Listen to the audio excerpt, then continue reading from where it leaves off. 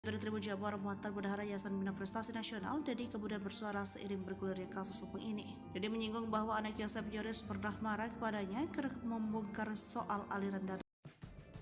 Yoris berpotensi jadi tersangka kasus pembunuhan Tuti dan Amel, perannya di yayasan jadi penyebab.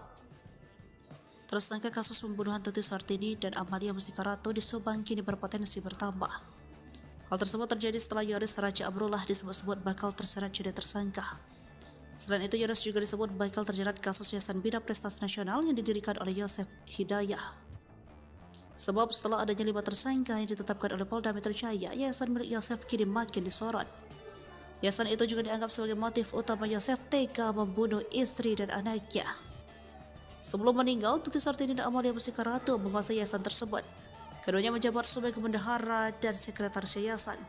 Sementara Yoris menjabat sebagai ketua yayasan. Dari yayasan tersebut, keluarga mereka pun tampak hidup mewah. Tuti memiliki mobil Toyota Alphard yang selama ini sering dikendarai oleh Yoris. Kemudian Amel juga memiliki mobil Toyota Yaris. Di samping itu, kehidupan Yosef dan istri mudanya Mimin justru sederhana. Yosef pun kesehariannya diberi jatah oleh Tuti dan tidak bebas mendapat uang yayasan. Padahal setiap tahunnya Tuti, Amel, dan Yoris menguasai uang 1,3 miliar rupiah per tahun dari yayasan. Hal itu dibongkar oleh mantan bendahara. Ia menuturkan untuk SMP SMK di yayasan setiap tahunnya mendapat suntikan dana 1.324 juta rupiah pada tahun 2021. Saya juga gemetar lihat uang itu, kata Dedi dilansir dari YouTube Hersanto pada Minggu 29 Oktober 2023. Sebagai mantan bendahara, ia pun sempat mencurigai yayasan tersebut. Waktu dulu lagi PPKM jadi dimanfaatkan, siswanya jadi banyak, SMK jadi hampir 500 lebih, ungkap Dedi. Selain itu, menurut Dedi, kondisi sekolah tidak terawat. Dirinya juga menyebut ada dugaan pengeluaran yang tidak sesuai fakta di yayasan. Diketahui pada tahun 2021, Yoris lah yang menjabat sebagai ketua yayasan. Bahkan tidak mungkin Yoris juga ikut menikmati uang tersebut. Apalagi saat ini, keberadaan yayasan itu juga diduga ada penyelewengan dengan banyaknya sisa fiktif. Yayasan milik tersangka kasus pembunuhan ibu dan anak di Subang, Yosef Hidayah, ternyata menerima aliran dana dengan jumlah fantastis setiap tahunnya. Menanggapi hal itu, Yoris pun mengaku siap memberikan klarifikasi. Apalagi kata lainnya, saat ini yayasan tersebut juga sudah tidak terurus, bahkan sudah tak ada lagi siswa yang mau bersekolah di sana. Yoris pun kata lainnya sudah ada panggilan dari Dinas Pendidikan Subang. Yoris bareng yayasan terseret kasus Subang, urusan dana dibongkar mantan bendahara, kasihan almarhum. Nama Yayasan Bina Prestasi Nasional turut terseret kasus pembunuhan di Subang. Sebagaimana diketahui, kasus pembunuhan ibu dan anak di Subang yang menewaskan Tuti Sartini dan Amalia Mustika Ratu 2021 lalu. Polisi akhirnya menetapkan 5 tersangka setelah 1 dari 5 tersangka Danu menyerahkan diri ke Polda Jabar. Para tersangka dan kedua korban masih ada keterkaitan dengan Yayasan Bina Prestasi Nasional, kendati masih satu keluarga besar. Tak pula penyidik kemudian menyoroti dugaan motif perebutan yayasan. Dikutip dari Tribun Jabar, mantan bendahara Yayasan Bina Prestasi Nasional, Dedi kemudian bersuara seiring bergulirnya kasus hukum ini. Dedi menyinggung bahwa anak Yosef Yoris pernah marah kepadanya karena membongkar soal aliran dana yayasan. Hal ini terjadi ketika kasus ini pertama kali terungkap. Kala itu Dedi membicarakan mengenai aliran dana yayasan ini bersama salah satu YouTuber lokal. Kemudian kata Dedi, hal itu mendapat respon yang tidak baik dari Yoris. Tetapi menurut Dedi, sosok yang marah kepadanya itu tidak secara langsung menyampaikan hal itu kepadanya. Dedi pun membongkar bahwa sosok yang marah kepadanya itu adalah Yoris. Meski demikian, Dedi tidak pernah mendapati Yoris menghubunginya secara langsung menyampaikan hal tersebut. Ia pun berharap bahwa semua pihak dalam kasus Subang ini bisa memberikan kesaksian yang jujur agar kasus segera terungkap terang benderang. Sekedar data, Yayasan Bina Prestasi Nasional berlokasi Jalan Raya Serang Panjang, KM 24,3 Subang Purwakarta, Kabupaten Subang. Yayasan ini menangani 2 tingkat sekolah, yaitu SMP dan SMK. Selain itu, Yayasan Bina Prestasi Nasional juga telah terakreditasi BAN PT dan kompetensi keahlian RPL TKR. Yoris sempat menjadi ketua yayasan sebelum dicopot oleh Yosef pasca kasus Subang. Tuti dan Amalia juga termasuk dalam pengurus yayasan. Tuti menjabat sebagai bendahara, sementara Amalia menjadi sekretaris. Sementara Yosef Hidayah dia tidak ikut melalui yayasan. Konflik yayasan menguat terutama karena tersangka lain Mimin Mintarsi sebelumnya juga menjadi bendahara yayasan. Namun Mimin kemudian diganti Tuti. Belakangan Yoris mengatakan bahwa Yosef meminta Danu untuk menjadi bendahara di yayasan setelah ia dinonaktifkan. Setelah itu, menurut Yoris, Yosef menarik uang yayasan sebanyak 2 kali bersama kepala sekolah dan bendahara sekolah. Di Treskrimum Polda Jabar turut menyelidiki aliran dana bos pada Yayasan Bina Prestasi Nasional milik tersangka Yosef Hidayah. Di Krimum Polda Jabar, Kombes Pol Surawan mengatakan pencarian dana bos tersebut didalami untuk mengetahui kemana dana itu mengalir. Saat ini, kata dia, sejumlah pengurus yayasan sudah diperiksa. Polisi juga memblokir 4 rekening milik Yayasan Bina Prestasi Nasional. Pihak Pihaknya pun bakal berkoordinasi dengan Dinas Pendidikan Provinsi Jabar dan Kabupaten Subang untuk menghentikan bantuan dana BOS dan BPMO. Ucapan Uci Banpol saat kasus Subang bikin Danu nurut kuras bak mandi. Saya diperintah Bapak Kadin. Sosok Uci bantuan polisi yang menyuruh Danu saat kasus pembunuhan Subang kini jadi sorotan. Dikutip dari Tribun Sumsel, Uci merupakan Banpol di Mapolsek Jalan Jaga, Subang. Dari sumber yang sama, Uci bercerita sebelum diperintah ia baru selesai membersihkan kantor Polsek Jalan Jaga. Lalu ia disuruh Kadit Jatan Ras membersihkan bak mandi di lokasi pembunuhan ibu dan anak di Dusun Cesuti, Kecamatan Jalan Jaga, Kabupaten Subang. Uci lantas melaksanakan perintah tersebut. Sesampai di rumah Tuti, Uci mengaku dihampiri Danu. Ia kemudian meminta Danu membantu mengurus bak mandi. Keduanya kemudian langsung masuk ke dalam TKP kasus Subang. Tapi ternyata yang berkaitan dengan bak mandi itu bukan hanya Danu dan Banpol. Yosef rupanya sudah lebih dulu memeriksa bak mandi itu. Hal itu diungkapkan pengacara sendiri, Rahman Hidayat. Kata Rahman, bercak darah di baju Yosef didapati ketika memeriksa bak mandi. Yosef, kata Rahman, langsung memeriksa bak mandi.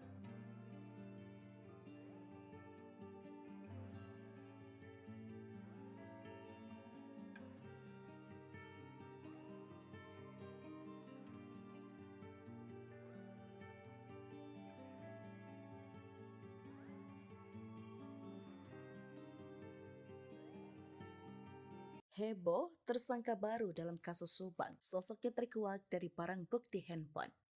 Diketahui tersangka dalam kasus Subang adalah Yosef Danu Mimin serta Arigi dan Abi anak Mimin. Sebelum ada 5 tersangka kasus kematian Tuti dan Amalia, sempat buntu selama 2 tahun.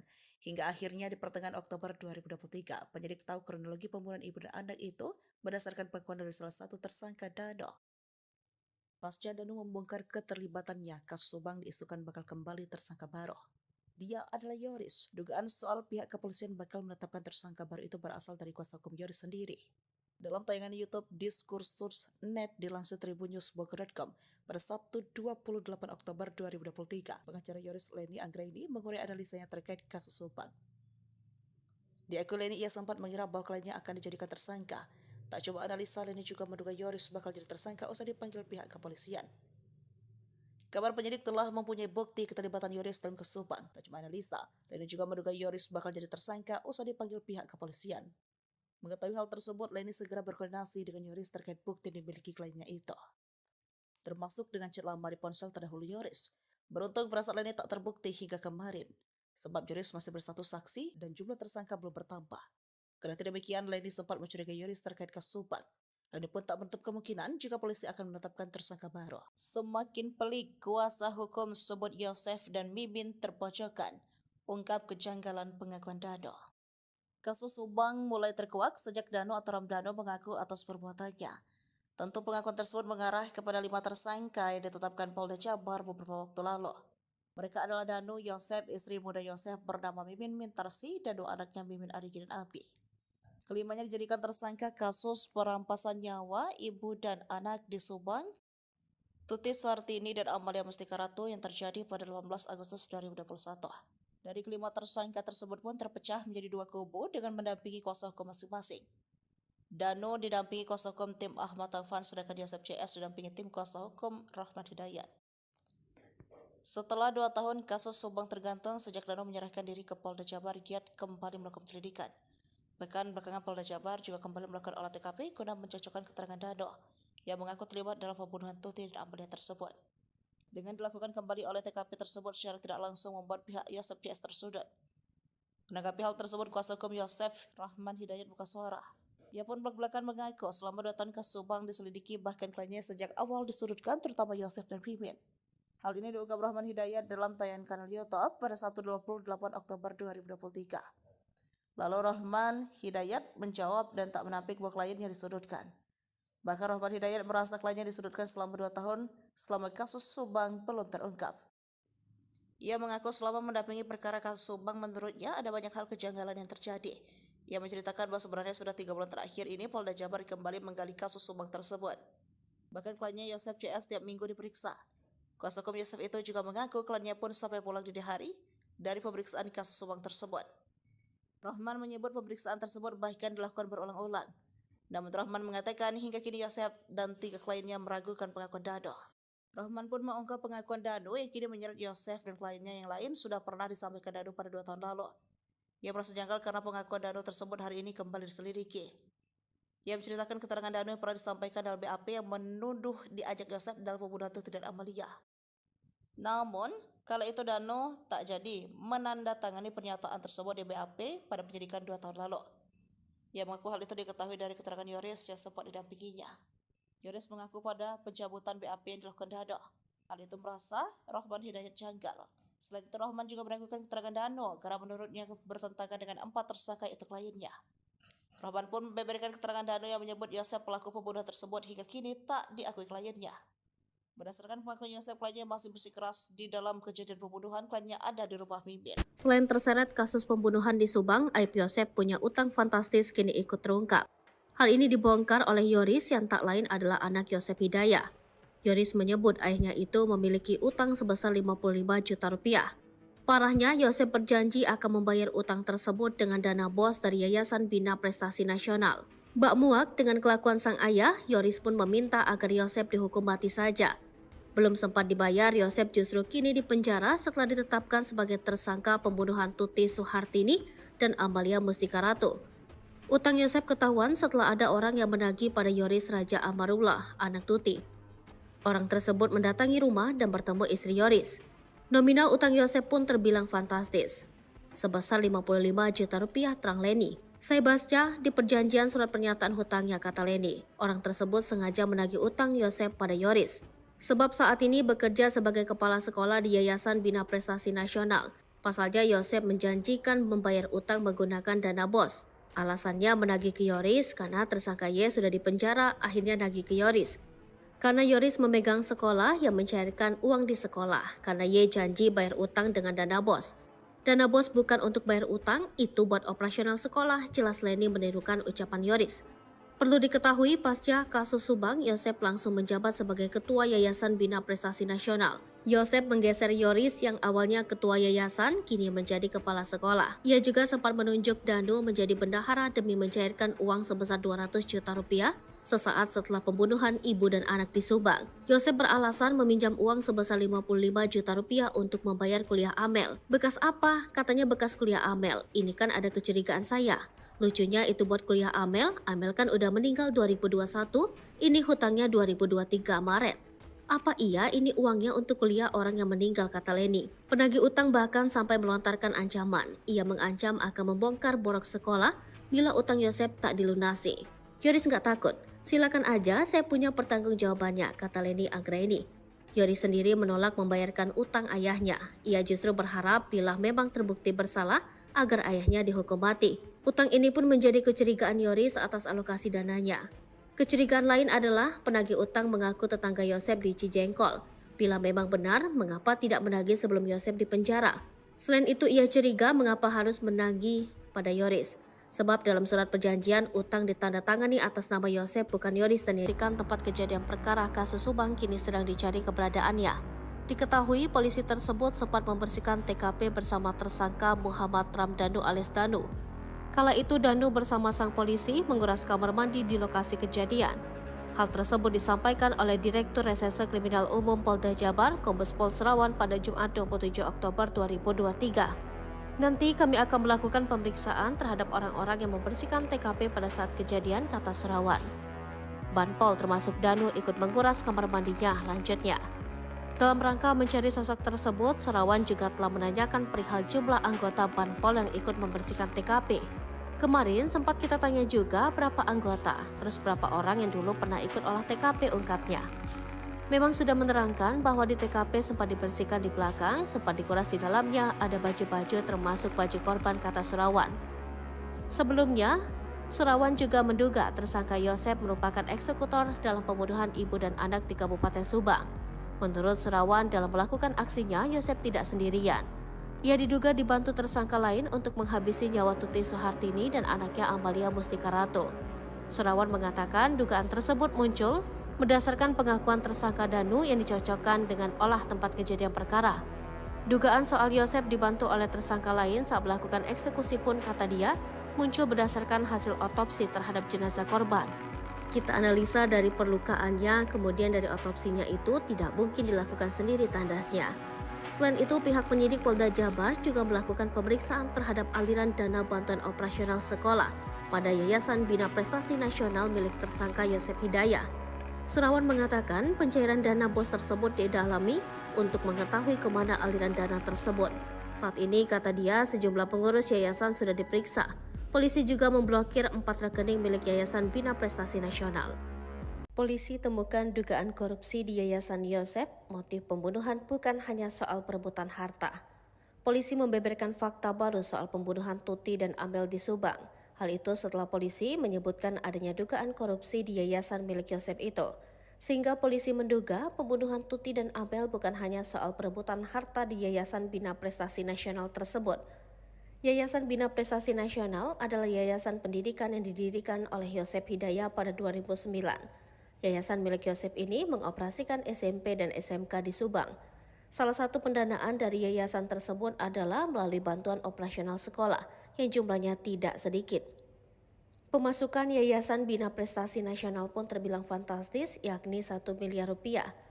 Leni Anggraini, pengacara Yoris, menerangkan dana yang masuk ke yayasan berasal dari dana BOS yang dialokasikan 2-3 kali dalam 1 tahun. Direktur Reserse Kriminal Umum Polda Jabar, Kombes Pol Surawan menyebut, penyidik telah melakukan pemeriksaan terhadap beberapa orang pengurus Yayasan Bina Prestasi Nasional. Dari hasil pemeriksaan tersebut, kata dia, ditemukan fakta bahwa yayasan tersebut legal. Namun, didapati data siswa fiktif pada yayasan tersebut. Saat ini pihaknya masih menghitung berapa jumlah siswa fiktif setiap tahunnya untuk tingkat SMP dan SMK. Selama ini, sudah kelihatan tidak ada operasional di sekolah. Data siswanya juga fiktif, ucapnya. Dari pemeriksaan terhadap yayasan tersebut, kata dia, penyidik kemudian melakukan pendalaman kaitan dengan motif pelaku menghabisi nyawa Tuti Soehartini dan anaknya Amalia Mustika Ratu. Sedikit banyak kita sudah mulai terbuka kalau sudah klop semua keterangan. Yoris berpotensi jadi tersangka kasus pembunuhan Tuti dan Amel, perannya di yayasan jadi penyebab. Tersangka kasus pembunuhan Tuti Soehartini dan Amalia Mustika Ratu di Subang kini berpotensi bertambah. Hal tersebut terjadi setelah Yoris Raja Amrullah disebut-sebut bakal terseret jadi tersangka. Selain itu, Yoris juga disebut bakal terjerat kasus Yayasan Bina Prestasi Nasional yang didirikan oleh Yosef Hidayah. Sebab setelah adanya 5 tersangka yang ditetapkan oleh Polda Metro Jaya, yayasan milik Yosef kini makin disorot. Yayasan itu juga dianggap sebagai motif utama Yosef tega membunuh istri dan anaknya. Sebelum meninggal, Tuti Soehartini dan Amalia Mustika Ratu menguasai yayasan tersebut. Keduanya menjabat sebagai bendahara dan sekretaris yayasan. Sementara Yoris menjabat sebagai ketua yayasan. Dari yayasan tersebut, keluarga mereka pun tampak hidup mewah. Tuti memiliki mobil Toyota Alphard yang selama ini sering dikendarai oleh Yoris. Kemudian Amel juga memiliki mobil Toyota Yaris. Di samping itu, kehidupan Yosef dan istri mudanya Mimin justru sederhana. Yosef pun kesehariannya diberi jatah oleh Tuti dan tidak bebas mendapat uang yayasan. Padahal setiap tahunnya Tuti, Amel, dan Yoris menguasai uang 1,3 miliar rupiah per tahun dari yayasan. Hal itu dibongkar oleh mantan bendahara. Ia menuturkan untuk SMP SMK di yayasan setiap tahunnya mendapat suntikan dana 1.324 juta rupiah pada tahun 2021. Saya juga gemetar lihat uang itu, kata dia dilansir dari YouTube Hersanto pada Minggu 29 Oktober 2023. Sebagai mantan bendahara, ia pun sempat mencurigai yayasan tersebut. Waktu dulu lagi PPKM jadi dimanfaatkan, siswanya jadi banyak, SMK jadi hampir 500 lebih, ungkap Dedi. Selain itu, menurut Dedi, kondisi sekolah tidak terawat. Dirinya juga menyebut ada dugaan pengeluaran yang tidak sesuai fakta di yayasan. Diketahui pada tahun 2021, Yoris lah yang menjabat sebagai ketua yayasan. Bahkan tidak mungkin Yoris juga ikut menikmati uang tersebut. Apalagi saat ini, keberadaan yayasan itu juga diduga ada penyelewengan dengan banyaknya sisa fiktif. Yayasan milik tersangka kasus pembunuhan ibu dan anak di Subang, Yosef Hidayah, ternyata menerima aliran dana dengan jumlah fantastis setiap tahunnya. Menanggapi hal itu, Yoris pun mengaku siap memberikan klarifikasi. Apalagi kata Leni, saat ini yayasan tersebut juga sudah tidak terurus. Bahkan sudah tak ada lagi siswa yang mau bersekolah di sana. Yoris pun, kata Leni, sudah ada panggilan dari Dinas Pendidikan Subang. Yoris bareng yayasan terseret kasus Subang, urusan dana dibongkar mantan bendahara, kasihan almarhum. Nama Yayasan Bina Prestasi Nasional turut terseret kasus pembunuhan di Subang. Sebagaimana diketahui, kasus pembunuhan ibu dan anak di Subang yang menewaskan Tuti Suhartini dan Amalia Bostikarato 2021 lalu. Polisi akhirnya menetapkan 5 tersangka setelah 1 dari 5 tersangka Danu menyerahkan diri ke Polda Jabar. Para tersangka dan kedua korban masih ada keterkaitan dengan Yayasan Bina Prestasi Nasional kendati masih satu keluarga besar. Tak pelaku jadi kemudian menyoroti dugaan motif perebutan yayasan. Dikutip dari Tribun Jabar, mantan bendahara Yayasan Bina Prestasi Nasional, Dedi kemudian bersuara seiring bergulirnya kasus hukum ini. Dedi menyinggung bahwa anak Yosef Yoris pernah marah kepadanya karena membongkar soal aliran dana yayasan. Hal ini terjadi ketika kasus ini pertama kali terungkap. Kala itu Dedi membicarakan mengenai aliran dana yayasan ini bersama salah satu YouTuber lokal. Kemudian kata Dedi, hal itu mendapat respon yang tidak baik dari Yoris. Tetapi menurut Dedi, sosok yang marah kepadanya itu tidak secara langsung menyampaikan hal itu kepadanya. Dedi pun membongkar bahwa sosok yang marah kepadanya itu adalah Yoris. Meski demikian, Dedi tidak pernah mendapati Yoris menghubunginya secara langsung menyampaikan hal tersebut. Ia pun berharap bahwa semua pihak dalam kasus Subang ini bisa memberikan kesaksian yang jujur agar kasus segera terungkap terang benderang. Sekedar data, Yayasan Bina Prestasi Nasional berlokasi Jalan Raya Serang Panjang, KM 24,3 Subang Purwakarta, Kabupaten Subang. Yayasan ini menangani 2 tingkat sekolah yaitu SMP dan SMK. Selain itu, Yayasan Bina Prestasi Nasional juga telah terakreditasi BAN PT dan kompetensi keahlian RPL TKR. Yoris sempat menjadi ketua yayasan sebelum dicopot oleh Yosef pasca kasus Subang. Tuti dan Amalia juga termasuk dalam pengurus yayasan. Tuti menjabat sebagai bendahara sementara Amalia menjadi sekretaris. Sementara Yosef Hidayat dia tidak ikut mengelola yayasan. Konflik yayasan menguat terutama karena tersangka lain Mimin Mintarsi sebelumnya juga menjadi bendahara yayasan. Namun Mimin kemudian diganti Tuti. Belakangan Yoris mengatakan bahwa Yosef meminta Danu untuk menjadi bendahara di yayasan setelah ia dinonaktifkan. Setelah itu menurut Yoris, Yosef menarik uang yayasan sebanyak 2 kali bersama kepala sekolah dan bendahara sekolah. Di Treskrimum Polda Jabar turut menyelidiki aliran dana bos pada Yayasan Bina Prestasi Nasional milik tersangka Yosef Hidayat. Di Krimum Polda Jabar, Kombes Pol Surawan mengatakan pencarian dana bos tersebut didalami untuk mengetahui kemana dana itu mengalir. Saat ini, kata dia, sejumlah pengurus yayasan sudah diperiksa. Polisi juga memblokir 4 rekening milik Yayasan Bina Prestasi Nasional. Pihaknya pun bakal berkoordinasi dengan Dinas Pendidikan Provinsi Jabar dan Kabupaten Subang untuk menghentikan bantuan dana bos dan BPMO. Ucapan Uci Banpol saat kasus Subang bikin Danu nurut kuras bak mandi. Saya diperintah Bapak Kadin. Sosok Uci bantuan polisi yang menyuruh Danu saat kasus pembunuhan Subang kini jadi sorotan. Dikutip dari Tribun Sumsel, Uci merupakan Banpol di Mapolsek Jalan Jaga, Subang. Dari sumber yang sama, Uci bercerita sebelum diperintah ia baru selesai membersihkan kantor Polsek Jalan Jaga. Lalu ia disuruh Kadit Jatan Ras membersihkan bak mandi di lokasi pembunuhan ibu dan anak di Dusun Cesuti, Kecamatan Jalan Jaga, Kabupaten Subang. Uci lantas melaksanakan perintah tersebut. Sesampai di rumah Tuti, Uci mengaku dihampiri Danu. Ia kemudian meminta Danu membantu mengurus bak mandi. Keduanya kemudian langsung masuk ke dalam TKP kasus Subang. Tapi ternyata yang berkaitan dengan bak mandi itu bukan hanya Danu dan Banpol. Yosef rupanya sudah lebih dulu memeriksa bak mandi itu. Hal itu diungkapkan pengacara sendiri, Rohman Hidayat. Kata Rohman, bercak darah di baju Yosef didapati ketika memeriksa bak mandi. Yosef, kata Rohman, langsung memeriksa bak mandi.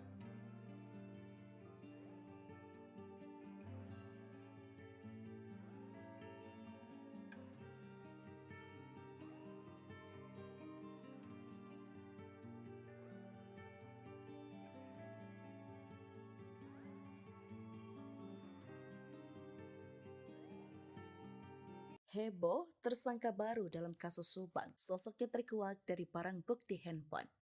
Diketahui tersangka dalam kasus Subang adalah Yosef Danu Mimin serta Ariki dan Abi anak Mimin. Sebelum ada 5 tersangka kasus kematian Tuti dan Amalia, sempat buntu selama 2 tahun. Hingga akhirnya di pertengahan Oktober 2023, penyidik tahu kronologi pembunuhan ibu dan anak itu berdasarkan pengakuan dari salah satu tersangka Danu. Pasca Danu membongkar keterlibatannya, kasus Subang diisukan bakal kembali tersangka baru. Dia adalah Yoris. Dugaan soal pihak kepolisian bakal menetapkan tersangka baru itu berasal dari kuasa hukum Yoris sendiri. Dalam tayangan YouTube Diskursus.net dilansir tribunnews.com pada Sabtu 28 Oktober 2023, pengacara Yoris Leni Anggraini mengurai analisanya terkait kasus Subang. Di akun Leni ia sempat mengira bahwa kliennya akan dijadikan tersangka. Tak coba analisa, Leni juga menduga Yoris bakal jadi tersangka usai dipanggil pihak kepolisian. Kabar penyidik telah mempunyai bukti keterlibatan Yoris dalam kasus Subang. Tak cuma analisa, Leni juga menduga Yoris bakal jadi tersangka usai dipanggil pihak kepolisian. Mengetahui hal tersebut, Leni segera berkoordinasi dengan Yoris terkait bukti yang dimiliki kliennya itu, termasuk dengan chat lama di ponsel terdahulu Yoris. Beruntung firasat Leni tak terbukti hingga kemarin, sebab Yoris masih bersatu saksi dan jumlah tersangka belum bertambah. Kendati demikian, Leni sempat mencurigai Yoris terkait kasus Subang. Leni pun tak menutup kemungkinan jika polisi akan menetapkan tersangka baru. Semakin pelik, kuasa hukum sebut Yosef dan Mimin terpojokkan, ungkap kejanggalan pengakuan Dano. Kasus Subang mulai terkuak sejak Dano atau Ramdhano mengaku atas perbuatannya. Tentu pengakuan tersebut mengarah kepada 5 tersangka yang ditetapkan Polda Jabar beberapa waktu lalu. Mereka adalah Dano, Yosef, istri muda Yosef bernama Mimin Mintarsi, dan 2 anaknya Mimin Arigi dan Abi. Kelimanya dijadikan tersangka kasus perampasan nyawa ibu dan anak di Subang, Tuti Suhartini dan Amalia Mustika Ratu yang terjadi pada 18 Agustus 2021. Dari kelima tersangka tersebut pun terpecah menjadi 2 kubu dengan mendampingi kuasa hukum masing-masing. Dano didampingi kuasa hukum tim Ahmad Taufan, sedangkan Yosef CS didampingi tim kuasa hukum Rahman Hidayat. Setelah 2 tahun kasus Subang tergantung sejak Dano menyerahkan diri ke Polda Jabar, Giat kembali melakukan penyelidikan. Bahkan belakangan Polda Jabar juga kembali melakukan olah TKP guna mencocokkan keterangan Dano yang mengaku terlibat dalam pembunuhan Tuti dan Amalia tersebut. Dengan dilakukan kembali oleh TKP tersebut secara tidak langsung membuat pihak Yosef CS tersudut. Menanggapi hal tersebut, kuasa hukum Yosef Rahman Hidayat buka suara. Ia pun belak-belakan mengaku selama 2 tahun kasus Subang diselidiki, bahkan kliennya sejak awal disudutkan, terutama Yosef dan Mimin. Hal ini diungkap Rahman Hidayat dalam tayangan kanal YouTube pada Sabtu 28 Oktober 2023. Lalu Rahman Hidayat menjawab dan tak menampik bahwa kliennya disudutkan. Bahkan Rahman Hidayat merasa kliennya disudutkan selama 2 tahun selama kasus Subang belum terungkap. Ia mengaku selama mendampingi perkara kasus Subang menurutnya ada banyak hal kejanggalan yang terjadi. Ia menceritakan bahwa sebenarnya sudah 3 bulan terakhir ini Polda Jabar kembali menggali kasus Subang tersebut. Bahkan kliennya Yosef CS tiap minggu diperiksa. Kuasa hukum Yosef itu juga mengaku kliennya pun sampai pulang dini hari dari pemeriksaan kasus Subang tersebut. Rahman menyebut pemeriksaan tersebut bahkan dilakukan berulang-ulang. Namun Rahman mengatakan hingga kini Yosef dan 3 kliennya meragukan pengakuan Dano. Rahman pun mengungkap pengakuan Dano yang kini menyeret Yosef dan kliennya yang lain sudah pernah disampaikan Dano pada 2 tahun lalu. Ia merasa janggal karena pengakuan Dano tersebut hari ini kembali diselidiki. Ia menceritakan keterangan Dano yang pernah disampaikan dalam BAP yang menuduh diajak Yosef dalam pembunuhan Tuti dan Amalia. Namun, kala itu Dano tak jadi menandatangani pernyataan tersebut di BAP pada penyidikan 2 tahun lalu. Ia mengaku hal itu diketahui dari keterangan Yoris yang sempat didampinginya. Yoris mengaku pada pencabutan BAP yang dilakukan Dano. Hal itu merasa Rahman Hidayat janggal. Selain itu, Rahman juga meragukan keterangan Dano karena menurutnya bertentangan dengan 4 tersangka itu kliennya. Rahman pun membeberkan keterangan Dano yang menyebut Yosef pelaku pembunuhan tersebut hingga kini tak diakui kliennya. Berdasarkan pengakuan Yosef, kliennya masih bersikeras di dalam kejadian pembunuhan, kliennya ada di rumah Mimin. Selain terseret kasus pembunuhan di Subang, aib Yosef punya utang fantastis kini ikut terungkap. Hal ini dibongkar oleh Yoris yang tak lain adalah anak Yosef Hidayah. Yoris menyebut ayahnya itu memiliki utang sebesar 55 juta rupiah. Parahnya, Yosef berjanji akan membayar utang tersebut dengan dana bos dari Yayasan Bina Prestasi Nasional. Bak muak dengan kelakuan sang ayah, Yoris pun meminta agar Yosef dihukum mati saja. Belum sempat dibayar, Yosef justru kini dipenjara setelah ditetapkan sebagai tersangka pembunuhan Tuti Suhartini dan Amalia Mustika Ratu. Utang Yosef ketahuan setelah ada orang yang menagih pada Yoris Raja Amarullah, anak Tuti. Orang tersebut mendatangi rumah dan bertemu istri Yoris. Nominal utang Yosef pun terbilang fantastis, sebesar 55 juta rupiah, terang Leni. Saya baca di perjanjian surat pernyataan hutangnya, kata Leni. Orang tersebut sengaja menagih utang Yosef pada Yoris. Sebab saat ini bekerja sebagai kepala sekolah di Yayasan Bina Prestasi Nasional. Pasalnya Yosef menjanjikan membayar utang menggunakan dana bos. Alasannya menagih ke Yoris karena tersangka Y sudah dipenjara, akhirnya nagih ke Yoris.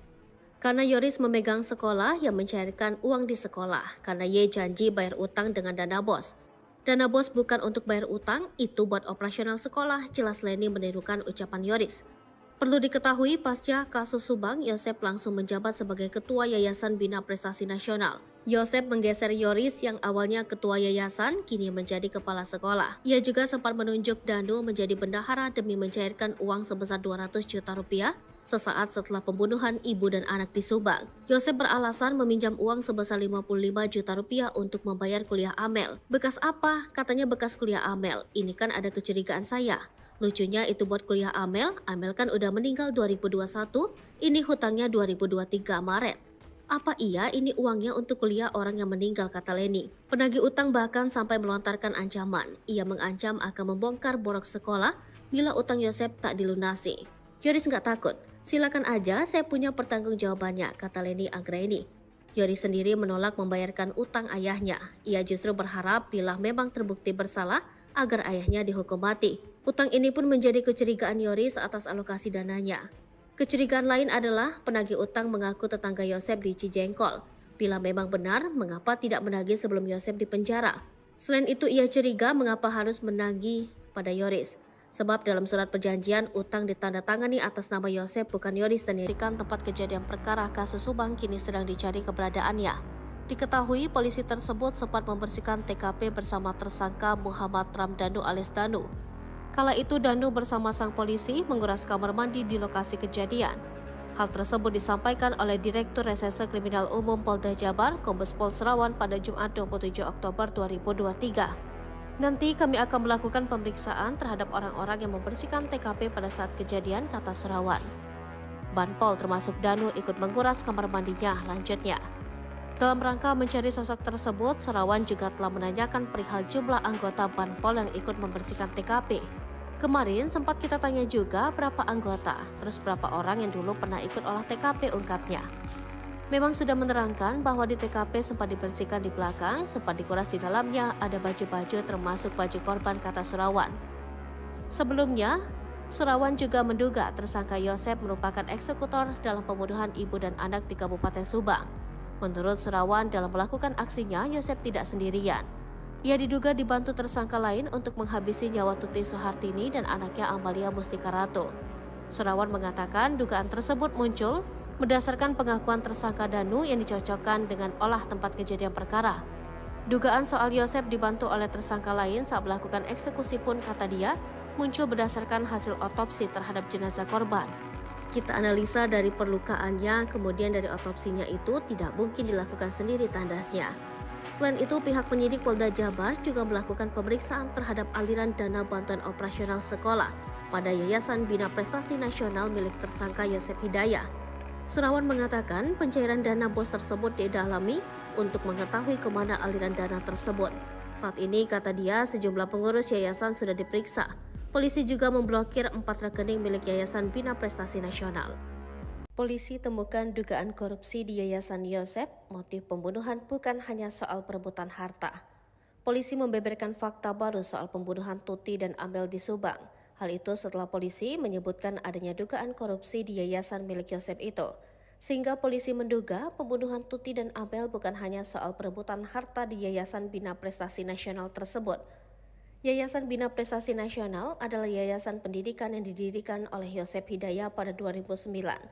Yayasan milik Yosep ini mengoperasikan SMP dan SMK di Subang. Salah satu pendanaan dari yayasan tersebut adalah melalui bantuan operasional sekolah yang jumlahnya tidak sedikit. Pemasukan Yayasan Bina Prestasi Nasional pun terbilang fantastis, yakni 1 miliar rupiah. Leni Anggraini, pengacara Yoris, menerangkan dana yang masuk ke yayasan berasal dari dana BOS yang dialokasikan 2-3 kali dalam 1 tahun. Direktur Reserse Kriminal Umum Polda Jabar, Kombes Pol Serawan menyebut, penyidik telah melakukan pemeriksaan terhadap beberapa orang pengurus Yayasan Bina Prestasi Nasional. Dari hasil pemeriksaan tersebut, kata dia, ditemukan fakta bahwa yayasan tersebut legal. Namun, didapati data siswa fiktif pada yayasan tersebut. Saat ini pihaknya masih menghitung berapa jumlah siswa fiktif setiap tahunnya untuk tingkat SMP dan SMK. Selama ini, sudah kelihatan tidak ada operasional di sekolah. Data siswanya juga fiktif, ucapnya. Dari pemeriksaan terhadap yayasan tersebut, kata dia, penyidik kemudian melakukan pendalaman kaitan dengan motif pelaku menghabisi nyawa Tuti Soehartini dan anaknya Amalia Mustika Ratu. Sedikit banyak kita sudah mulai terbuka kalau sudah klop semua keterangan.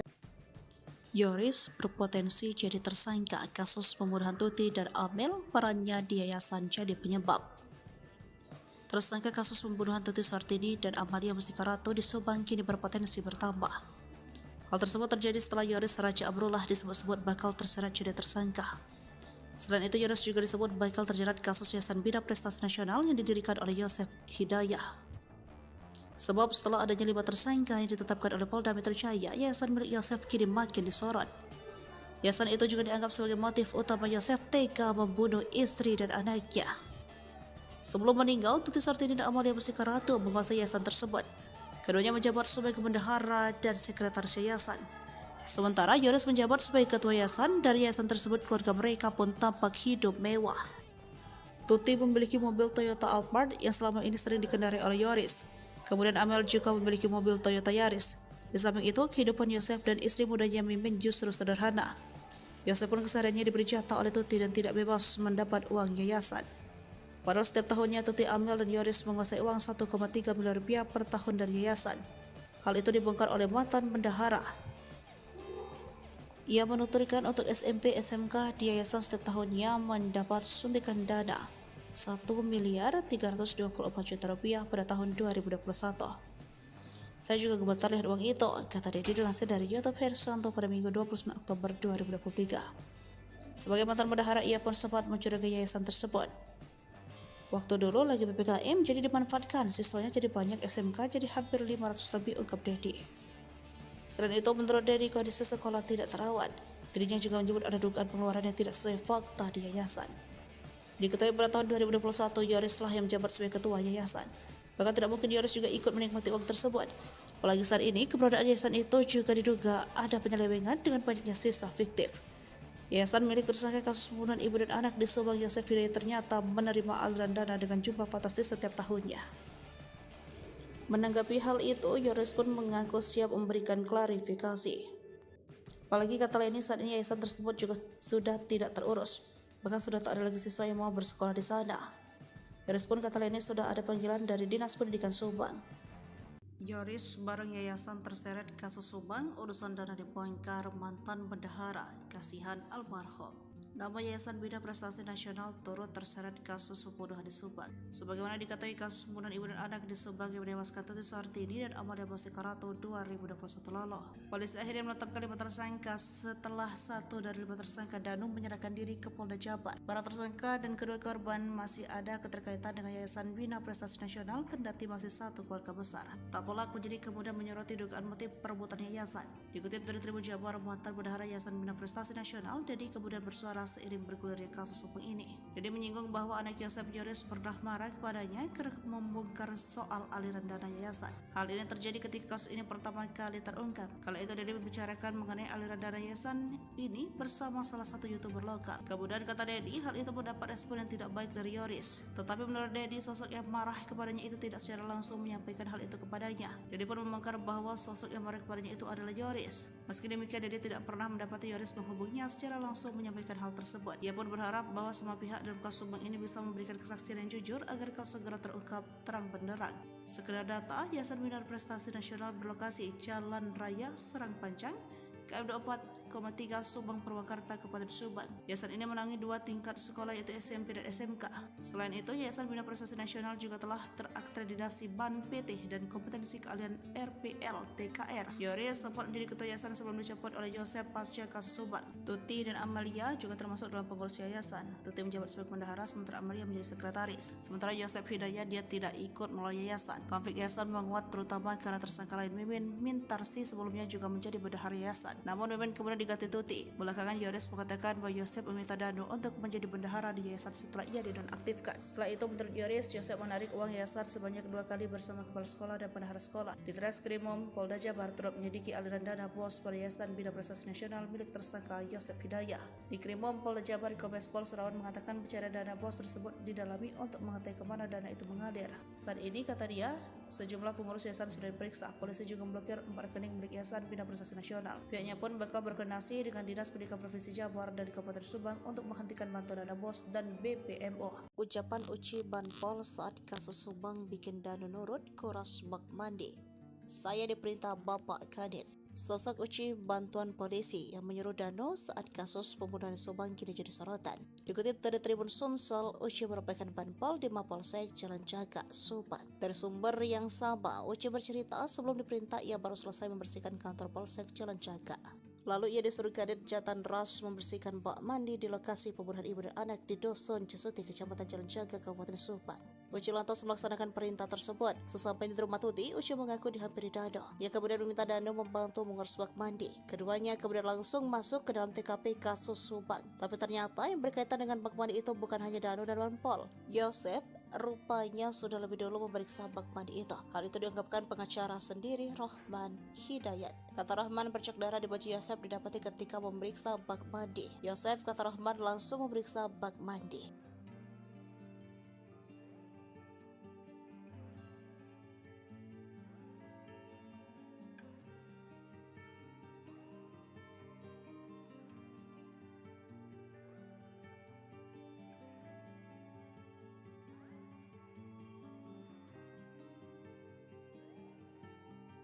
Heboh, tersangka baru dalam kasus Subang. Sosoknya terkuak dari barang bukti handphone. Diketahui tersangka dalam kasus Subang adalah Yosef Danu Mimin serta Arigi dan Abi anak Mimin. Sebelum ada 5 tersangka kasus kematian Tuti dan Amalia, sempat buntu selama 2 tahun. Hingga akhirnya di pertengahan Oktober 2023, penyidik tahu kronologi pembunuhan ibu dan anak itu berdasarkan pengakuan dari salah satu tersangka Dano. Pasca Danu membongkar keterlibatannya, kasus Subang diisukan bakal kembali tersangka baru. Dia adalah Yoris. Dugaan soal pihak kepolisian bakal menetapkan tersangka baru itu berasal dari kuasa hukum Yoris sendiri. Dalam tayangan YouTube Diskursus.net dilansir tribunnews.bogor.com pada Sabtu 28 Oktober 2023, pengacara Yoris Leni Anggraini mengurai analisanya terkait kasus Subang. Di akun Leni ia sempat mengira bahwa kliennya akan dijadikan tersangka. Tak coba analisa, Leni juga menduga Yoris bakal jadi tersangka usai dipanggil pihak kepolisian. Kabar penyidik telah mempunyai bukti keterlibatan Yoris dalam kasus Subang. Tak cuma analisa, Leni juga menduga Yoris bakal jadi tersangka usai dipanggil pihak kepolisian. Mengetahui hal tersebut, Leni segera berkoordinasi dengan Yoris terkait bukti yang dimiliki kliennya itu, termasuk dengan chat lama di ponsel terdahulu Yoris. Beruntung firasat Leni tak terbukti hingga kemarin, sebab Yoris masih berstatus saksi dan jumlah tersangka belum bertambah. Karena demikian, Leni sempat mencurigai Yoris terkait kasus Subang. Leni pun tak menutup kemungkinan jika polisi akan menetapkan tersangka baru. Semakin pelik, kuasa hukum sebut Yosef dan Mimin terpojokkan, ungkap kejanggalan pengakuan Dano. Kasus Subang mulai terkuak sejak Dano atau Ramdhano mengaku atas perbuatannya. Tentu pengakuan tersebut mengarah kepada 5 tersangka yang ditetapkan Polda Jabar beberapa waktu lalu. Mereka adalah Dano, Yosef, istri muda Yosef bernama Mimin Mintarsi, dan 2 anaknya Mimin Arigi dan Abi. Kelimanya dijadikan tersangka kasus perampasan nyawa ibu dan anak di Subang, Tuti Suartini dan Amalia Mustika Ratu yang terjadi pada 18 Agustus 2021. Dari kelima tersangka tersebut pun terpecah menjadi 2 kubu dengan mendampingi kuasa hukum masing-masing. Dano didampingi kuasa hukum tim Ahmad Taufan, sedangkan Yosef CS didampingi tim kuasa hukum Rohman Hidayat. Setelah 2 tahun kasus Subang tergantung sejak Dano menyerahkan diri ke Polda Jabar, giat kembali melakukan penyelidikan. Bahkan belakangan Polda Jabar juga kembali melakukan olah TKP guna mencocokkan keterangan Dano yang mengaku terlibat dalam pembunuhan Tuti dan Amalia tersebut. Dengan dilakukan kembali oleh TKP tersebut secara tidak langsung membuat pihak Yosef CS tersudut. Menanggapi hal tersebut, kuasa hukum Yosef, Rahman Hidayat, buka suara. Ia pun belak-belakan mengaku selama 2 tahun kasus Subang diselidiki, bahkan kliennya sejak awal disudutkan, terutama Yosef dan Mimin. Hal ini diungkap Rahman Hidayat dalam tayangan kanal YouTube pada Sabtu 28 Oktober 2023. Lalu Rahman Hidayat menjawab dan tak menampik bahwa kliennya disudutkan. Bahkan Rahman Hidayat merasa kliennya disudutkan selama 2 tahun selama kasus Subang belum terungkap. Ia mengaku selama mendampingi perkara kasus Subang, menurutnya ada banyak hal kejanggalan yang terjadi. Ia menceritakan bahwa sebenarnya sudah 3 bulan terakhir ini Polda Jabar kembali menggali kasus Subang tersebut. Bahkan kliennya Yosef CS tiap minggu diperiksa. Kuasa hukum Yosef itu juga mengaku kliennya pun sampai pulang dini hari dari pemeriksaan kasus Subang tersebut. Rahman menyebut pemeriksaan tersebut bahkan dilakukan berulang-ulang. Namun Rahman mengatakan hingga kini Yosef dan 3 kliennya meragukan pengakuan Dano. Rahman pun mengungkap pengakuan Dano yang kini menyeret Yosef dan kliennya yang lain sudah pernah disampaikan Dano pada 2 tahun lalu. Ia merasa janggal karena pengakuan Dano tersebut hari ini kembali diselidiki. Ia menceritakan keterangan Dano yang pernah disampaikan dalam BAP yang menuduh diajak Yosef dalam pembunuhan Tuti dan Amalia. Namun, kala itu Dano tak jadi menandatangani pernyataan tersebut di BAP pada penyidikan 2 tahun lalu. Ia mengaku hal itu diketahui dari keterangan Yoris yang sempat didampinginya. Yoris mengaku pada pencabutan BAP yang dilakukan Dano, hal itu merasa Rohman Hidayat janggal. Selain itu, Rohman juga meragukan keterangan Dano karena menurutnya bertentangan dengan 4 tersangka itu kliennya. Rohman pun memberikan keterangan Danu yang menyebut Yosep pelaku pembunuhan tersebut hingga kini tak diakui kliennya. Berdasarkan pengakuan Yosep, kliennya masih bersikeras di dalam kejadian pembunuhan, kliennya ada di rumah Mimin. Selain terseret kasus pembunuhan di Subang, aib Yosep punya utang fantastis kini ikut terungkap. Hal ini dibongkar oleh Yoris yang tak lain adalah anak Yosep Hidayah. Yoris menyebut ayahnya itu memiliki utang sebesar 55 juta rupiah. Parahnya, Yosep berjanji akan membayar utang tersebut dengan dana bos dari Yayasan Bina Prestasi Nasional.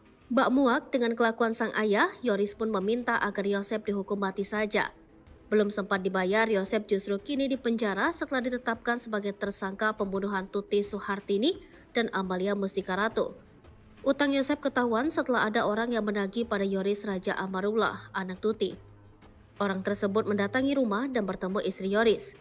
Nominal utang Yosep pun terbilang fantastis, sebesar 55 juta rupiah, terang Leni. Saya baca di perjanjian surat pernyataan hutangnya, kata Leni. Orang tersebut sengaja menagih utang Yosep pada Yoris, sebab saat ini bekerja sebagai kepala sekolah di Yayasan Bina Prestasi Nasional. Pasalnya Yosep menjanjikan membayar utang menggunakan dana bos. Alasannya menagih ke Yoris karena tersangka Y sudah dipenjara, akhirnya nagih ke Yoris. Karena Yoris memegang sekolah yang mencairkan uang di sekolah, karena Y janji bayar utang dengan dana bos. Dana bos bukan untuk bayar utang, itu buat operasional sekolah, jelas Leni menirukan ucapan Yoris. Perlu diketahui, pasca kasus Subang, Yosep langsung menjabat sebagai Ketua Yayasan Bina Prestasi Nasional. Yosep menggeser Yoris yang awalnya Ketua Yayasan, kini menjadi Kepala Sekolah. Ia juga sempat menunjuk Danu menjadi bendahara demi mencairkan uang sebesar 200 juta rupiah sesaat setelah pembunuhan ibu dan anak di Subang. Yosep beralasan meminjam uang sebesar 55 juta rupiah untuk membayar kuliah Amel. Bekas apa? Katanya bekas kuliah Amel. Ini kan ada kecurigaan saya. Lucunya itu buat kuliah Amel kan udah meninggal 2021, ini hutangnya 2023 Maret. Apa iya ini uangnya untuk kuliah orang yang meninggal, kata Leni. Penagih utang bahkan sampai melontarkan ancaman. Ia mengancam akan membongkar borok sekolah bila utang Yosep tak dilunasi. Yoris nggak takut. Silakan aja, saya punya pertanggungjawabannya, kata Leni Anggraini. Yoris sendiri menolak membayarkan utang ayahnya. Ia justru berharap bila memang terbukti bersalah agar ayahnya dihukum mati. Utang ini pun menjadi kecurigaan Yoris atas alokasi dananya. Kecurigaan lain adalah penagih utang mengaku tetangga Yosep di Cijengkol. Bila memang benar, mengapa tidak menagih sebelum Yosep dipenjara? Selain itu, ia curiga mengapa harus menagih pada Yoris. Sebab dalam surat perjanjian, utang ditandatangani atas nama Yosep bukan Yoris dan dirikan tempat kejadian perkara kasus Subang kini sedang dicari keberadaannya. Diketahui polisi tersebut sempat membersihkan TKP bersama tersangka Muhammad Ramdhanu alias Danu. Kala itu Danu bersama sang polisi menguras kamar mandi di lokasi kejadian. Hal tersebut disampaikan oleh Direktur Reserse Kriminal Umum Polda Jabar, Kombes Pol Serawan pada Jumat 27 Oktober 2023. Nanti kami akan melakukan pemeriksaan terhadap orang-orang yang membersihkan TKP pada saat kejadian, kata Serawan. Banpol termasuk Danu ikut menguras kamar mandinya, lanjutnya. Dalam rangka mencari sosok tersebut, Serawan juga telah menanyakan perihal jumlah anggota Banpol yang ikut membersihkan TKP. Kemarin sempat kita tanya juga berapa anggota, terus berapa orang yang dulu pernah ikut olah TKP, ungkapnya. Memang sudah menerangkan bahwa di TKP sempat dibersihkan di belakang, sempat dikuras di dalamnya, ada baju-baju termasuk baju korban, kata Serawan. Sebelumnya, Serawan juga menduga tersangka Yosep merupakan eksekutor dalam pembunuhan ibu dan anak di Kabupaten Subang. Menurut Serawan, dalam melakukan aksinya, Yosep tidak sendirian. Ia diduga dibantu tersangka lain untuk menghabisi nyawa Tuti Suhartini dan anaknya Amalia Mustika Ratu. Serawan mengatakan dugaan tersebut muncul berdasarkan pengakuan tersangka Danu yang dicocokkan dengan olah tempat kejadian perkara. Dugaan soal Yosep dibantu oleh tersangka lain saat melakukan eksekusi pun, kata dia, muncul berdasarkan hasil otopsi terhadap jenazah korban.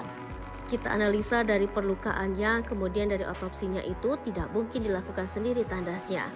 Selain itu, pihak penyidik Polda Jabar juga melakukan pemeriksaan terhadap aliran dana bantuan operasional sekolah pada Yayasan Bina Prestasi Nasional milik tersangka Yosep Hidayah. Serawan mengatakan pencairan dana bos tersebut didalami untuk mengetahui kemana aliran dana tersebut. Saat ini, kata dia, sejumlah pengurus yayasan sudah diperiksa. Polisi juga memblokir 4 rekening milik Yayasan Bina Prestasi Nasional. Polisi temukan dugaan korupsi di Yayasan Yosep. Motif pembunuhan bukan hanya soal perebutan harta. Polisi membeberkan fakta baru soal pembunuhan Tuti dan Amel di Subang. Hal itu setelah polisi menyebutkan adanya dugaan korupsi di yayasan milik Yosef itu. Sehingga polisi menduga pembunuhan Tuti dan Amel bukan hanya soal perebutan harta di Yayasan Bina Prestasi Nasional tersebut. Yayasan Bina Prestasi Nasional adalah yayasan pendidikan yang didirikan oleh Yosef Hidayah pada 2009. Yayasan milik Yosef ini mengoperasikan SMP dan SMK di Subang. Salah satu pendanaan dari yayasan tersebut adalah melalui bantuan operasional sekolah yang jumlahnya tidak sedikit.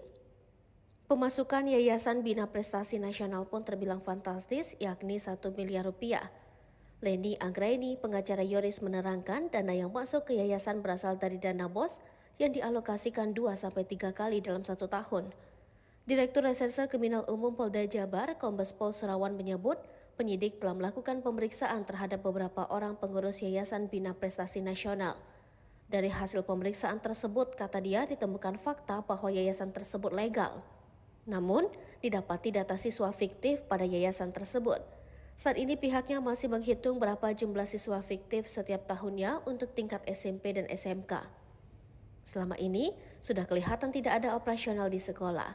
Data siswanya juga fiktif, ucapnya. Dari pemeriksaan terhadap yayasan tersebut, kata dia, penyidik kemudian melakukan pendalaman kaitan dengan motif pelaku menghabisi nyawa Tuti Suhartini dan anaknya Amalia Mustika Ratu.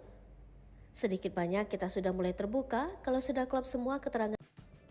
Yoris berpotensi jadi tersangka kasus pembunuhan Tuti dan Amel, perannya di yayasan jadi penyebab. Tersangka kasus pembunuhan Tuti Suhartini dan Amalia Mustika Ratu di Subang kini berpotensi bertambah. Hal tersebut terjadi setelah Yoris Raja Amrullah disebut-sebut bakal terseret jadi tersangka. Selain itu, Yoris juga disebut bakal terjerat kasus Yayasan Bina Prestasi Nasional yang didirikan oleh Yosef Hidayah. Sebab setelah adanya 5 tersangka yang ditetapkan oleh Polda Metro Jaya, yayasan milik Yosef kini makin disorot. Yayasan itu juga dianggap sebagai motif utama Yosef tega membunuh istri dan anaknya.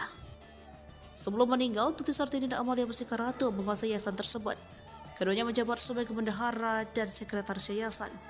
Sementara Yoris menjabat sebagai ketua yayasan. Dari yayasan tersebut, keluarga mereka pun tampak hidup mewah. Tuti memiliki mobil Toyota Alphard yang selama ini sering dikendarai oleh Yoris. Kemudian Amel juga memiliki mobil Toyota Yaris. Di samping itu, kehidupan Yosef dan istri mudanya Mimin justru sederhana. Yosef pun kesehariannya diberi jatah oleh Tuti dan tidak bebas mendapat uang yayasan. Padahal setiap tahunnya Tuti, Amel, dan Yoris menguasai uang 1,3 miliar rupiah per tahun dari yayasan. Hal itu dibongkar oleh mantan bendahara. Ia menuturkan untuk SMP SMK di yayasan setiap tahunnya mendapat suntikan dana 1.324 juta rupiah pada tahun 2021. Saya juga gemetar lihat uang itu, kata dia dilansir dari YouTube Hersanto pada Minggu 29 Oktober 2023. Sebagai mantan bendahara, ia pun sempat mencurigai yayasan tersebut. Waktu dulu lagi PPKM, jadi dimanfaatkan, siswanya jadi banyak, SMK jadi hampir 500 lebih, ungkap Dedi. Selain itu, menurut Dedi, kondisi sekolah tidak terawat. Dirinya juga menyebut ada dugaan pengeluaran yang tidak sesuai fakta di yayasan. Diketahui pada tahun 2021, Yoris lah yang menjabat sebagai ketua yayasan. Bahkan tidak mungkin Yoris juga ikut menikmati uang tersebut. Apalagi saat ini, keberadaan yayasan itu juga diduga ada penyelewengan dengan banyaknya sisa fiktif. Yayasan milik tersangka kasus pembunuhan ibu dan anak di Subang, Yosef Hidayah, ternyata menerima aliran dana dengan jumlah fantastis setiap tahunnya. Menanggapi hal itu, Yoris pun mengaku siap memberikan klarifikasi. Apalagi kata Leni, saat ini yayasan tersebut juga sudah tidak terurus. Bahkan sudah tak ada lagi siswa yang mau bersekolah di sana. Yoris pun, kata Leni, sudah ada panggilan dari Dinas Pendidikan Subang. Yoris bareng yayasan terseret kasus Subang, urusan dana dibongkar mantan bendahara, kasihan almarhum. Nama Yayasan Bina Prestasi Nasional turut terseret kasus pembunuhan di Subang. Sebagaimana diketahui, kasus pembunuhan ibu dan anak di Subang yang menewaskan Tuti Suhartini dan Amalia Mustika Ratu 2021 lalu. Polisi akhirnya menetapkan 5 tersangka setelah 1 dari 5 tersangka Danum menyerahkan diri ke Polda Jabar. Para tersangka dan kedua korban masih ada keterkaitan dengan Yayasan Bina Prestasi Nasional, kendati masih satu keluarga besar. Tak pelaku jadi kemudian menyoroti dugaan motif perebutan yayasan. Dikutip dari Tribun Jabar, mantan bendahara Yayasan Bina Prestasi Nasional, Dedi kemudian bersuara seiring bergulirnya kasus Subang ini. Dede menyinggung bahwa anak Yosef Yoris pernah marah kepadanya karena membongkar soal aliran dana yayasan. Hal ini terjadi ketika kasus ini pertama kali terungkap. Kala itu Dede membicarakan mengenai aliran dana yayasan ini bersama salah satu YouTuber lokal. Kemudian kata Dedi, hal itu mendapat respon yang tidak baik dari Yoris. Tetapi menurut Dedi, sosok yang marah kepadanya itu tidak secara langsung menyampaikan hal itu kepadanya. Dedi pun membongkar bahwa sosok yang marah kepadanya itu adalah Yoris. Meski demikian, Dedi tidak pernah mendapati Yoris menghubunginya secara langsung menyampaikan hal tersebut. Ia pun berharap bahwa semua pihak dalam kasus Subang ini bisa memberikan kesaksian yang jujur agar kasus segera terungkap terang benderang. Sekedar data, Yayasan Bina Prestasi Nasional berlokasi Jalan Raya Serang Panjang, KM 24,3 Subang Purwakarta, Kabupaten Subang. Yayasan ini menangani 2 tingkat sekolah yaitu SMP dan SMK. Selain itu, Yayasan Bina Prestasi Nasional juga telah terakreditasi BAN PT dan kompetensi keahlian RPL TKR. Yoris sempat menjadi ketua yayasan sebelum dicopot oleh Yosef pasca kasus Subang. Tuti dan Amalia juga termasuk dalam pengurus yayasan. Tuti menjabat sebagai bendahara sementara Amalia menjadi sekretaris. Sementara Yosef Hidayat dia tidak ikut melalui yayasan. Konflik yayasan menguat terutama karena tersangka lain Mimin Mintarsi sebelumnya juga menjadi bendahara yayasan. Namun Mimin kemudian diganti Tuti. Belakangan Yoris mengatakan bahwa Yosef meminta Danu untuk menjadi bendahara di yayasan setelah ia dinonaktifkan. Setelah itu menurut Yoris, Yosef menarik uang yayasan sebanyak 2 kali bersama kepala sekolah dan bendahara sekolah. Di Treskrimum Polda Jabar turut menyelidiki aliran dana bos pada Yayasan Bina Prestasi Nasional milik tersangka Yosef Hidayat. Di Krimum Polda Jabar, Kombes Pol Surawan mengatakan pencarian dana bos tersebut didalami untuk mengetahui kemana dana itu mengalir. Saat ini, kata dia, sejumlah pengurus yayasan sudah diperiksa. Polisi juga memblokir 4 rekening milik Yayasan Bina Prestasi Nasional. Pihaknya pun bakal berkoordinasi dengan Dinas Pendidikan Provinsi Jabar dan Kabupaten Subang untuk menghentikan bantuan dana bos dan BPMO. Ucapan Uci Banpol saat kasus Subang bikin Danu nurut kuras bak mandi. Saya diperintah Bapak Kadin. Sosok Uci bantuan polisi yang menyuruh Danu saat kasus pembunuhan Subang kini jadi sorotan. Dikutip dari Tribun Sumsel, Uci merupakan Banpol di Mapolsek Jalan Jaga, Subang. Dari sumber yang sama, Uci bercerita sebelum diperintah ia baru selesai membersihkan kantor Polsek Jalan Jaga. Lalu ia disuruh Kadit Jatan Ras membersihkan bak mandi di lokasi pembunuhan ibu dan anak di Dusun Cesuti, Kecamatan Jalan Jaga, Kabupaten Subang. Uci lantas melaksanakan perintah tersebut. Sesampai di rumah Tuti, Uci mengaku dihampiri Danu. Ia kemudian meminta Danu membantu mengurus bak mandi. Keduanya kemudian langsung masuk ke dalam TKP kasus Subang. Tapi ternyata yang berkaitan dengan bak mandi itu bukan hanya Danu dan Banpol. Yosef rupanya sudah lebih dulu memeriksa bak mandi itu. Hal itu diungkapkan pengacara sendiri, Rohman Hidayat. Kata Rohman, bercak darah di baju Yosef didapati ketika memeriksa bak mandi. Yosef, kata Rohman, langsung memeriksa bak mandi.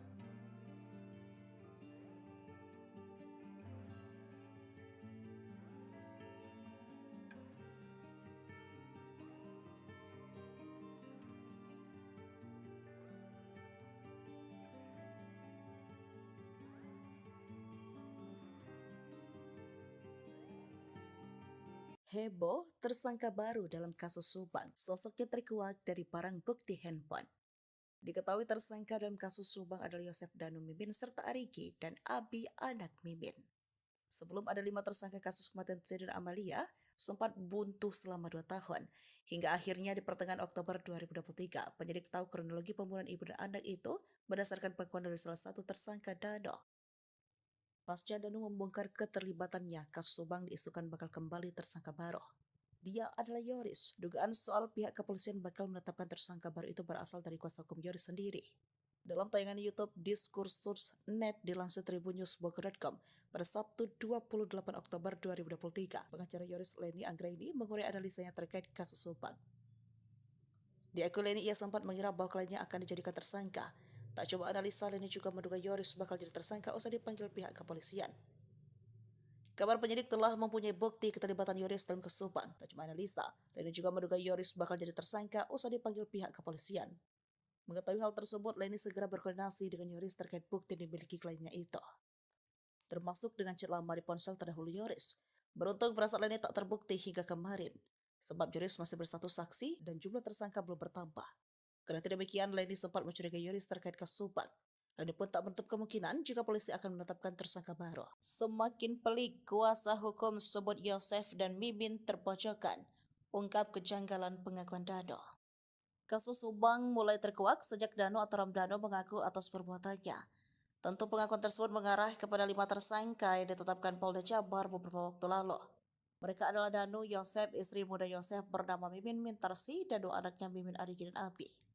Kelimanya dijadikan tersangka kasus perampasan nyawa ibu dan anak di Subang, Tuti Suhartini dan Amalia Mustika Ratu yang terjadi pada 18 Agustus 2021. Dari kelima tersangka tersebut pun terpecah menjadi dua kubu dengan mendampingi kuasa hukum masing-masing. Danu didampingi kuasa hukum tim Ahmad Taufan, sedangkan Yosef CS didampingi tim kuasa hukum Rahman Hidayat. Setelah 2 tahun kasus Subang tergantung, sejak Danu menyerahkan diri ke Polda Jabar, Giat kembali melakukan penyelidikan.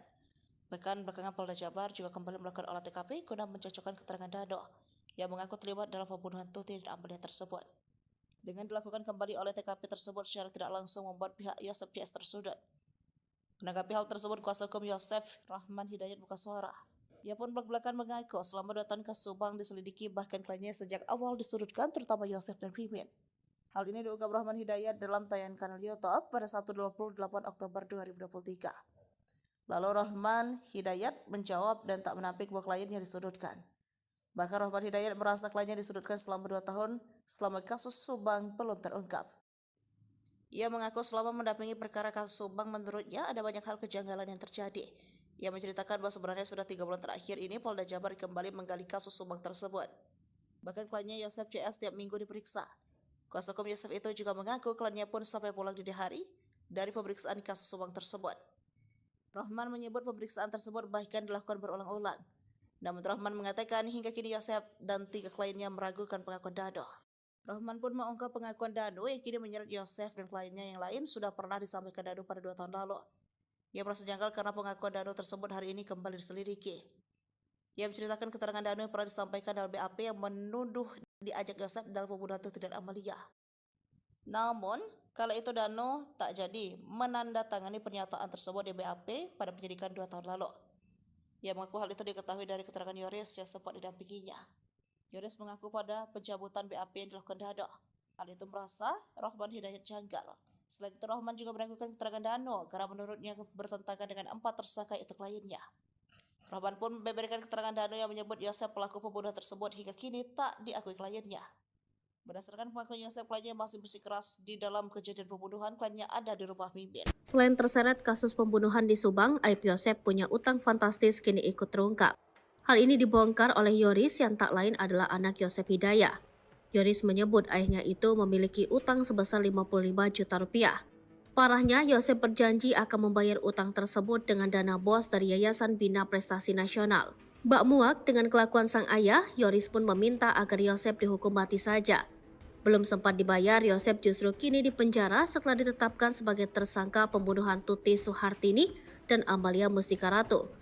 Utang Yosef ketahuan setelah ada orang yang menagih pada Yoris Raja Amarullah, anak Tuti. Orang tersebut mendatangi rumah dan bertemu istri Yoris. Nominal utang Yosef pun terbilang fantastis, sebesar 55 juta rupiah, terang Leni. Saya baca di perjanjian surat pernyataan hutangnya, kata Leni. Orang tersebut sengaja menagih utang Yosef pada Yoris, sebab saat ini bekerja sebagai kepala sekolah di Yayasan Bina Prestasi Nasional. Pasalnya Yosef menjanjikan membayar utang menggunakan dana bos. Alasannya menagih ke Yoris karena tersangka Y sudah dipenjara, akhirnya nagih ke Yoris. Karena Yoris memegang sekolah yang mencairkan uang di sekolah, karena Y janji bayar utang dengan dana bos. Dana bos bukan untuk bayar utang, itu buat operasional sekolah, jelas Leni menirukan ucapan Yoris. Perlu diketahui, pasca kasus Subang, Yosef langsung menjabat sebagai Ketua Yayasan Bina Prestasi Nasional. Yosef menggeser Yoris yang awalnya Ketua Yayasan, kini menjadi Kepala Sekolah. Ia juga sempat menunjuk Danu menjadi bendahara demi mencairkan uang sebesar 200 juta rupiah sesaat setelah pembunuhan ibu dan anak di Subang. Yosef beralasan meminjam uang sebesar 55 juta rupiah untuk membayar kuliah Amel. Bekas apa? Katanya bekas kuliah Amel. Ini kan ada kecurigaan saya. Lucunya itu buat kuliah Amel kan udah meninggal 2021, ini hutangnya 2023 Maret. Apa iya ini uangnya untuk kuliah orang yang meninggal, kata Leni. Penagih utang bahkan sampai melontarkan ancaman. Ia mengancam akan membongkar borok sekolah bila utang Yosef tak dilunasi. Yoris nggak takut. Silakan aja, saya punya pertanggungjawabannya, kata Leni Anggraini. Yoris sendiri menolak membayarkan utang ayahnya. Ia justru berharap bila memang terbukti bersalah agar ayahnya dihukum mati. Utang ini pun menjadi kecurigaan Yoris atas alokasi dananya. Kecurigaan lain adalah penagih utang mengaku tetangga Yosef di Cijengkol. Bila memang benar, mengapa tidak menagih sebelum Yosef dipenjara? Selain itu, ia curiga mengapa harus menagih pada Yoris. Sebab dalam surat perjanjian, utang ditandatangani atas nama Yosef bukan Yoris dan dirikan tempat kejadian perkara kasus Subang kini sedang dicari keberadaannya. Diketahui polisi tersebut sempat membersihkan TKP bersama tersangka Muhammad Ramdhanu alias Danu. Kala itu Danu bersama sang polisi menguras kamar mandi di lokasi kejadian. Hal tersebut disampaikan oleh Direktur Reserse Kriminal Umum Polda Jabar, Kombes Pol Serawan pada Jumat 27 Oktober 2023. Nanti kami akan melakukan pemeriksaan terhadap orang-orang yang membersihkan TKP pada saat kejadian, kata Serawan. Banpol termasuk Danu ikut menguras kamar mandinya, lanjutnya. Dalam rangka mencari sosok tersebut, Serawan juga telah menanyakan perihal jumlah anggota Banpol yang ikut membersihkan TKP. Kemarin sempat kita tanya juga berapa anggota, terus berapa orang yang dulu pernah ikut olah TKP, ungkapnya. Memang sudah menerangkan bahwa di TKP sempat dibersihkan di belakang, sempat dikuras di dalamnya, ada baju-baju termasuk baju korban, kata Serawan. Sebelumnya, Serawan juga menduga tersangka Yosef merupakan eksekutor dalam pembunuhan ibu dan anak di Kabupaten Subang. Menurut Serawan, dalam melakukan aksinya, Yosef tidak sendirian. Ia diduga dibantu tersangka lain untuk menghabisi nyawa Tuti Soehartini dan anaknya Amalia Mustika Ratu. Serawan mengatakan dugaan tersebut muncul berdasarkan pengakuan tersangka Danu yang dicocokkan dengan olah tempat kejadian perkara. Dugaan soal Yosef dibantu oleh tersangka lain saat melakukan eksekusi pun, kata dia, muncul berdasarkan hasil otopsi terhadap jenazah korban. Kita analisa dari perlukaannya, kemudian dari otopsinya itu tidak mungkin dilakukan sendiri, tandasnya. Selain itu, pihak penyidik Polda Jabar juga melakukan pemeriksaan terhadap aliran dana bantuan operasional sekolah pada Yayasan Bina Prestasi Nasional milik tersangka Yosef Hidayah. Serawan mengatakan pencairan dana BOS tersebut didalami untuk mengetahui kemana aliran dana tersebut. Saat ini, kata dia, sejumlah pengurus yayasan sudah diperiksa. Polisi juga memblokir 4 rekening milik Yayasan Bina Prestasi Nasional. Polisi temukan dugaan korupsi di Yayasan Yosef. Motif pembunuhan bukan hanya soal perebutan harta. Polisi membeberkan fakta baru soal pembunuhan Tuti dan Amel di Subang. Hal itu setelah polisi menyebutkan adanya dugaan korupsi di yayasan milik Yosef itu.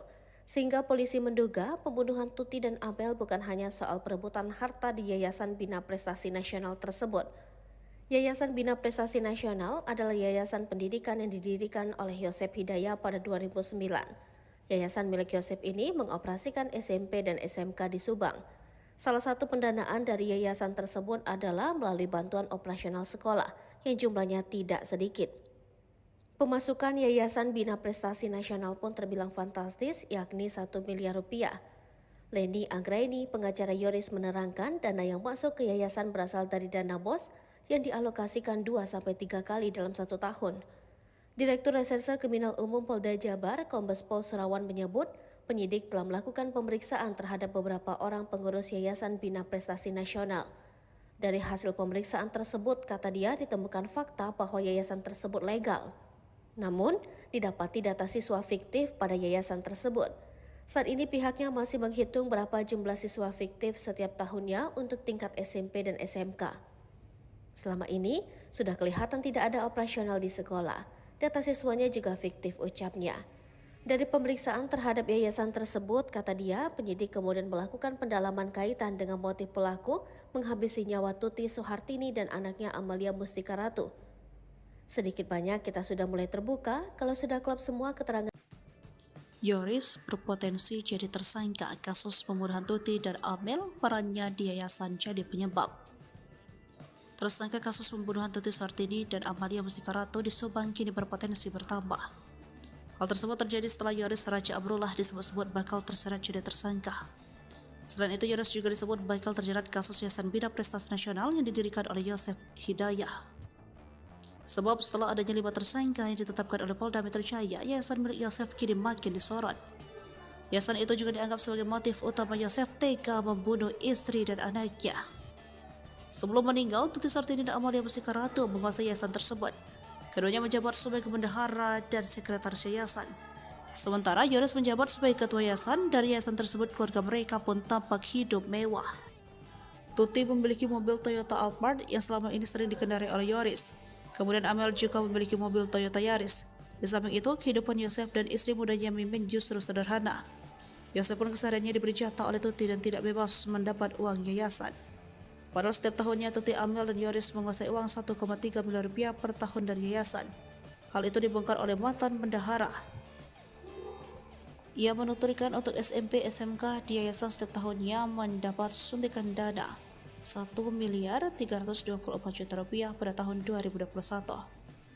Saya juga gemetar lihat uang itu, kata Dedi dilansir dari YouTube Hersanto pada Minggu 29 Oktober 2023. Sebagai mantan bendahara, ia pun sempat mencurigai yayasan tersebut. Waktu dulu lagi PPKM jadi dimanfaatkan, siswanya jadi banyak SMK jadi hampir 500 lebih, ungkap Dedi. Selain itu, menurut Dedi, kondisi sekolah tidak terawat. Dirinya juga menyebut ada dugaan pengeluaran yang tidak sesuai fakta di yayasan. Diketahui pada tahun 2021, Yoris lah yang menjabat sebagai ketua yayasan. Bahkan tidak mungkin Yoris juga ikut menikmati uang tersebut. Apalagi saat ini, keberadaan yayasan itu juga diduga ada penyelewengan dengan banyaknya sisa fiktif. Yayasan milik tersangka kasus pembunuhan ibu dan anak di Subang, Yosef Hidayat, ternyata menerima aliran dana dengan jumlah fantastis setiap tahunnya. Menanggapi hal itu, Yoris pun mengaku siap memberikan klarifikasi. Apalagi kata lainnya, saat ini yayasan tersebut juga sudah tidak terurus, bahkan sudah tak ada lagi siswa yang mau bersekolah di sana. Yoris pun kata lainnya sudah ada panggilan dari Dinas Pendidikan Subang. Yoris bareng yayasan terseret kasus Subang, urusan dana dibongkar mantan bendahara, kasihan almarhum. Nama Yayasan Bina Prestasi Nasional turut terseret kasus pembunuhan di Subang. Sebagaimana diketahui, kasus pembunuhan ibu dan anak di Subang yang menewaskan Tuti Suhartini dan Amalia Karato 2021 lalu. Polisi akhirnya menetapkan 5 tersangka setelah 1 dari 5 tersangka Danu menyerahkan diri ke Polda Jabar. Para tersangka dan kedua korban masih ada keterkaitan dengan Yayasan Bina Prestasi Nasional, kendati masih satu keluarga besar. Tak pelaku jadi kemudian menyoroti dugaan motif perebutan yayasan. Dikutip dari Tribun Jabar, mantan bendahara Yayasan Bina Prestasi Nasional, Dedi kemudian bersuara seiring bergulirnya kasus hukum ini. Dedi menyinggung bahwa anak Yosef, Yoris, pernah marah kepadanya karena membongkar soal aliran dana yayasan. Hal ini terjadi ketika kasus ini pertama kali terungkap. Kala itu Dedi membicarakan mengenai aliran dana yayasan ini bersama salah satu YouTuber lokal. Kemudian kata Dedi, hal itu mendapat respon yang tidak baik dari Yoris. Tetapi menurut Dedi, sosok yang marah kepadanya itu tidak secara langsung menyampaikan hal itu kepadanya. Dedi pun membongkar bahwa sosok yang marah kepadanya itu adalah Yoris. Meski demikian, Dedi tidak pernah mendapati Yoris menghubunginya secara langsung menyampaikan hal tersebut. Ia pun berharap bahwa semua pihak dalam kasus Subang ini bisa memberikan kesaksian yang jujur agar kasus segera terungkap terang benderang. Sekedar data, Yayasan Bina Prestasi Nasional berlokasi Jalan Raya Serang Pancang, KM 24,3 Subang Purwakarta, Kabupaten Subang. Yayasan ini menangani 2 tingkat sekolah, yaitu SMP dan SMK. Selain itu, Yayasan Bina Prestasi Nasional juga telah terakreditasi BAN PT dan kompetensi keahlian RPL TKR. Yoris sempat menjadi ketua yayasan sebelum dicopot oleh Yosef pasca kasus Subang. Tuti dan Amalia juga termasuk dalam pengurus yayasan. Tuti menjabat sebagai bendahara, sementara Amalia menjadi sekretaris. Sementara Yosef Hidayat dia tidak ikut melalui yayasan. Konflik yayasan menguat terutama karena tersangka lain Mimin Mintarsi sebelumnya juga menjadi bendahara yayasan. Namun Mimin kemudian diganti Tuti. Belakangan Yoris mengatakan bahwa Yosef meminta Danu untuk menjadi bendahara di yayasan setelah ia dinonaktifkan. Setelah itu, menurut Yoris, Yosef menarik uang yayasan sebanyak 2 kali bersama kepala sekolah dan bendahara sekolah. Di Treskrimum Polda Jabar turut menyelidiki aliran dana bos pada Yayasan Bina Prestasi Nasional milik tersangka Yosef Hidayat. Di Krimum Polda Jabar, Kombes Pol Surawan mengatakan pencarian dana bos tersebut didalami untuk mengetahui kemana dana itu mengalir. Saat ini, kata dia, sejumlah pengurus yayasan sudah diperiksa. Polisi juga memblokir 4 rekening milik Yayasan Bina Prestasi Nasional. Pihaknya pun bakal berkoordinasi dengan Dinas Pendidikan Provinsi Jabar dan Kabupaten Subang untuk menghentikan bantuan dana bos dan BPMO. Ucapan Uci Banpol saat kasus Subang bikin Danu nurut, kuras bak mandi. Saya diperintah Bapak Kadin. Sosok Uci bantuan polisi yang menyuruh Danu saat kasus pembunuhan Subang kini jadi sorotan. Dikutip dari Tribun Sumsel, Uci merupakan Banpol di Mapolsek Jalan Jaga, Subang. Dari sumber yang sama, Uci bercerita sebelum diperintah ia baru selesai membersihkan kantor Polsek Jalan Jaga. Lalu ia disuruh Kadit Jatan Ras membersihkan bak mandi di lokasi pembunuhan ibu dan anak di Dusun Cisuti, Kecamatan Jalan Jaga, Kabupaten Subang.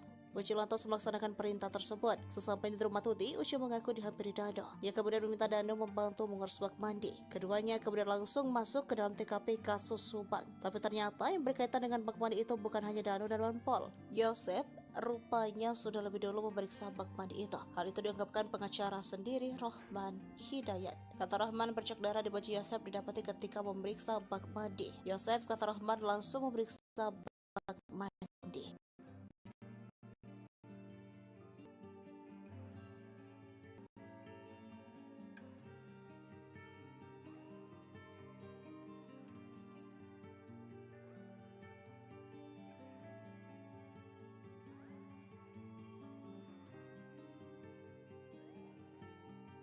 Heboh, tersangka baru dalam kasus Subang. Sosoknya terkuak dari barang bukti handphone. Diketahui tersangka dalam kasus Subang adalah Yosef Danu Mimin serta Arigi dan Abi anak Mimin. Sebelum ada 5 tersangka kasus kematian Tuti dan Amalia, sempat buntu selama 2 tahun. Hingga akhirnya di pertengahan Oktober 2023, penyidik tahu kronologi pembunuhan ibu dan anak itu berdasarkan pengakuan dari salah satu tersangka Dano. Pasca Danu membongkar keterlibatannya, kasus Subang diisukan bakal kembali tersangka baru.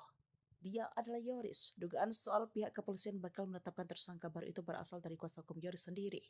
Dalam tayangan YouTube Diskursus.net dilansir tribunnews.bogor.com pada Sabtu 28 Oktober 2023, pengacara Yoris Leni Anggraini mengurai analisanya terkait kasus Subang. Di akun Leni ia sempat mengira bahwa kliennya akan dijadikan tersangka. Tak coba analisa, Leni juga menduga Yoris bakal jadi tersangka usai dipanggil pihak kepolisian. Kabar penyidik telah mempunyai bukti keterlibatan Yoris dalam kasus Subang. Tak cuma analisa, Leni juga menduga Yoris bakal jadi tersangka usai dipanggil pihak kepolisian. Mengetahui hal tersebut, Leni segera berkoordinasi dengan Yoris terkait bukti yang dimiliki kliennya itu, termasuk dengan chat lama di ponsel terdahulu Yoris.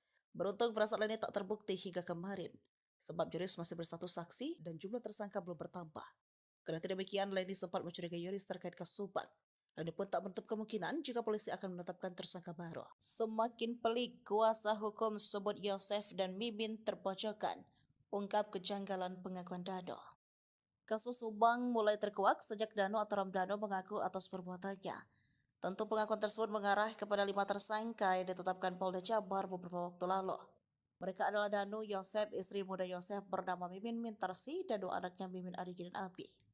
Kelimanya dijadikan tersangka kasus perampasan nyawa ibu dan anak di Subang, Tuti Suhartini dan Amalia Mustika Ratu yang terjadi pada 18 Agustus 2021. Dari kelima tersangka tersebut pun terpecah menjadi 2 kubu dengan mendampingi kuasa hukum masing-masing. Dano didampingi kuasa hukum tim Ahmad Taufan, sedangkan Yosef CS didampingi tim kuasa hukum Rahman Hidayat. Setelah 2 tahun kasus Subang tergantung sejak Dano menyerahkan diri ke Polda Jabar, giat kembali melakukan penyelidikan. Bahkan belakangan Polda Jabar juga kembali melakukan olah TKP guna mencocokkan keterangan Dano yang mengaku terlibat dalam pembunuhan Tuti dan Amalia tersebut. Dengan dilakukan kembali oleh TKP tersebut secara tidak langsung membuat pihak Yosef CS tersudut. Menanggapi hal tersebut, kuasa hukum Yosef, Rahman Hidayat, buka suara. Ia pun belak-belakan mengaku selama 2 tahun kasus Subang diselidiki, bahkan kliennya sejak awal disudutkan, terutama Yosef dan Mimin. Hal ini diungkap Rahman Hidayat dalam tayangan kanal YouTube pada Sabtu 28 Oktober 2023. Lalu Rahman Hidayat menjawab dan tak menampik bahwa kliennya disudutkan. Bahkan Rahman Hidayat merasa kliennya disudutkan selama 2 tahun selama kasus Subang belum terungkap. Ia mengaku selama mendampingi perkara kasus Subang menurutnya ada banyak hal kejanggalan yang terjadi.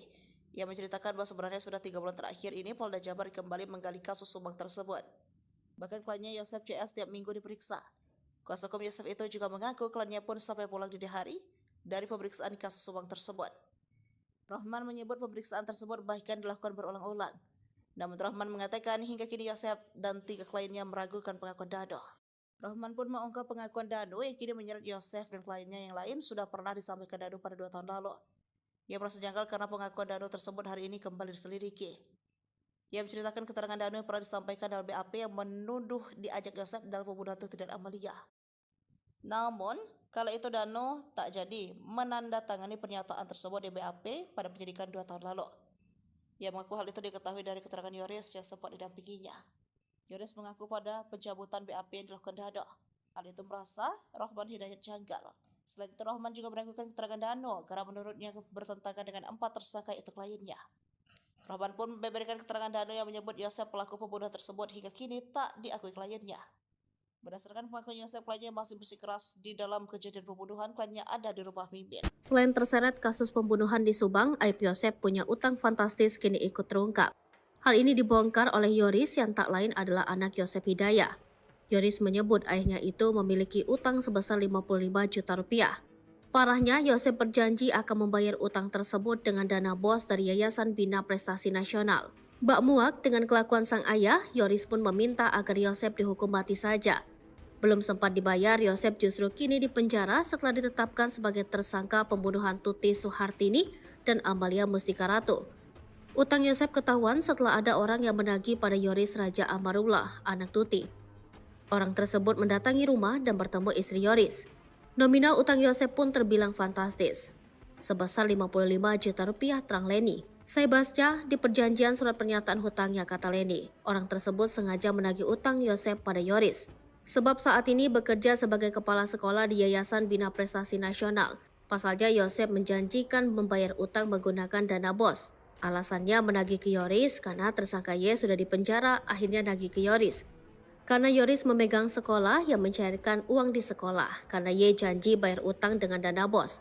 Dana BOS bukan untuk bayar utang, itu buat operasional sekolah, jelas Leni menirukan ucapan Yoris. Perlu diketahui, pasca kasus Subang, Yosep langsung menjabat sebagai Ketua Yayasan Bina Prestasi Nasional. Yosep menggeser Yoris yang awalnya ketua yayasan, kini menjadi kepala sekolah. Ia juga sempat menunjuk Danu menjadi bendahara demi mencairkan uang sebesar 200 juta rupiah sesaat setelah pembunuhan ibu dan anak di Subang. Yosep beralasan meminjam uang sebesar 55 juta rupiah untuk membayar kuliah Amel. Bekas apa? Katanya bekas kuliah Amel. Ini kan ada kecurigaan saya. Lucunya itu buat kuliah Amel kan udah meninggal 2021, ini hutangnya 2023 Maret. Apa iya ini uangnya untuk kuliah orang yang meninggal, kata Leni. Penagih utang bahkan sampai melontarkan ancaman. Ia mengancam akan membongkar borok sekolah bila utang Yosep tak dilunasi. Yoris nggak takut. Silakan aja, saya punya pertanggungjawabannya, kata Leni Anggraini. Yoris sendiri menolak membayarkan utang ayahnya. Ia justru berharap bila memang terbukti bersalah agar ayahnya dihukum mati. Utang ini pun menjadi kecurigaan Yoris atas alokasi dananya. Kecurigaan lain adalah penagih utang mengaku tetangga Yosep di Cijengkol. Bila memang benar, mengapa tidak menagih sebelum Yosep dipenjara? Selain itu, ia curiga mengapa harus menagih pada Yoris. Sebab dalam surat perjanjian, utang ditandatangani atas nama Yosep bukan Yoris dan dirikan tempat kejadian perkara kasus Subang kini sedang dicari keberadaannya. Diketahui polisi tersebut sempat membersihkan TKP bersama tersangka Muhammad Ramdhanu alias Danu. Kala itu Danu bersama sang polisi menguras kamar mandi di lokasi kejadian.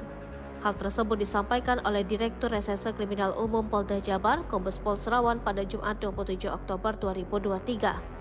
Nanti kami akan melakukan pemeriksaan terhadap orang-orang yang membersihkan TKP pada saat kejadian, kata Serawan. Banpol termasuk Danu ikut menguras kamar mandinya, lanjutnya. Dalam rangka mencari sosok tersebut, Serawan juga telah menanyakan perihal jumlah anggota Banpol yang ikut membersihkan TKP. Kemarin sempat kita tanya juga berapa anggota, terus berapa orang yang dulu pernah ikut olah TKP, ungkapnya. Memang sudah menerangkan bahwa di TKP sempat dibersihkan di belakang, sempat dikuras di dalamnya, ada baju-baju termasuk baju korban, kata Serawan. Sebelumnya, Serawan juga menduga tersangka Yosep merupakan eksekutor dalam pembunuhan ibu dan anak di Kabupaten Subang. Menurut Serawan, dalam melakukan aksinya, Yosep tidak sendirian. Ia diduga dibantu tersangka lain untuk menghabisi nyawa Tuti Soehartini dan anaknya Amalia Mustika Ratu. Serawan mengatakan dugaan tersebut muncul berdasarkan pengakuan tersangka Danu yang dicocokkan dengan olah tempat kejadian perkara. Dugaan soal Yosep dibantu oleh tersangka lain saat melakukan eksekusi pun, kata dia, muncul berdasarkan hasil otopsi terhadap jenazah korban. Kita analisa dari perlukaannya, kemudian dari otopsinya itu tidak mungkin dilakukan sendiri, tandasnya. Selain itu, pihak penyidik Polda Jabar juga melakukan pemeriksaan terhadap aliran dana bantuan operasional sekolah pada Yayasan Bina Prestasi Nasional milik tersangka Yosep Hidayah. Serawan mengatakan pencairan dana BOS tersebut didalami untuk mengetahui kemana aliran dana tersebut. Saat ini, kata dia, sejumlah pengurus yayasan sudah diperiksa. Polisi juga memblokir 4 rekening milik Yayasan Bina Prestasi Nasional. Polisi temukan dugaan korupsi di Yayasan Yosep. Motif pembunuhan bukan hanya soal perebutan harta. Polisi membeberkan fakta baru soal pembunuhan Tuti dan Amel di Subang. Hal itu setelah polisi menyebutkan adanya dugaan korupsi di yayasan milik Yosep itu. Sehingga polisi menduga pembunuhan Tuti dan Amel bukan hanya soal perebutan harta di Yayasan Bina Prestasi Nasional tersebut. Yayasan Bina Prestasi Nasional adalah yayasan pendidikan yang didirikan oleh Yosep Hidayah pada 2009. Yayasan milik Yosep ini mengoperasikan SMP dan SMK di Subang. Salah satu pendanaan dari yayasan tersebut adalah melalui bantuan operasional sekolah yang jumlahnya tidak sedikit. Pemasukan Yayasan Bina Prestasi Nasional pun terbilang fantastis, yakni 1 miliar rupiah. Leni Anggraini, pengacara Yoris, menerangkan dana yang masuk ke yayasan berasal dari dana BOS yang dialokasikan 2-3 kali dalam 1 tahun. Direktur Reserse Kriminal Umum Polda Jabar, Kombes Pol Serawan, menyebut penyidik telah melakukan pemeriksaan terhadap beberapa orang pengurus Yayasan Bina Prestasi Nasional. Dari hasil pemeriksaan tersebut, kata dia, ditemukan fakta bahwa yayasan tersebut legal. Namun, didapati data siswa fiktif pada yayasan tersebut. Saat ini pihaknya masih menghitung berapa jumlah siswa fiktif setiap tahunnya untuk tingkat SMP dan SMK. Selama ini, sudah kelihatan tidak ada operasional di sekolah. Data siswanya juga fiktif, ucapnya.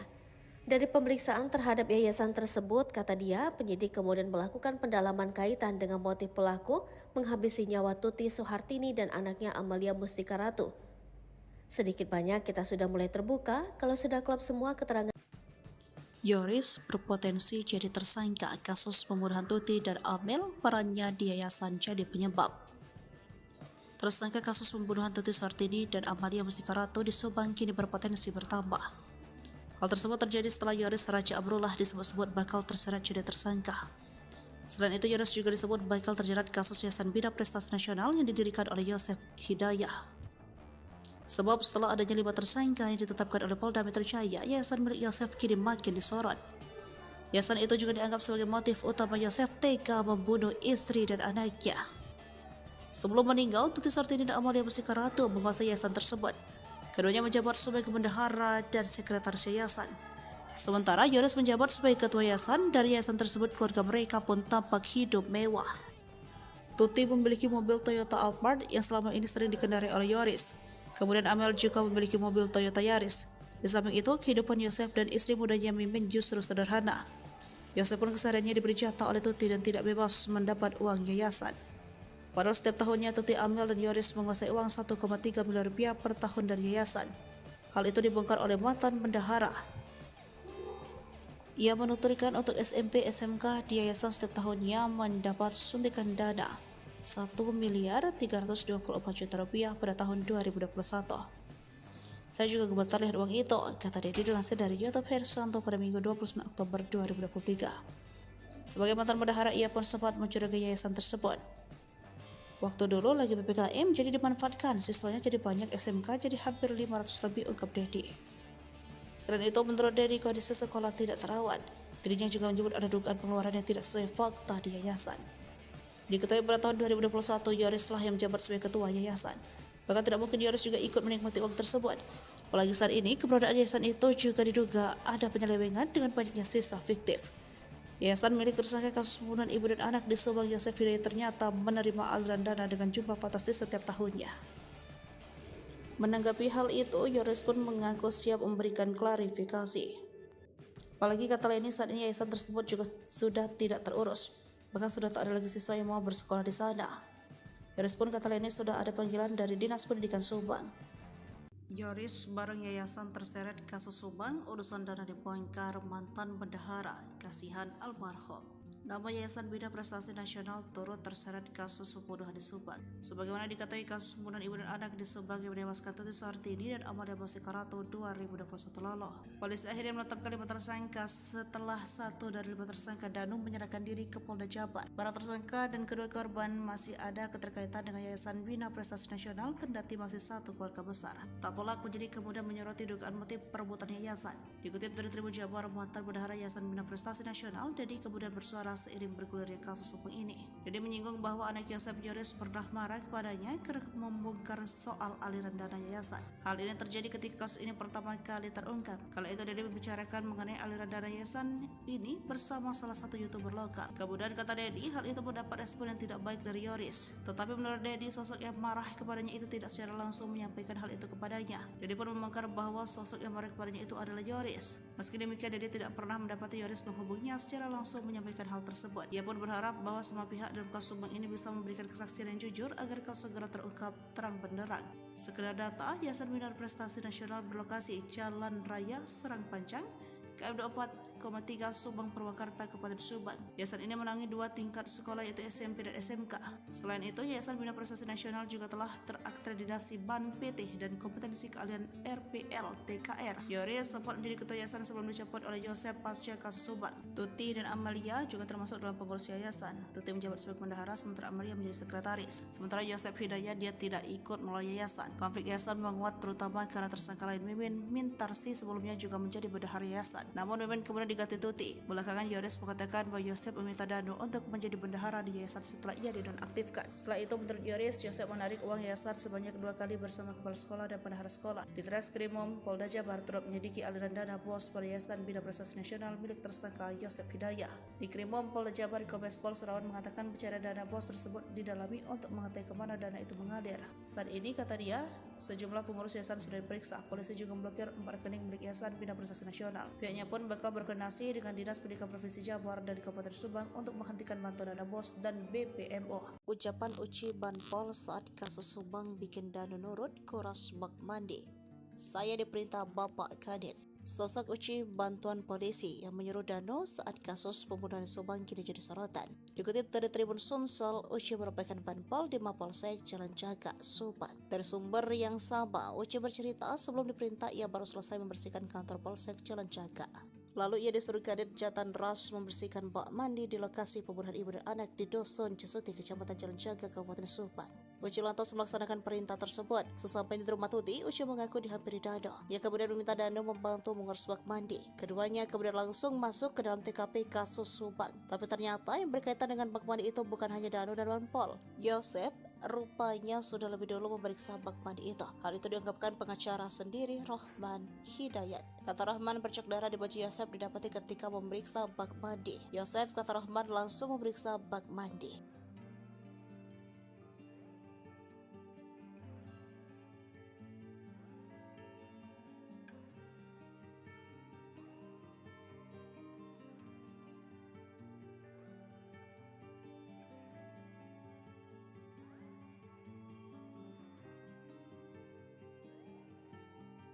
Heboh, tersangka baru dalam kasus Subang. Sosoknya terkuak dari barang bukti handphone.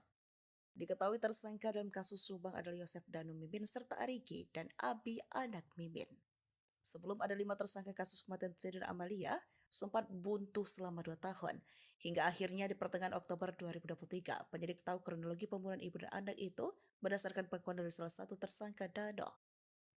Pasca Danu membongkar keterlibatannya, kasus Subang diisukan bakal kembali tersangka baru. Dia adalah Yoris. Dugaan soal pihak kepolisian bakal menetapkan tersangka baru itu berasal dari kuasa hukum Yoris sendiri. Dalam tayangan YouTube Diskursus.net dilansir tribunnews.bogor.com pada Sabtu 28 Oktober 2023, pengacara Yoris Leni Anggraini mengurai analisanya terkait kasus Subang. Di akun Leni ia sempat mengira bahwa kliennya akan dijadikan tersangka. Tak coba analisa, Leni juga menduga Yoris bakal jadi tersangka usai dipanggil pihak kepolisian. Kabar penyidik telah mempunyai bukti keterlibatan Yoris dalam kasus Subang. Tak cuma analisa, Leni juga menduga Yoris bakal jadi tersangka usai dipanggil pihak kepolisian. Mengetahui hal tersebut, Leni segera berkoordinasi dengan Yoris terkait bukti yang dimiliki kliennya itu, termasuk dengan chat lama di ponsel terdahulu Yoris. Beruntung firasat Leni tak terbukti hingga kemarin, sebab Yoris masih berstatus saksi dan jumlah tersangka belum bertambah. Karena demikian, Leni sempat mencurigai Yoris terkait kasus Subang. Leni pun tak menutup kemungkinan jika polisi akan menetapkan tersangka baru. Semakin pelik, kuasa hukum sebut Yosef dan Mimin terpojokkan, ungkap kejanggalan pengakuan Danu. Kasus Subang mulai terkuak sejak Danu atau Ramdhanu mengaku atas perbuatannya. Tentu pengakuan tersebut mengarah kepada 5 tersangka yang ditetapkan Polda Jabar beberapa waktu lalu. Mereka adalah Danu, Yosef, istri muda Yosef bernama Mimin Mintarsi, dan 2 anaknya Mimin, Arigi, dan Abi. Kelimanya dijadikan tersangka kasus perampasan nyawa ibu dan anak di Subang, Tuti Suartini dan Amalia Mustika Ratu yang terjadi pada 18 Agustus 2021. Dari kelima tersangka tersebut pun terpecah menjadi 2 kubu dengan mendampingi kuasa hukum masing-masing. Danu didampingi kuasa hukum tim Ahmad Taufan, sedangkan Yosef CS didampingi tim kuasa hukum Rahman Hidayat. Setelah 2 tahun kasus Subang tergantung sejak Danu menyerahkan diri ke Polda Jabar, giat kembali melakukan penyelidikan. Bahkan belakangan Polda Jabar juga kembali melakukan olah TKP guna mencocokkan keterangan Danu yang mengaku terlibat dalam pembunuhan Tuti dan Amalia tersebut. Dengan dilakukan kembali oleh TKP tersebut secara tidak langsung membuat pihak Yosef CS tersudut. Menanggapi hal tersebut, kuasa hukum Yosef, Rahman Hidayat, buka suara. Ia pun belak-belakan mengaku selama 2 tahun kasus Subang diselidiki, bahkan kliennya sejak awal disudutkan, terutama Yosef dan Mimin. Hal ini diungkap Rahman Hidayat dalam tayangan kanal YouTube pada Sabtu 28 Oktober 2023. Lalu Rahman Hidayat menjawab dan tak menampik bahwa kliennya disudutkan. Bahkan Rahman Hidayat merasa kliennya disudutkan selama 2 tahun selama kasus Subang belum terungkap. Ia mengaku selama mendampingi perkara kasus Subang, menurutnya ada banyak hal kejanggalan yang terjadi. Ia menceritakan bahwa sebenarnya sudah 3 bulan terakhir ini Polda Jabar kembali menggali kasus Subang tersebut. Bahkan kliennya Yosef CS setiap minggu diperiksa. Kuasa hukum Yosef itu juga mengaku kliennya pun sampai pulang dini hari dari pemeriksaan kasus Subang tersebut. Rohman menyebut pemeriksaan tersebut bahkan dilakukan berulang-ulang. Namun Rohman mengatakan hingga kini Yosef dan 3 kliennya meragukan pengakuan Dano. Rohman pun mengungkap pengakuan Dano yang kini menyeret Yosef dan kliennya yang lain sudah pernah disampaikan Dano pada 2 tahun lalu. Ia merasa janggal karena pengakuan Dano tersebut hari ini kembali diselidiki. Ia menceritakan keterangan Dano yang pernah disampaikan dalam BAP yang menuduh diajak Yosef dalam pembunuhan Tuti dan Amalia. Namun, kala itu Dano tak jadi menandatangani pernyataan tersebut di BAP pada penyidikan 2 tahun lalu. Ia mengaku hal itu diketahui dari keterangan Yoris yang sempat didampinginya. Yoris mengaku pada pencabutan BAP yang dilakukan Dano, hal itu merasa Rohman Hidayat janggal. Selain itu, Rohman juga meragukan keterangan Dano karena menurutnya bertentangan dengan 4 tersangka itu kliennya. Rohman pun memberikan keterangan Dano yang menyebut Yosef pelaku pembunuhan tersebut hingga kini tak diakui kliennya.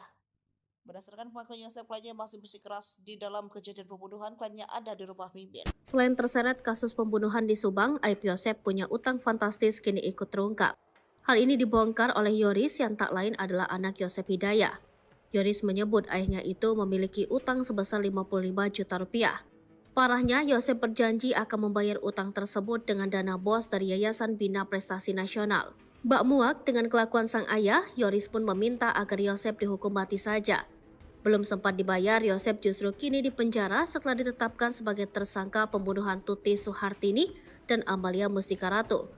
Utang Yosef ketahuan setelah ada orang yang menagih pada Yoris Raja Amarullah, anak Tuti. Orang tersebut mendatangi rumah dan bertemu istri Yoris. Nominal utang Yosef pun terbilang fantastis, sebesar 55 juta rupiah, terang Leni. Saya baca di perjanjian surat pernyataan hutangnya, kata Leni. Orang tersebut sengaja menagih utang Yosef pada Yoris, sebab saat ini bekerja sebagai kepala sekolah di Yayasan Bina Prestasi Nasional.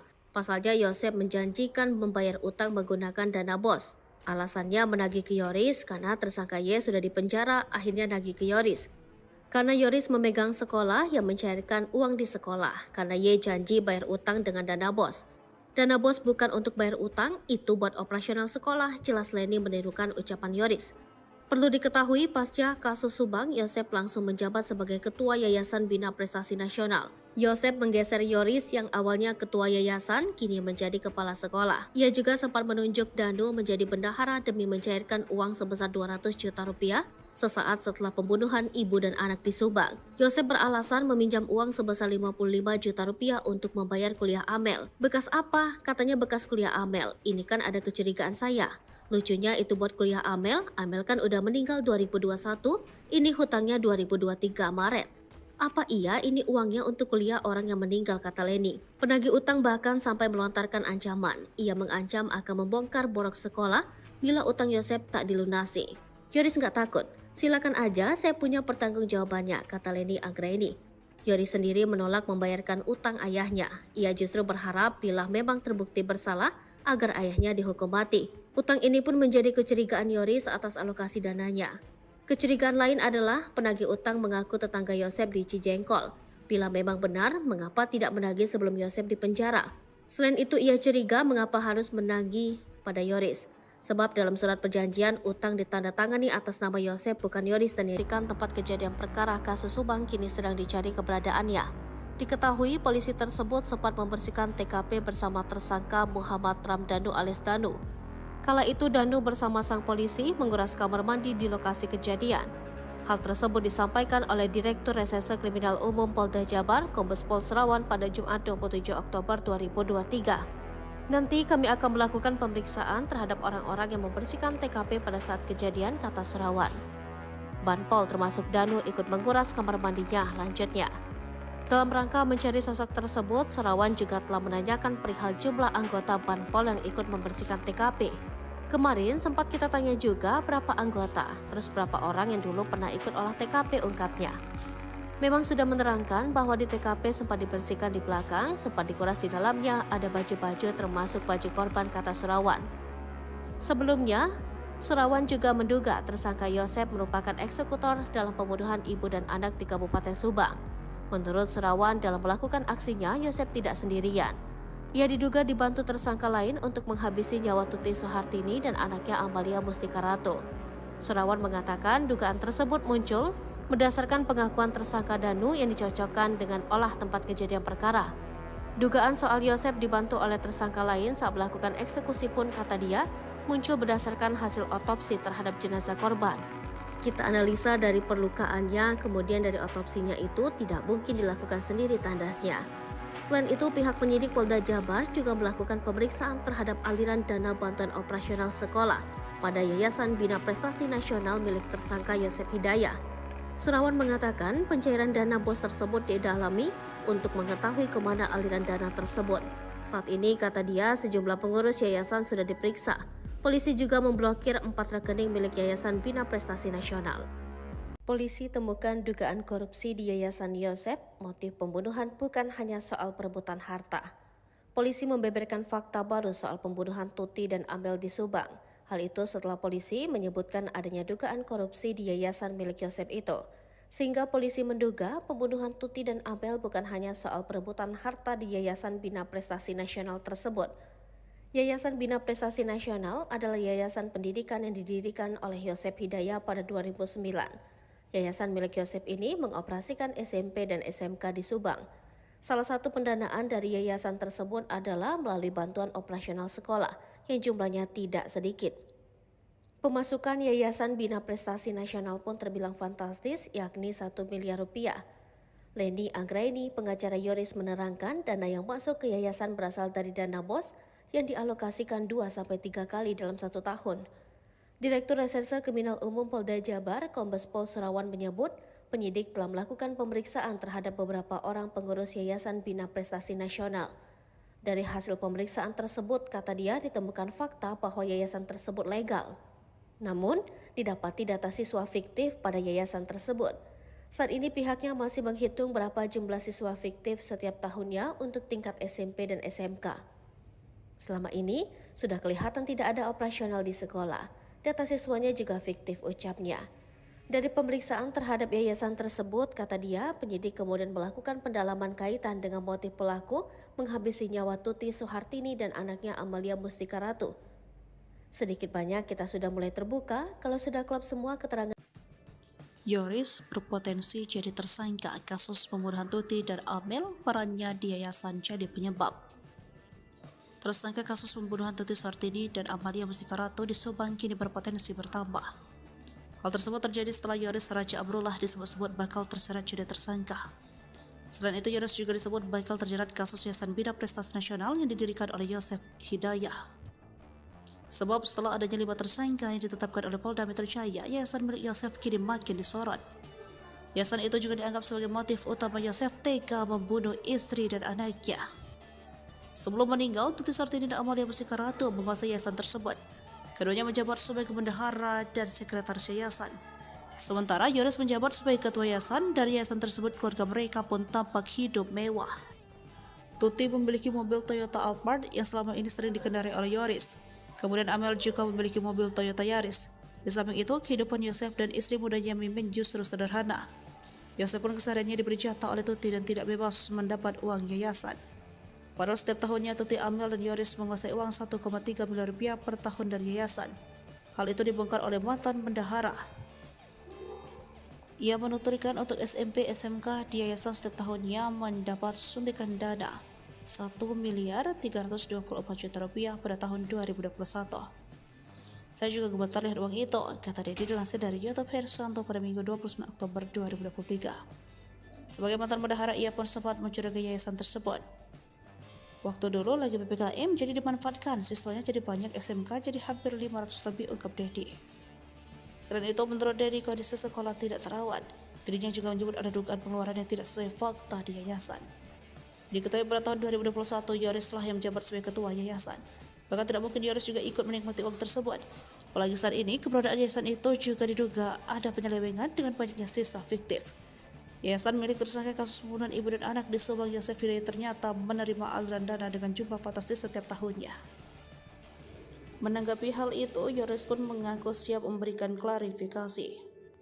Apalagi kata Leni, saat ini yayasan tersebut juga sudah tidak terurus, bahkan sudah tak ada lagi siswa yang mau bersekolah di sana. Yoris pun kata Leni sudah ada panggilan dari Dinas Pendidikan Subang. Yoris bareng yayasan terseret kasus Subang, urusan dana dibongkar mantan bendahara, kasihan almarhum. Nama Yayasan Bina Prestasi Nasional turut terseret kasus pembunuhan di Subang. Sebagaimana diketahui, kasus pembunuhan ibu dan anak di Subang yang menewaskan Tuti Suhartini dan Amalia Bostikarato 2021 lalu. Polisi akhirnya menetapkan 5 tersangka setelah 1 dari 5 tersangka Danu menyerahkan diri ke Polda Jabar. Para tersangka dan kedua korban masih ada keterkaitan dengan Yayasan Bina Prestasi Nasional, kendati masih satu keluarga besar. Tak pelak menjadi kemudian menyoroti dugaan motif perebutan yayasan. Dikutip dari Tribun Jabar, mantan bendahara Yayasan Bina Prestasi Nasional, Dedi kemudian bersuara seiring bergulirnya kasus Subang ini. Dedi menyinggung bahwa anak Yosef Yoris pernah marah kepadanya karena membongkar soal aliran dana yayasan. Hal ini terjadi ketika kasus ini pertama kali terungkap. Kala itu Dedi membicarakan mengenai aliran dana yayasan ini bersama salah satu YouTuber lokal. Kemudian kata Dedi, hal itu mendapat respon yang tidak baik dari Yoris. Tetapi menurut Dedi, sosok yang marah kepadanya itu tidak secara langsung menyampaikan hal itu kepadanya. Dedi pun membongkar bahwa sosok yang marah kepadanya itu adalah Yoris. Meski demikian, Dedi tidak pernah mendapati Yoris menghubunginya secara langsung menyampaikan hal tersebut. Ia pun berharap bahwa semua pihak dalam kasus Subang ini bisa memberikan kesaksian yang jujur agar kasus segera terungkap terang benderang. Sekedar data, Yayasan Bina Prestasi Nasional berlokasi Jalan Raya Serang Panjang, KM 24,3 Subang Purwakarta, Kabupaten Subang. Yayasan ini menangani 2 tingkat sekolah yaitu SMP dan SMK. Selain itu, Yayasan Bina Prestasi Nasional juga telah terakreditasi BAN PT dan kompetensi keahlian RPL TKR. Yoris sempat menjadi ketua yayasan sebelum dicopot oleh Yosef pasca kasus Subang. Tuti dan Amalia juga termasuk dalam pengurus yayasan. Tuti menjabat sebagai bendahara sementara Amalia menjadi sekretaris. Sementara Yosef Hidayat dia tidak ikut melalui yayasan. Konflik yayasan menguat terutama karena tersangka lain Mimin Mintarsi sebelumnya juga menjadi bendahara yayasan. Namun Mimin kemudian diganti Tuti. Belakangan Yoris mengatakan bahwa Yosef meminta Danu untuk menjadi bendahara di yayasan setelah ia dinonaktifkan. Setelah itu menurut Yoris, Yosef menarik uang yayasan sebanyak 2 kali bersama kepala sekolah dan bendahara sekolah. Di Treskrimum Polda Jabar turut menyelidiki aliran dana bos pada Yayasan Bina Prestasi Nasional milik tersangka Yosef Hidayat. Di Krimum Polda Jabar, Kombes Pol Surawan mengatakan pencarian dana bos tersebut didalami untuk mengetahui kemana dana itu mengalir. Saat ini, kata dia, sejumlah pengurus yayasan sudah diperiksa. Polisi juga memblokir 4 rekening milik Yayasan Bina Prestasi Nasional. Pihaknya pun bakal berkoordinasi dengan Dinas Pendidikan Provinsi Jabar dan Kabupaten Subang untuk menghentikan bantuan dana bos dan BPMO. Ucapan Uci Banpol saat kasus Subang bikin Danu nurut, kuras bak mandi. Saya diperintah Bapak Kadin. Sosok Uci bantuan polisi yang menyuruh Danu saat kasus pembunuhan Subang kini jadi sorotan. Dikutip dari Tribun Sumsel, Uci merupakan Banpol di Mapolsek Jalan Jaga, Subang. Dari sumber yang sama, Uci bercerita sebelum diperintah ia baru selesai membersihkan kantor Polsek Jalan Jaga. Lalu ia disuruh Kadit Jatan Ras membersihkan bak mandi di lokasi pembunuhan ibu dan anak di Dusun Cesuti, Kecamatan Jalan Jaga, Kabupaten Subang. Uci lantas melaksanakan perintah tersebut. Sesampai di rumah Tuti, Uci mengaku dihampiri Danu. Ia kemudian meminta Danu membantu mengurus bak mandi. Keduanya kemudian langsung masuk ke dalam TKP kasus Subang. Tapi ternyata yang berkaitan dengan bak mandi itu bukan hanya Danu dan Banpol. Yosef rupanya sudah lebih dulu memeriksa bak mandi itu. Hal itu diungkapkan pengacara sendiri, Rohman Hidayat. Kata Rohman, bercak darah di baju Yosef didapati ketika memeriksa bak mandi. Yosef, kata Rohman, langsung memeriksa bak mandi.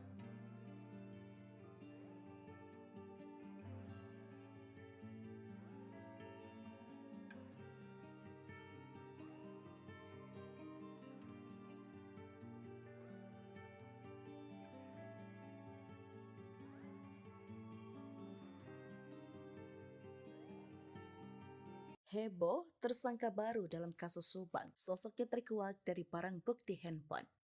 Diketahui tersangka dalam kasus Subang adalah Yosef Danu Mimin serta Arigi dan Abi anak Mimin. Sebelum ada 5 tersangka kasus kematian Tuti dan Amalia, sempat buntu selama 2 tahun. Hingga akhirnya di pertengahan Oktober 2023, penyidik tahu kronologi pembunuhan ibu dan anak itu berdasarkan pengakuan dari salah satu tersangka Danu. Pasca Danu membongkar keterlibatannya, kasus Subang diisukan bakal kembali tersangka baru. Dia adalah Yoris. Dugaan soal pihak kepolisian bakal menetapkan tersangka baru itu berasal dari kuasa hukum Yoris sendiri. Dalam tayangan YouTube Diskursus.net dilansir tribunnews.bogor.com pada Sabtu 28 Oktober 2023, pengacara Yoris Leni Anggraini mengurai analisanya terkait kasus Subang. Di akun Leni, ia sempat mengira bahwa kliennya akan dijadikan tersangka.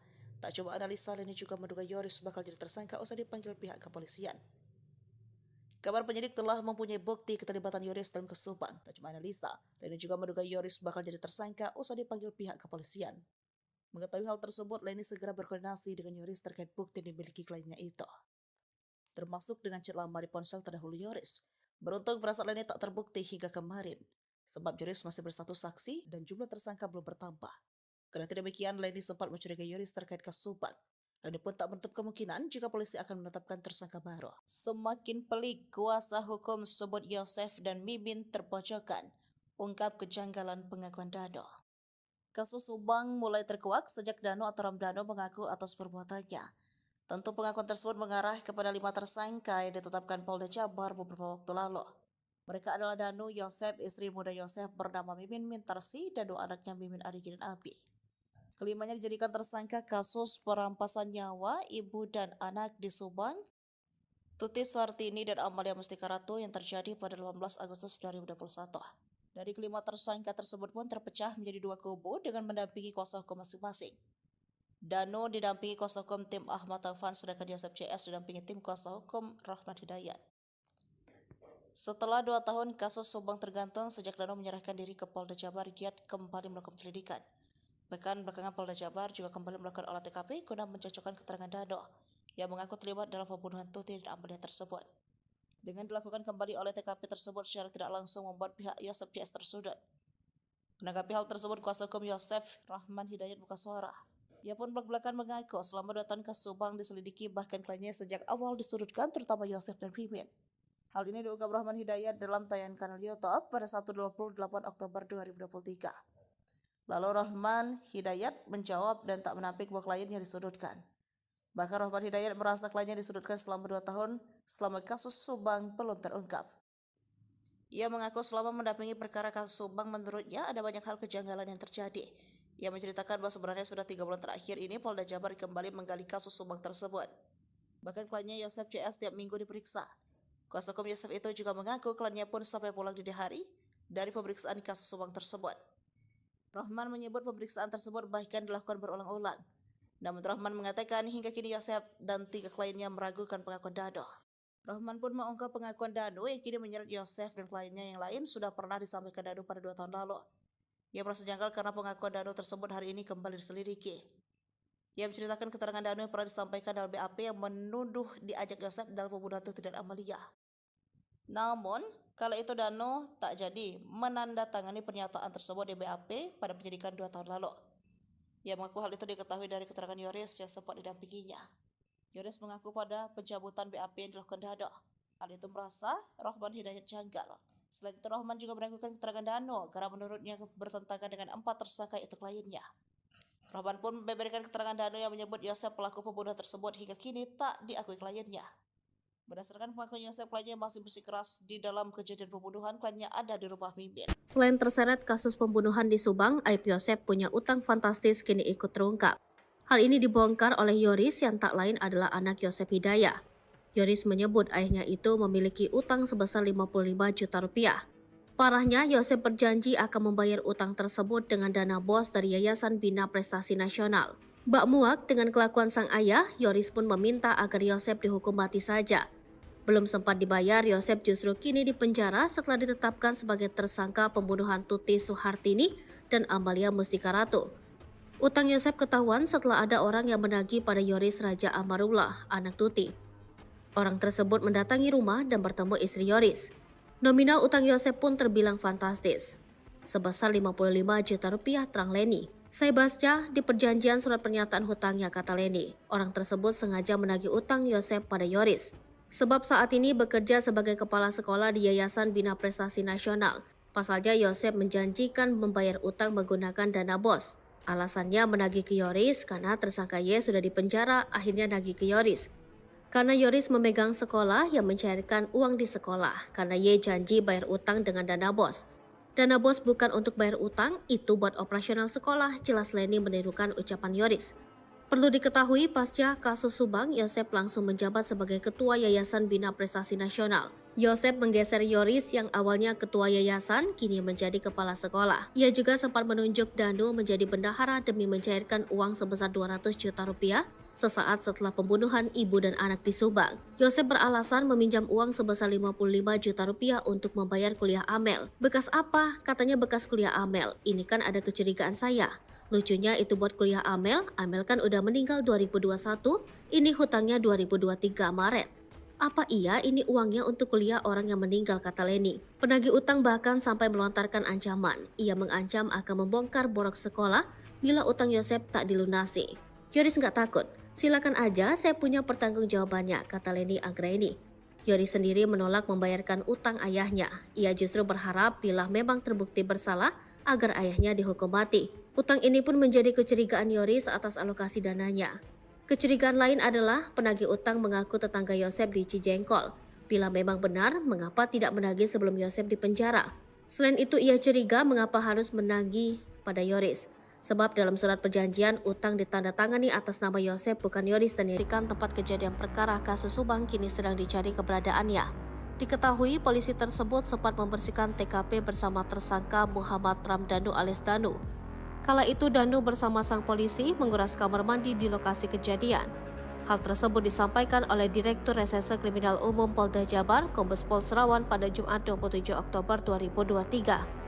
Nanti kami akan melakukan pemeriksaan terhadap orang-orang yang membersihkan TKP pada saat kejadian, kata Serawan.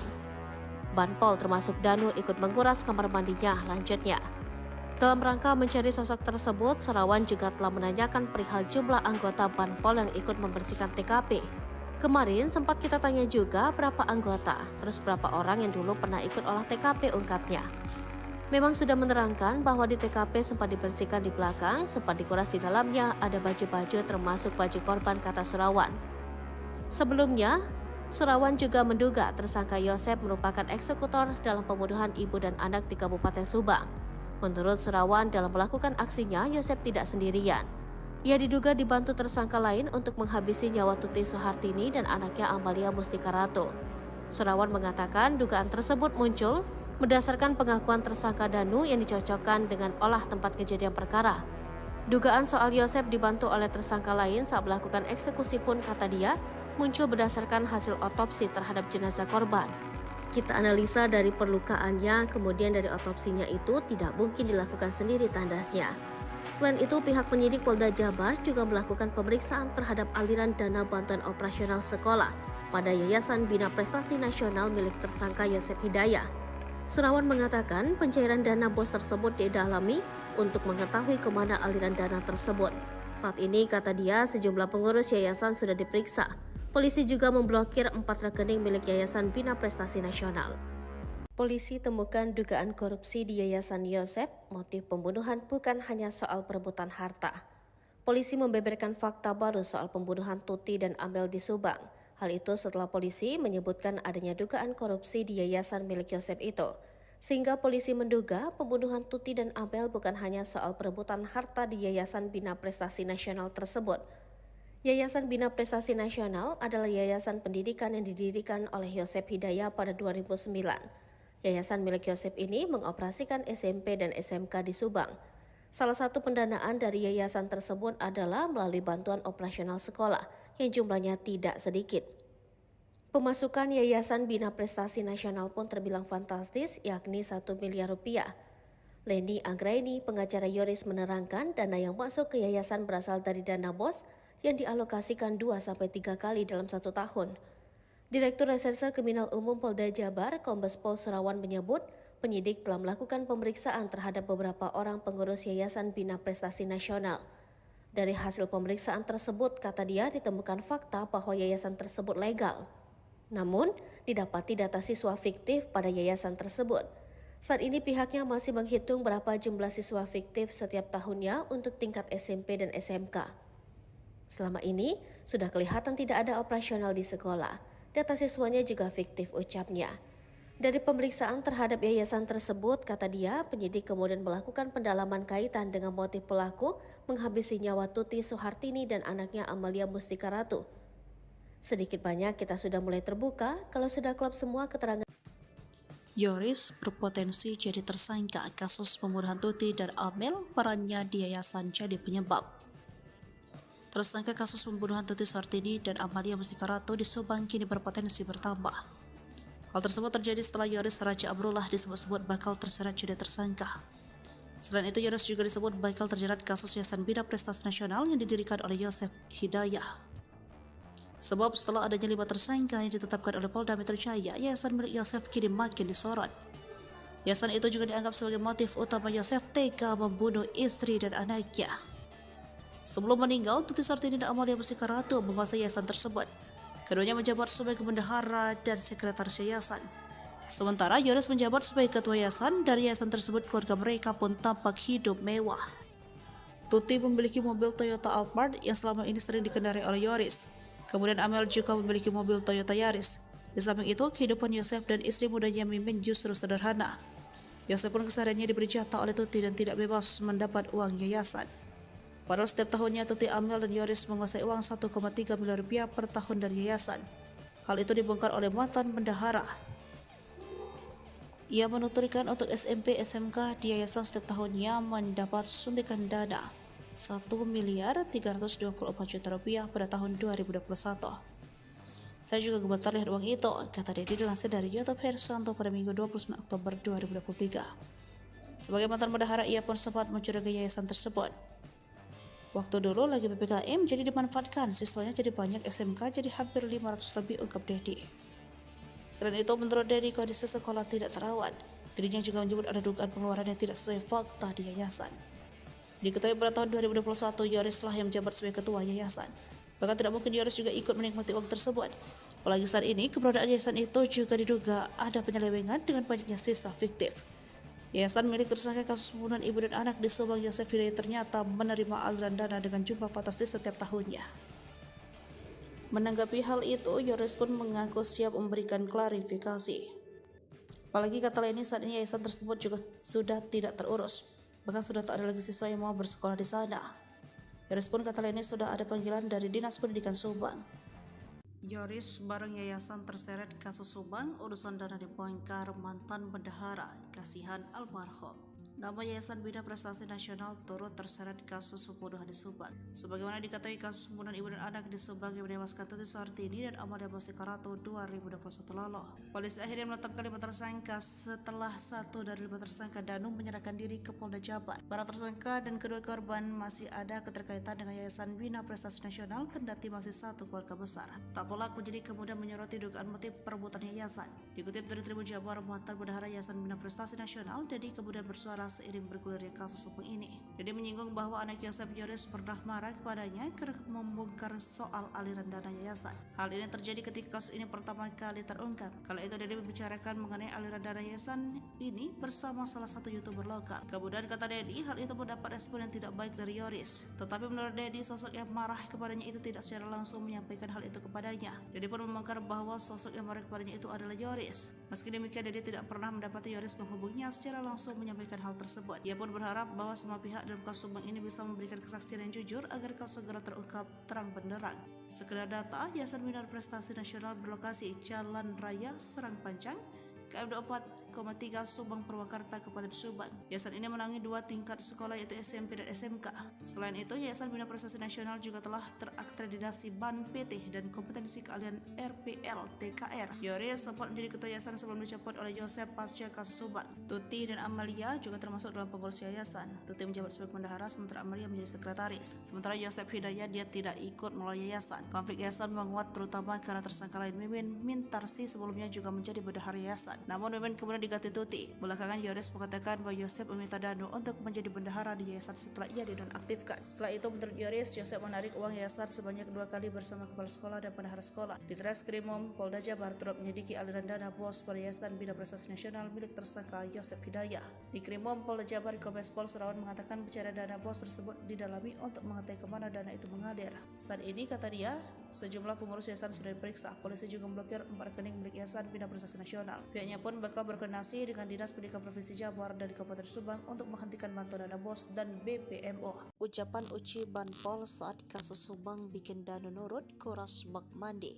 Saya diperintah Bapak Kadin. Sosok Uci bantuan polisi yang menyuruh Dano saat kasus pembunuhan di Subang kini jadi sorotan. Dikutip dari Tribun Sumsel, Uci merupakan panpel di Mapolsek Jalan Jaga, Subang. Dari sumber yang sama, Uci bercerita sebelum diperintah ia baru selesai membersihkan kantor Polsek Jalan Jaga.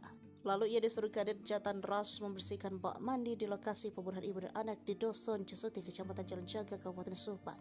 Uci lantas melaksanakan perintah tersebut. Sesampai di rumah Tuti, Uci mengaku dihampiri Dano. Ia kemudian meminta Dano membantu mengurus bak mandi. Keduanya kemudian langsung masuk ke dalam TKP kasus Subang. Tapi ternyata yang berkaitan dengan bak mandi itu bukan hanya Dano dan Wanpol. Yosep rupanya sudah lebih dulu memeriksa bak mandi itu. Hal itu diungkapkan pengacara sendiri, Rahman Hidayat. Kata Rahman, bercak darah di baju Yosep didapati ketika memeriksa bak mandi. Yosep, kata Rahman, langsung memeriksa bak mandi.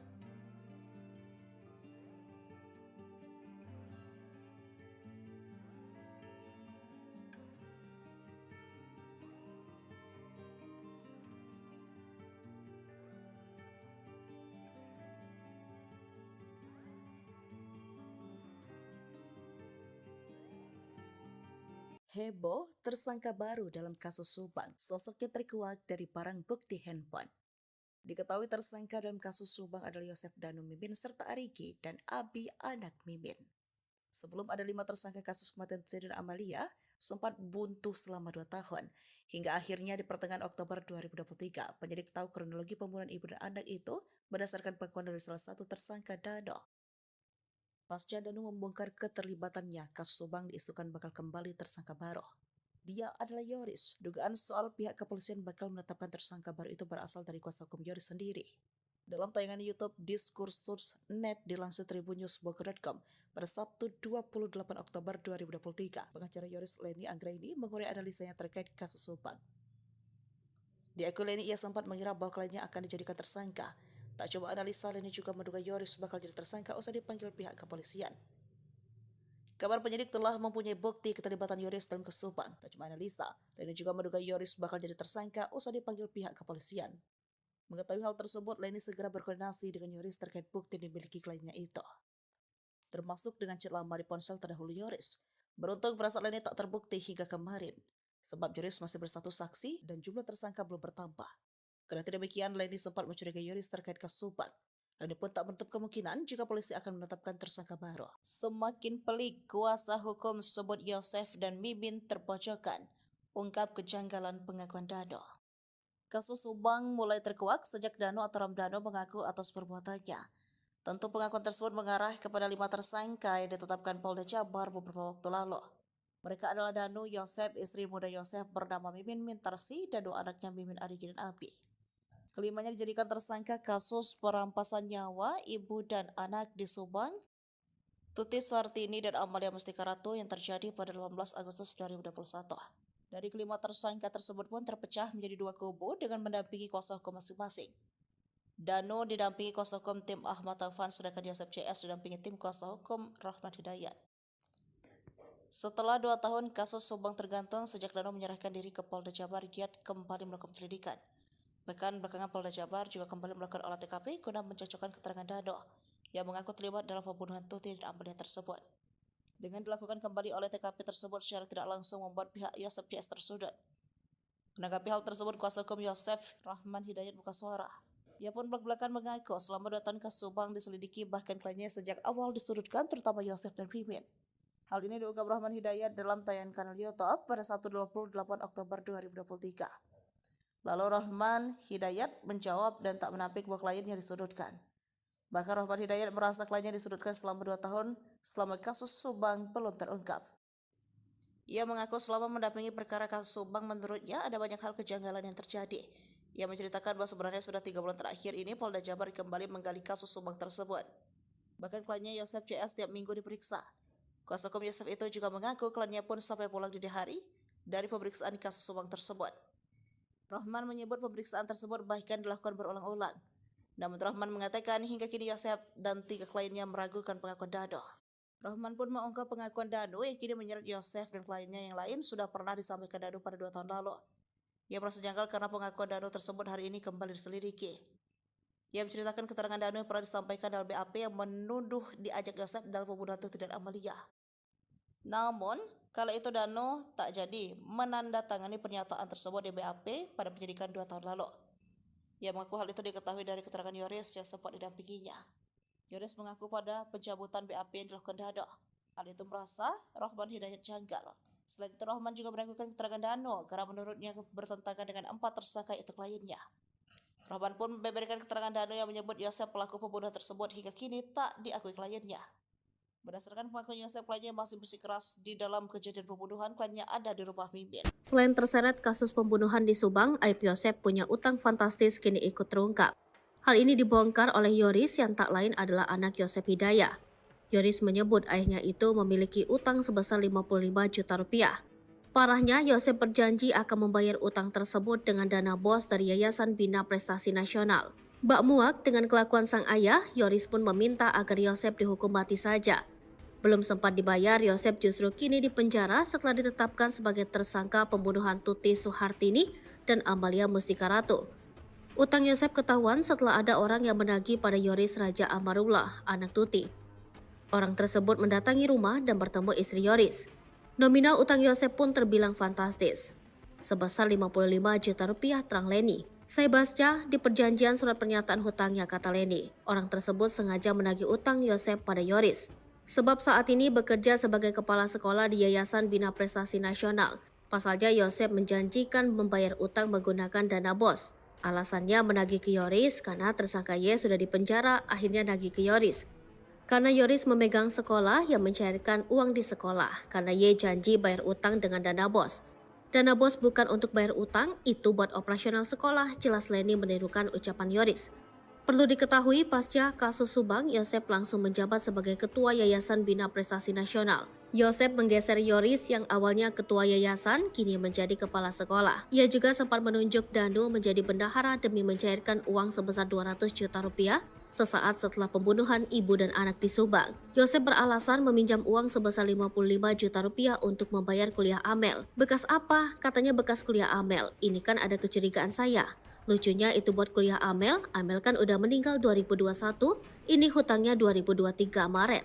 Apa iya ini uangnya untuk kuliah orang yang meninggal, kata Leni. Penagih utang bahkan sampai melontarkan ancaman. Ia mengancam akan membongkar borok sekolah bila utang Yosep tak dilunasi. Yoris nggak takut, silakan aja, saya punya pertanggungjawabannya, kata Leni Anggraini. Yoris sendiri menolak membayarkan utang ayahnya. Ia justru berharap bila memang terbukti bersalah agar ayahnya dihukum mati. Utang ini pun menjadi kecurigaan Yoris atas alokasi dananya. Kecurigaan lain adalah penagih utang mengaku tetangga Yosep di Cijengkol. Bila memang benar, mengapa tidak menagih sebelum Yosep dipenjara? Selain itu, ia curiga mengapa harus menagih pada Yoris. Sebab dalam surat perjanjian, utang ditandatangani atas nama Yosep bukan Yoris, dan dirikan tempat kejadian perkara kasus Subang kini sedang dicari keberadaannya. Diketahui polisi tersebut sempat membersihkan TKP bersama tersangka Muhammad Ramdhanu alias Danu. Kala itu Danu bersama sang polisi menguras kamar mandi di lokasi kejadian. Hal tersebut disampaikan oleh Direktur Reserse Kriminal Umum Polda Jabar, Kombes Pol Serawan pada Jumat 27 Oktober 2023. Nanti kami akan melakukan pemeriksaan terhadap orang-orang yang membersihkan TKP pada saat kejadian, kata Serawan. Banpol termasuk Danu ikut menguras kamar mandinya, lanjutnya. Dalam rangka mencari sosok tersebut, Serawan juga telah menanyakan perihal jumlah anggota Banpol yang ikut membersihkan TKP. Kemarin sempat kita tanya juga berapa anggota, terus berapa orang yang dulu pernah ikut olah TKP, ungkapnya. Memang sudah menerangkan bahwa di TKP sempat dibersihkan di belakang, sempat dikuras di dalamnya, ada baju-baju termasuk baju korban, kata Serawan. Sebelumnya, Serawan juga menduga tersangka Yosep merupakan eksekutor dalam pembunuhan ibu dan anak di Kabupaten Subang. Menurut Serawan, dalam melakukan aksinya, Yosep tidak sendirian. Ia diduga dibantu tersangka lain untuk menghabisi nyawa Tuti Suhartini dan anaknya Amalia Mustika Ratu. Serawan mengatakan dugaan tersebut muncul berdasarkan pengakuan tersangka Danu yang dicocokkan dengan olah tempat kejadian perkara. Dugaan soal Yosep dibantu oleh tersangka lain saat melakukan eksekusi pun, kata dia, muncul berdasarkan hasil otopsi terhadap jenazah korban. Kita analisa dari perlukaannya, kemudian dari otopsinya itu tidak mungkin dilakukan sendiri, tandasnya. Selain itu, pihak penyidik Polda Jabar juga melakukan pemeriksaan terhadap aliran dana bantuan operasional sekolah pada Yayasan Bina Prestasi Nasional milik tersangka Yosep Hidayah. Surawan mengatakan pencairan dana BOS tersebut didalami untuk mengetahui kemana aliran dana tersebut. Saat ini, kata dia, sejumlah pengurus yayasan sudah diperiksa. Polisi juga memblokir 4 rekening milik Yayasan Bina Prestasi Nasional. Polisi temukan dugaan korupsi di Yayasan Yosef. Motif pembunuhan bukan hanya soal perebutan harta. Polisi membeberkan fakta baru soal pembunuhan Tuti dan Amel di Subang. Hal itu setelah polisi menyebutkan adanya dugaan korupsi di yayasan milik Yosef itu. Sehingga polisi menduga pembunuhan Tuti dan Amel bukan hanya soal perebutan harta di Yayasan Bina Prestasi Nasional tersebut. Yayasan Bina Prestasi Nasional adalah yayasan pendidikan yang didirikan oleh Yosef Hidayah pada 2009. Yayasan milik Yosef ini mengoperasikan SMP dan SMK di Subang. Salah satu pendanaan dari yayasan tersebut adalah melalui bantuan operasional sekolah yang jumlahnya tidak sedikit. Pemasukan Yayasan Bina Prestasi Nasional pun terbilang fantastis, yakni 1 miliar rupiah. Leni Anggraini, pengacara Yoris, menerangkan dana yang masuk ke yayasan berasal dari dana BOS yang dialokasikan 2-3 kali dalam 1 tahun. Direktur Reserse Kriminal Umum Polda Jabar, Kombes Pol Surawan menyebut, penyidik telah melakukan pemeriksaan terhadap beberapa orang pengurus Yayasan Bina Prestasi Nasional. Dari hasil pemeriksaan tersebut, kata dia, ditemukan fakta bahwa yayasan tersebut legal. Namun, didapati data siswa fiktif pada yayasan tersebut. Saat ini pihaknya masih menghitung berapa jumlah siswa fiktif setiap tahunnya untuk tingkat SMP dan SMK. Selama ini, sudah kelihatan tidak ada operasional di sekolah. Data siswanya juga fiktif, ucapnya. Dari pemeriksaan terhadap yayasan tersebut, kata dia, penyidik kemudian melakukan pendalaman kaitan dengan motif pelaku menghabisi nyawa Tuti Suhartini dan anaknya Amalia Mustika Ratu. Sedikit banyak kita sudah mulai terbuka kalau sudah klop semua keterangan. Yoris berpotensi jadi tersangka kasus pembunuhan Tuti dan Amel, perannya di yayasan jadi penyebab. Tersangka kasus pembunuhan Tuti Suhartini dan Amalia Mustika Ratu di Subang kini berpotensi bertambah. Hal tersebut terjadi setelah Yoris Raja Amrullah disebut-sebut bakal terseret jadi tersangka. Selain itu, Yoris juga disebut bakal terjerat kasus Yayasan Bina Prestasi Nasional yang didirikan oleh Yosef Hidayah. Sebab setelah adanya 5 tersangka yang ditetapkan oleh Polda Metro Jaya, yayasan milik Yosef kini makin disorot. Yayasan itu juga dianggap sebagai motif utama Yosef tega membunuh istri dan anaknya. Sebelum meninggal, Tuti Suhartini dan Amalia Mustika Ratu menguasai yayasan tersebut. Keduanya menjabat sebagai bendahara dan sekretaris yayasan. Sementara Yoris menjabat sebagai ketua yayasan. Dari yayasan tersebut, keluarga mereka pun tampak hidup mewah.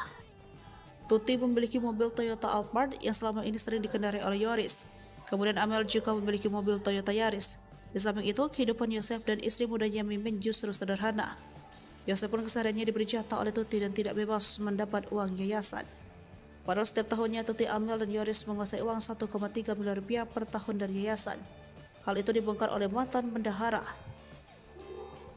Ia menuturkan untuk SMP SMK di yayasan setiap tahunnya mendapat suntikan dana 1.324 juta rupiah pada tahun 2021. Saya juga gemetar lihat uang itu, kata dia dilansir dari YouTube Hersanto pada Minggu 29 Oktober 2023. Sebagai mantan bendahara, ia pun sempat mencurigai yayasan tersebut. Waktu dulu lagi PPKM jadi dimanfaatkan, siswanya jadi banyak, SMK jadi hampir 500 lebih, ungkap Dedi. Selain itu, menurut Dedi, kondisi sekolah tidak terawat. Dirinya juga menyebut ada dugaan pengeluaran yang tidak sesuai fakta di yayasan. Diketahui pada tahun 2021, Yoris lah yang menjabat sebagai ketua yayasan. Bahkan tidak mungkin Yoris juga ikut menikmati uang tersebut. Apalagi saat ini, keberadaan yayasan itu juga diduga ada penyelewengan dengan banyaknya sisa fiktif. Yayasan milik tersangka kasus pembunuhan ibu dan anak di Subang, Yosef Hidayah, ternyata menerima aliran dana dengan jumlah fantastis setiap tahunnya. Menanggapi hal itu, Yoris pun mengaku siap memberikan klarifikasi. Apalagi kata Leni, saat ini yayasan tersebut juga sudah tidak terurus. Bahkan sudah tak ada lagi siswa yang mau bersekolah di sana. Yoris pun, kata Leni, sudah ada panggilan dari Dinas Pendidikan Subang. Yoris bareng yayasan terseret kasus Subang, urusan dana dibongkar mantan bendahara, kasihan almarhum.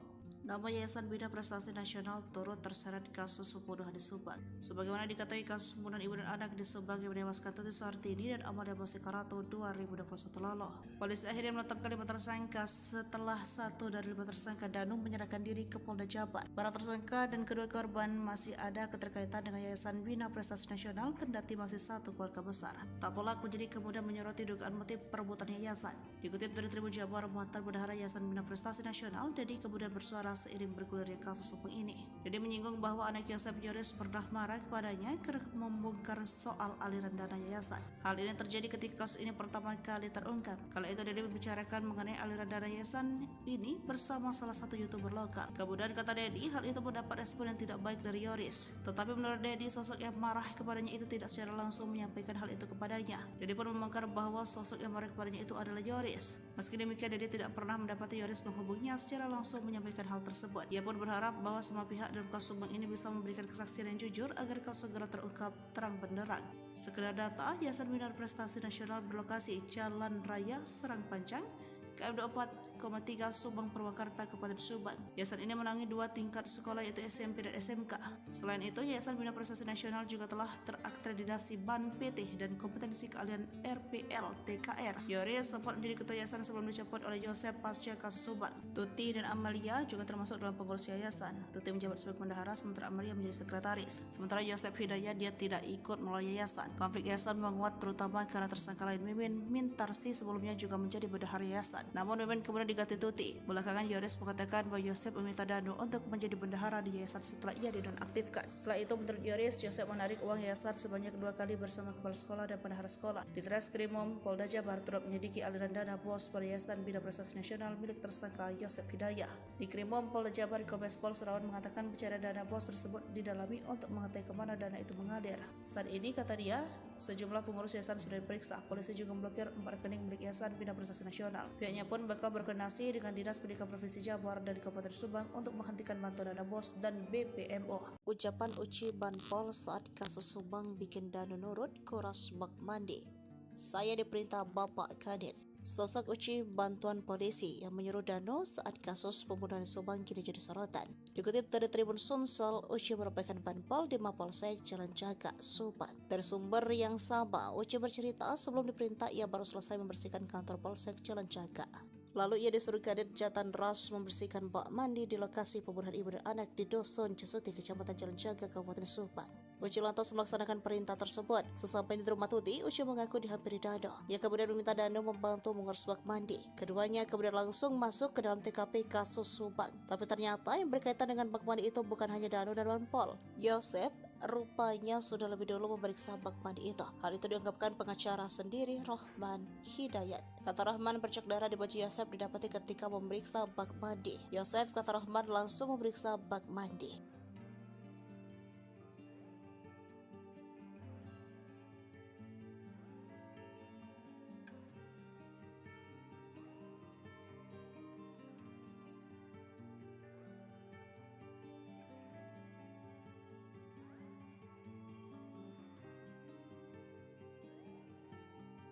Heboh, tersangka baru dalam kasus Subang. Sosoknya terkuak dari barang bukti handphone. Diketahui tersangka dalam kasus Subang adalah Yosef Danu Mimin serta Arigi dan Abi anak Mimin. Sebelum ada 5 tersangka kasus kematian Tuti dan Amalia, sempat buntu selama 2 tahun.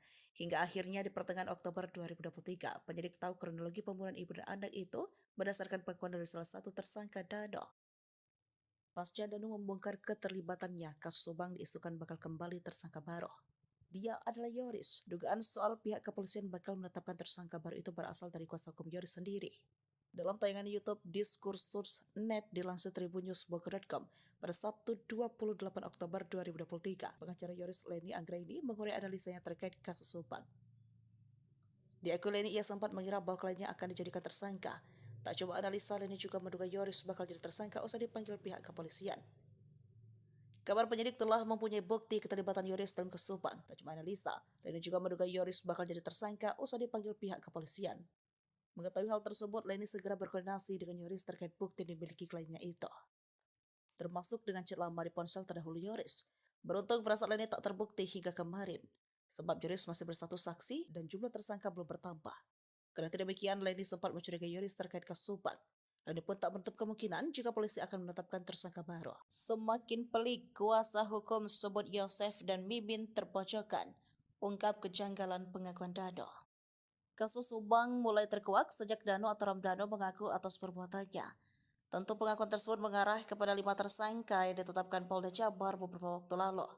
Mereka adalah Dano, Yosef, istri muda Yosef bernama Mimin Mintarsi, dan 2 anaknya Mimin Arigi dan Abi.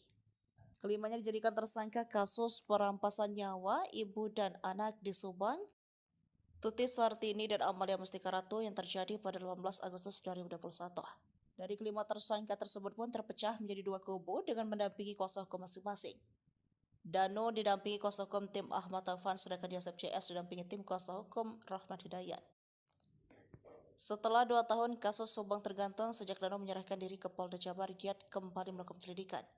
Bahkan belakangan Polda Jabar juga kembali melakukan olah TKP guna mencocokkan keterangan Dano yang mengaku terlibat dalam pembunuhan Tuti dan Amalia tersebut. Dengan dilakukan kembali oleh TKP tersebut secara tidak langsung membuat pihak Yosef CS tersudut. Menanggapi hal tersebut, kuasa hukum Yosef, Rahman Hidayat, buka suara. Ia pun belak-belakan mengaku selama 2 tahun kasus Subang diselidiki, bahkan kliennya sejak awal disudutkan, terutama Yosef dan Mimin. Hal ini diungkap Rahman Hidayat dalam tayangan kanal YouTube pada Sabtu 28 Oktober 2023. Lalu Rahman Hidayat menjawab dan tak menampik bahwa kliennya disudutkan. Bahkan Rahman Hidayat merasa kliennya disudutkan selama 2 tahun selama kasus Subang belum terungkap. Ia mengaku selama mendampingi perkara kasus Subang, menurutnya ada banyak hal kejanggalan yang terjadi. Ia menceritakan bahwa sebenarnya sudah 3 bulan terakhir ini Polda Jabar kembali menggali kasus Subang tersebut. Bahkan kliennya Yosef CS tiap minggu diperiksa. Kuasa hukum Yosef itu juga mengaku kliennya pun sampai pulang dini hari dari pemeriksaan kasus Subang tersebut. Rahman menyebut pemeriksaan tersebut bahkan dilakukan berulang-ulang. Namun Rahman mengatakan hingga kini Yosef dan 3 kliennya meragukan pengakuan Dano. Rahman pun mengungkap pengakuan Dano yang kini menyeret Yosef dan kliennya yang lain sudah pernah disampaikan Dano pada 2 tahun lalu. Ia merasa janggal karena pengakuan Dano tersebut hari ini kembali diselidiki. Ia menceritakan keterangan Dano yang pernah disampaikan dalam BAP yang menuduh diajak Yosef dalam pembunuhan Tuti dan Amalia. Namun, kala itu Dano tak jadi menandatangani pernyataan tersebut di BAP pada penyidikan 2 tahun lalu.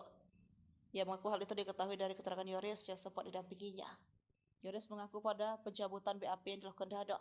Hal itu merasa Rahman Hidayat janggal. Selain itu, Rahman juga meragukan keterangan Dano karena menurutnya bertentangan dengan 4 tersangka itu kliennya. Rahman pun membeberkan keterangan Dano yang menyebut Yosef pelaku pembunuhan tersebut hingga kini tak diakui kliennya. Berdasarkan pengakuan Yosef, kliennya masih bersikeras di dalam kejadian pembunuhan, kliennya ada di rumah Mimin. Selain terseret kasus pembunuhan di Subang, aib Yosef punya utang fantastis kini ikut terungkap. Hal ini dibongkar oleh Yoris yang tak lain adalah anak Yosef Hidayah. Yoris menyebut ayahnya itu memiliki utang sebesar 55 juta rupiah. Parahnya, Yosef berjanji akan membayar utang tersebut dengan dana bos dari Yayasan Bina Prestasi Nasional. Bak muak dengan kelakuan sang ayah, Yoris pun meminta agar Yosef dihukum mati saja. Belum sempat dibayar, Yosef justru kini dipenjara setelah ditetapkan sebagai tersangka pembunuhan Tuti Suhartini dan Amalia Mustika Ratu. Utang Yosef ketahuan setelah ada orang yang menagih pada Yoris Raja Amarullah, anak Tuti. Orang tersebut mendatangi rumah dan bertemu istri Yoris. Nominal utang Yosef pun terbilang fantastis, sebesar 55 juta rupiah, terang Leni. Saya baca di perjanjian surat pernyataan hutangnya, kata Leni. Orang tersebut sengaja menagih utang Yosef pada Yoris. Sebab saat ini bekerja sebagai kepala sekolah di Yayasan Bina Prestasi Nasional. Pasalnya Yosef menjanjikan membayar utang menggunakan dana bos. Alasannya menagih ke Yoris karena tersangka Y sudah dipenjara, akhirnya nagih ke Yoris. Karena Yoris memegang sekolah yang mencairkan uang di sekolah, karena Y janji bayar utang dengan dana bos. Dana bos bukan untuk bayar utang, itu buat operasional sekolah, jelas Leni menirukan ucapan Yoris. Perlu diketahui, pasca kasus Subang, Yosef langsung menjabat sebagai Ketua Yayasan Bina Prestasi Nasional. Yosef menggeser Yoris yang awalnya Ketua Yayasan, kini menjadi Kepala Sekolah. Ia juga sempat menunjuk Dano menjadi bendahara demi mencairkan uang sebesar 200 juta rupiah sesaat setelah pembunuhan ibu dan anak di Subang. Yosef beralasan meminjam uang sebesar 55 juta rupiah untuk membayar kuliah Amel. Bekas apa? Katanya bekas kuliah Amel. Ini kan ada kecurigaan saya. Lucunya itu buat kuliah Amel kan udah meninggal 2021, ini hutangnya 2023 Maret.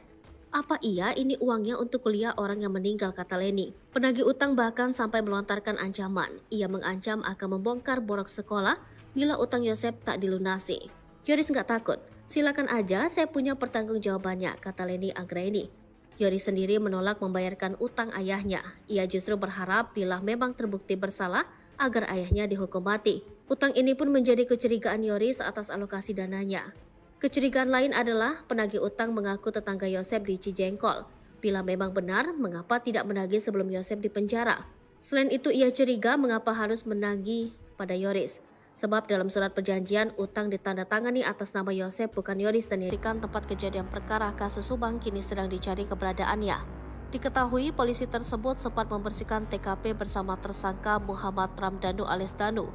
Kala itu Danu bersama sang polisi menguras kamar mandi di lokasi kejadian. Hal tersebut disampaikan oleh Direktur Reserse Kriminal Umum Polda Jabar, Kombes Pol Serawan pada Jumat 27 Oktober 2023. Nanti kami akan melakukan pemeriksaan terhadap orang-orang yang membersihkan TKP pada saat kejadian, kata Serawan. Banpol termasuk Danu ikut menguras kamar mandinya, lanjutnya. Dalam rangka mencari sosok tersebut, Serawan juga telah menanyakan perihal jumlah anggota Banpol yang ikut membersihkan TKP. Kemarin sempat kita tanya juga berapa anggota, terus berapa orang yang dulu pernah ikut olah TKP, ungkapnya. Memang sudah menerangkan bahwa di TKP sempat dibersihkan di belakang, sempat dikuras di dalamnya, ada baju-baju termasuk baju korban, kata Serawan. Sebelumnya, Serawan juga menduga tersangka Yosef merupakan eksekutor dalam pembunuhan ibu dan anak di Kabupaten Subang. Menurut Serawan, dalam melakukan aksinya, Yosef tidak sendirian. Ia diduga dibantu tersangka lain untuk menghabisi nyawa Tuti Soehartini dan anaknya Amalia Mustika Ratu. Serawan mengatakan dugaan tersebut muncul berdasarkan pengakuan tersangka Danu yang dicocokkan dengan olah tempat kejadian perkara. Dugaan soal Yosef dibantu oleh tersangka lain saat melakukan eksekusi pun, kata dia, muncul berdasarkan hasil otopsi terhadap jenazah korban. Kita analisa dari perlukaannya, kemudian dari otopsinya itu tidak mungkin dilakukan sendiri, tandasnya. Selain itu, pihak penyidik Polda Jabar juga melakukan pemeriksaan terhadap aliran dana bantuan operasional sekolah pada Yayasan Bina Prestasi Nasional milik tersangka Yosef Hidayah. Serawan mengatakan pencairan dana BOS tersebut didalami untuk mengetahui kemana aliran dana tersebut. Saat ini, kata dia, sejumlah pengurus yayasan sudah diperiksa. Polisi juga memblokir 4 rekening milik Yayasan Bina Prestasi Nasional. Polisi temukan dugaan korupsi di Yayasan Yosef. Motif pembunuhan bukan hanya soal perebutan harta. Polisi membeberkan fakta baru soal pembunuhan Tuti dan Amel di Subang. Hal itu setelah polisi menyebutkan adanya dugaan korupsi di yayasan milik Yosef itu. Sehingga polisi menduga pembunuhan Tuti dan Amel bukan hanya soal perebutan harta di Yayasan Bina Prestasi Nasional tersebut. Yayasan Bina Prestasi Nasional adalah yayasan pendidikan yang didirikan oleh Yosef Hidayah pada 2009. Yayasan milik Yosef ini mengoperasikan SMP dan SMK di Subang. Salah satu pendanaan dari yayasan tersebut adalah melalui bantuan operasional sekolah yang jumlahnya tidak sedikit. Pemasukan Yayasan Bina Prestasi Nasional pun terbilang fantastis, yakni 1 miliar rupiah. Leni Anggraini, pengacara Yoris, menerangkan dana yang masuk ke yayasan berasal dari dana BOS yang dialokasikan 2-3 kali dalam 1 tahun. Direktur Reserse Kriminal Umum Polda Jabar, Kombes Pol Serawan menyebut, penyidik telah melakukan pemeriksaan terhadap beberapa orang pengurus Yayasan Bina Prestasi Nasional. Dari hasil pemeriksaan tersebut, kata dia, ditemukan fakta bahwa yayasan tersebut legal. Namun, didapati data siswa fiktif pada yayasan tersebut. Saat ini pihaknya masih menghitung berapa jumlah siswa fiktif setiap tahunnya untuk tingkat SMP dan SMK. Selama ini, sudah kelihatan tidak ada operasional di sekolah. Data siswanya juga fiktif, ucapnya. Dari pemeriksaan terhadap yayasan tersebut, kata dia, penyidik kemudian melakukan pendalaman kaitan dengan motif pelaku menghabisi nyawa Tuti Soehartini dan anaknya Amalia Mustika Ratu. Sedikit banyak kita sudah mulai terbuka kalau sudah klop semua keterangan. Yoris berpotensi jadi tersangka kasus pembunuhan Tuti dan Amel, perannya di yayasan jadi penyebab. Tersangka kasus pembunuhan Tuti Soehartini dan Amalia Mustika Ratu di Subang kini berpotensi bertambah. Hal tersebut terjadi setelah Yoris Raja Amrullah disebut-sebut bakal terseret jadi tersangka. Selain itu, Yoris juga disebut bakal terjerat kasus Yayasan Bina Prestasi Nasional yang didirikan oleh Yosef Hidayah. Sebab setelah adanya 5 tersangka yang ditetapkan oleh Polda Metro Jaya, yayasan milik Yosef kini makin disorot. Yayasan itu juga dianggap sebagai motif utama Yosef tega membunuh istri dan anaknya. Sebelum meninggal, Tuti Soehartini dan Amalia Mustika Ratu menguasai yayasan tersebut. Keduanya menjabat sebagai bendahara dan sekretaris yayasan. Sementara Yoris menjabat sebagai ketua yayasan. Dari yayasan tersebut keluarga mereka pun tampak hidup mewah. Tuti memiliki mobil Toyota Alphard yang selama ini sering dikendarai oleh Yoris. Kemudian Amel juga memiliki mobil Toyota Yaris. Di samping itu, kehidupan Yosef dan istri mudanya Mimin justru sederhana. Yosef pun kesehariannya diberi jatah oleh Tuti dan tidak bebas mendapat uang yayasan. Padahal setiap tahunnya Tuti, Amel, dan Yoris menguasai uang 1,3 miliar rupiah per tahun dari yayasan. Hal itu dibongkar oleh mantan bendahara. Ia menuturkan untuk SMP SMK di yayasan setiap tahunnya mendapat suntikan dana 1 miliar 324 juta rupiah pada tahun 2021. Saya juga gemetar lihat uang itu, kata Dedi dilansir dari YouTube Hersanto pada Minggu 29 Oktober 2023. Sebagai mantan bendahara, ia pun sempat mencurigai yayasan tersebut. Waktu dulu lagi PPKM jadi dimanfaatkan, siswanya jadi banyak, SMK jadi hampir 500 lebih, ungkap Dedi. Selain itu, menurut Dedi, kondisi sekolah tidak terawat. Dirinya juga menyebut ada dugaan pengeluaran yang tidak sesuai fakta di yayasan. Diketahui pada tahun 2021, Yoris lah yang menjabat sebagai ketua yayasan. Bahkan tidak mungkin Yoris juga ikut menikmati uang tersebut. Apalagi saat ini, keberadaan yayasan itu juga diduga ada penyelewengan dengan banyaknya sisa fiktif. Yayasan milik tersangka kasus pembunuhan ibu dan anak di Subang, Yosef Hidayat, ternyata menerima aliran dana dengan jumlah fantastis setiap tahunnya. Menanggapi hal itu, Yoris pun mengaku siap memberikan klarifikasi. Apalagi kata lainnya, saat ini yayasan tersebut juga sudah tidak terurus. Bahkan sudah tak ada lagi siswa yang mau bersekolah di sana. Yoris pun kata lainnya sudah ada panggilan dari Dinas Pendidikan Subang. Yoris bareng yayasan terseret kasus Subang, urusan dana dibongkar mantan bendahara, kasihan almarhum.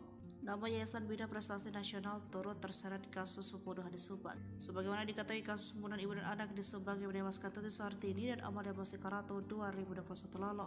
Polisi akhirnya menetapkan 5 tersangka setelah 1 dari 5 tersangka Danu menyerahkan diri ke Polda Jabar. Para tersangka dan kedua korban masih ada keterkaitan dengan Yayasan Bina Prestasi Nasional, kendati masih satu keluarga besar. Tak pelak menjadi kemudian menyoroti dugaan motif perebutan yayasan. Dikutip dari Tribun Jabar, mantan bendahara Yayasan Bina Prestasi Nasional, Dedi kemudian bersuara seiring bergulirnya kasus hukum ini.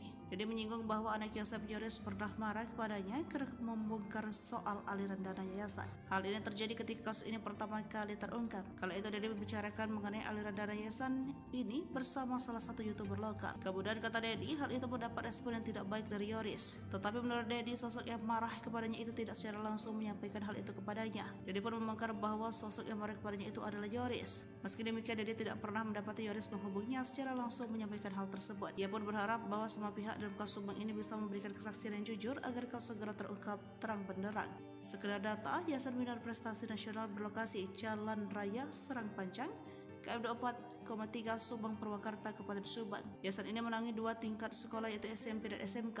Selain itu, Yayasan Bina Prestasi Nasional juga telah terakreditasi BAN PT dan kompetensi keahlian RPL TKR. Yoris sempat menjadi ketua yayasan sebelum dicopot oleh Yosef pasca kasus Subang. Tuti dan Amalia juga termasuk dalam pengurus yayasan. Tuti menjabat sebagai bendahara, sementara Amalia menjadi sekretaris. Sementara Yosef Hidayat, dia tidak ikut melalui yayasan. Konflik yayasan menguat terutama karena tersangka lain Mimin Mintarsi sebelumnya juga menjadi bendahara yayasan. Namun Mimin kemudian diganti Tuti. Belakangan Yoris mengatakan bahwa Yosef meminta Danu untuk menjadi bendahara di yayasan setelah ia dinonaktifkan. Setelah itu, menurut Yoris, Yosef menarik uang yayasan sebanyak 2 kali bersama kepala sekolah dan bendahara sekolah. Di Treskrimum Polda Jabar turut menyelidiki aliran dana bos pada Yayasan Bina Prestasi Nasional milik tersangka Yosef Hidayat. Di Krimum Polda Jabar, Kombes Pol Surawan mengatakan pencarian dana bos tersebut didalami untuk mengetahui kemana dana itu mengalir. Saat ini, kata dia, sejumlah pengurus yayasan sudah diperiksa. Polisi juga memblokir 4 rekening milik Yayasan Bina Prestasi Nasional. Pihaknya pun bakal berkoordinasi dengan Dinas Pendidikan Provinsi Jabar dan Kabupaten Subang untuk menghentikan bantuan dana bos dan BPMO. Ucapan Uci Banpol saat kasus Subang bikin Danu nurut, kuras bak mandi. Saya diperintah Bapak Kadin. Sosok Uci bantuan polisi yang menyuruh Danu saat kasus pembunuhan Subang kini jadi sorotan. Dikutip dari Tribun Sumsel, Uci merupakan Banpol di Mapolsek Jalan Jaga, Subang. Dari sumber yang sama, Uci bercerita sebelum diperintah ia baru selesai membersihkan kantor Polsek Jalan Jaga. Lalu ia disuruh Kadit Jatan Ras membersihkan bak mandi di lokasi pembunuhan ibu dan anak di Dusun Cesuti, Kecamatan Jalan Jaga, Kabupaten Subang. Uci lantas melaksanakan perintah tersebut. Sesampai di rumah Tuti, Uci mengaku dihampiri Danu. Ia kemudian meminta Danu membantu mengurus bak mandi. Keduanya kemudian langsung masuk ke dalam TKP kasus Subang. Tapi ternyata yang berkaitan dengan bak mandi itu bukan hanya Danu dan Banpol. Yosef, rupanya sudah lebih dulu memeriksa bak mandi itu. Hal itu diungkapkan pengacara sendiri Rahman Hidayat. Kata Rahman, bercak darah di baju Yosef didapati ketika memeriksa bak mandi. Yosef, kata Rahman, langsung memeriksa bak mandi.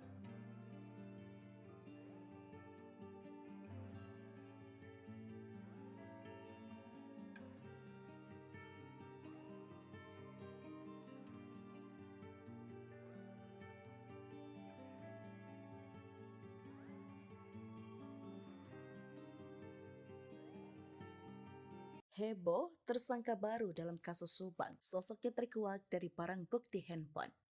Diketahui tersangka dalam kasus Subang adalah Yosef Danu Mimin serta Arigi dan Abi anak Mimin.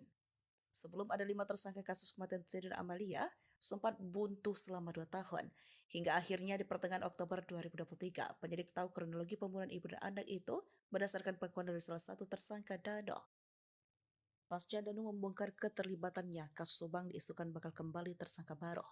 Dia adalah Yoris. Dugaan soal pihak kepolisian bakal menetapkan tersangka baru itu berasal dari kuasa hukum Yoris sendiri. Dalam tayangan YouTube Diskursus.net dilansir tribunnews.bogor.com pada Sabtu 28 Oktober 2023, pengacara Yoris Leni Anggraini mengurai analisanya terkait kasus Subang. Di akun Leni ia sempat mengira bahwa kliennya akan dijadikan tersangka. Tak coba analisa, Leni juga menduga Yoris bakal jadi tersangka usai dipanggil pihak kepolisian. Kabar penyidik telah mempunyai bukti keterlibatan Yoris dalam kasus Subang. Tak cuma analisa, Leni juga menduga Yoris bakal jadi tersangka usai dipanggil pihak kepolisian.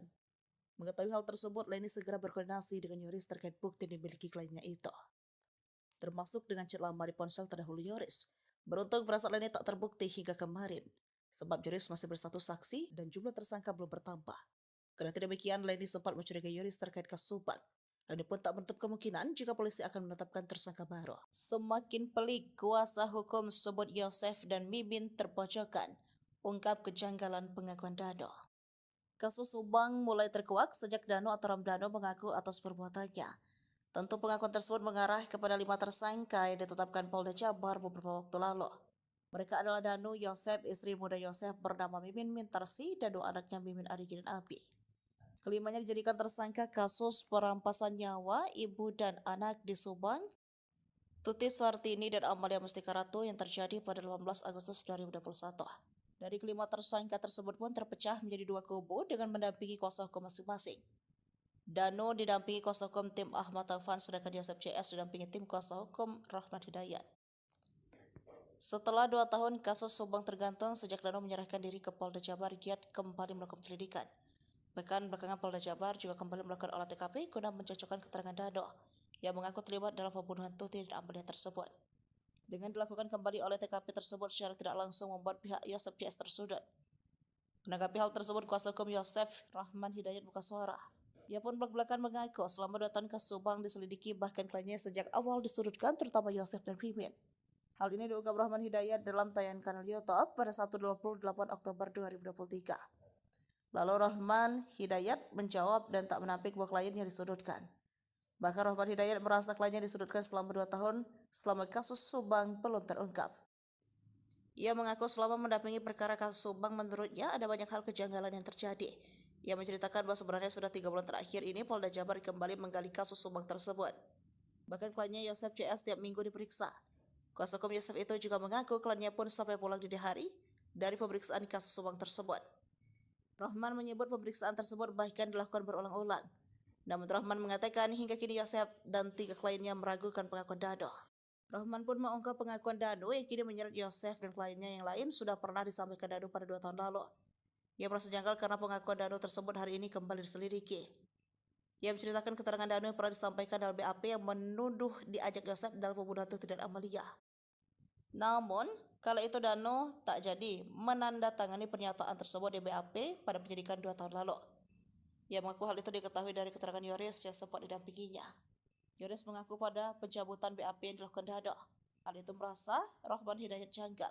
Selain itu, Rahman juga meragukan keterangan Dano karena menurutnya bertentangan dengan 4 tersangka itu kliennya. Rahman pun memberikan keterangan Dano yang menyebut Yosef pelaku pembunuhan tersebut hingga kini tak diakui kliennya. Berdasarkan pengakuan Yosef, kliennya masih bersikeras di dalam kejadian pembunuhan, kliennya ada di rumah Mimin. Selain terseret kasus pembunuhan di Subang, aib Yosef punya utang fantastis kini ikut terungkap. Hal ini dibongkar oleh Yoris yang tak lain adalah anak Yosep Hidayah. Yoris menyebut ayahnya itu memiliki utang sebesar 55 juta rupiah. Parahnya, Yosep berjanji akan membayar utang tersebut dengan dana bos dari Yayasan Bina Prestasi Nasional. Bak muak dengan kelakuan sang ayah, Yoris pun meminta agar Yosep dihukum mati saja. Belum sempat dibayar, Yosep justru kini dipenjara setelah ditetapkan sebagai tersangka pembunuhan Tuti Suhartini dan Amalia Mustika Ratu. Utang Yosep ketahuan setelah ada orang yang menagih pada Yoris Raja Amarullah, anak Tuti. Orang tersebut mendatangi rumah dan bertemu istri Yoris.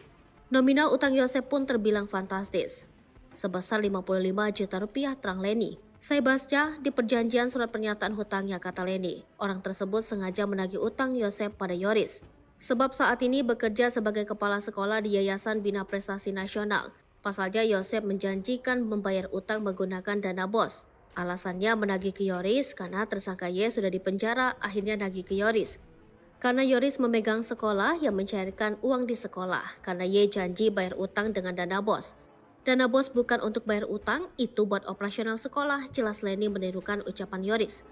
Perlu diketahui, pasca kasus Subang, Yosep langsung menjabat sebagai Ketua Yayasan Bina Prestasi Nasional. Yosep menggeser Yoris yang awalnya Ketua Yayasan, kini menjadi Kepala Sekolah. Ia juga sempat menunjuk Danu menjadi bendahara demi mencairkan uang sebesar 200 juta rupiah sesaat setelah pembunuhan ibu dan anak di Subang. Yosep beralasan meminjam uang sebesar 55 juta rupiah untuk membayar kuliah Amel. Bekas apa? Katanya bekas kuliah Amel. Ini kan ada kecurigaan saya.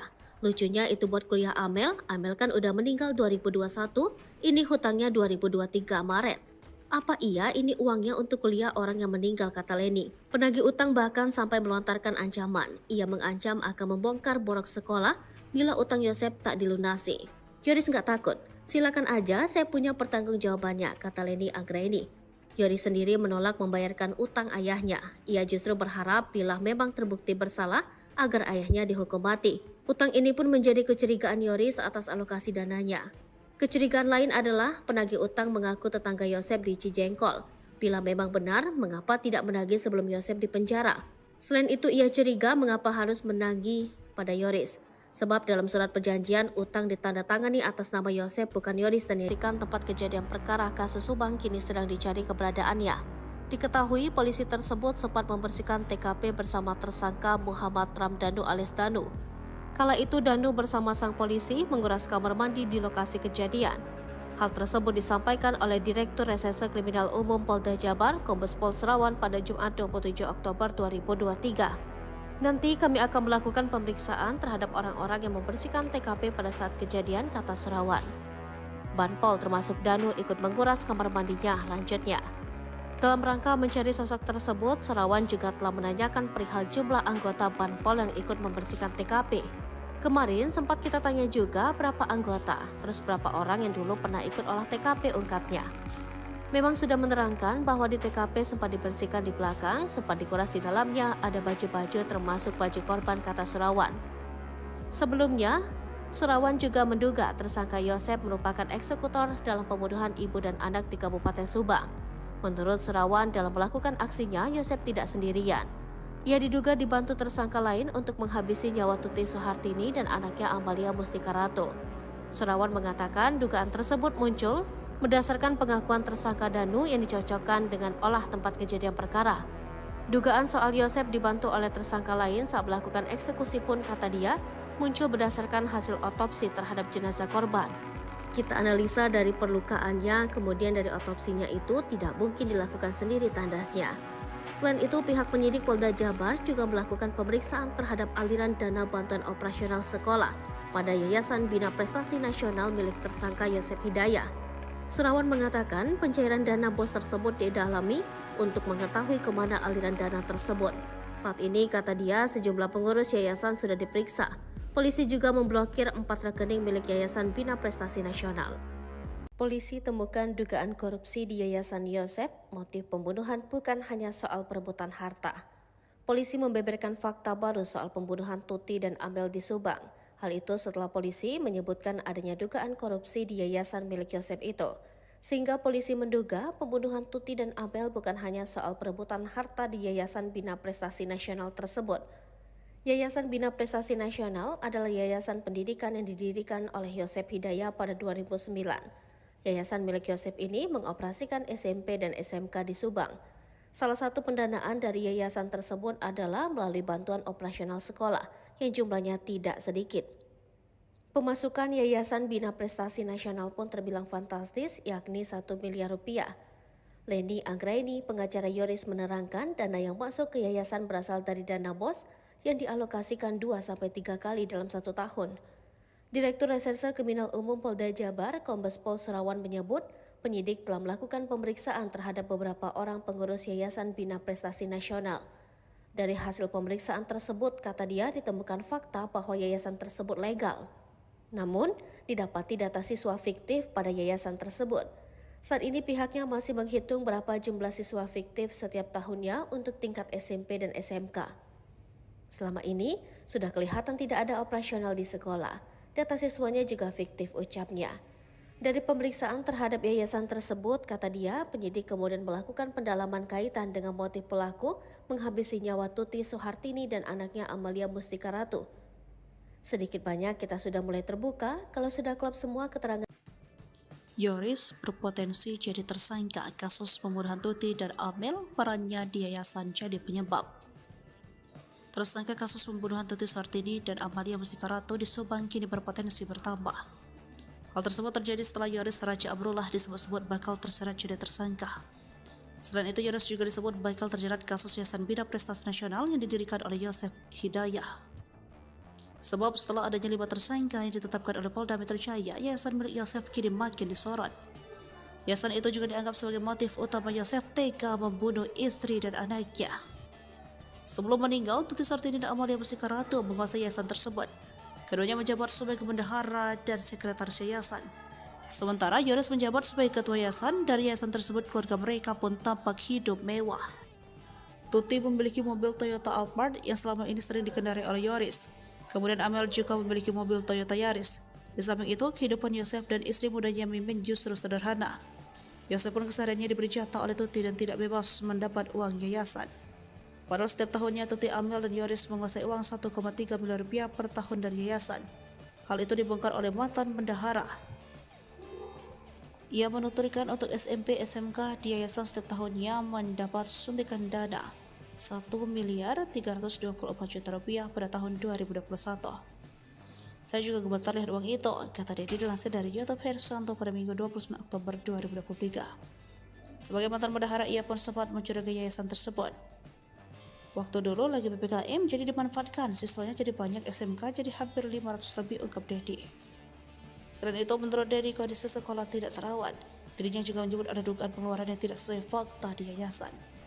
Diketahui pada tahun 2021, Yoris lah yang menjabat sebagai ketua yayasan. Bahkan tidak mungkin Yoris juga ikut menikmati uang tersebut. Apalagi saat ini, keberadaan yayasan itu juga diduga ada penyelewengan dengan banyaknya sisa fiktif. Yayasan milik tersangka kasus pembunuhan ibu dan anak di Subang, Yosef Hidayah, ternyata menerima aliran dana dengan jumlah fantastis setiap tahunnya. Menanggapi hal itu, Yoris pun mengaku siap memberikan klarifikasi. Apalagi kata Leni, saat ini yayasan tersebut juga sudah tidak terurus. Bahkan sudah tak ada lagi siswa yang mau bersekolah di sana. Yoris pun, kata Leni, sudah ada panggilan dari Dinas Pendidikan Subang. Yoris bareng yayasan terseret kasus Subang, urusan dana dibongkar mantan bendahara, kasihan almarhum. Nama Yayasan Bina Prestasi Nasional turut terseret kasus pembunuhan di Subang. Sebagaimana diketahui, kasus pembunuhan ibu dan anak di Subang yang menewaskan Tuti Suhartini dan Amalia Mustika Ratu 2021 lalu. Polisi akhirnya menetapkan 5 tersangka setelah 1 dari 5 tersangka Danum menyerahkan diri ke Polda Jabar. Para tersangka dan kedua korban masih ada keterkaitan dengan Yayasan Bina Prestasi Nasional, kendati masih satu keluarga besar. Tak pelak penyidik kemudian menyoroti dugaan motif perebutan yayasan. Dikutip dari Tribun Jabar, mantan bendahara Yayasan Bina Prestasi Nasional, Dedi kemudian bersuara seiring bergulirnya kasus Subang ini. Dedi menyinggung bahwa anak Yosef, Yoris, pernah marah kepadanya karena membongkar soal aliran dana yayasan. Hal ini terjadi ketika kasus ini pertama kali terungkap. Kala itu Dedi membicarakan mengenai aliran dana yayasan ini bersama salah satu YouTuber lokal. Kemudian kata Dedi, hal itu mendapat respon yang tidak baik dari Yoris. Tetapi menurut Dedi, sosok yang marah kepadanya itu tidak secara langsung menyampaikan hal itu kepadanya. Dedi pun membongkar bahwa sosok yang marah kepadanya itu adalah Yoris. Meski demikian, Dede tidak pernah mendapati Yoris menghubunginya secara langsung menyampaikan hal tersebut. Ia pun berharap bahwa semua pihak dalam kasus Subang ini bisa memberikan kesaksian yang jujur agar kasus segera terungkap terang benderang. Sekedar data, Yayasan Bina Prestasi Nasional berlokasi Jalan Raya Serang Panjang, KM 24,3 Subang Purwakarta, Kabupaten Subang. Yayasan ini menangani 2 tingkat sekolah yaitu SMP dan SMK. Selain itu, Yayasan Bina Prestasi Nasional juga telah terakreditasi BAN PT dan kompetensi keahlian RPL TKR. Yoris sempat menjadi ketua yayasan sebelum dicopot oleh Yosef pasca kasus Subang. Tuti dan Amalia juga termasuk dalam pengurus yayasan. Tuti menjabat sebagai bendahara sementara Amalia menjadi sekretaris. Sementara Yosef Hidayat dia tidak ikut melalui yayasan. Konflik yayasan menguat terutama karena tersangka lain Mimin Mintarsi sebelumnya juga menjadi bendahara yayasan. Namun Mimin kemudian diganti Tuti. Belakangan Yoris mengatakan bahwa Yosef meminta Danu untuk menjadi bendahara di yayasan setelah ia dinonaktifkan. Setelah itu menurut Yoris, Yosef menarik uang yayasan sebanyak 2 kali bersama kepala sekolah dan bendahara sekolah. Di Treskrimum Polda Jabar turut menyelidiki aliran dana bos pada Yayasan Bina Prestasi Nasional milik tersangka Yosef Hidayat. Di Krimum Polda Jabar, Kombes Pol Surawan mengatakan pencarian dana bos tersebut didalami untuk mengetahui kemana dana itu mengalir. Saat ini, kata dia, sejumlah pengurus yayasan sudah diperiksa. Polisi juga memblokir 4 rekening milik Yayasan Bina Prestasi Nasional. Pihaknya pun bakal berkoordinasi dengan Dinas Pendidikan Provinsi Jabar dan Kabupaten Subang untuk menghentikan bantuan dana bos dan BPMO. Ucapan Uci Banpol saat kasus Subang bikin Danu nurut kuras bak mandi. Saya diperintah Bapak Kadin. Sosok Uci bantuan polisi yang menyuruh Danu saat kasus pembunuhan Subang kini jadi sorotan. Dikutip dari Tribun Sumsel, Uci merupakan Banpol di Mapolsek Jalan Jaga, Subang. Dari sumber yang sama, Uci bercerita sebelum diperintah ia baru selesai membersihkan kantor Polsek Jalan Jaga. Lalu ia disuruh Kadit Jatan Ras membersihkan bak mandi di lokasi pembunuhan ibu dan anak di Dusun Cisuti, Kecamatan Jalan Jaga, Kabupaten Subang. Uci lantas melaksanakan perintah tersebut. Sesampai di rumah Tuti, Uci mengaku dihampiri Danu. Ia kemudian meminta Danu membantu mengurus bak mandi. Keduanya kemudian langsung masuk ke dalam TKP kasus Subang. Tapi ternyata yang berkaitan dengan bak mandi itu bukan hanya Danu dan Banpol. Yosef rupanya sudah lebih dulu memeriksa bak mandi itu. Hal itu diungkapkan pengacara sendiri, Rohman Hidayat. Kata Rohman, bercak darah di baju Yosef didapati ketika memeriksa bak mandi. Yosef, kata Rohman, langsung memeriksa bak mandi.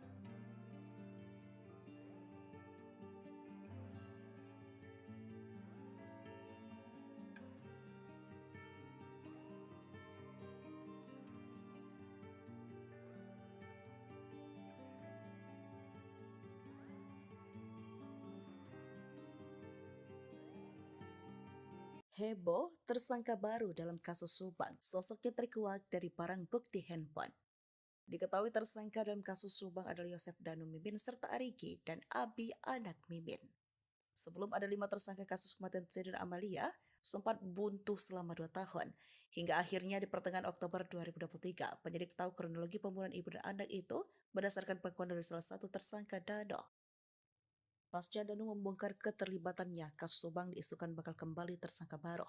Dia adalah Yoris. Dugaan soal pihak kepolisian bakal menetapkan tersangka baru itu berasal dari kuasa hukum Yoris sendiri. Dalam tayangan YouTube Diskursus.net dilansir tribunnews.com pada Sabtu 28 Oktober 2023, pengacara Yoris Leni Anggraini mengurai analisanya terkait kasus Subang.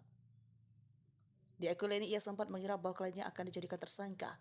Tak coba analisa, Leni juga menduga Yoris bakal jadi tersangka usai dipanggil pihak kepolisian. Kabar penyidik telah mempunyai bukti keterlibatan Yoris dalam kasus Subang. Tak cuma analisa, Leni juga menduga Yoris bakal jadi tersangka usai dipanggil pihak kepolisian. Mengetahui hal tersebut, Leni segera berkoordinasi dengan Yoris terkait bukti yang dimiliki kliennya itu, termasuk dengan chat lama di ponsel terdahulu Yoris. Beruntung firasat Leni tak terbukti hingga kemarin, sebab Yoris masih berstatus saksi dan jumlah tersangka belum bertambah. Karena demikian, Leni sempat mencurigai Yoris terkait kasus Subang. Leni pun tak menutup kemungkinan jika polisi akan menetapkan tersangka baru. Semakin pelik, kuasa hukum sebut Yosef dan Mimin terpojokkan, ungkap kejanggalan pengakuan Danu. Kasus Subang mulai terkuak sejak Danu atau Ramdhanu mengaku atas perbuatannya. Tentu pengakuan tersebut mengarah kepada 5 tersangka yang ditetapkan Polda Jabar beberapa waktu lalu. Mereka adalah Danu, Yosef, istri muda Yosef bernama Mimin Mintarsi, dan 2 anaknya Mimin, Arigi, dan Abi. Kelimanya dijadikan tersangka kasus perampasan nyawa ibu dan anak di Subang, Tuti Suartini dan Amalia Mustika Ratu yang terjadi pada 18 Agustus 2021. Dari kelima tersangka tersebut pun terpecah menjadi 2 kubu dengan mendampingi kuasa hukum masing-masing. Danu didampingi kuasa hukum tim Ahmad Taufan, sedangkan Yosef CS didampingi tim kuasa hukum Rohman Hidayat. Setelah 2 tahun kasus Subang tergantung sejak Danu menyerahkan diri ke Polda Jabar, giat kembali melakukan penyelidikan. Bahkan belakangan Polda Jabar juga kembali melakukan olah TKP guna mencocokkan keterangan Danu yang mengaku terlibat dalam pembunuhan Tuti dan Amelia tersebut. Dengan dilakukan kembali oleh TKP tersebut secara tidak langsung membuat pihak Yosef CS tersudut. Menanggapi hal tersebut, kuasa hukum Yosef, Rahman Hidayat buka suara. Ia pun belak-belakan mengaku selama 2 tahun kasus Subang diselidiki, bahkan kliennya sejak awal disudutkan, terutama Yosef dan Mimin. Hal ini diungkap Rahman Hidayat dalam tayangan kanal YouTube pada Sabtu 28 Oktober 2023. Lalu Rahman Hidayat menjawab dan tak menampik bahwa kliennya disudutkan. Bahkan Rahman Hidayat merasa kliennya disudutkan selama 2 tahun selama kasus Subang belum terungkap. Ia mengaku selama mendampingi perkara kasus Subang, menurutnya ada banyak hal kejanggalan yang terjadi. Ia menceritakan bahwa sebenarnya sudah 3 bulan terakhir ini Polda Jabar kembali menggali kasus Subang tersebut. Bahkan kliennya Yosef CS setiap minggu diperiksa. Kuasa hukum Yosef itu juga mengaku kliennya pun sampai pulang dini hari dari pemeriksaan kasus Subang tersebut. Rahman menyebut pemeriksaan tersebut bahkan dilakukan berulang-ulang. Namun Rahman mengatakan hingga kini Yosef dan 3 kliennya meragukan pengakuan Danu. Rahman pun mengungkap pengakuan Danu yang kini menyeret Yosef dan kliennya yang lain sudah pernah disampaikan Danu pada 2 tahun lalu. Ia merasa janggal karena pengakuan Danu tersebut hari ini kembali diselidiki. Ia menceritakan keterangan Danu yang pernah disampaikan dalam BAP yang menuduh diajak Yosef dalam pembunuhan Tuti dan Amelia. Namun, kala itu Danu tak jadi menandatangani pernyataan tersebut di BAP pada penyidikan 2 tahun lalu. Ia mengaku hal itu diketahui dari keterangan Yoris yang sempat didampinginya. Yoris mengaku pada pencabutan BAP yang dilakukan Danu, hal itu merasa Rahman Hidayat janggal. Selain itu, Rahman juga meragukan keterangan Danu karena menurutnya bertentangan dengan 4 tersangka itu kliennya. Rahman pun membeberkan keterangan Danu yang menyebut Yosef pelaku pembunuhan tersebut hingga kini tak diakui kliennya. Berdasarkan pengakuan Yosef, kliennya masih bersikeras di dalam kejadian pembunuhan, kliennya ada di rumah Mimin. Selain terseret kasus pembunuhan di Subang, aib Yosef punya utang fantastis kini ikut terungkap. Hal ini dibongkar oleh Yoris yang tak lain adalah anak Yosef Hidayah. Yoris menyebut ayahnya itu memiliki utang sebesar 55 juta rupiah. Parahnya, Yosef berjanji akan membayar utang tersebut dengan dana bos dari Yayasan Bina Prestasi Nasional. Bak muak dengan kelakuan sang ayah, Yoris pun meminta agar Yosef dihukum mati saja. Belum sempat dibayar, Yosef justru kini dipenjara setelah ditetapkan sebagai tersangka pembunuhan Tuti Suhartini dan Amalia Mustika Ratu. Utang Yosef ketahuan setelah ada orang yang menagih pada Yoris Raja Amarullah, anak Tuti. Orang tersebut mendatangi rumah dan bertemu istri Yoris. Nominal utang Yosef pun terbilang fantastis, sebesar 55 juta rupiah, terang Leni. Saya baca di perjanjian surat pernyataan hutangnya, kata Leni. Orang tersebut sengaja menagih utang Yosef pada Yoris. Sebab saat ini bekerja sebagai kepala sekolah di Yayasan Bina Prestasi Nasional. Pasalnya Yosef menjanjikan membayar utang menggunakan dana bos. Alasannya menagih ke Yoris karena tersangka Y sudah dipenjara, akhirnya nagih ke Yoris. Karena Yoris memegang sekolah yang mencairkan uang di sekolah, karena Y janji bayar utang dengan dana bos. Dana bos bukan untuk bayar utang, itu buat operasional sekolah, jelas Leni menirukan ucapan Yoris. Perlu diketahui, pasca kasus Subang, Yosef langsung menjabat sebagai Ketua Yayasan Bina Prestasi Nasional. Yosef menggeser Yoris yang awalnya Ketua Yayasan, kini menjadi Kepala Sekolah. Ia juga sempat menunjuk Danu menjadi bendahara demi mencairkan uang sebesar 200 juta rupiah sesaat setelah pembunuhan ibu dan anak di Subang. Yosef beralasan meminjam uang sebesar 55 juta rupiah untuk membayar kuliah Amel. Bekas apa? Katanya bekas kuliah Amel. Ini kan ada kecurigaan saya. Lucunya itu buat kuliah Amel kan udah meninggal 2021, ini hutangnya 2023 Maret. Apa iya ini uangnya untuk kuliah orang yang meninggal, kata Leni. Penagih utang bahkan sampai melontarkan ancaman. Ia mengancam akan membongkar borok sekolah bila utang Yosef tak dilunasi. Yoris nggak takut, silakan aja, saya punya pertanggungjawabannya, kata Leni Anggraini. Yoris sendiri menolak membayarkan utang ayahnya. Ia justru berharap bila memang terbukti bersalah agar ayahnya dihukum mati. Utang ini pun menjadi kecurigaan Yoris atas alokasi dananya. Kecurigaan lain adalah penagih utang mengaku tetangga Yosef di Cijengkol. Bila memang benar, mengapa tidak menagih sebelum Yosef dipenjara? Selain itu, ia curiga mengapa harus menagih pada Yoris. Sebab dalam surat perjanjian, utang ditandatangani atas nama Yosef bukan Yoris, dan dirikan tempat kejadian perkara kasus Subang kini sedang dicari keberadaannya. Diketahui polisi tersebut sempat membersihkan TKP bersama tersangka Muhammad Ramdhanu alias Danu. Kala itu Danu bersama sang polisi menguras kamar mandi di lokasi kejadian.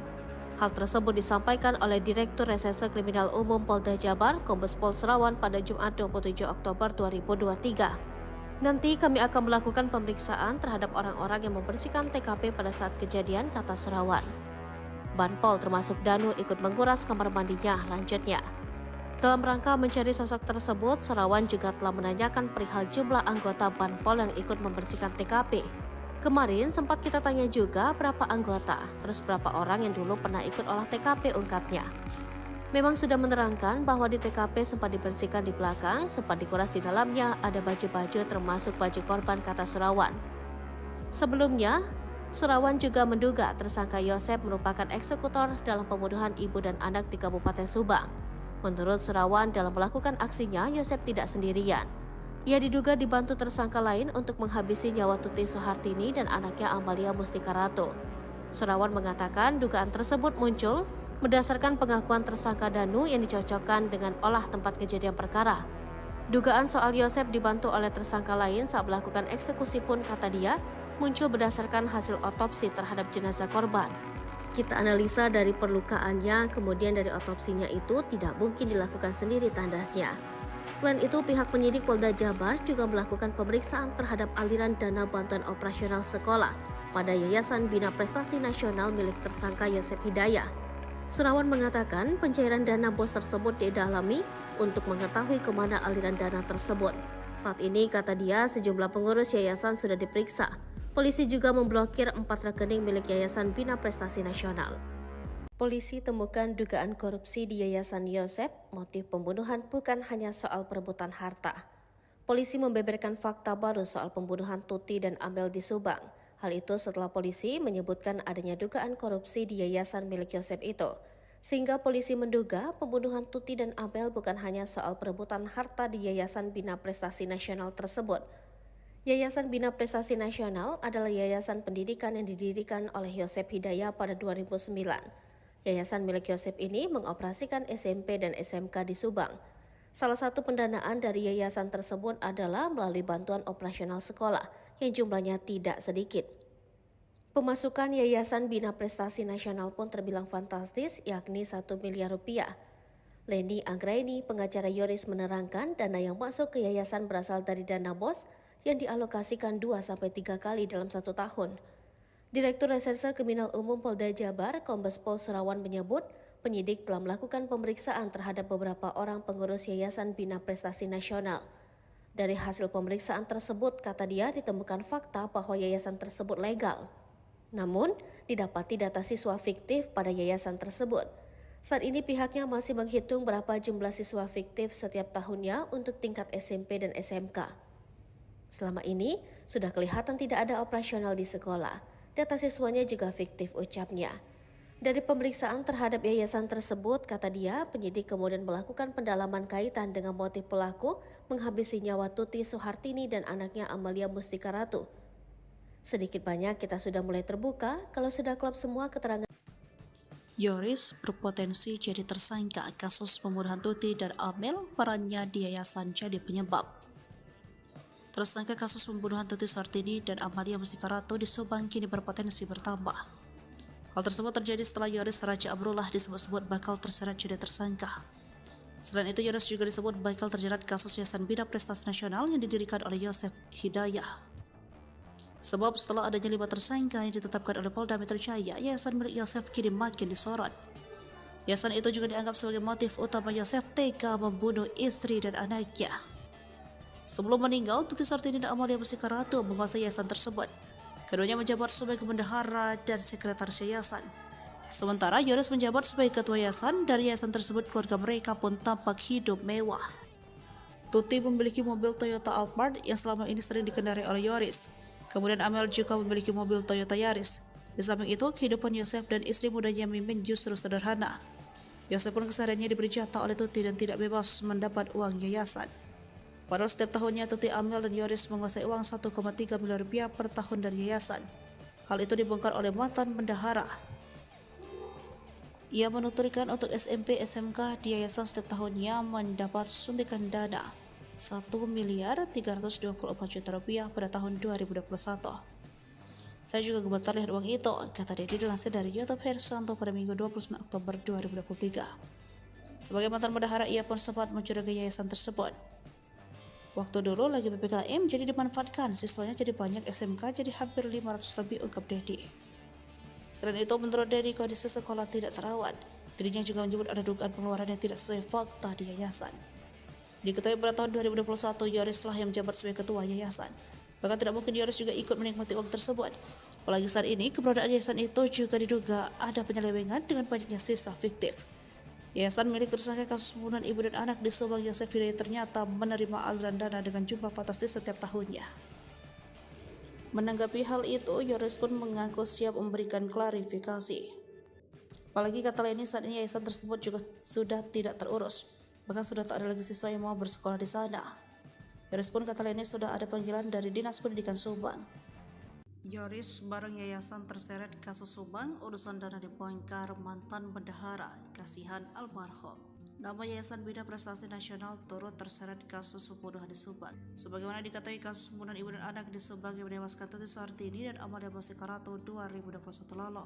Polisi akhirnya menetapkan 5 tersangka setelah 1 dari 5 tersangka Danu menyerahkan diri ke Polda Jabar. Para tersangka dan kedua korban masih ada keterkaitan dengan Yayasan Bina Prestasi Nasional, kendati masih satu keluarga besar. Tak pelaku jadi kemudian menyoroti dugaan motif perebutan yayasan. Dikutip dari Tribun Jabar, mantan bendahara Yayasan Bina Prestasi Nasional, Dedi kemudian bersuara seiring bergulirnya kasus hukum ini. Dedi menyinggung bahwa anak Yosef Yoris pernah marah kepadanya karena membongkar soal aliran dana yayasan. Hal ini terjadi ketika kasus ini pertama kali terungkap. Kala itu Dedi membicarakan mengenai aliran dana yayasan ini bersama salah satu YouTuber lokal. Kemudian kata Dedi, hal itu mendapat respon yang tidak baik dari Yoris. Tetapi menurut Dedi, sosok yang marah kepadanya itu tidak secara langsung menyampaikan hal itu kepadanya. Dedi pun membongkar bahwa sosok yang marah kepadanya itu adalah Yoris. Meski demikian, Dedi tidak pernah mendapati Yoris menghubunginya secara langsung menyampaikan hal tersebut. Ia pun berharap bahwa semua pihak dalam kasus Subang ini bisa memberikan kesaksian yang jujur agar kasus segera terungkap terang benderang. Sekedar data, Yayasan Bina Prestasi Nasional berlokasi Jalan Raya Serang Panjang, KM 24,3 Subang Purwakarta, Kabupaten Subang. Yayasan ini menangani 2 tingkat sekolah, yaitu SMP dan SMK. Selain itu, Yayasan Bina Prestasi Nasional juga telah terakreditasi BAN PT dan kompetensi keahlian RPL TKR. Yoris sempat menjadi ketua yayasan sebelum dicopot oleh Yosef pasca kasus Subang. Tuti dan Amalia juga termasuk dalam pengurus yayasan. Tuti menjabat sebagai bendahara, sementara Amalia menjadi sekretaris. Sementara Yosef Hidayat dia tidak ikut melalui yayasan. Konflik yayasan menguat terutama karena tersangka lain Mimin Mintarsi sebelumnya juga menjadi bendahara yayasan. Namun Mimin kemudian diganti Tuti. Belakangan Yoris mengatakan bahwa Yosef meminta Danu untuk menjadi bendahara di yayasan setelah ia dinonaktifkan. Setelah itu, menurut Yoris, Yosef menarik uang yayasan sebanyak 2 kali bersama kepala sekolah dan bendahara sekolah. Di Treskrimum Polda Jabar turut menyelidiki aliran dana bos pada Yayasan Bina Prestasi Nasional milik tersangka Yosef Hidayat. Di Krimum Polda Jabar, Kombes Pol Surawan mengatakan pencarian dana bos tersebut didalami untuk mengetahui kemana dana itu mengalir. Saat ini, kata dia, sejumlah pengurus yayasan sudah diperiksa. Polisi juga memblokir 4 rekening milik Yayasan Bina Prestasi Nasional. Pihaknya pun bakal berkoordinasi dengan Dinas Pendidikan Provinsi Jabar dan Kabupaten Subang untuk menghentikan bantuan dana bos dan BPMO. Ucapan Uci Banpol saat kasus Subang bikin Danu nurut, kuras bak mandi. Saya diperintah Bapak Kadin. Sosok Uci bantuan polisi yang menyuruh Danu saat kasus pembunuhan Subang kini jadi sorotan. Dikutip dari Tribun Sumsel, Uci merupakan Banpol di Mapolsek Jalan Jaga, Subang. Dari sumber yang sama, Uci bercerita sebelum diperintah ia baru selesai membersihkan kantor Polsek Jalan Jaga. Lalu ia disuruh Kadit Jatan Ras membersihkan bak mandi di lokasi pembunuhan ibu dan anak di Dusun Cesuti, Kecamatan Jalan Jaga, Kabupaten Subang. Uci lantas melaksanakan perintah tersebut. Sesampai di rumah Tuti, Uci mengaku dihampiri Danu. Ia kemudian meminta Danu membantu mengurus bak mandi. Keduanya kemudian langsung masuk ke dalam TKP kasus Subang. Tapi ternyata yang berkaitan dengan bak mandi itu bukan hanya Danu dan Banpol. Yosef rupanya sudah lebih dulu memeriksa bak mandi itu. Hal itu dianggapkan pengacara sendiri, Rahman Hidayat. Kata Rahman, bercak darah di baju Yosef didapati ketika memeriksa bak mandi. Yosef, kata Rahman, langsung memeriksa bak mandi.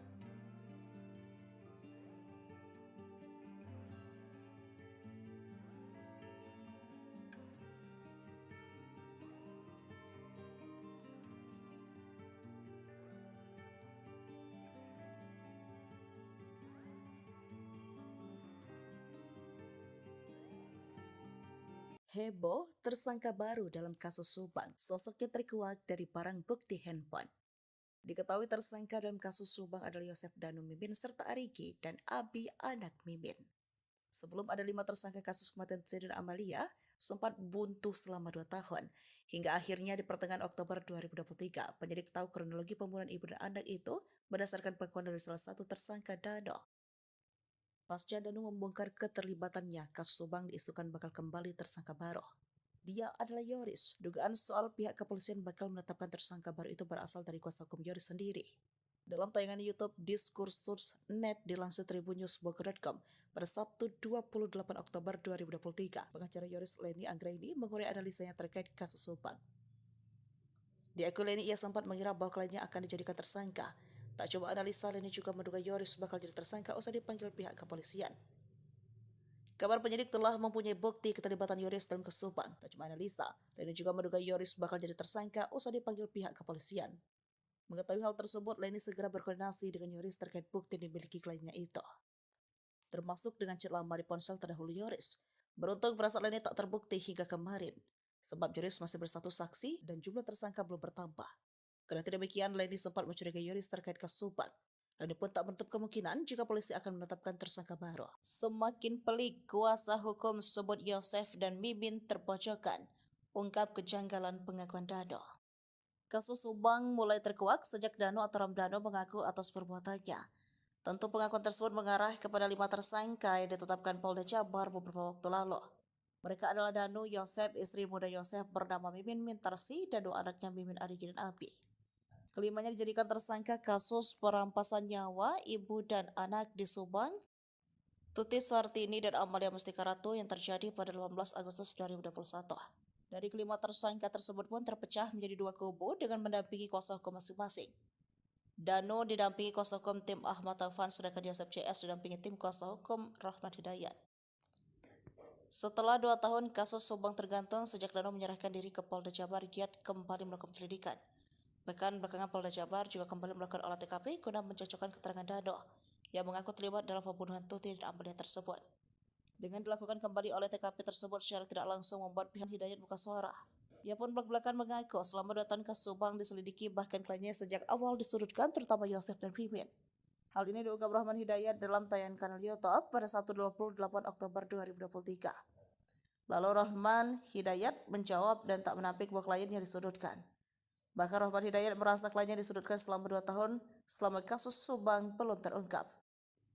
Ia mengaku selama mendampingi perkara kasus Subang menurutnya ada banyak hal kejanggalan yang terjadi. Ia menceritakan bahwa sebenarnya sudah 3 bulan terakhir ini Polda Jabar kembali menggali kasus Subang tersebut. Bahkan kliennya Yosef CS tiap minggu diperiksa. Kuasa hukum Yosef itu juga mengaku kliennya pun sampai pulang dini hari dari pemeriksaan kasus Subang tersebut. Rahman menyebut pemeriksaan tersebut bahkan dilakukan berulang-ulang. Namun Rahman mengatakan hingga kini Yosef dan 3 kliennya meragukan pengakuan Dano. Rahman pun mengungkap pengakuan Dano yang kini menyeret Yosef dan kliennya yang lain sudah pernah disampaikan Dano pada 2 tahun lalu. Ia merasa janggal karena pengakuan Dano tersebut hari ini kembali diselidiki. Ia menceritakan keterangan Dano yang pernah disampaikan dalam BAP yang menuduh diajak Yosef dalam pembunuhan Tuti dan Amalia. Namun, kala itu Dano tak jadi menandatangani pernyataan tersebut di BAP pada penyidikan 2 tahun lalu. Ia mengaku hal itu diketahui dari keterangan Yoris yang sempat didampinginya. Yoris mengaku pada pencabutan BAP yang dilakukan Dano. Hal itu merasa Rahman Hidayat janggal. Selain itu, Rahman juga meragukan keterangan Dano karena menurutnya bertentangan dengan 4 tersangka itu kliennya. Rahman pun membeberkan keterangan Dano yang menyebut Yosef pelaku pembunuhan tersebut hingga kini tak diakui kliennya. Berdasarkan pengakuan Yosef, kliennya masih bersikeras di dalam kejadian pembunuhan, kliennya ada di rumah Mimin. Selain terseret kasus pembunuhan di Subang, aib Yosef punya utang fantastis kini ikut terungkap. Hal ini dibongkar oleh Yoris yang tak lain adalah anak Yosef Hidayah. Yoris menyebut ayahnya itu memiliki utang sebesar 55 juta rupiah. Parahnya, Yosef berjanji akan membayar utang tersebut dengan dana bos dari Yayasan Bina Prestasi Nasional. Bak muak dengan kelakuan sang ayah, Yoris pun meminta agar Yosef dihukum mati saja. Belum sempat dibayar, Yosef justru kini dipenjara setelah ditetapkan sebagai tersangka pembunuhan Tuti Suhartini dan Amalia Mustika Ratu. Utang Yosef ketahuan setelah ada orang yang menagih pada Yoris Raja Amarullah, anak Tuti.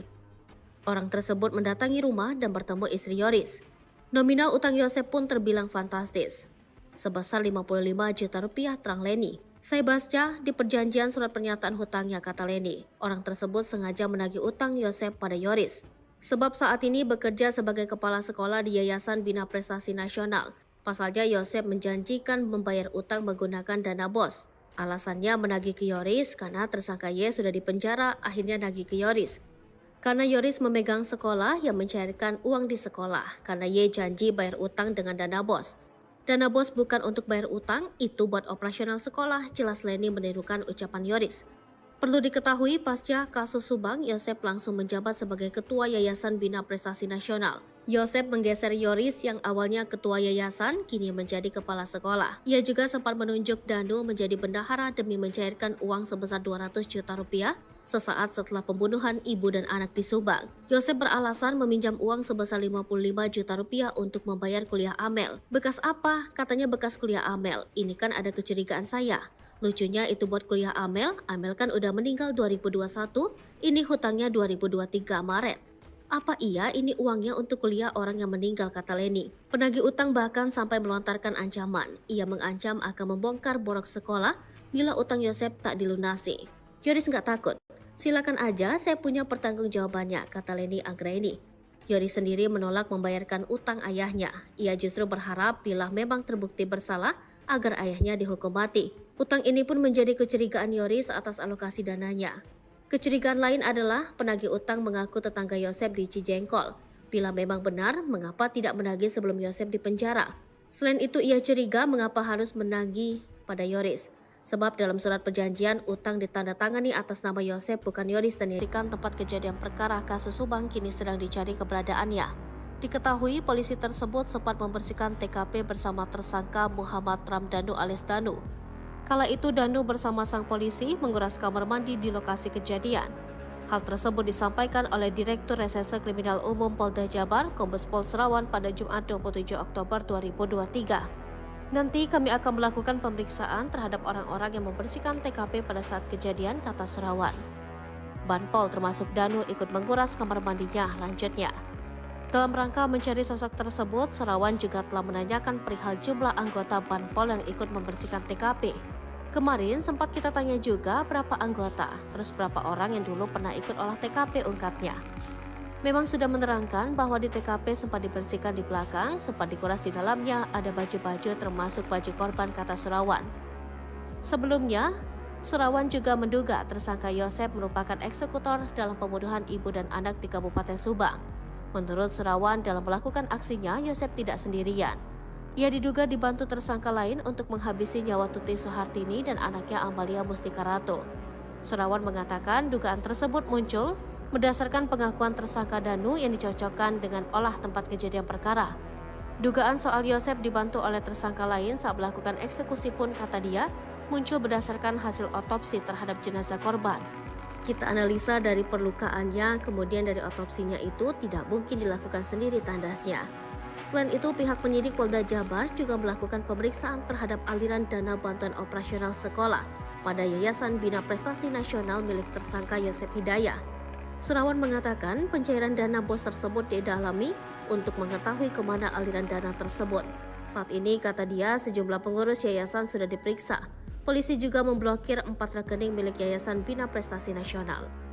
Polisi temukan dugaan korupsi di Yayasan Yosep. Motif pembunuhan bukan hanya soal perebutan harta. Polisi membeberkan fakta baru soal pembunuhan Tuti dan Amel di Subang. Hal itu setelah polisi menyebutkan adanya dugaan korupsi di yayasan milik Yosep itu. Sehingga polisi menduga pembunuhan Tuti dan Amel bukan hanya soal perebutan harta di Yayasan Bina Prestasi Nasional tersebut. Yayasan Bina Prestasi Nasional adalah yayasan pendidikan yang didirikan oleh Yosep Hidayah pada 2009. Yayasan milik Yosep ini mengoperasikan SMP dan SMK di Subang. Salah satu pendanaan dari yayasan tersebut adalah melalui bantuan operasional sekolah yang jumlahnya tidak sedikit. Pemasukan Yayasan Bina Prestasi Nasional pun terbilang fantastis, yakni 1 miliar rupiah. Leni Anggraini, pengacara Yoris, menerangkan dana yang masuk ke yayasan berasal dari dana BOS yang dialokasikan 2-3 kali dalam 1 tahun. Direktur Reserse Kriminal Umum Polda Jabar, Kombes Pol Serawan menyebut, penyidik telah melakukan pemeriksaan terhadap beberapa orang pengurus Yayasan Bina Prestasi Nasional. Dari hasil pemeriksaan tersebut, kata dia, ditemukan fakta bahwa yayasan tersebut legal. Namun, didapati data siswa fiktif pada yayasan tersebut. Saat ini pihaknya masih menghitung berapa jumlah siswa fiktif setiap tahunnya untuk tingkat SMP dan SMK. Selama ini, sudah kelihatan tidak ada operasional di sekolah. Data siswanya juga fiktif, ucapnya. Dari pemeriksaan terhadap yayasan tersebut, kata dia, penyidik kemudian melakukan pendalaman kaitan dengan motif pelaku menghabisi nyawa Tuti Soehartini dan anaknya Amalia Mustika Ratu. Sedikit banyak kita sudah mulai terbuka kalau sudah klop semua keterangan. Yoris berpotensi jadi tersangka kasus pembunuhan Tuti dan Amel, perannya di yayasan jadi penyebab. Tersangka kasus pembunuhan Tuti Soehartini dan Amalia Mustika Ratu di Subang kini berpotensi bertambah. Hal tersebut terjadi setelah Yoris Raja Amrullah disebut-sebut bakal terseret jadi tersangka. Selain itu, Yoris juga disebut bakal terjerat kasus Yayasan Bina Prestasi Nasional yang didirikan oleh Yosef Hidayah. Sebab setelah adanya 5 tersangka yang ditetapkan oleh Polda Metro Jaya, yayasan milik Yosef kini makin disorot. Yayasan itu juga dianggap sebagai motif utama Yosef tega membunuh istri dan anaknya. Sebelum meninggal, Tuti Soehartini dan Amalia Mustika Ratu menguasai yayasan tersebut. Keduanya menjabat sebagai bendahara dan sekretaris yayasan. Sementara Yoris menjabat sebagai ketua yayasan. Dari yayasan tersebut, keluarga mereka pun tampak hidup mewah. Tuti memiliki mobil Toyota Alphard yang selama ini sering dikendarai oleh Yoris. Kemudian Amel juga memiliki mobil Toyota Yaris. Di samping itu, kehidupan Yosef dan istri mudanya Mimin justru sederhana. Yosef pun kesehariannya diberi jatah oleh Tuti dan tidak bebas mendapat uang yayasan. Padahal setiap tahunnya Tuti, Amel, dan Yoris menguasai uang 1,3 miliar rupiah per tahun dari yayasan. Hal itu dibongkar oleh mantan bendahara. Ia menuturkan untuk SMP SMK di yayasan setiap tahunnya mendapat suntikan dana 1.324 juta rupiah pada tahun 2021. Saya juga gemetar lihat uang itu, kata Dedi dilansir dari YouTube Hersanto pada Minggu 29 Oktober 2023. Sebagai mantan bendahara, ia pun sempat mencurigai yayasan tersebut. Waktu dulu lagi PPKM jadi dimanfaatkan, siswanya jadi banyak, SMK jadi hampir 500 lebih, ungkap Dedi. Selain itu, menurut Dedi, kondisi sekolah tidak terawat. Dirinya juga menyebut ada dugaan pengeluaran yang tidak sesuai fakta di yayasan. Diketahui pada tahun 2021, Yoris lah yang menjabat sebagai ketua yayasan. Bahkan tidak mungkin Yoris juga ikut menikmati uang tersebut. Apalagi saat ini, keberadaan yayasan itu juga diduga ada penyelewengan dengan banyaknya sisa fiktif. Yayasan milik tersangka kasus pembunuhan ibu dan anak di Subang, Yosef Hidayah, ternyata menerima aliran dana dengan jumlah fantastis setiap tahunnya. Menanggapi hal itu, Yoris pun mengaku siap memberikan klarifikasi. Apalagi kata lainnya, saat ini yayasan tersebut juga sudah tidak terurus. Bahkan sudah tak ada lagi siswa yang mau bersekolah di sana. Yoris pun kata lainnya sudah ada panggilan dari Dinas Pendidikan Subang. Yoris bareng yayasan terseret kasus Subang, urusan dana dibongkar mantan bendahara, kasihan almarhum. Nama Yayasan Bina Prestasi Nasional turut terseret kasus pembunuhan di Subang. Sebagaimana diketahui, kasus pembunuhan ibu dan anak di Subang yang menewaskan Tuti Soehartini dan Amalia Mustika Ratu 2021 lalu. Polisi akhirnya menetapkan 5 tersangka setelah 1 dari 5 tersangka Danum menyerahkan diri ke Polda Jabar. Para tersangka dan kedua korban masih ada keterkaitan dengan Yayasan Bina Prestasi Nasional, kendati masih satu keluarga besar. Tak pelak penyidik kemudian menyoroti dugaan motif perebutan yayasan. Dikutip dari Tribun Jabar, mantan bendahara Yayasan Bina Prestasi Nasional, Dedi kemudian bersuara seiring bergulirnya kasus hukum ini. Dedi menyinggung bahwa anak Yosef, Yoris, pernah marah kepadanya karena membongkar soal aliran dana yayasan. Hal ini terjadi ketika kasus ini pertama kali terungkap. Kala itu Dedi membicarakan mengenai aliran dana yayasan ini bersama salah satu YouTuber lokal. Kemudian kata Dedi, hal itu mendapat respon yang tidak baik dari Yoris. Tetapi menurut Dedi, sosok yang marah kepadanya itu tidak secara langsung menyampaikan hal itu kepadanya. Dedi pun membongkar bahwa sosok yang marah kepadanya itu adalah Yoris. Meski demikian, Dedi tidak pernah mendapati Yoris menghubunginya secara langsung menyampaikan hal tersebut. Ia pun berharap bahwa semua pihak dalam kasus Subang ini bisa memberikan kesaksian yang jujur agar kasus segera terungkap terang benderang. Sekedar stasi Jalan Raya Serang Panjang, KM 24,3 Subang Purwakarta, Kabupaten Subang. Yayasan ini menangani 2 tingkat sekolah, yaitu SMP dan SMK. Selain itu, Yayasan Bina Prestasi Nasional juga telah terakreditasi BAN PT dan kompetensi keahlian RPL TKR. Yoris sempat menjadi ketua yayasan sebelum dicopot oleh Yosef pasca kasus Subang. Tuti dan Amalia juga termasuk dalam pengurus yayasan. Tuti menjabat sebagai bendahara, sementara Amalia menjadi sekretaris. Sementara Yosef Hidayah, dia tidak ikut melalui yayasan. Konflik yayasan menguat terutama karena tersangka lain Mimin Mintarsi sebelumnya juga menjadi bendahara yayasan. Namun Mimin kemudian diganti Tuti. Belakangan Yoris mengatakan bahwa Yosef meminta Danu untuk menjadi bendahara di yayasan setelah ia dinonaktifkan. Setelah itu menurut Yoris, Yosef menarik uang yayasan sebanyak 2 kali bersama kepala sekolah dan bendahara sekolah. Di Treskrimum Polda Jabar turut menyelidiki aliran dana bos pada Yayasan Bina Prestasi Nasional milik tersangka Yosef Hidayah. Di Krimum Polda Jabar, Kombes Pol Surawan mengatakan pencarian dana bos tersebut didalami untuk mengetahui kemana dana itu mengalir. Saat ini, kata dia, sejumlah pengurus yayasan sudah diperiksa. Polisi juga memblokir 4 rekening milik Yayasan Bina Prestasi Nasional. Pihaknya pun bakal berkoordinasi dengan Dinas Pendidikan Provinsi Jabar dan Kabupaten Subang untuk menghentikan bantuan dana bos dan BPMO. Ucapan Uci Banpol saat kasus Subang bikin Danu nurut kuras bak mandi. Saya diperintah Bapak Kadin. Sosok Uci bantuan polisi yang menyuruh Danu saat kasus pembunuhan di Subang kini jadi sorotan. Dikutip dari Tribun Sumsel, Uci merupakan Banpol di Mapolsek Jalan Jaga, Subang. Dari sumber yang sama, Uci bercerita sebelum diperintah ia baru selesai membersihkan kantor Polsek Jalan Jaga. Lalu ia disuruh Kadit Jatan Ras membersihkan bak mandi di lokasi pembunuhan ibu dan anak di Dusun Cesuti, Kecamatan Jalan Jaga, Kabupaten Subang. Uci lantas melaksanakan perintah tersebut. Sesampai di rumah Tuti, Uci mengaku dihampiri Danu. Ia kemudian meminta Danu membantu mengurus bak mandi. Keduanya kemudian langsung masuk ke dalam TKP kasus Subang. Tapi ternyata yang berkaitan dengan bak mandi itu bukan hanya Danu dan Banpol. Yosef rupanya sudah lebih dulu memeriksa bak mandi itu. Hal itu diungkapkan pengacara sendiri, Rahman Hidayat. Kata Rahman, bercak darah di baju Yosef didapati ketika memeriksa bak mandi. Yosef, kata Rahman, langsung memeriksa bak mandi.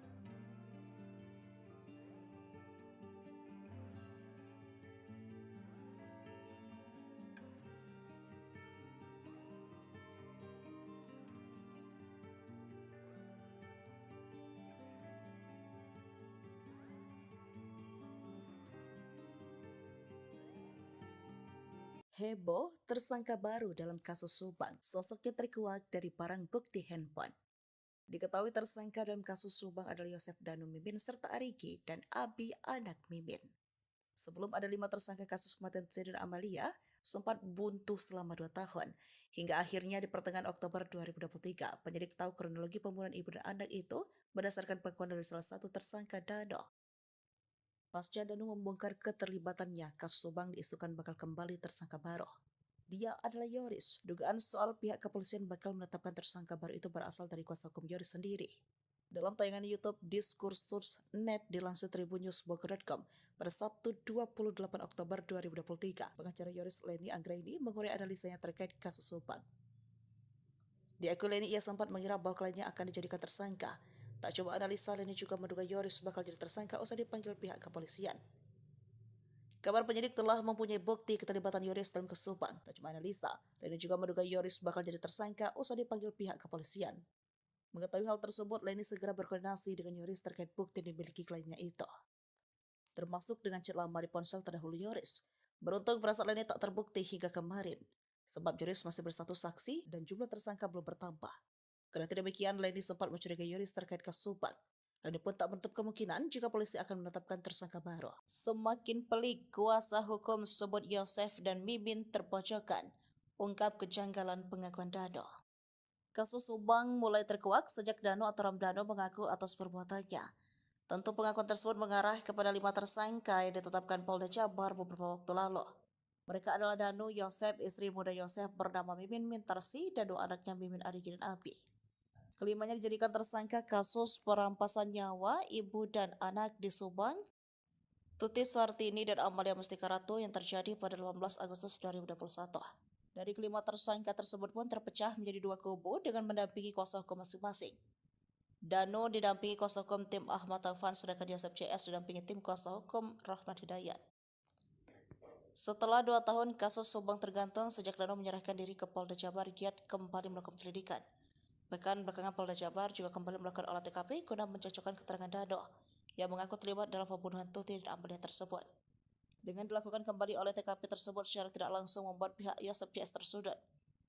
Menanggapi hal tersebut, kuasa hukum Yosef, Rahman Hidayat, buka suara. Ia pun belak-belakan mengaku selama 2 tahun kasus Subang diselidiki, bahkan kliennya sejak awal disudutkan, terutama Yosef dan Mimin. Hal ini diungkap Rahman Hidayat dalam tayangan kanal YouTube pada Sabtu 28 Oktober 2023. Lalu Rahman Hidayat menjawab dan tak menampik bahwa kliennya disudutkan. Bahkan Rahman Hidayat merasa kliennya disudutkan selama 2 tahun selama kasus Subang belum terungkap. Ia mengaku selama mendampingi perkara kasus Subang, menurutnya ada banyak hal kejanggalan yang terjadi. Ia menceritakan bahwa sebenarnya sudah 3 bulan terakhir ini Polda Jabar kembali menggali kasus Subang tersebut. Bahkan kliennya Yosef CS setiap minggu diperiksa.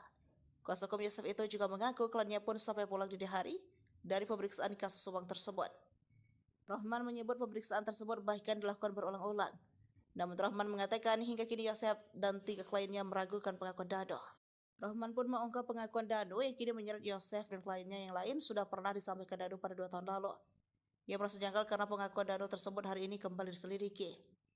Ia menceritakan keterangan Dano yang pernah disampaikan dalam BAP yang menuduh diajak Yosef dalam pembunuhan Tuti dan Amalia. Namun, kala itu Dano tak jadi menandatangani pernyataan tersebut di BAP pada penyidikan 2 tahun lalu. Ia mengaku hal itu diketahui dari keterangan Yoris yang sempat didampinginya.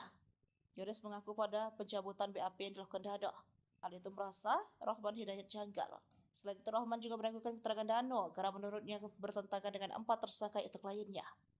Rohman pun membeberkan keterangan Dano yang menyebut Yosef pelaku pembunuhan tersebut hingga kini tak diakui kliennya. Berdasarkan pengakuan Yosef, kliennya masih bersikeras di dalam kejadian pembunuhan, kliennya ada di rumah Mimin. Selain terseret kasus pembunuhan di Subang, aib Yosef punya utang fantastis kini ikut terungkap. Hal ini dibongkar oleh Yoris yang tak lain adalah anak Yosef Hidayah. Yoris menyebut ayahnya itu memiliki utang sebesar 55 juta rupiah. Parahnya, Yosef berjanji akan membayar utang tersebut dengan dana bos dari Yayasan Bina Prestasi Nasional. Bak muak dengan kelakuan sang ayah, Yoris pun meminta agar Yosef dihukum mati saja. Belum sempat dibayar, Yosef justru kini dipenjara setelah ditetapkan sebagai tersangka pembunuhan Tuti Suhartini dan Amalia Mustika Ratu. Utang Yosef ketahuan setelah ada orang yang menagih pada Yoris Raja Amarullah, anak Tuti. Orang tersebut mendatangi rumah dan bertemu istri Yoris. Nominal utang Yosef pun terbilang fantastis, sebesar 55 juta rupiah, terang Leni. Saya baca di perjanjian surat pernyataan hutangnya, kata Leni. Orang tersebut sengaja menagih utang Yosef pada Yoris. Sebab saat ini bekerja sebagai kepala sekolah di Yayasan Bina Prestasi Nasional. Pasalnya Yosef menjanjikan membayar utang menggunakan dana bos. Alasannya menagih ke Yoris karena tersangka Y sudah dipenjara, akhirnya nagih ke Yoris. Karena Yoris memegang sekolah yang mencairkan uang di sekolah, karena Y janji bayar utang dengan dana bos. Dana bos bukan untuk bayar utang, itu buat operasional sekolah, jelas Leni menirukan ucapan Yoris. Perlu diketahui, pasca kasus Subang, Yosef langsung menjabat sebagai Ketua Yayasan Bina Prestasi Nasional. Yosef menggeser Yoris yang awalnya Ketua Yayasan, kini menjadi Kepala Sekolah. Ia juga sempat menunjuk Dano menjadi bendahara demi mencairkan uang sebesar 200 juta rupiah sesaat setelah pembunuhan ibu dan anak di Subang. Yosef beralasan meminjam uang sebesar 55 juta rupiah untuk membayar kuliah Amel. Bekas apa? Katanya bekas kuliah Amel. Ini kan ada kecurigaan saya. Lucunya itu buat kuliah Amel kan udah meninggal 2021, ini hutangnya 2023 Maret. Apa iya ini uangnya untuk kuliah orang yang meninggal, kata Leni. Penagih utang bahkan sampai melontarkan ancaman. Ia mengancam akan membongkar borok sekolah bila utang Yosef tak dilunasi. Yoris nggak takut, silakan aja, saya punya pertanggungjawabannya, kata Leni Anggraini. Yoris sendiri menolak membayarkan utang ayahnya. Ia justru berharap bila memang terbukti bersalah, agar ayahnya dihukum mati. Utang ini pun menjadi kecurigaan Yoris atas alokasi dananya.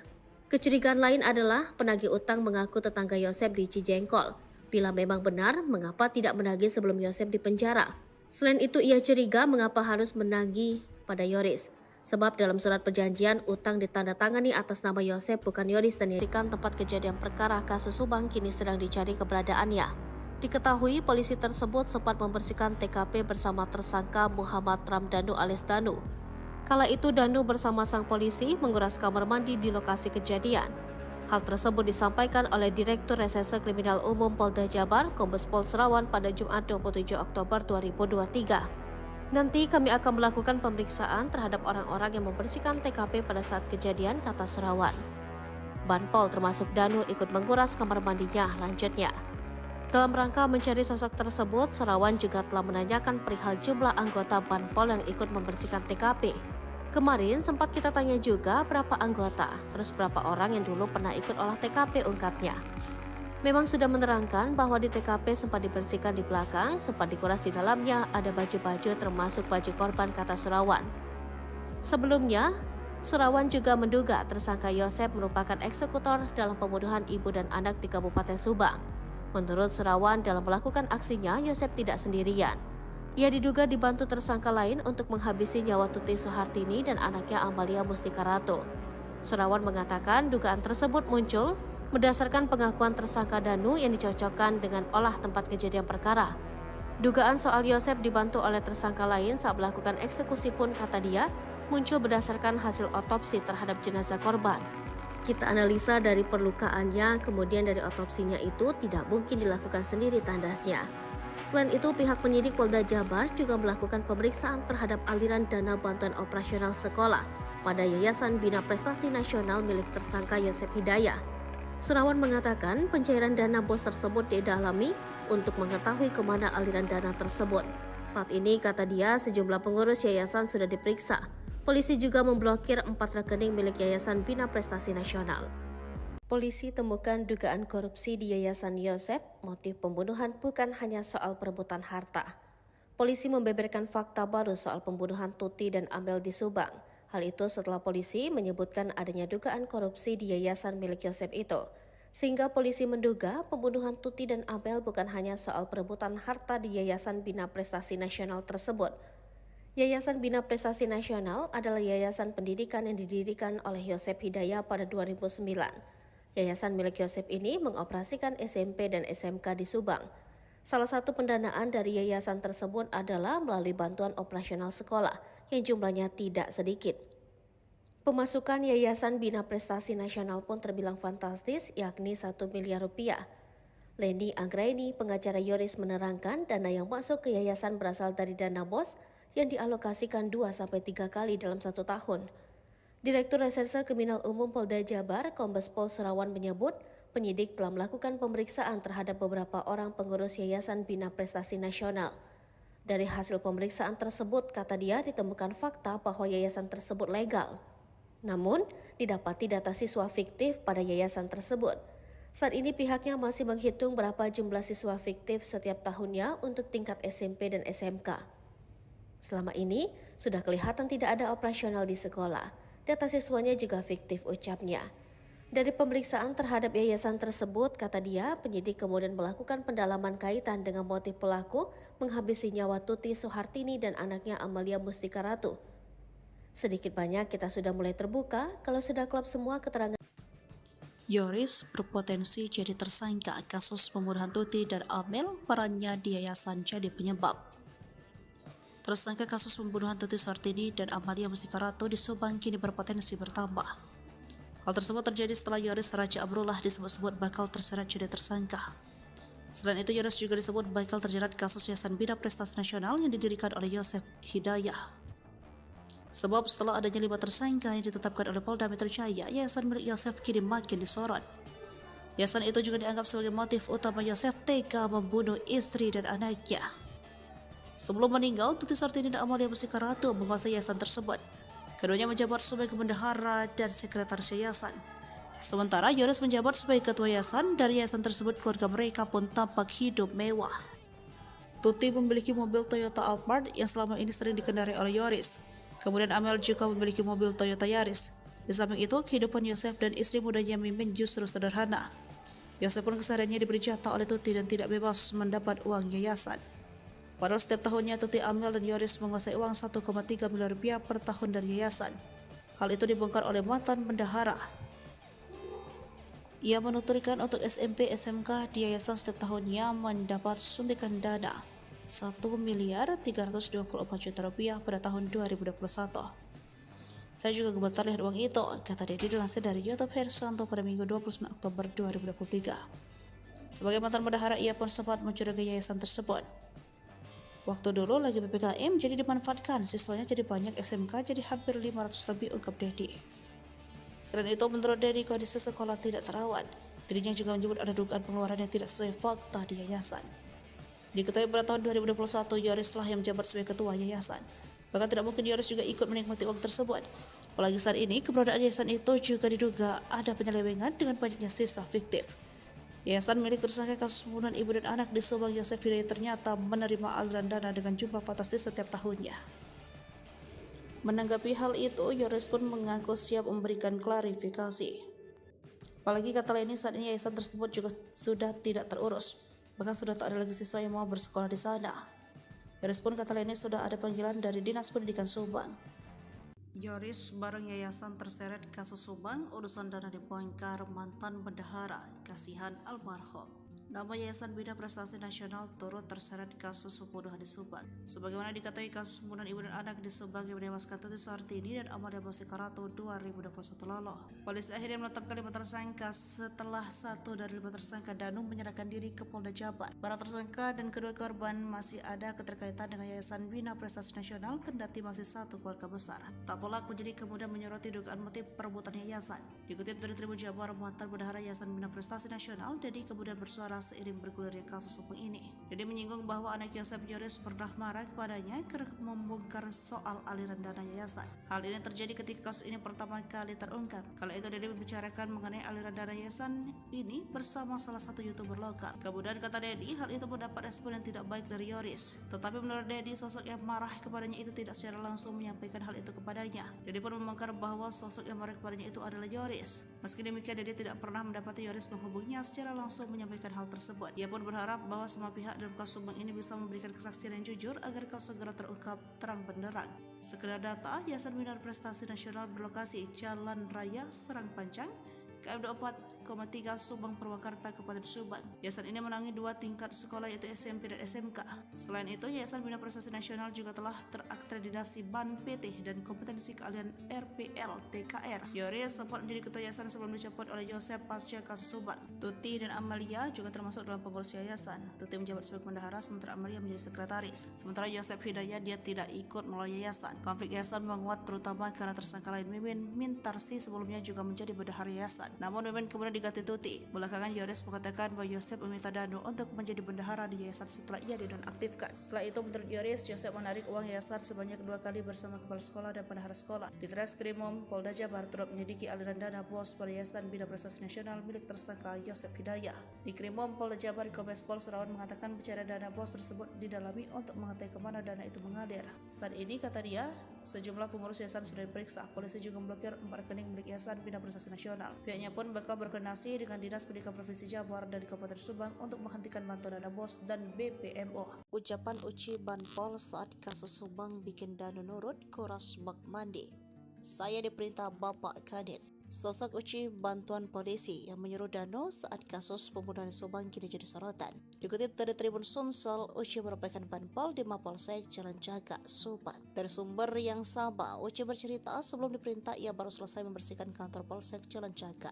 Lalu ia disuruh Kadit Jatan Ras membersihkan bak mandi di lokasi pembunuhan ibu dan anak di Dusun Cesuti, Kecamatan Jalan Jaga, Kabupaten Subang. Uci lantas melaksanakan perintah tersebut. Sesampai di rumah Tuti, Uci mengaku dihampiri Danu. Ia kemudian meminta Danu membantu mengurus bak mandi. Keduanya kemudian langsung masuk ke dalam TKP kasus Subang. Tapi ternyata yang berkaitan dengan bak mandi itu bukan hanya Danu dan Banpol. Yosef rupanya sudah lebih dulu memeriksa bak mandi itu. Hal itu diungkapkan pengacara sendiri, Rohman Hidayat. Kata Rohman, bercak darah di baju Yosef didapati ketika memeriksa bak mandi. Yosef, kata Rohman, langsung memeriksa bak mandi.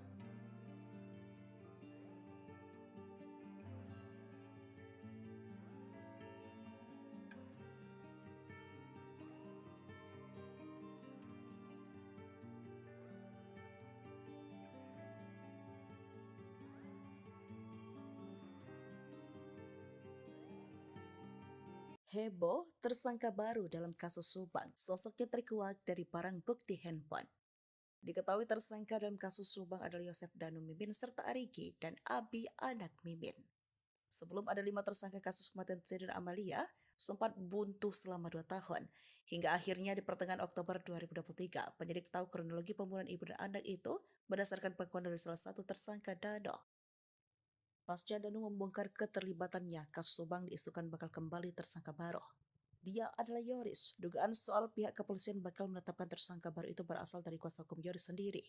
Dalam tayangan YouTube Diskursus.net dilansir tribunnews.bogor.com pada Sabtu 28 Oktober 2023, pengacara Yoris Leni Anggraini mengurai analisanya terkait kasus Subang. Di akun Leni ia sempat mengira bahwa kliennya akan dijadikan tersangka. Tak coba analisa, Leni juga menduga Yoris bakal jadi tersangka usai dipanggil pihak kepolisian. Kabar penyidik telah mempunyai bukti keterlibatan Yoris dalam kasus Subang. Tak cuma analisa, Leni juga menduga Yoris bakal jadi tersangka usai dipanggil pihak kepolisian. Mengetahui hal tersebut, Leni segera berkoordinasi dengan Yoris terkait bukti yang dimiliki kliennya itu, termasuk dengan chat lama di ponsel terdahulu Yoris. Beruntung firasat Leni tak terbukti hingga kemarin, sebab Yoris masih bersatu saksi dan jumlah tersangka belum bertambah. Kendati demikian, Leni sempat mencurigai Yoris terkait kasus Subang. Leni pun tak menutup kemungkinan jika polisi akan menetapkan tersangka baru. Semakin pelik, kuasa hukum sebut Yosef dan Mimin terpojokkan, ungkap kejanggalan pengakuan Dano. Kasus Subang mulai terkuak sejak Dano atau Ramdhano mengaku atas perbuatannya. Tentu pengakuan tersebut mengarah kepada 5 tersangka yang ditetapkan Polda Jabar beberapa waktu lalu. Mereka adalah Dano, Yosef, istri muda Yosef bernama Mimin Mintarsi, dan 2 anaknya Mimin Arigi dan Abi. Kelimanya dijadikan tersangka kasus perampasan nyawa ibu dan anak di Subang, Tuti Suhartini dan Amalia Mustika Ratu yang terjadi pada 18 Agustus 2021. Dari kelima tersangka tersebut pun terpecah menjadi 2 kubu dengan mendampingi kuasa hukum masing-masing. Dano didampingi kuasa hukum tim Ahmad Taufan, sedangkan Yosef CS didampingi tim kuasa hukum Rahmat Hidayat. Setelah 2 tahun kasus Subang tergantung sejak Dano menyerahkan diri ke Polda Jabar, giat kembali melakukan penyelidikan. Bahkan belakangan Polda Jabar juga kembali melakukan olah TKP guna mencocokkan keterangan Dano yang mengaku terlibat dalam pembunuhan Tuti dan Amalia tersebut. Dengan dilakukan kembali oleh TKP tersebut secara tidak langsung membuat pihak Yosef CS tersudut. Menanggapi hal tersebut, kuasa hukum Yosef Rahman Hidayat buka suara. Ia pun belak-belakan mengaku selama 2 tahun kasus Subang diselidiki, bahkan kliennya sejak awal disudutkan, terutama Yosef dan Mimin. Hal ini diungkap Rahman Hidayat dalam tayangan kanal YouTube pada Sabtu 28 Oktober 2023. Lalu Rahman Hidayat menjawab dan tak menampik bahwa kliennya disudutkan. Bahkan Rahman Hidayat merasa kliennya disudutkan selama 2 tahun selama kasus Subang belum terungkap.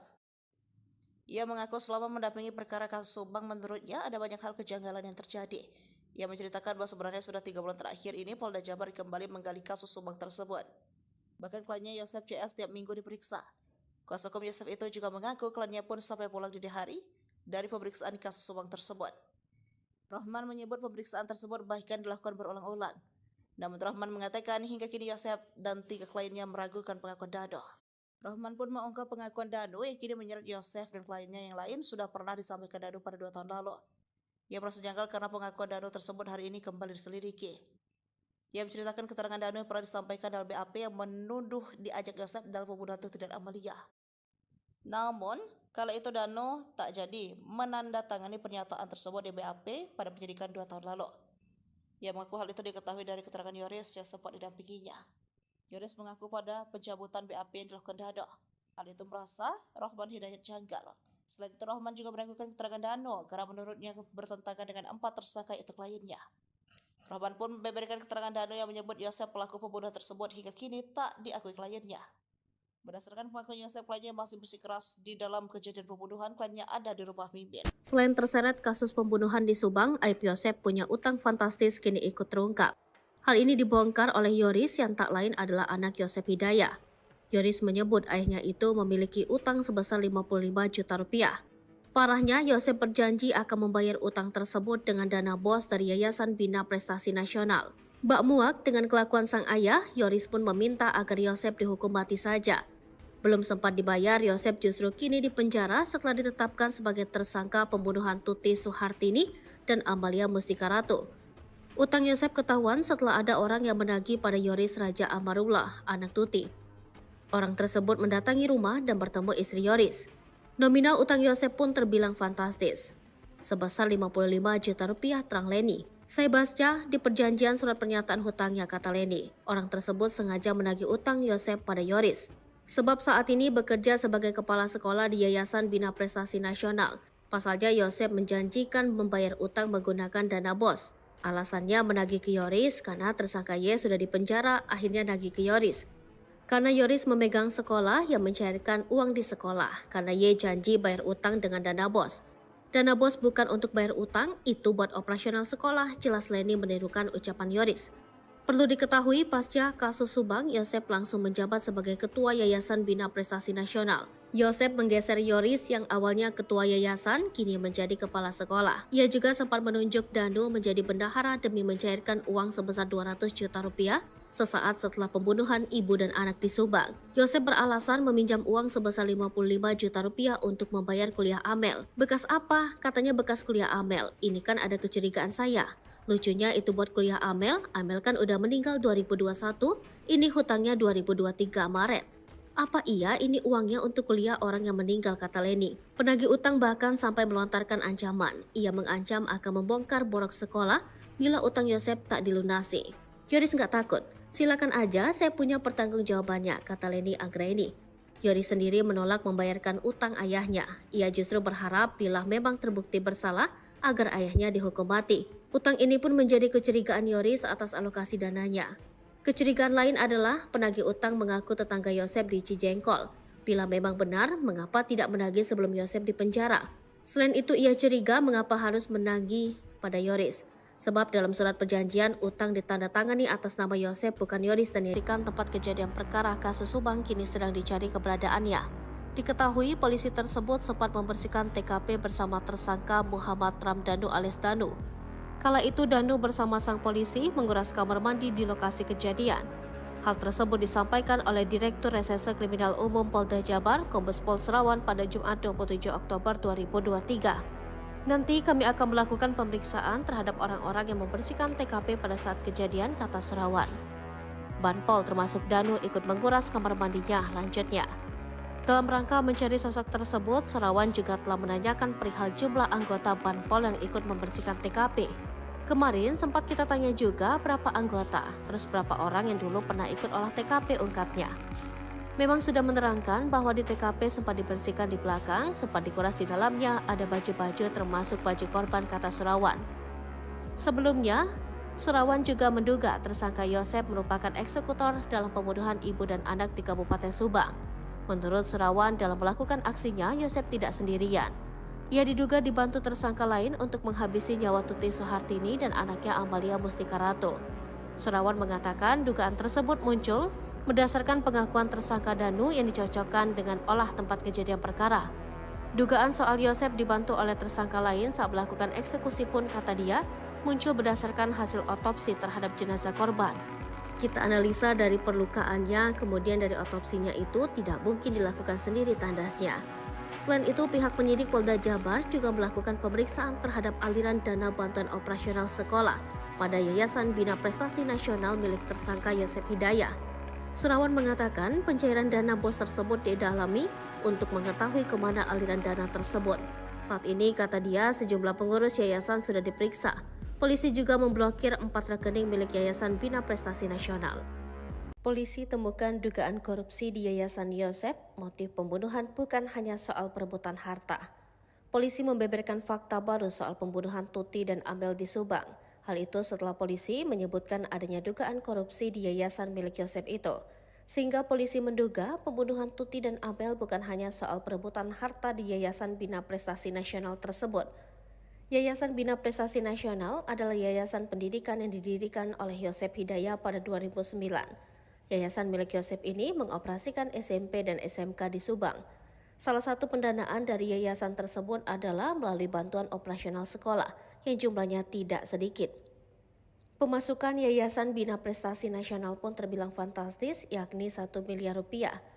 Leni Anggraini, pengacara Yoris, menerangkan dana yang masuk ke yayasan berasal dari dana BOS yang dialokasikan 2-3 kali dalam 1 tahun. Direktur Reserse Kriminal Umum Polda Jabar, Kombes Pol Serawan menyebut, penyidik telah melakukan pemeriksaan terhadap beberapa orang pengurus Yayasan Bina Prestasi Nasional.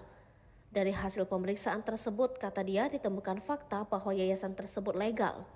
Namun, didapati data siswa fiktif pada yayasan tersebut. Saat ini pihaknya masih menghitung berapa jumlah siswa fiktif setiap tahunnya untuk tingkat SMP dan SMK. Selama ini, sudah kelihatan tidak ada operasional di sekolah. Data siswanya juga fiktif, ucapnya. Dari pemeriksaan terhadap yayasan tersebut, kata dia, penyidik kemudian melakukan pendalaman kaitan dengan motif pelaku menghabisi nyawa Tuti Soehartini dan anaknya Amalia Mustika Ratu. Sedikit banyak kita sudah mulai terbuka kalau sudah klop semua keterangan. Yoris berpotensi jadi tersangka kasus pembunuhan Tuti dan Amel, perannya di yayasan jadi penyebab. Tersangka kasus pembunuhan Tuti Soehartini dan Amalia Mustika Ratu di Subang kini berpotensi bertambah. Hal tersebut terjadi setelah Yoris Raja Amrullah disebut-sebut bakal terseret jadi tersangka. Selain itu, Yoris juga disebut bakal terjerat kasus Yayasan Bina Prestasi Nasional yang didirikan oleh Yosef Hidayah.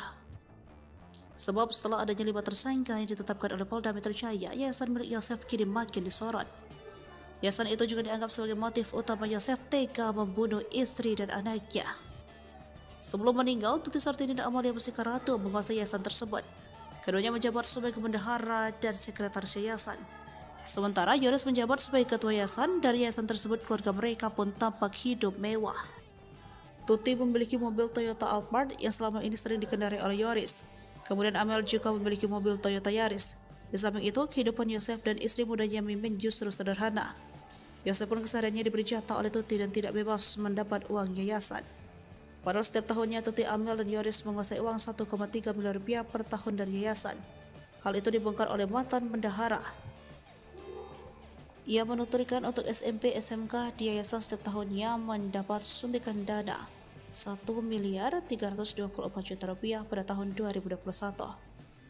Saya juga gemetar lihat uang itu, kata Dedi dilansir dari YouTube Hersanto pada Minggu 29 Oktober 2023. Sebagai mantan bendahara, ia pun sempat mencurigai yayasan tersebut. Waktu dulu lagi PPKM jadi dimanfaatkan, siswanya jadi banyak, SMK jadi hampir 500 lebih, ungkap Dedi. Selain itu, menurut Dedi, kondisi sekolah tidak terawat. Dirinya juga menyebut ada dugaan pengeluaran yang tidak sesuai fakta di yayasan. Diketahui pada tahun 2021, Yoris lah yang menjabat sebagai ketua yayasan. Bahkan tidak mungkin Yoris juga ikut menikmati uang tersebut. Apalagi saat ini, keberadaan yayasan itu juga diduga ada penyelewengan dengan banyaknya sisa fiktif. Yayasan milik tersangka kasus pembunuhan ibu dan anak di Subang, Yosef Hidayah, ternyata menerima aliran dana dengan jumlah fantastis setiap tahunnya.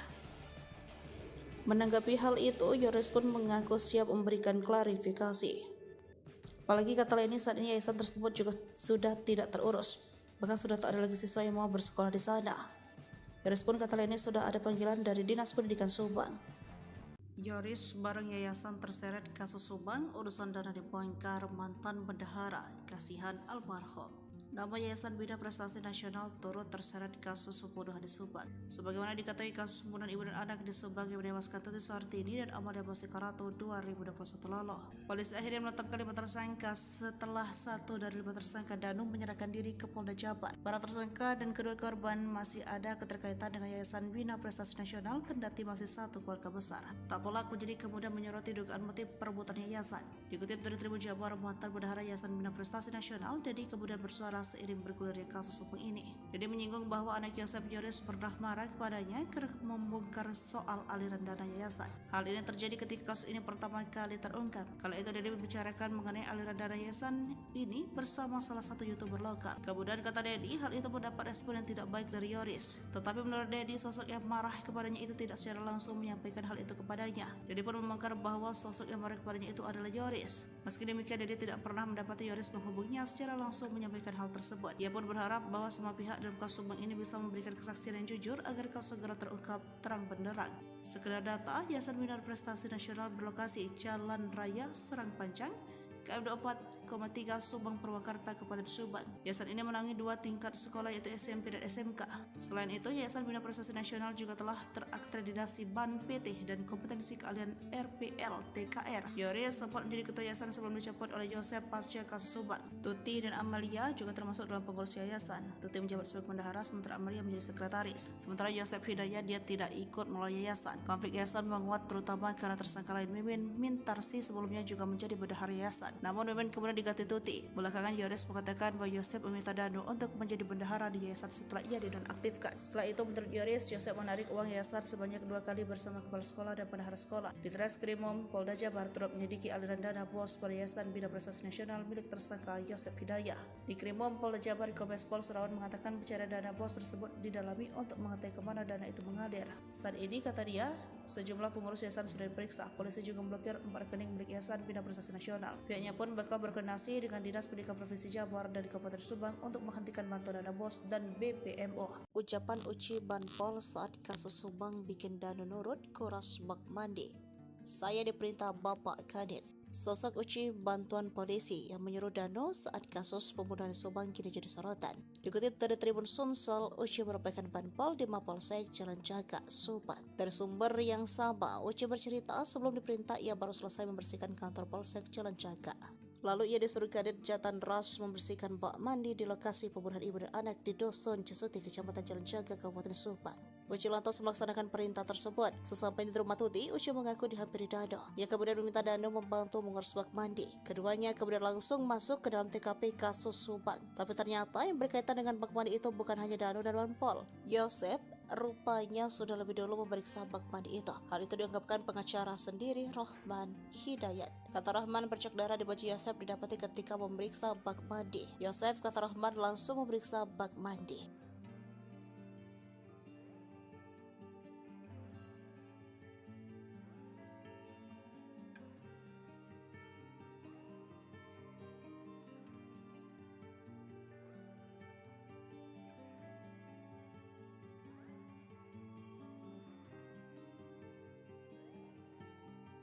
Heboh, tersangka baru dalam kasus Subang. Sosoknya terkuak dari barang bukti handphone. Diketahui tersangka dalam kasus Subang adalah Yosef Danu Mimin serta Arigi dan Abi anak Mimin. Sebelum ada 5 tersangka kasus kematian Tuti dan Amalia, sempat buntu selama 2 tahun. Hingga akhirnya di pertengahan Oktober 2023, penyidik tahu kronologi pembunuhan ibu dan anak itu berdasarkan pengakuan dari salah satu tersangka, Dano.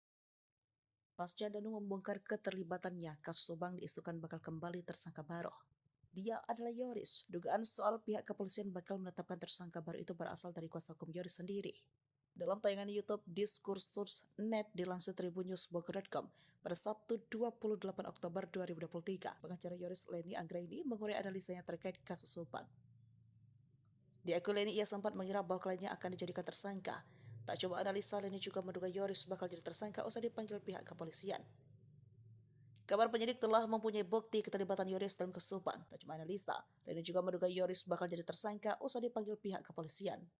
Mengetahui hal tersebut, Leni segera berkoordinasi dengan Yoris terkait bukti yang dimiliki kliennya itu, termasuk dengan chat lama di ponsel terdahulu Yoris. Beruntung firasat Leni tak terbukti hingga kemarin, sebab Yoris masih berstatus saksi dan jumlah tersangka belum bertambah. Karena demikian, Leni sempat mencurigai Yoris terkait kasus Subang. Leni pun tak menutup kemungkinan jika polisi akan menetapkan tersangka baru. Semakin pelik, kuasa hukum sebut Yosef dan Mimin terpojokkan, ungkap kejanggalan pengakuan Dano. Kasus Subang mulai terkuak sejak Dano atau Ramdano mengaku atas perbuatannya. Tentu pengakuan tersebut mengarah kepada 5 tersangka yang ditetapkan Polda Jabar beberapa waktu lalu. Mereka adalah Dano, Yosef, istri muda Yosef bernama Mimin Mintarsi, dan 2 anaknya Mimin, Arigi, dan Abi. Kelimanya dijadikan tersangka kasus perampasan nyawa ibu dan anak di Subang, Tuti Suartini dan Amalia Mustika Ratu yang terjadi pada 18 Agustus 2021. Dari kelima tersangka tersebut pun terpecah menjadi 2 kubu dengan mendampingi kuasa hukum masing-masing. Dano didampingi kuasa hukum tim Ahmad Taufan, sedangkan Yosef CS didampingi tim kuasa hukum Rahman Hidayat. Setelah 2 tahun kasus Subang tergantung sejak Dano menyerahkan diri ke Polda Jabar, giat kembali melakukan penyelidikan. Bahkan belakangan Polda Jabar juga kembali melakukan olah TKP guna mencocokkan keterangan Dano yang mengaku terlibat dalam pembunuhan Tuti dan Amalia tersebut. Dengan dilakukan kembali oleh TKP tersebut secara tidak langsung membuat pihak Yosef CS tersudut. Menanggapi hal tersebut, kuasa hukum Yosef, Rahman Hidayat, buka suara.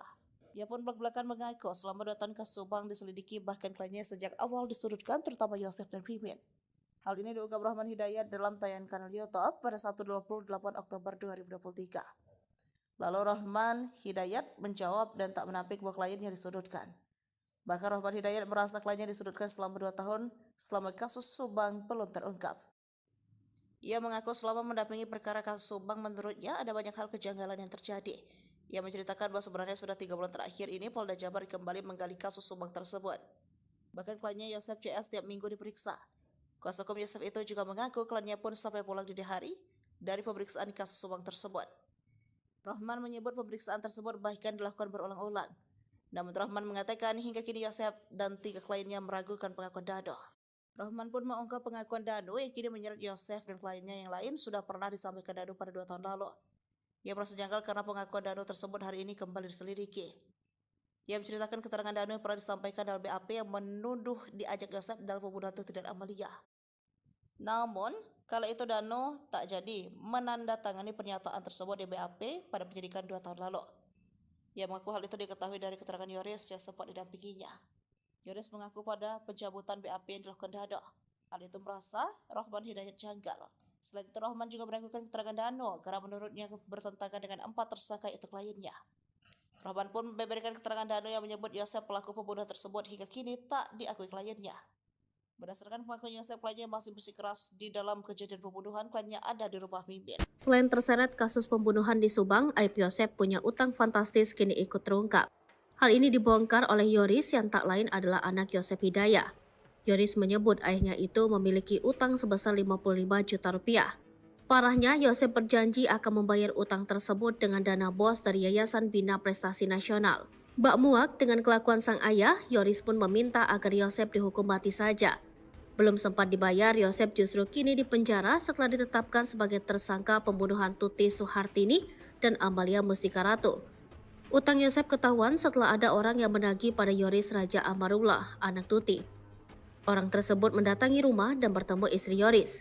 Nominal utang Yosep pun terbilang fantastis, sebesar 55 juta rupiah, terang Leni. Saya baca di perjanjian surat pernyataan hutangnya, kata Leni. Orang tersebut sengaja menagih utang Yosep pada Yoris, sebab saat ini bekerja sebagai kepala sekolah di Yayasan Bina Prestasi Nasional. Pasalnya Yosep menjanjikan membayar utang menggunakan dana bos. Alasannya menagih ke Yoris karena tersangka Y sudah dipenjara, akhirnya nagih ke Yoris.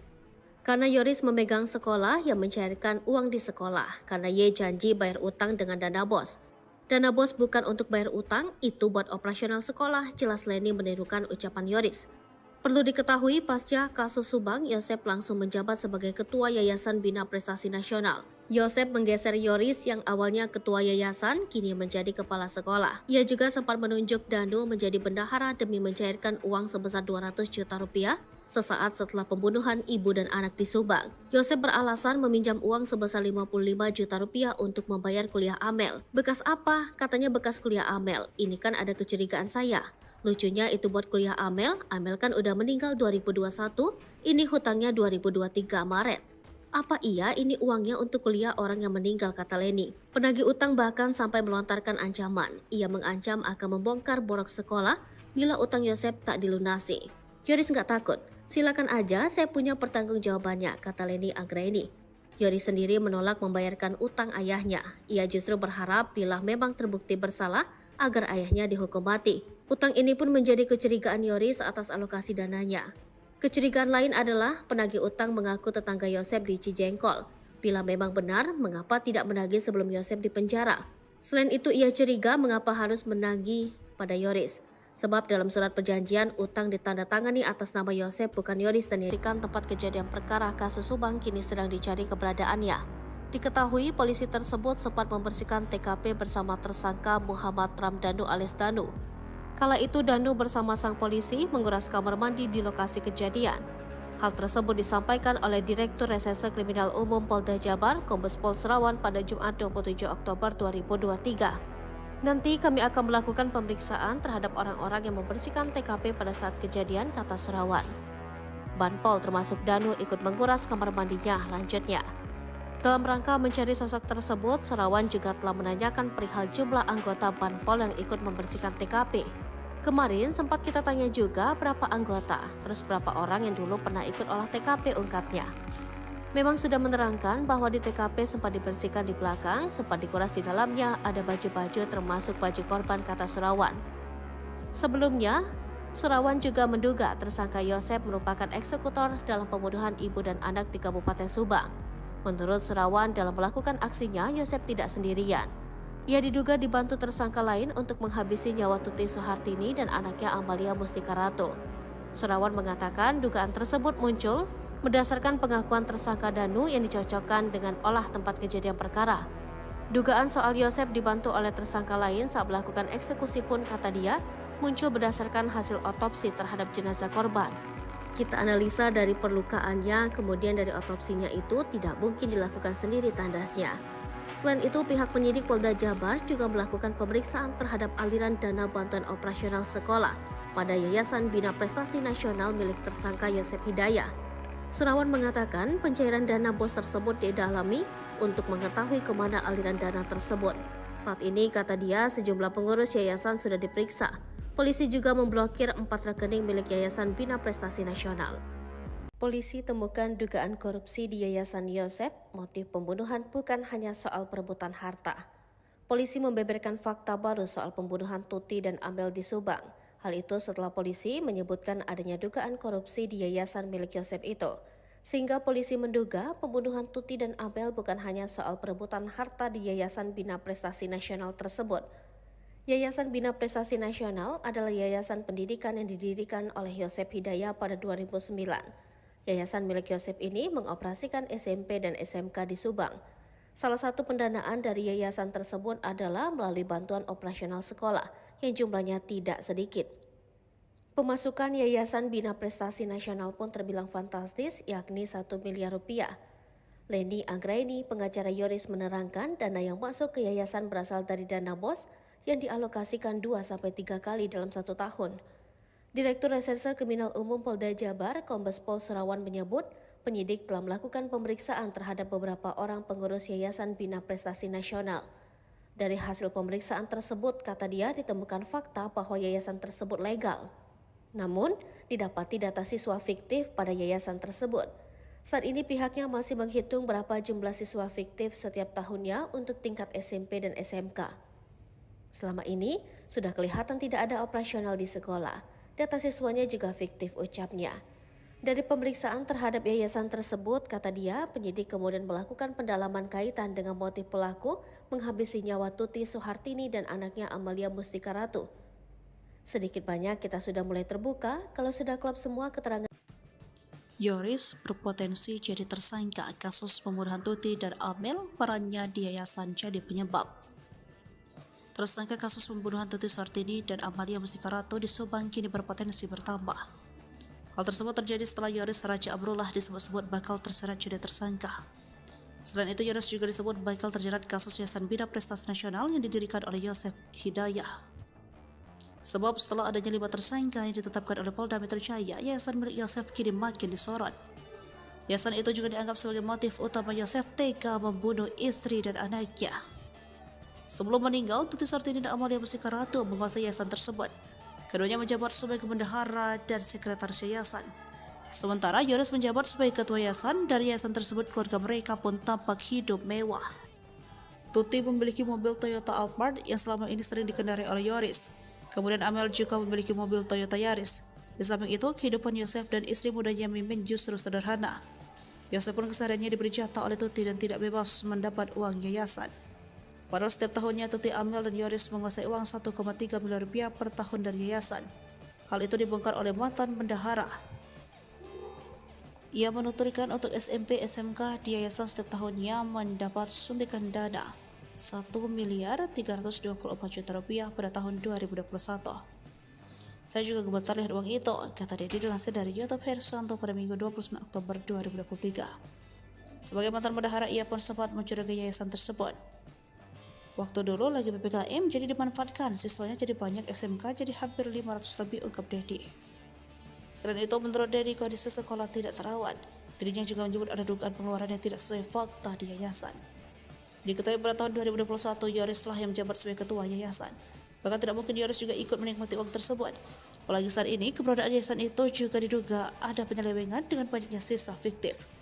Yayasan milik tersangka kasus pembunuhan ibu dan anak di Subang, Yosef Hidayah, ternyata menerima aliran dana dengan jumlah fantastis setiap tahunnya.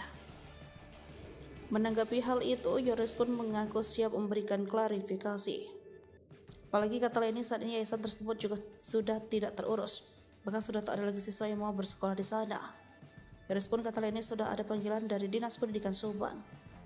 Yoris bareng yayasan terseret kasus Subang, urusan dana dibongkar mantan bendahara, kasihan almarhum. Nama Yayasan Bina Prestasi Nasional turut terseret kasus pembunuhan di Subang. Sebagaimana diketahui, kasus pembunuhan ibu dan anak di Subang yang menewaskan Tuti Suhartini dan Amalia Bostikarato 2021 lalu. Polisi akhirnya menetapkan 5 tersangka setelah 1 dari 5 tersangka Danung menyerahkan diri ke Polda Jabar. Para tersangka dan kedua korban masih ada keterkaitan dengan Yayasan Bina Prestasi Nasional kendati masih satu keluarga besar. Tak pelaku jadi kemudian menyoroti dugaan motif perebutan yayasan. Dikutip dari Tribun Jabar, mantan bendahara Yayasan Bina Prestasi Nasional, Dedi kemudian bersuara seiring bergulirnya kasus hukum ini. Dedi menyinggung bahwa anak Yosef Yoris pernah marah kepadanya karena membongkar soal aliran dana yayasan. Hal ini terjadi ketika kasus ini pertama kali terungkap. Kala itu Dedi membicarakan mengenai aliran dana yayasan ini bersama salah satu YouTuber lokal. Kemudian kata Dedi, hal itu mendapat respon yang tidak baik dari Yoris. Tetapi menurut Dedi, sosok yang marah kepadanya itu tidak secara langsung menyampaikan hal itu kepadanya. Dedi pun membongkar bahwa sosok yang marah kepadanya itu adalah Yoris. Meski demikian, Dedi tidak pernah mendapati Yoris menghubunginya secara langsung menyampaikan hal tersebut. Ia pun berharap bahwa semua pihak dalam kasus Subang ini bisa memberikan kesaksian yang jujur agar kasus segera terungkap terang benderang. Sekedar data, Yayasan Bina Prestasi Nasional berlokasi Jalan Raya Serang Panjang, KM 24,3 Subang Purwakarta, Kabupaten Subang. Yayasan ini menangani 2 tingkat sekolah yaitu SMP dan SMK. Selain itu, Yayasan Bina Prestasi Nasional juga telah terakreditasi BAN PT dan kompetensi keahlian RPL TKR. Yoris sempat menjadi ketua yayasan sebelum dicopot oleh Yosef pasca kasus Subang. Tuti dan Amalia juga termasuk dalam pengurus yayasan. Tuti menjabat sebagai bendahara sementara Amalia menjadi sekretaris. Sementara Yosef Hidayat dia tidak ikut mengelola yayasan. Konflik yayasan menguat terutama karena tersangka lain Mimin Mintarsi sebelumnya juga menjadi bendahara yayasan. Namun Mimin kemudian diganti Tuti. Belakangan Yoris mengatakan bahwa Yosef meminta Danu untuk menjadi bendahara di yayasan setelah ia dinonaktifkan. Setelah itu menurut Yoris, Yosef menarik uang yayasan sebanyak 2 kali bersama kepala sekolah dan bendahara sekolah. Di Treskrimum Polda Jabar turut menyelidiki aliran dana bos pada Yayasan Bina Prestasi Nasional milik tersangka Yosef Hidayat. Di Krimum Polda Jabar, Kombes Pol Surawan mengatakan pencarian dana bos tersebut didalami untuk mengetahui kemana dana itu mengalir. Saat ini, kata dia, sejumlah pengurus yayasan sudah diperiksa. Polisi juga memblokir 4 rekening milik Yayasan Bina Prestasi Nasional. Pihaknya pun bakal berkoordinasi dengan Dinas Pendidikan Provinsi Jabar dan Kabupaten Subang untuk menghentikan bantuan dana bos dan BPMO. Ucapan Uci Banpol saat kasus Subang bikin Danu nurut kuras bak mandi.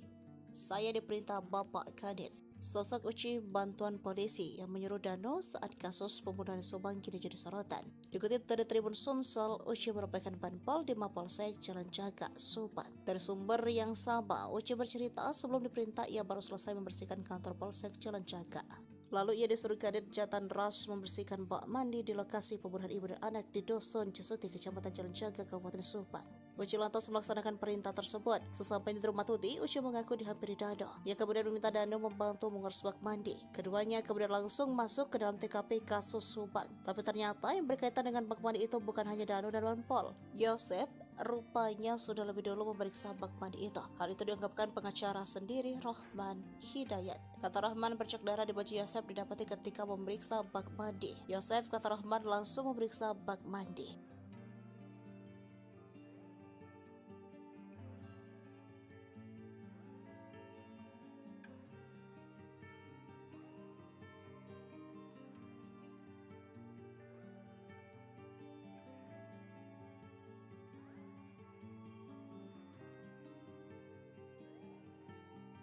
Heboh, tersangka baru dalam kasus Subang. Sosoknya terkuak dari barang bukti handphone. Diketahui tersangka dalam kasus Subang adalah Yosef Danu Mimin serta Ariki dan Abi anak Mimin. Sebelum ada 5 tersangka kasus kematian Tuti dan Amalia, sempat buntu selama 2 tahun. Hingga akhirnya di pertengahan Oktober 2023, penyidik tahu kronologi pembunuhan ibu dan anak itu berdasarkan pengakuan dari salah satu tersangka Danu. Pasca Danu membongkar keterlibatannya, kasus Subang diisukan bakal kembali tersangka baru. Dia adalah Yoris. Dugaan soal pihak kepolisian bakal menetapkan tersangka baru itu berasal dari kuasa hukum Yoris sendiri. Dalam tayangan YouTube Diskursus.net dilansir tribunnews.bogor.com pada Sabtu 28 Oktober 2023, pengacara Yoris Leni Anggraini mengurai analisanya terkait kasus Subang. Di akun Leni ia sempat mengira bahwa kliennya akan dijadikan tersangka. Tak coba analisa, Leni juga menduga Yoris bakal jadi tersangka usai dipanggil pihak kepolisian. Kabar penyidik telah mempunyai bukti keterlibatan Yoris dalam kasus Subang. Tak cuma analisa, Leni juga menduga Yoris bakal jadi tersangka usai dipanggil pihak kepolisian. Mengetahui hal tersebut, Leni segera berkoordinasi dengan Yoris terkait bukti yang dimiliki kliennya itu, termasuk dengan chat lama di ponsel terdahulu Yoris. Beruntung firasat Leni tak terbukti hingga kemarin, sebab Yoris masih bersatu saksi dan jumlah tersangka belum bertambah. Kendati demikian, Leni sempat mencurigai Yoris terkait kasus Subang. Leni pun tak menutup kemungkinan jika polisi akan menetapkan tersangka baru. Semakin pelik, kuasa hukum sebut Yosef dan Mimin terpojokkan, ungkap kejanggalan pengakuan Dano. Kasus Subang mulai terkuak sejak Dano atau Ramdhano mengaku atas perbuatannya. Tentu pengakuan tersebut mengarah kepada 5 tersangka yang ditetapkan Polda Jabar beberapa waktu lalu. Mereka adalah Dano, Yosef, istri muda Yosef bernama Mimin Mintarsi, dan 2 anaknya Mimin Arigi dan Abi.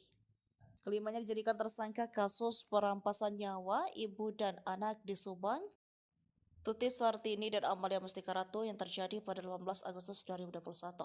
Dari kelima tersangka tersebut pun terpecah menjadi 2 kubu dengan mendampingi kuasa hukum masing-masing. Dano didampingi kuasa hukum tim Ahmad Taufan, sedangkan Yosef CS didampingi tim kuasa hukum Rahman Hidayat. Setelah 2 tahun kasus Subang tergantung sejak Dano menyerahkan diri ke Polda Jabar, giat kembali melakukan penyelidikan. Bahkan belakangan Polda Jabar juga kembali melakukan olah TKP guna mencocokkan keterangan Dano yang mengaku terlibat dalam pembunuhan Tuti dan Amalia tersebut. Dengan dilakukan kembali oleh TKP tersebut secara tidak langsung membuat pihak Yosef CS tersudut. Menanggapi hal tersebut, kuasa hukum Yosef Rahman Hidayat buka suara. Ia pun belak-belakan mengaku selama 2 tahun kasus Subang diselidiki, bahkan kliennya sejak awal disudutkan, terutama Yosef dan Mimin. Hal ini diungkap Rahman Hidayat dalam tayangan kanal YouTube pada Sabtu 28 Oktober 2023. Lalu Rahman Hidayat menjawab dan tak menampik bahwa kliennya disudutkan. Bahkan Rahman Hidayat merasa kliennya disudutkan selama 2 tahun selama kasus Subang belum terungkap.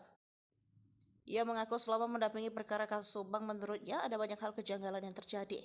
Ia menceritakan bahwa sebenarnya sudah 3 bulan terakhir ini Polda Jabar kembali menggali kasus Subang tersebut. Bahkan kliennya Yosef CS tiap minggu diperiksa. Kuasa hukum Yosef itu juga mengaku kliennya pun sampai pulang dini hari dari pemeriksaan kasus Subang tersebut.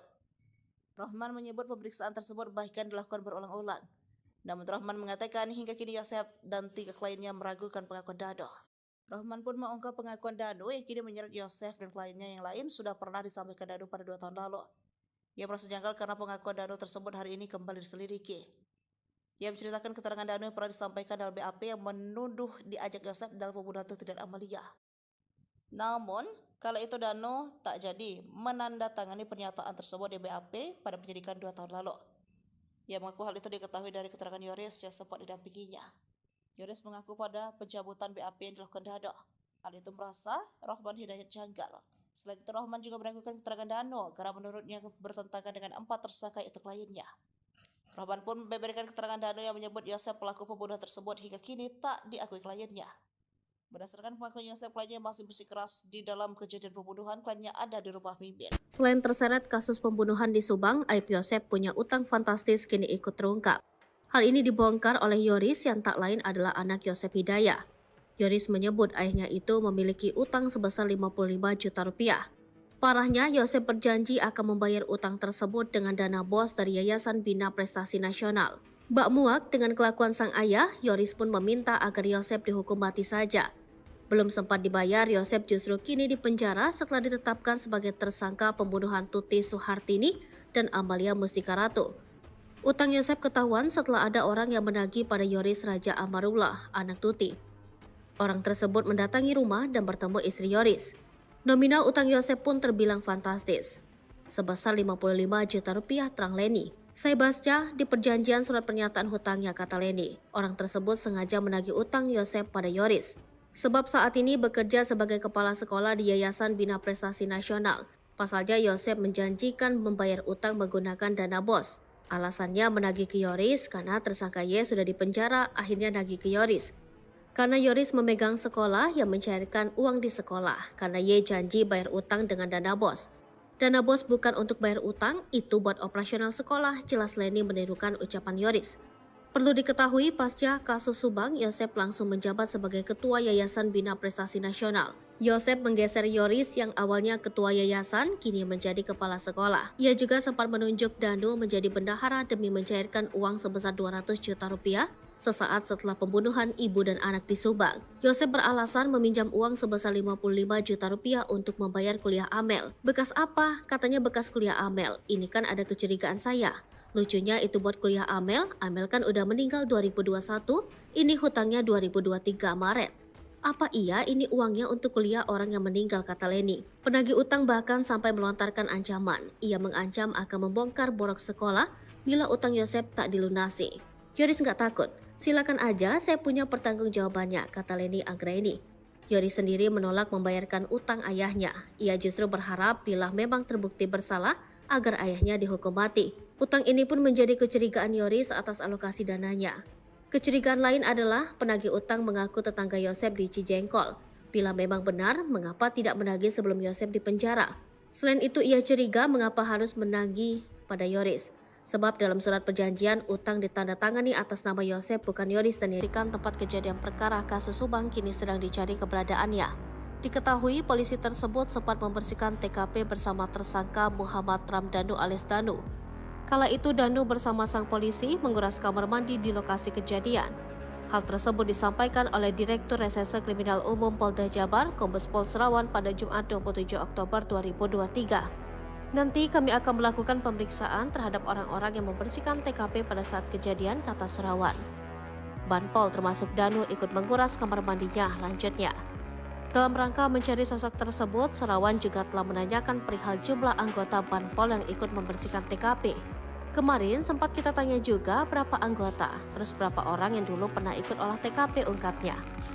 Memang sudah menerangkan bahwa di TKP sempat dibersihkan di belakang, sempat dikuras di dalamnya, ada baju-baju termasuk baju korban, kata Serawan. Sebelumnya, Serawan juga menduga tersangka Yosep merupakan eksekutor dalam pembunuhan ibu dan anak di Kabupaten Subang. Menurut Serawan, dalam melakukan aksinya, Yosep tidak sendirian.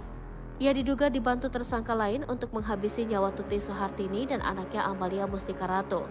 Serawan mengatakan dugaan tersebut muncul berdasarkan pengakuan tersangka Danu yang dicocokkan dengan olah tempat kejadian perkara. Dugaan soal Yosep dibantu oleh tersangka lain saat melakukan eksekusi pun, kata dia, muncul berdasarkan hasil otopsi terhadap jenazah korban. Kita analisa dari perlukaannya, kemudian dari otopsinya itu tidak mungkin dilakukan sendiri, tandasnya. Selain itu, pihak penyidik Polda Jabar juga melakukan pemeriksaan terhadap aliran dana bantuan operasional sekolah pada Yayasan Bina Prestasi Nasional milik tersangka Yosep Hidayah. Serawan mengatakan pencairan dana BOS tersebut didalami untuk mengetahui kemana aliran dana tersebut. Saat ini, kata dia, sejumlah pengurus yayasan sudah diperiksa. Polisi juga memblokir 4 rekening milik Yayasan Bina Prestasi Nasional. Polisi temukan dugaan korupsi di Yayasan Yosep. Motif pembunuhan bukan hanya soal perebutan harta. Polisi membeberkan fakta baru soal pembunuhan Tuti dan Amel di Subang. Hal itu setelah polisi menyebutkan adanya dugaan korupsi di yayasan milik Yosep itu. Sehingga polisi menduga pembunuhan Tuti dan Amel bukan hanya soal perebutan harta di Yayasan Bina Prestasi Nasional tersebut. Yayasan Bina Prestasi Nasional adalah yayasan pendidikan yang didirikan oleh Yosep Hidayah pada 2009. Yayasan milik Yosep ini mengoperasikan SMP dan SMK di Subang. Salah satu pendanaan dari yayasan tersebut adalah melalui bantuan operasional sekolah yang jumlahnya tidak sedikit. Pemasukan Yayasan Bina Prestasi Nasional pun terbilang fantastis, yakni 1 miliar rupiah. Leni Anggraini, pengacara Yoris, menerangkan dana yang masuk ke yayasan berasal dari dana BOS yang dialokasikan 2-3 kali dalam 1 tahun. Direktur Reserse Kriminal Umum Polda Jabar, Kombes Pol Serawan menyebut, penyidik telah melakukan pemeriksaan terhadap beberapa orang pengurus Yayasan Bina Prestasi Nasional. Dari hasil pemeriksaan tersebut, kata dia, ditemukan fakta bahwa yayasan tersebut legal. Namun, didapati data siswa fiktif pada yayasan tersebut. Saat ini pihaknya masih menghitung berapa jumlah siswa fiktif setiap tahunnya untuk tingkat SMP dan SMK. Selama ini, sudah kelihatan tidak ada operasional di sekolah. Data siswanya juga fiktif, ucapnya. Dari pemeriksaan terhadap yayasan tersebut, kata dia, penyidik kemudian melakukan pendalaman kaitan dengan motif pelaku menghabisi nyawa Tuti Soehartini dan anaknya Amalia Mustika Ratu. Sedikit banyak kita sudah mulai terbuka kalau sudah klop semua keterangan. Yoris berpotensi jadi tersangka kasus pembunuhan Tuti dan Amel, perannya di yayasan jadi penyebab. Tersangka kasus pembunuhan Tuti Soehartini dan Amalia Mustika Ratu di Subang kini berpotensi bertambah. Hal tersebut terjadi setelah Yoris Raja Abrullah disebut-sebut bakal terseret jadi tersangka. Selain itu, Yoris juga disebut bakal terjerat kasus Yayasan Bina Prestasi Nasional yang didirikan oleh Yosep Hidayah. Sebab setelah adanya 5 tersangka yang ditetapkan oleh Polda Metro Jaya, yayasan milik Yosep kini makin disorot. Yayasan itu juga dianggap sebagai motif utama Yosep tega membunuh istri dan anaknya. Sebelum meninggal, Tuti Soehartini dan Amalia Mustika Ratu menguasai yayasan tersebut. Keduanya menjabat sebagai bendahara dan sekretaris yayasan. Sementara Yoris menjabat sebagai ketua yayasan. Dari yayasan tersebut keluarga mereka pun tampak hidup mewah. Tuti memiliki mobil Toyota Alphard yang selama ini sering dikendarai oleh Yoris. Kemudian Amel juga memiliki mobil Toyota Yaris. Di samping itu, kehidupan Yosef dan istri mudanya Mimin justru sederhana. Yosef pun kesehariannya diberi jatah oleh Tuti dan tidak bebas mendapat uang yayasan. Padahal setiap tahunnya Tuti, Amel, dan Yoris menguasai uang 1,3 miliar rupiah per tahun dari yayasan. Hal itu dibongkar oleh mantan bendahara.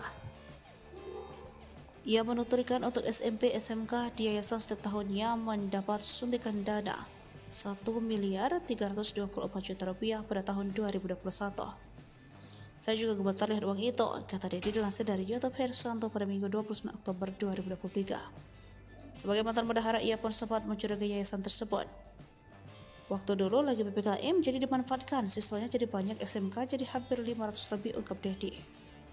Selain itu, menurut Dedi, kondisi sekolah tidak terawat. Dirinya juga menyebut ada dugaan pengeluaran yang tidak sesuai fakta di yayasan. Diketahui pada tahun 2021, Yoris lah yang menjabat sebagai ketua yayasan. Bahkan tidak mungkin Yoris juga ikut menikmati uang tersebut. Apalagi saat ini, keberadaan yayasan itu juga diduga ada penyelewengan dengan banyaknya sisa fiktif. Yayasan milik tersangka kasus pembunuhan ibu dan anak di Subang, Yosef Hidayat, ternyata menerima aliran dana dengan jumlah fantastis setiap tahunnya. Menanggapi hal itu, Yoris pun mengaku siap memberikan klarifikasi. Apalagi kata lainnya, saat ini yayasan tersebut juga sudah tidak terurus. Bahkan sudah tak ada lagi siswa yang mau bersekolah di sana. Yoris pun kata lainnya sudah ada panggilan dari Dinas Pendidikan Subang. Yoris bareng yayasan terseret kasus Subang, urusan dana dibongkar mantan bendahara, kasihan almarhum. Nama Yayasan Bina Prestasi Nasional turut terseret kasus pembunuhan di Subang. Sebagaimana diketahui, kasus pembunuhan ibu dan anak di Subang yang menewaskan Tuti Suhartini dan Amalia Mustikarato 2021 lalu. Polisi akhirnya menetapkan 5 tersangka setelah 1 dari 5 tersangka Danu menyerahkan diri ke Polda Jabar. Para tersangka dan kedua korban masih ada keterkaitan dengan Yayasan Bina Prestasi Nasional, kendati masih satu keluarga besar. Tak pula penyidik kemudian menyoroti dugaan motif perebutan yayasan. Dikutip dari Tribun Jabar, mantan bendahara Yayasan Bina Prestasi Nasional, Dedi kemudian bersuara seiring bergulirnya kasus hukum ini. Dedi menyinggung bahwa anak Yosef, Yoris, pernah marah kepadanya karena membongkar soal aliran dana yayasan. Hal ini terjadi ketika kasus ini pertama kali terungkap. Kala itu Dedi membicarakan mengenai aliran dana yayasan ini bersama salah satu YouTuber lokal. Kemudian kata Dedi, hal itu mendapat respon yang tidak baik dari Yoris. Tetapi menurut Dedi, sosok yang marah kepadanya itu tidak secara langsung menyampaikan hal itu kepadanya. Dedi pun membongkar bahwa sosok yang marah kepadanya itu adalah Yoris. Meski demikian, Dedi tidak pernah mendapati Yoris menghubunginya secara langsung menyampaikan hal tersebut. Ia pun berharap bahwa semua pihak dalam kasus Subang ini bisa memberikan kesaksian yang jujur agar kasus segera terungkap terang benderang. Sekedar data, Yayasan Bina Prestasi Nasional berlokasi Jalan Raya Serang Panjang, KM 24,3 Subang Purwakarta, Kabupaten Subang. Yayasan ini menangani 2 tingkat sekolah, yaitu SMP dan SMK. Selain itu, Yayasan Bina Prestasi Nasional juga telah terakreditasi BAN PT dan kompetensi keahlian RPL TKR. Yoris sempat menjadi ketua yayasan sebelum dicopot oleh Yosef pasca kasus Subang. Tuti dan Amalia juga termasuk dalam pengurus yayasan. Tuti menjabat sebagai bendahara, sementara Amalia menjadi sekretaris. Sementara Yosef Hidayat, dia tidak ikut melalui yayasan. Konflik yayasan menguat terutama karena tersangka lain Mimin Mintarsi sebelumnya juga menjadi bendahara yayasan. Namun Mimin kemudian diganti Tuti. Belakangan Yoris mengatakan bahwa Yosef meminta Danu untuk menjadi bendahara di yayasan setelah ia dinonaktifkan. Setelah itu, menurut Yoris, Yosef menarik uang yayasan sebanyak 2 kali bersama kepala sekolah dan bendahara sekolah. Di Treskrimum Polda Jabar turut menyelidiki aliran dana bos pada Yayasan Bina Prestasi Nasional milik tersangka Yosef Hidayat.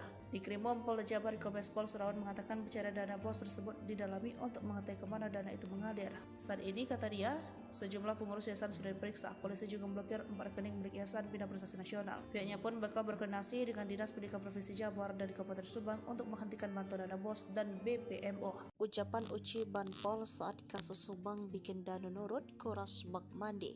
Saya diperintah Bapak Kadin. Sosok Uci bantuan polisi yang menyuruh Danu saat kasus pembunuhan Subang kini jadi sorotan. Dikutip dari Tribun Sumsel, Uci merupakan Banpol di Mapolsek Jalan Jaga, Subang. Dari sumber yang sama, Uci bercerita sebelum diperintah ia baru selesai membersihkan kantor Polsek Jalan Jaga.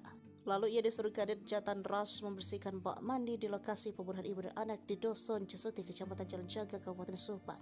Uci lantas melaksanakan perintah tersebut. Sesampai di rumah Tuti, Uci mengaku dihampiri Danu. Ia kemudian meminta Danu membantu mengurus bak mandi. Keduanya kemudian langsung masuk ke dalam TKP kasus Subang. Tapi ternyata yang berkaitan dengan bak mandi itu bukan hanya Danu dan Banpol. Yosef, rupanya sudah lebih dulu memeriksa bak mandi itu. Hal itu diungkapkan pengacara sendiri Rohman Hidayat. Kata Rohman, bercak darah di baju Yosef didapati ketika memeriksa bak mandi. Yosef, kata Rohman, langsung memeriksa bak mandi.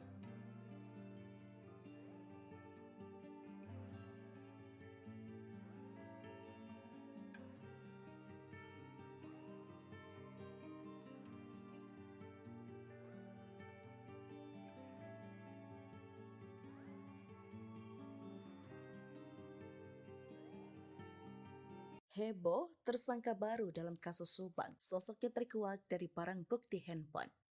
Diketahui tersangka dalam kasus Subang adalah Yosef Danu Mimin serta Arigi dan Abi anak Mimin. Sebelum ada 5 tersangka kasus kematian Tuti dan Amalia, sempat buntu selama 2 tahun. Hingga akhirnya di pertengahan Oktober 2023, penyidik tahu kronologi pembunuhan ibu dan anak itu berdasarkan pengakuan dari salah satu tersangka Dano. Pasca Danu membongkar keterlibatannya, kasus Subang diisukan bakal kembali tersangka baru. Dia adalah Yoris. Dugaan soal pihak kepolisian bakal menetapkan tersangka baru itu berasal dari kuasa hukum Yoris sendiri. Dalam tayangan YouTube Diskursus.net dilansir tribunnews.bogor.com pada Sabtu 28 Oktober 2023, pengacara Yoris Leni Anggraini mengurai analisanya terkait kasus Subang. Di akun Leni ia sempat mengira bahwa kliennya akan dijadikan tersangka. Tak coba analisa, Leni juga menduga Yoris bakal jadi tersangka usai dipanggil pihak kepolisian. Kabar penyidik telah mempunyai bukti keterlibatan Yoris dalam kasus Subang. Tak cuma analisa, Leni juga menduga Yoris bakal jadi tersangka usai dipanggil pihak kepolisian. Mengetahui hal tersebut, Leni segera berkoordinasi dengan Yoris terkait bukti yang dimiliki kliennya itu, termasuk dengan chat lama di ponsel terdahulu Yoris. Beruntung firasat Leni tak terbukti hingga kemarin, sebab Yoris masih berstatus saksi dan jumlah tersangka belum bertambah. Karena demikian, Leni sempat mencurigai Yoris terkait kasus Subang.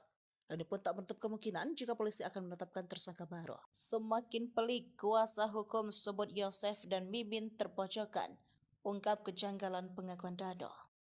Kasus Subang mulai terkuak sejak Dano atau Ramdhano mengaku atas perbuatannya. Tentu pengakuan tersebut mengarah kepada 5 tersangka yang ditetapkan Polda Jabar beberapa waktu lalu. Mereka adalah Dano, Yosef, istri muda Yosef bernama Mimin Mintarsi, dan 2 anaknya Mimin Arigi dan Abi. Kelimanya dijadikan tersangka kasus perampasan nyawa ibu dan anak di Subang, Tuti Suartini dan Amalia Mustika Ratu yang terjadi pada 18 Agustus 2021. Dari kelima tersangka tersebut pun terpecah menjadi 2 kubu dengan mendampingi kuasa hukum masing-masing. Dano didampingi kuasa hukum tim Ahmad Taufan, sedangkan Yosef CS didampingi tim kuasa hukum Rohman Hidayat. Setelah 2 tahun kasus Subang tergantung sejak Dano menyerahkan diri ke Polda Jabar, giat kembali melakukan penyelidikan. Bahkan belakangan Polda Jabar juga kembali melakukan olah TKP guna mencocokkan keterangan Dano yang mengaku terlibat dalam pembunuhan Tuti dan Amalia tersebut. Dengan dilakukan kembali oleh TKP tersebut secara tidak langsung membuat pihak Yosef CS tersudut. Menanggapi hal tersebut, kuasa hukum Yosef, Rahman Hidayat, buka suara. Ia pun belak-belakan mengaku selama 2 tahun kasus Subang diselidiki, bahkan kliennya sejak awal disudutkan, terutama Yosef dan Mimin. Hal ini diungkap Rahman Hidayat dalam tayangan kanal YouTube pada Sabtu 28 Oktober 2023. Lalu Rahman Hidayat menjawab dan tak menampik bahwa kliennya disudutkan. Bahkan Rahman Hidayat merasa kliennya disudutkan selama 2 tahun selama kasus Subang belum terungkap. Ia mengaku selama mendampingi perkara kasus Subang, menurutnya ada banyak hal kejanggalan yang terjadi. Ia menceritakan bahwa sebenarnya sudah 3 bulan terakhir ini Polda Jabar kembali menggali kasus Subang tersebut. Bahkan kliennya Yosef CS tiap minggu diperiksa. Kuasa hukum Yosef itu juga mengaku kliennya pun sampai pulang dini hari dari pemeriksaan kasus Subang tersebut. Rahman menyebut pemeriksaan tersebut bahkan dilakukan berulang-ulang.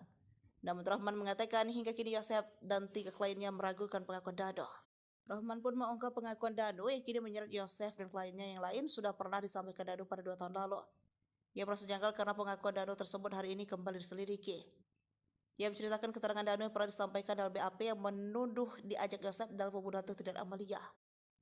Namun, kala itu Dano tak jadi menandatangani pernyataan tersebut di BAP pada penyidikan 2 tahun lalu. Ia mengaku hal itu diketahui dari keterangan Yoris yang sempat didampinginya. Yoris mengaku pada pencabutan BAP yang dilakukan Dano, hal itu merasa Rahman Hidayat janggal. Selain itu, Rahman juga meragukan keterangan Dano karena menurutnya bertentangan dengan 4 tersangka itu kliennya. Rahman pun memberikan keterangan Dano yang menyebut Yosef pelaku pembunuhan tersebut hingga kini tak diakui kliennya. Berdasarkan pengakuan Yosef, kliennya masih bersikeras di dalam kejadian pembunuhan, kliennya ada di rumah Mimin. Selain terseret kasus pembunuhan di Subang, aib Yosef punya utang fantastis kini ikut terungkap.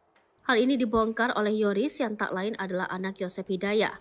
Yoris menyebut ayahnya itu memiliki utang sebesar 55 juta rupiah. Parahnya, Yosep berjanji akan membayar utang tersebut dengan dana BOS dari Yayasan Bina Prestasi Nasional. Bak muak dengan kelakuan sang ayah, Yoris pun meminta agar Yosep dihukum mati saja. Belum sempat dibayar, Yosep justru kini dipenjara setelah ditetapkan sebagai tersangka pembunuhan Tuti Suhartini dan Amalia Mustika Ratu. Utang Yosep ketahuan setelah ada orang yang menagih pada Yoris Raja Amarullah, anak Tuti. Orang tersebut mendatangi rumah dan bertemu istri Yoris. Nominal utang Yosep pun terbilang fantastis, sebesar 55 juta rupiah, terang Leni. Saya baca di perjanjian surat pernyataan hutangnya, kata Leni. Orang tersebut sengaja menagih utang Yosep pada Yoris, sebab saat ini bekerja sebagai kepala sekolah di Yayasan Bina Prestasi Nasional. Pasalnya Yosep menjanjikan membayar utang menggunakan dana BOS. Alasannya menagih ke Yoris karena tersangka Y sudah dipenjara, akhirnya nagih ke Yoris. Karena Yoris memegang sekolah yang mencairkan uang di sekolah, karena Y janji bayar utang dengan dana BOS. Dana BOS bukan untuk bayar utang, itu buat operasional sekolah, jelas Leni menirukan ucapan Yoris. Perlu diketahui, pasca kasus Subang, Yosep langsung menjabat sebagai Ketua Yayasan Bina Prestasi Nasional. Yosep menggeser Yoris yang awalnya ketua yayasan, kini menjadi kepala sekolah. Ia juga sempat menunjuk Danu menjadi bendahara demi mencairkan uang sebesar 200 juta rupiah sesaat setelah pembunuhan ibu dan anak di Subang. Yosep beralasan meminjam uang sebesar 55 juta rupiah untuk membayar kuliah Amel. Bekas apa? Katanya bekas kuliah Amel. Ini kan ada kecurigaan saya. Lucunya itu buat kuliah Amel kan udah meninggal 2021, ini hutangnya 2023 Maret. Apa iya ini uangnya untuk kuliah orang yang meninggal, kata Leni. Penagih utang bahkan sampai melontarkan ancaman. Ia mengancam akan membongkar borok sekolah bila utang Yosep tak dilunasi. Yoris nggak takut. Silakan aja, saya punya pertanggungjawabannya, kata Leni Anggraini. Yoris sendiri menolak membayarkan utang ayahnya. Ia justru berharap bila memang terbukti bersalah agar ayahnya dihukum mati. Utang ini pun menjadi kecurigaan Yoris atas alokasi dananya. Kecurigaan lain adalah penagih utang mengaku tetangga Yosep di Cijengkol. Bila memang benar, mengapa tidak menagih sebelum Yosep dipenjara? Selain itu, ia curiga mengapa harus menagih pada Yoris. Sebab dalam surat perjanjian, utang ditandatangani atas nama Yosep bukan Yoris dan dirikan tempat kejadian perkara kasus Subang kini sedang dicari keberadaannya. Diketahui polisi tersebut sempat membersihkan TKP bersama tersangka Muhammad Ramdhanu alias Danu. Kala itu Danu bersama sang polisi menguras kamar mandi di lokasi kejadian. Hal tersebut disampaikan oleh Direktur Reserse Kriminal Umum Polda Jabar, Kombes Pol Serawan pada Jumat 27 Oktober 2023. Nanti kami akan melakukan pemeriksaan terhadap orang-orang yang membersihkan TKP pada saat kejadian, kata Serawan. Banpol termasuk Danu ikut menguras kamar mandinya, lanjutnya. Dalam rangka mencari sosok tersebut, Serawan juga telah menanyakan perihal jumlah anggota Banpol yang ikut membersihkan TKP. Kemarin sempat kita tanya juga berapa anggota, terus berapa orang yang dulu pernah ikut olah TKP, ungkapnya. Memang sudah menerangkan bahwa di TKP sempat dibersihkan di belakang, sempat dikuras di dalamnya, ada baju-baju termasuk baju korban, kata Serawan. Sebelumnya, Serawan juga menduga tersangka Yosep merupakan eksekutor dalam pembunuhan ibu dan anak di Kabupaten Subang. Menurut Serawan, dalam melakukan aksinya, Yosep tidak sendirian. Ia diduga dibantu tersangka lain untuk menghabisi nyawa Tuti Suhartini dan anaknya Amalia Mustika Ratu. Serawan mengatakan dugaan tersebut muncul berdasarkan pengakuan tersangka Danu yang dicocokkan dengan olah tempat kejadian perkara. Dugaan soal Yosep dibantu oleh tersangka lain saat melakukan eksekusi pun, kata dia, muncul berdasarkan hasil otopsi terhadap jenazah korban. Kita analisa dari perlukaannya, kemudian dari otopsinya itu tidak mungkin dilakukan sendiri, tandasnya. Selain itu, pihak penyidik Polda Jabar juga melakukan pemeriksaan terhadap aliran dana bantuan operasional sekolah pada Yayasan Bina Prestasi Nasional milik tersangka Yosep Hidayah. Serawan mengatakan pencairan dana BOS tersebut didalami untuk mengetahui kemana aliran dana tersebut. Saat ini, kata dia, sejumlah pengurus yayasan sudah diperiksa. Polisi juga memblokir 4 rekening milik Yayasan Bina Prestasi Nasional. Polisi temukan dugaan korupsi di Yayasan Yosep. Motif pembunuhan bukan hanya soal perebutan harta. Polisi membeberkan fakta baru soal pembunuhan Tuti dan Amel di Subang. Hal itu setelah polisi menyebutkan adanya dugaan korupsi di yayasan milik Yosep itu. Sehingga polisi menduga pembunuhan Tuti dan Amel bukan hanya soal perebutan harta di Yayasan Bina Prestasi Nasional tersebut. Yayasan Bina Prestasi Nasional adalah yayasan pendidikan yang didirikan oleh Yosef Hidayah pada 2009. Yayasan milik Yosef ini mengoperasikan SMP dan SMK di Subang. Salah satu pendanaan dari yayasan tersebut adalah melalui bantuan operasional sekolah yang jumlahnya tidak sedikit. Pemasukan Yayasan Bina Prestasi Nasional pun terbilang fantastis, yakni 1 miliar rupiah. Leni Anggraini, pengacara Yoris, menerangkan dana yang masuk ke yayasan berasal dari dana BOS yang dialokasikan 2-3 kali dalam 1 tahun. Direktur Reserse Kriminal Umum Polda Jabar, Kombes Pol Surawan menyebut, penyidik telah melakukan pemeriksaan terhadap beberapa orang pengurus Yayasan Bina Prestasi Nasional. Dari hasil pemeriksaan tersebut, kata dia, ditemukan fakta bahwa yayasan tersebut legal. Namun, didapati data siswa fiktif pada yayasan tersebut. Saat ini pihaknya masih menghitung berapa jumlah siswa fiktif setiap tahunnya untuk tingkat SMP dan SMK. Selama ini, sudah kelihatan tidak ada operasional di sekolah. Data siswanya juga fiktif, ucapnya. Dari pemeriksaan terhadap yayasan tersebut, kata dia, penyidik kemudian melakukan pendalaman kaitan dengan motif pelaku menghabisi nyawa Tuti Suhartini dan anaknya Amalia Mustika Ratu. Sedikit banyak kita sudah mulai terbuka kalau sudah klop semua keterangan. Yoris berpotensi jadi tersangka kasus pembunuhan Tuti dan Amel, perannya di yayasan jadi penyebab. Tersangka kasus pembunuhan Tuti Suhartini dan Amalia Mustika Ratu di Subang kini berpotensi bertambah. Hal tersebut terjadi setelah Yoris Raja Amrullah disebut-sebut bakal terseret jadi tersangka. Selain itu, Yoris juga disebut bakal terjerat kasus Yayasan Bina Prestasi Nasional yang didirikan oleh Yosef Hidayah. Sebab setelah adanya 5 tersangka yang ditetapkan oleh Polda Metro Jaya, yayasan milik Yosef kini makin disorot. Yayasan itu juga dianggap sebagai motif utama Yosef tega membunuh istri dan anaknya. Sebelum meninggal, Tuti Suhartini dan Amalia Mustika Ratu menguasai yayasan tersebut. Keduanya menjabat sebagai bendahara dan sekretaris yayasan. Sementara Yoris menjabat sebagai ketua yayasan. Dari yayasan tersebut, keluarga mereka pun tampak hidup mewah. Tuti memiliki mobil Toyota Alphard yang selama ini sering dikendarai oleh Yoris. Kemudian Amel juga memiliki mobil Toyota Yaris. Di samping itu, kehidupan Yosef dan istri mudanya Mimin justru sederhana. Yosef pun kesehariannya diberi jatah oleh Tuti dan tidak bebas mendapat uang yayasan. Padahal setiap tahunnya Tuti, Amel, dan Yoris menguasai uang 1,3 miliar rupiah per tahun dari yayasan. Hal itu dibongkar oleh mantan bendahara. Ia menuturkan untuk SMP SMK di yayasan setiap tahunnya mendapat suntikan dana 1.324 juta rupiah pada tahun 2021. Saya juga gemetar lihat uang itu, kata dia dilansir dari YouTube Hersanto pada Minggu 29 Oktober 2023. Sebagai mantan bendahara, ia pun sempat mencurigai yayasan tersebut.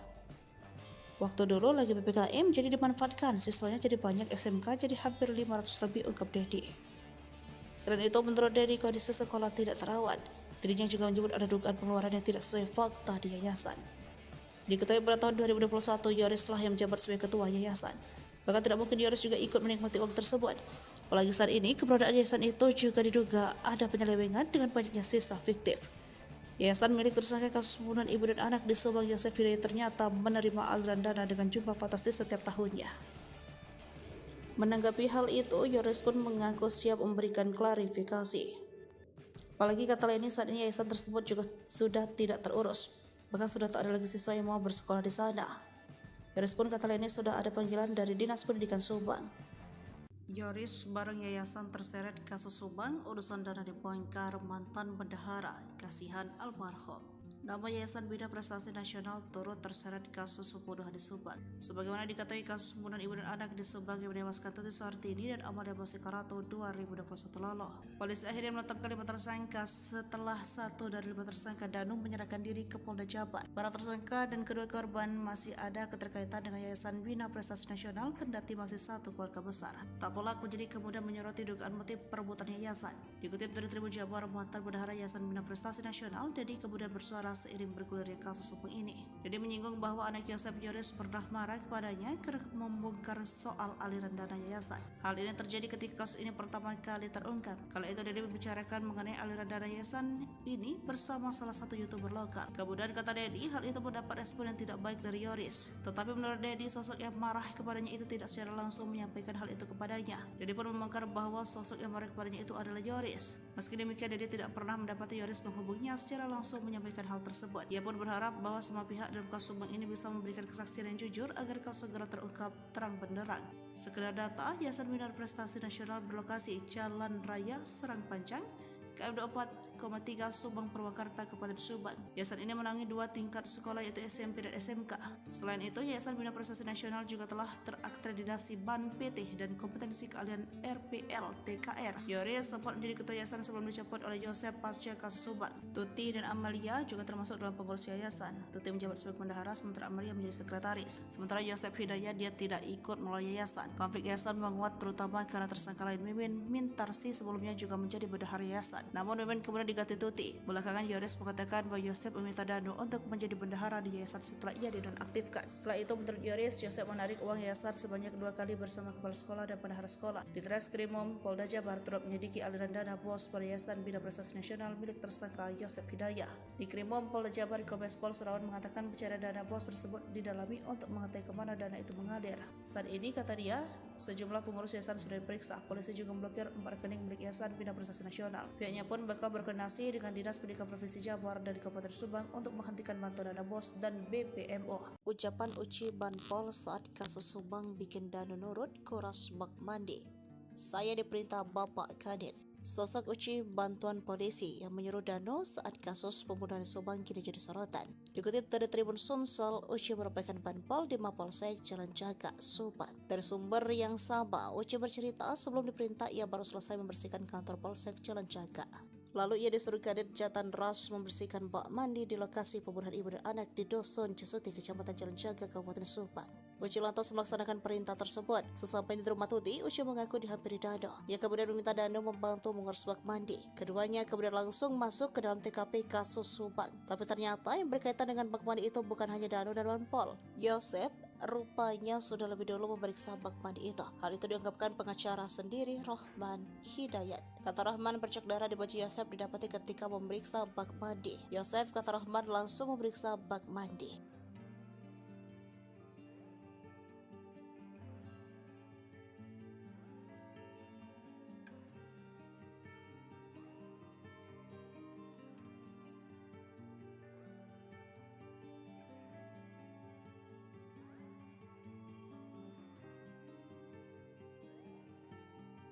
Heboh, tersangka baru dalam kasus Subang. Sosoknya terkuak dari barang bukti handphone.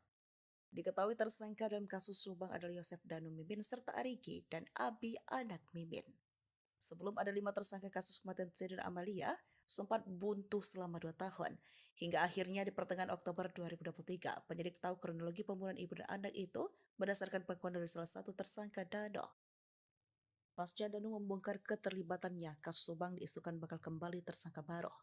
Dia adalah Yoris. Dugaan soal pihak kepolisian bakal menetapkan tersangka baru itu berasal dari kuasa hukum Yoris sendiri. Dalam tayangan YouTube Diskursus.net dilansir tribunnews.bogor.com pada Sabtu 28 Oktober 2023, pengacara Yoris Leni Anggraini mengurai analisanya terkait kasus Subang. Di akun Leni ia sempat mengira bahwa kliennya akan dijadikan tersangka. Tak coba analisa, Leni juga menduga Yoris bakal jadi tersangka usai dipanggil pihak kepolisian. Kabar penyidik telah mempunyai bukti keterlibatan Yoris dalam kasus Subang. Tak cuma analisa, Leni juga menduga Yoris bakal jadi tersangka usai dipanggil pihak kepolisian. Mengetahui hal tersebut, Leni segera berkoordinasi dengan Yoris terkait bukti yang dimiliki kliennya itu, termasuk dengan chat lama di ponsel terdahulu Yoris. Beruntung firasat Leni tak terbukti hingga kemarin, sebab Yoris masih bersatu saksi dan jumlah tersangka belum bertambah. Karena demikian, Leni sempat mencurigai Yoris terkait kasus Subang. Leni pun tak menutup kemungkinan jika polisi akan menetapkan tersangka baru. Semakin pelik, kuasa hukum sebut Yosef dan Mimin terpojokkan, ungkap kejanggalan pengakuan Danu. Kasus Subang mulai terkuak sejak Danu atau Ramdhanu mengaku atas perbuatannya.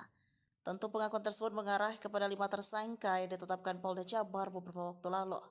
Mereka adalah Danu, Yosef, istri muda Yosef bernama Mimin Mintarsi, dan 2 anaknya Mimin, Ariki, dan Abi. Kelimanya dijadikan tersangka kasus perampasan nyawa ibu dan anak di Subang, Tuti Suartini dan Amalia Mustika Ratu yang terjadi pada 18 Agustus 2021. Dari kelima tersangka tersebut pun terpecah menjadi 2 kubu dengan mendampingi kuasa hukum masing-masing. Danu didampingi kuasa hukum tim Ahmad Taufan, sedangkan Yosef CS didampingi tim kuasa hukum Rahmat Hidayat. Setelah 2 tahun kasus Subang tergantung sejak Danu menyerahkan diri ke Polda Jabar, giat kembali melakukan penyelidikan. Bahkan belakangan Polda Jabar juga kembali melakukan olah TKP guna mencocokkan keterangan Dado yang mengaku terlibat dalam pembunuhan Tuti dan Amelia tersebut. Dengan dilakukan kembali oleh TKP tersebut secara tidak langsung membuat pihak Yosef CS tersudut. Menanggapi hal tersebut, kuasa hukum Yosef, Rahman Hidayat buka suara. Ia pun belak-belakan mengaku selama 2 tahun kasus Subang diselidiki, bahkan kliennya sejak awal disudutkan, terutama Yosef dan Mimin. Hal ini diungkap Rahman Hidayat dalam tayangan kanal YouTube pada Sabtu 28 Oktober 2023. Lalu Rahman Hidayat menjawab dan tak menampik bahwa kliennya disudutkan. Bahkan Rahman Hidayat merasa kliennya disudutkan selama 2 tahun selama kasus Subang belum terungkap. Ia mengaku selama mendampingi perkara kasus Subang menurutnya ada banyak hal kejanggalan yang terjadi. Ia menceritakan bahwa sebenarnya sudah 3 bulan terakhir ini Polda Jabar kembali menggali kasus Subang tersebut. Minggu diperiksa. Kuasa hukum Yosef itu juga mengaku kliennya pun sampai pulang dini hari dari pemeriksaan kasus Subang tersebut. Rahman menyebut pemeriksaan tersebut bahkan dilakukan berulang-ulang. Namun Rahman mengatakan hingga kini Yosef dan 3 kliennya meragukan pengakuan Dado. Rahman pun mengungkap pengakuan Dado yang kini menyeret Yosef dan kliennya yang lain sudah pernah disampaikan Dado pada 2 tahun lalu. Ia merasa janggal karena pengakuan Dado tersebut hari ini kembali diselidiki. Ia menceritakan keterangan Dado yang pernah disampaikan dalam BAP yang menuduh diajak Yosef dalam pembunuhan Tuti dan Amelia. Namun, kala itu Dano tak jadi menandatangani pernyataan tersebut di BAP pada penyidikan 2 tahun lalu. Ia mengaku hal itu diketahui dari keterangan Yoris yang sempat didampinginya. Yoris mengaku pada pencabutan BAP yang dilakukan Dado. Hal itu merasa Rahman Hidayat janggal. Selain itu Rahman juga meragukan keterangan Dano karena menurutnya bertentangan dengan 4 tersangka itu kliennya. Rahman pun memberikan keterangan Dano yang menyebut Yosef pelaku pembunuhan tersebut hingga kini tak diakui kliennya.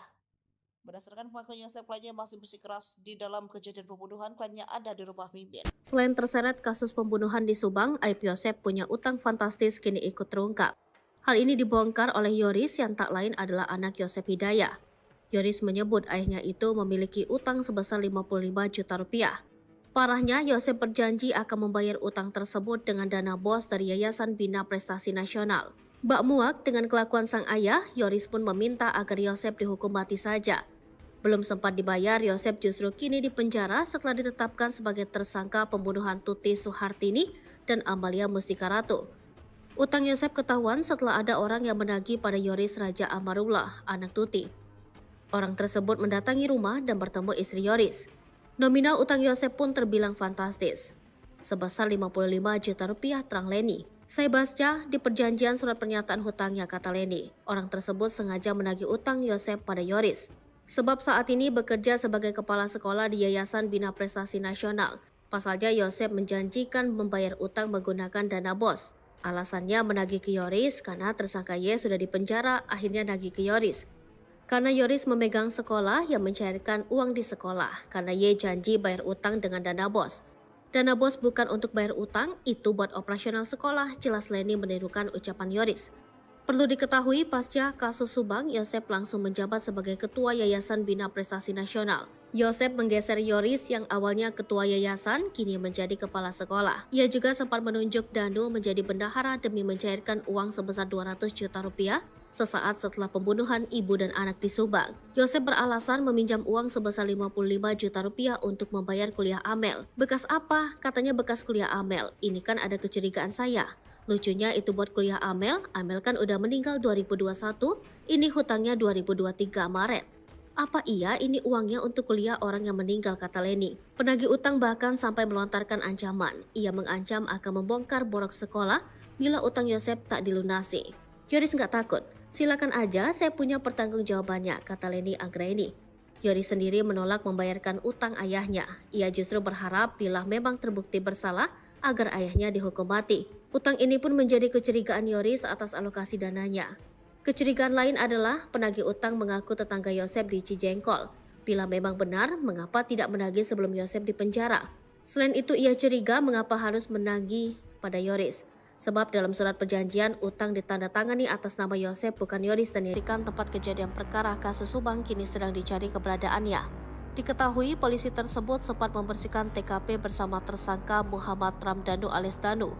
Kala itu Danu bersama sang polisi menguras kamar mandi di lokasi kejadian.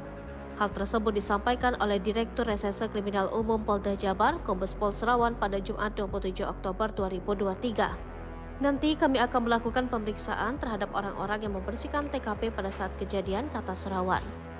Banpol termasuk Danu ikut menguras kamar mandinya, lanjutnya. Dalam rangka mencari sosok tersebut, Surawan juga telah menanyakan perihal jumlah anggota Banpol yang ikut membersihkan TKP. Kemarin sempat kita tanya juga berapa anggota, terus berapa orang yang dulu pernah ikut olah TKP, ungkapnya.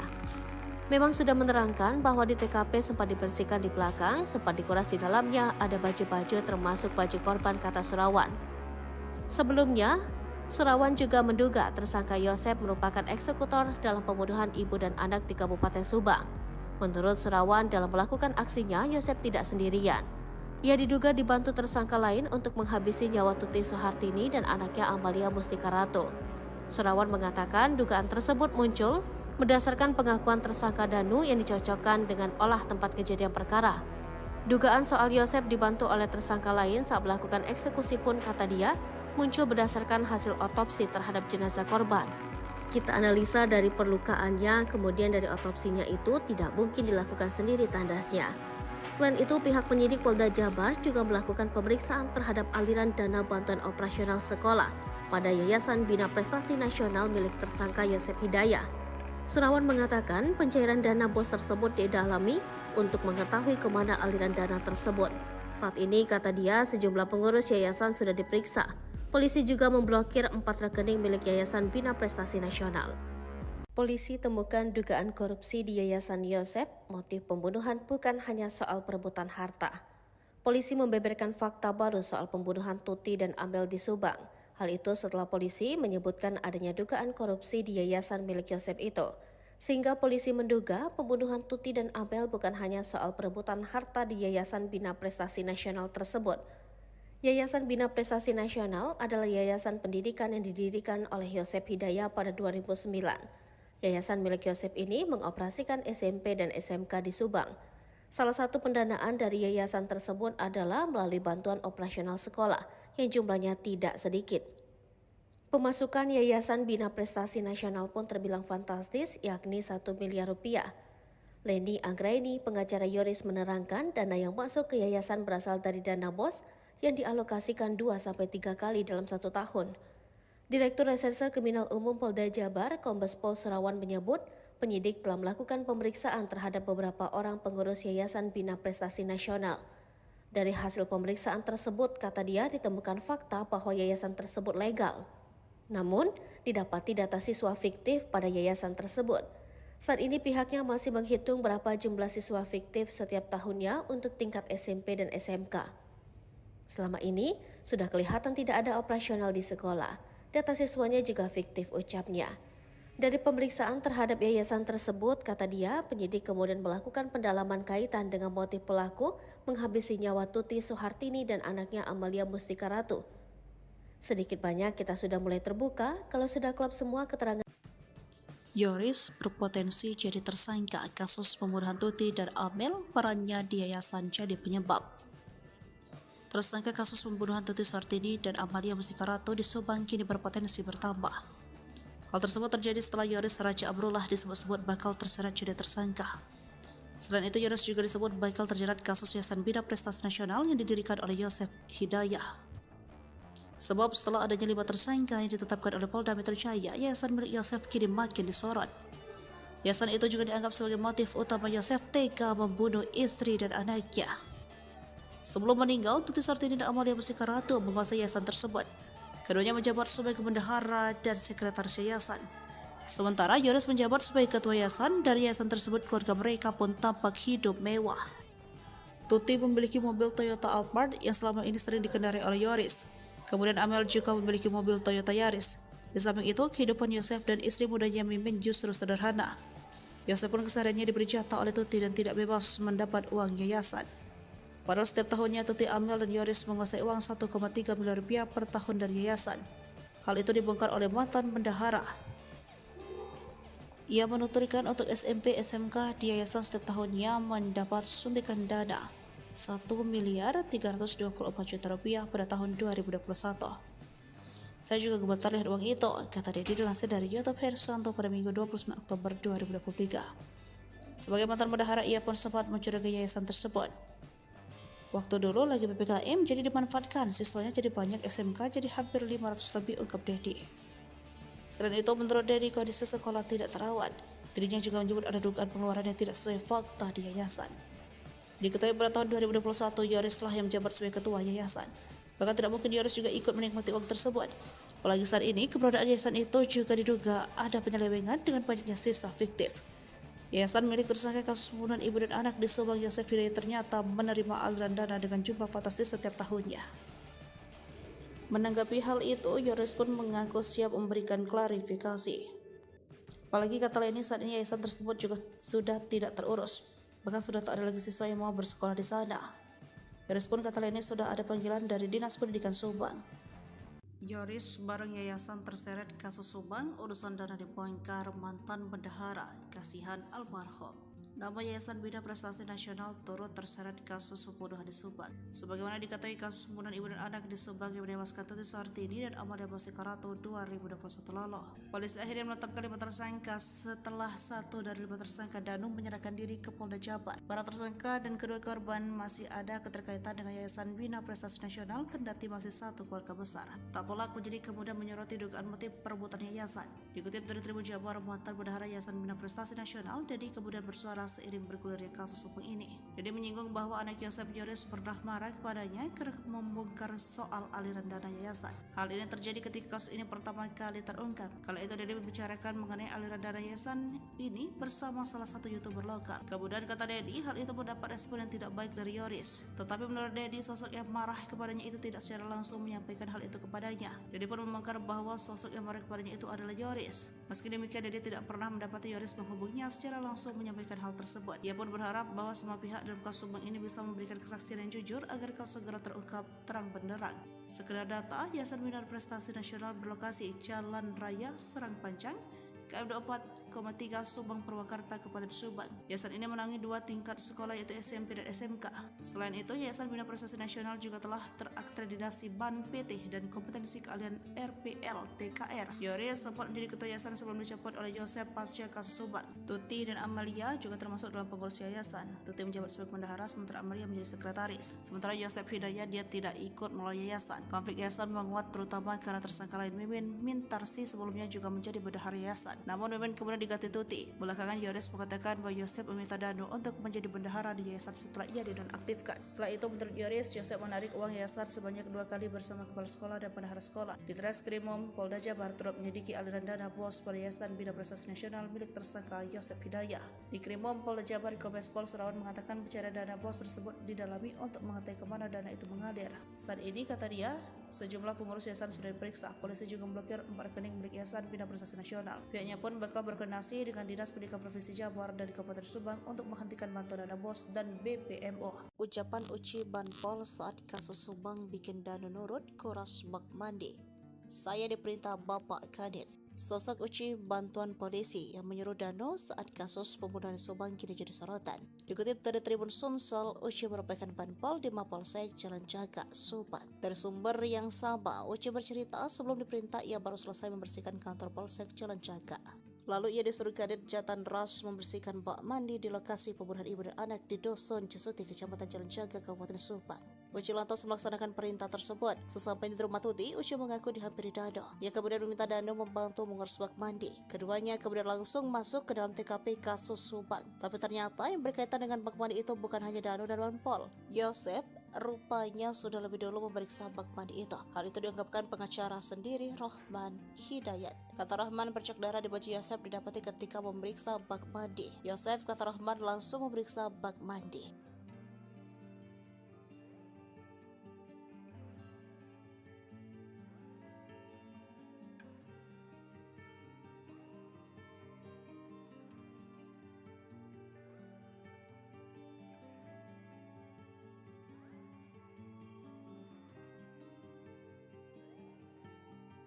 Heboh, tersangka baru dalam kasus Subang. Sosoknya terkuak dari barang bukti handphone. Diketahui tersangka dalam kasus Subang adalah Yosef Danu Mimin serta Arigi dan Abi anak Mimin. Sebelum ada 5 tersangka kasus kematian Tuti dan Amalia, sempat buntu selama 2 tahun. Hingga akhirnya di pertengahan Oktober 2023, penyidik tahu kronologi pembunuhan ibu dan anak itu berdasarkan pengakuan dari salah satu tersangka Danu. Pasca Danu membongkar keterlibatannya, kasus Subang diisukan bakal kembali tersangka baru. Dia adalah Yoris. Dugaan soal pihak kepolisian bakal menetapkan tersangka baru itu berasal dari kuasa hukum Yoris sendiri.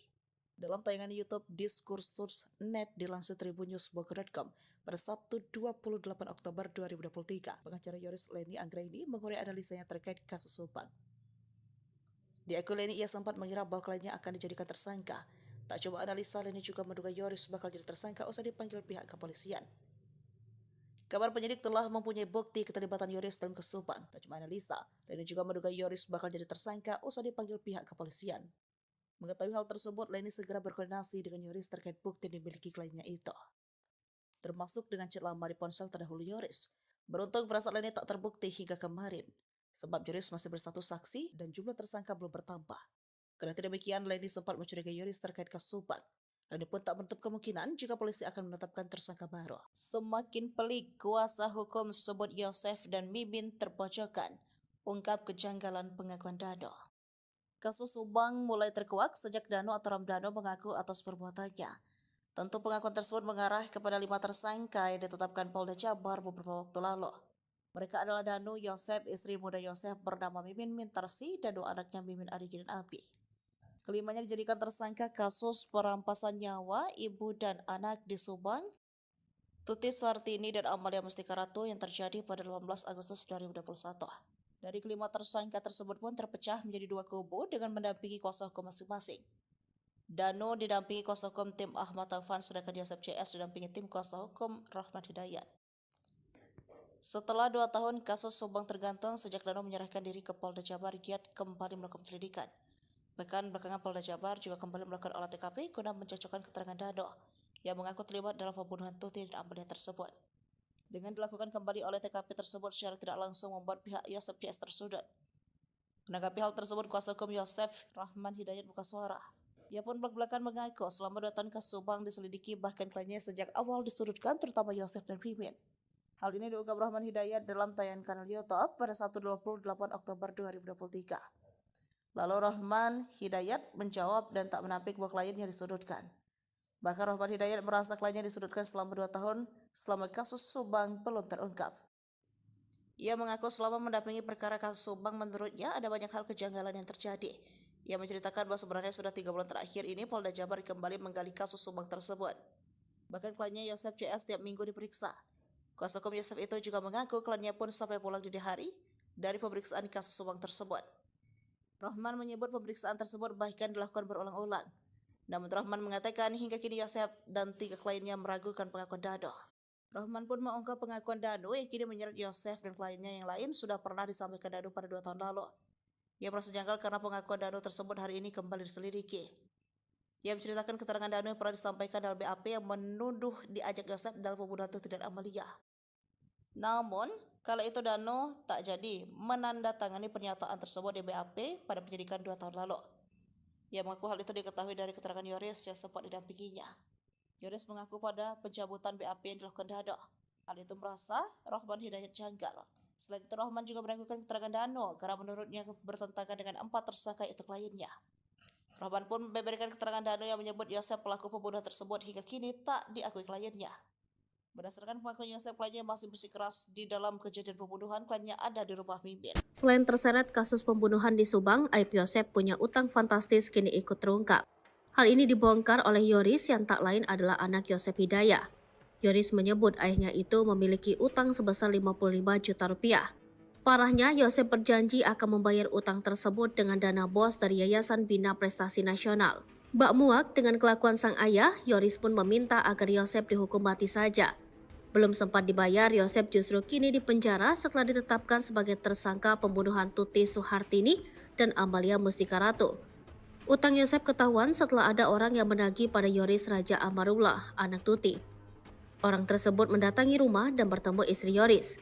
Nominal utang Yosef pun terbilang fantastis, sebesar 55 juta rupiah, terang Leni. Saya baca di perjanjian surat pernyataan hutangnya, kata Leni. Orang tersebut sengaja menagih utang Yosef pada Yoris, sebab saat ini bekerja sebagai kepala sekolah di Yayasan Bina Prestasi Nasional. Pasalnya Yosef menjanjikan membayar utang menggunakan dana bos. Alasannya menagih ke Yoris karena tersangka Y sudah dipenjara, akhirnya nagih ke Yoris. Karena Yoris memegang sekolah yang mencairkan uang di sekolah karena Ye janji bayar utang dengan dana bos. Dana bos bukan untuk bayar utang, itu buat operasional sekolah, jelas Leni menirukan ucapan Yoris. Perlu diketahui pasca kasus Subang, Yosep langsung menjabat sebagai Ketua Yayasan Bina Prestasi Nasional. Yosep menggeser Yoris yang awalnya Ketua Yayasan, kini menjadi Kepala Sekolah. Ia juga sempat menunjuk Danu menjadi bendahara demi mencairkan uang sebesar 200 juta rupiah sesaat setelah pembunuhan ibu dan anak di Subang. Yosep beralasan meminjam uang sebesar 55 juta rupiah untuk membayar kuliah Amel. Bekas apa? Katanya bekas kuliah Amel. Ini kan ada kecurigaan saya. Lucunya itu buat kuliah Amel kan udah meninggal 2021, ini hutangnya 2023 Maret. Apa iya ini uangnya untuk kuliah orang yang meninggal, kata Leni. Penagih utang bahkan sampai melontarkan ancaman. Ia mengancam akan membongkar borok sekolah bila utang Yosep tak dilunasi. Yoris nggak takut, silakan aja, saya punya pertanggungjawabannya, kata Leni Anggraini. Yoris sendiri menolak membayarkan utang ayahnya. Ia justru berharap bila memang terbukti bersalah agar ayahnya dihukum mati. Utang ini pun menjadi kecurigaan Yoris atas alokasi dananya. Kecurigaan lain adalah penagih utang mengaku tetangga Yosep di Cijengkol. Bila memang benar, mengapa tidak menagih sebelum Yosep dipenjara? Selain itu, ia curiga mengapa harus menagih pada Yoris. Sebab dalam surat perjanjian, utang ditandatangani atas nama Yosep bukan Yoris dan dirikan tempat kejadian perkara kasus Subang kini sedang dicari keberadaannya. Diketahui polisi tersebut sempat membersihkan TKP bersama tersangka Muhammad Ramdhanu alias Danu. Kala itu Danu bersama sang polisi menguras kamar mandi di lokasi kejadian. Hal tersebut disampaikan oleh Direktur Reserse Kriminal Umum Polda Jabar, Kombes Pol Serawan pada Jumat 27 Oktober 2023. Nanti kami akan melakukan pemeriksaan terhadap orang-orang yang membersihkan TKP pada saat kejadian, kata Serawan.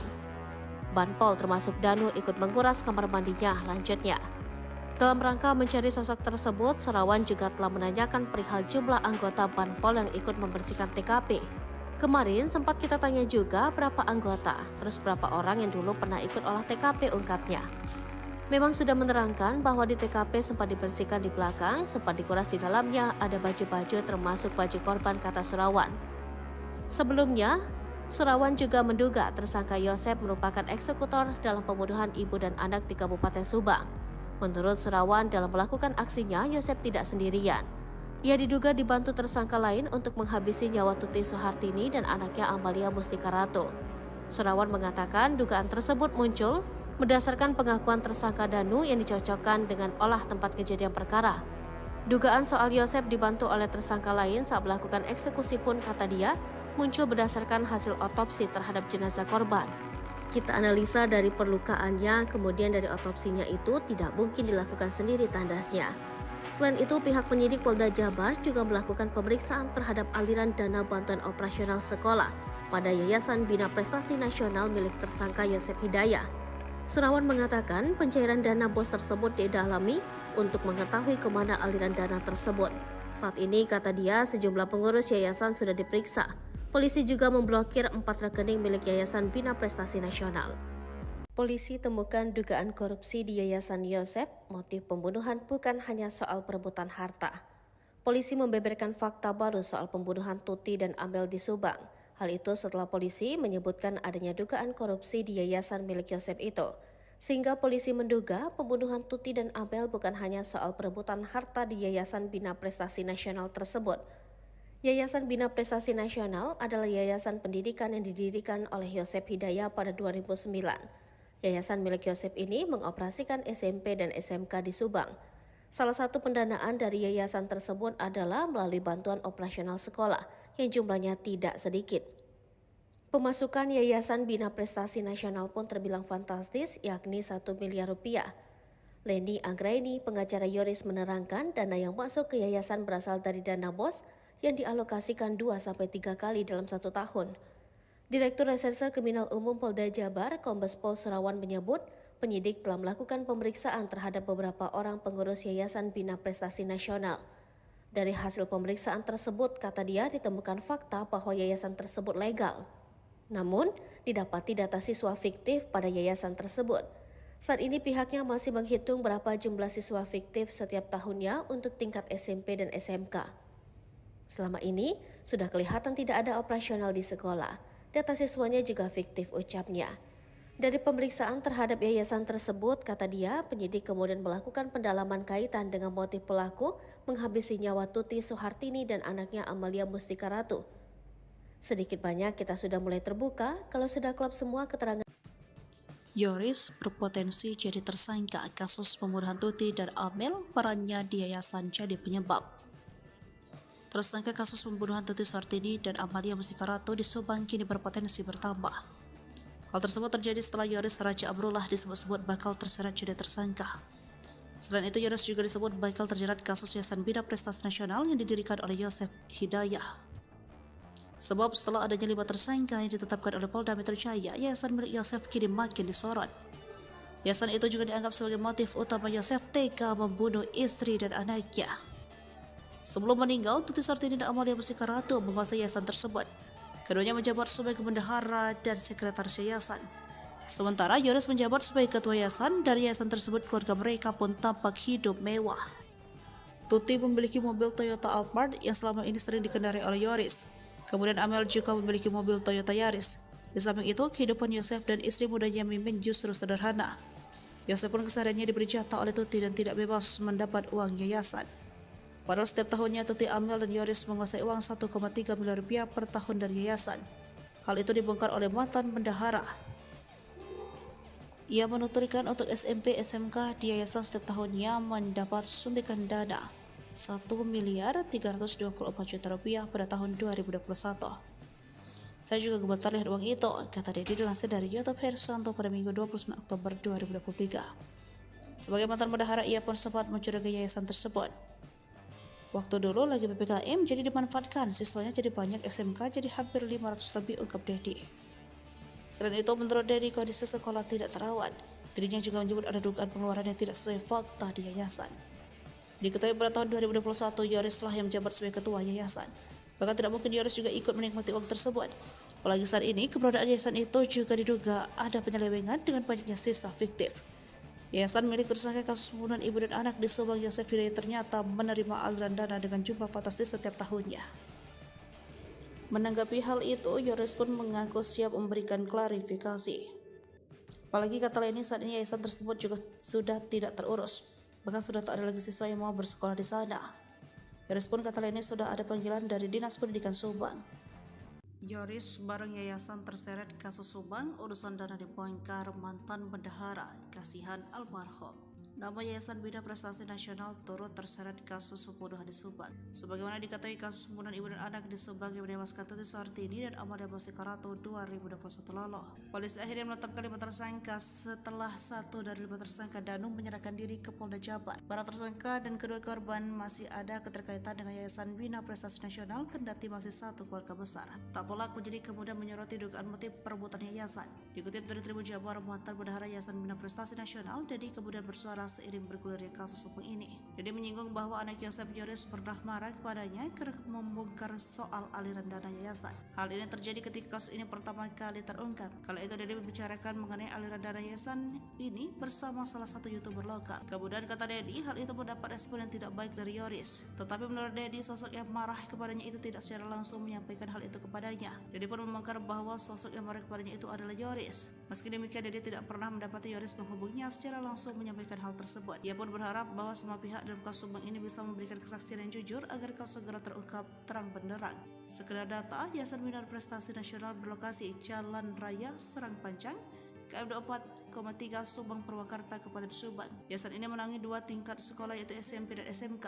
Selain itu, Yayasan Bina Prestasi Nasional juga telah terakreditasi BAN PT dan kompetensi keahlian RPL TKR. Yoris sempat menjadi ketua yayasan sebelum dicopot oleh Yosef pasca kasus Subang. Tuti dan Amalia juga termasuk dalam pengurus yayasan. Tuti menjabat sebagai bendahara, sementara Amalia menjadi sekretaris. Sementara Yosef Hidayah, dia tidak ikut melalui yayasan. Konflik yayasan menguat terutama karena tersangka lain Mimin Mintarsi sebelumnya juga menjadi bendahara yayasan. Namun Mimin kemudian diganti Tuti. Belakangan Yoris mengatakan bahwa Yosef meminta Danu untuk menjadi bendahara di yayasan setelah ia dinonaktifkan. Setelah itu menurut Yoris, Yosef menarik uang yayasan sebanyak 2 kali bersama kepala sekolah dan bendahara sekolah. Di Treskrimum Polda Jabar turut menyelidiki aliran dana bos pada Yayasan Bina Prestasi Nasional milik tersangka Yosef Hidayah.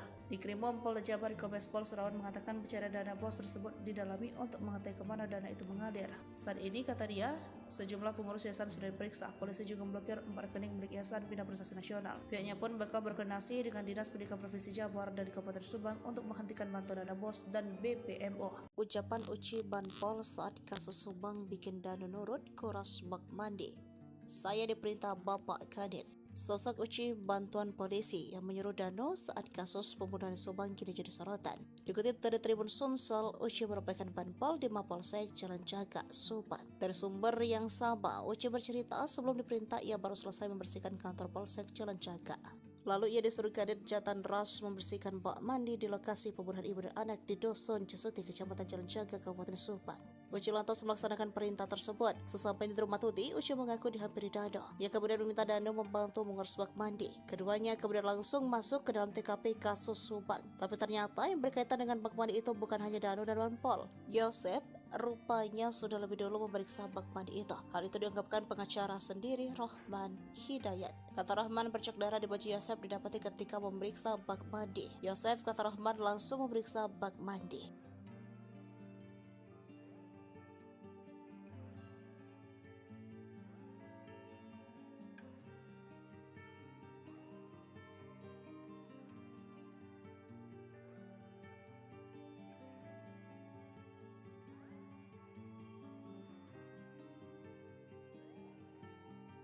Heboh, tersangka baru dalam kasus Subang. Sosoknya terkuak dari barang bukti handphone. Diketahui tersangka dalam kasus Subang adalah Yosef Danu Mimin serta Arigi dan Abi anak Mimin. Sebelum ada 5 tersangka kasus kematian Tuti dan Amalia, sempat buntu selama 2 tahun. Hingga akhirnya di pertengahan Oktober 2023, penyidik tahu kronologi pembunuhan ibu dan anak itu berdasarkan pengakuan dari salah satu tersangka, Danu. Pasca Danu membongkar keterlibatannya, kasus Subang diisukan bakal kembali tersangka baru. Dia adalah Yoris. Dugaan soal pihak kepolisian bakal menetapkan tersangka baru itu berasal dari kuasa hukum Yoris sendiri. Dalam tayangan YouTube Diskursus.net dilansir tribunnews.bogor.com pada Sabtu 28 Oktober 2023, pengacara Yoris Leni Anggraini mengurai analisanya terkait kasus Subang. Di akun Leni ia sempat mengira bahwa kliennya akan dijadikan tersangka. Tak coba analisa, Leni juga menduga Yoris bakal jadi tersangka usai dipanggil pihak kepolisian. Kabar penyidik telah mempunyai bukti keterlibatan Yoris dalam kasus Subang. Tak cuma analisa, Leni juga menduga Yoris bakal jadi tersangka usai dipanggil pihak kepolisian. Mengetahui hal tersebut, Leni segera berkoordinasi dengan Yoris terkait bukti yang dimiliki kliennya itu, termasuk dengan chat lama di ponsel terdahulu Yoris. Beruntung firasat Leni tak terbukti hingga kemarin, sebab Yoris masih bersatu saksi dan jumlah tersangka belum bertambah. Karena demikian, Leni sempat mencurigai Yoris terkait kasus Subang. Leni pun tak menutup kemungkinan jika polisi akan menetapkan tersangka baru. Semakin pelik, kuasa hukum sebut Yosef dan Mimin terpojokkan, ungkap kejanggalan pengakuan Danu. Kasus Subang mulai terkuak sejak Danu atau Ramdhanu mengaku atas perbuatannya. Tentu pengakuan tersebut mengarah kepada 5 tersangka yang ditetapkan Polda Jabar beberapa waktu lalu. Mereka adalah Danu, Yosef, istri muda Yosef bernama Mimin Mintarsi, dan 2 anaknya Mimin, Arigi, dan Abi. Kelimanya dijadikan tersangka kasus perampasan nyawa ibu dan anak di Subang, Tuti Suartini dan Amalia Mustika Ratu yang terjadi pada 18 Agustus 2021. Dari kelima tersangka tersebut pun terpecah menjadi 2 kubu dengan mendampingi kuasa hukum masing-masing. Danu didampingi kuasa hukum tim Ahmad Taufan, sedangkan Yosef CS didampingi tim kuasa hukum Rahman Hidayat. Setelah 2 tahun kasus Subang tergantung sejak Danu menyerahkan diri ke Polda Jabar, giat kembali melakukan penyelidikan. Bahkan belakangan Polda Jabar juga kembali melakukan olah TKP guna mencocokkan keterangan Danu yang mengaku terlibat dalam pembunuhan Tuti dan Amalia tersebut. Dengan dilakukan kembali oleh TKP tersebut secara tidak langsung membuat pihak Yosef CS tersudut. Menanggapi hal tersebut, kuasa hukum Yosef, Rahman Hidayat, buka suara. Ia pun belak-belakan mengaku selama 2 tahun kasus Subang diselidiki, bahkan kliennya sejak awal disudutkan, terutama Yosef dan Mimin. Hal ini diungkap Rahman Hidayat dalam tayangan kanal YouTube pada Sabtu 28 Oktober 2023. Lalu Rahman Hidayat menjawab dan tak menampik bahwa kliennya disudutkan. Bahkan Rahman Hidayat merasa kliennya disudutkan selama 2 tahun selama kasus Subang belum terungkap. Ia mengaku selama mendampingi perkara kasus Subang, menurutnya ada banyak hal kejanggalan yang terjadi. Ia menceritakan bahwa sebenarnya sudah 3 bulan terakhir ini Polda Jabar kembali menggali kasus Subang tersebut. Bahkan kliennya Yosef CS setiap minggu diperiksa. Kuasa hukum Yosef itu juga mengaku kliennya pun sampai pulang dini hari dari pemeriksaan kasus Subang tersebut. Rahman menyebut pemeriksaan tersebut bahkan dilakukan berulang-ulang. Namun Rahman mengatakan hingga kini Yosef dan 3 kliennya meragukan pengakuan Dano. Rahman pun mengungkap pengakuan Dano yang kini menyeret Yosef dan kliennya yang lain sudah pernah disampaikan Dano pada 2 tahun lalu. Ia merasa janggal karena pengakuan Dano tersebut hari ini kembali diselidiki. Ia menceritakan keterangan Dano yang pernah disampaikan dalam BAP yang menuduh diajak Yosef dalam pembunuhan Tuti dan Amalia. Namun, kala itu Dano tak jadi menandatangani pernyataan tersebut di BAP pada penyidikan 2 tahun lalu. Ia mengaku hal itu diketahui dari keterangan Yoris yang sempat didampinginya. Yoris mengaku pada pencabutan BAP yang dilakukan Dano. Hal itu merasa Rahman Hidayat janggal. Selain itu Rahman juga meragukan keterangan Dano karena menurutnya bertentangan dengan 4 tersangka itu kliennya. Rahman pun memberikan keterangan Dano yang menyebut Yosef pelaku pembunuhan tersebut hingga kini tak diakui kliennya. Berdasarkan pengakuan Yosef, kliennya masih bersikeras di dalam kejadian pembunuhan, kliennya ada di rumah Mimin. Selain terseret kasus pembunuhan di Subang, aib Yosef punya utang fantastis kini ikut terungkap. Hal ini dibongkar oleh Yoris yang tak lain adalah anak Yosef Hidayah. Yoris menyebut ayahnya itu memiliki utang sebesar 55 juta rupiah.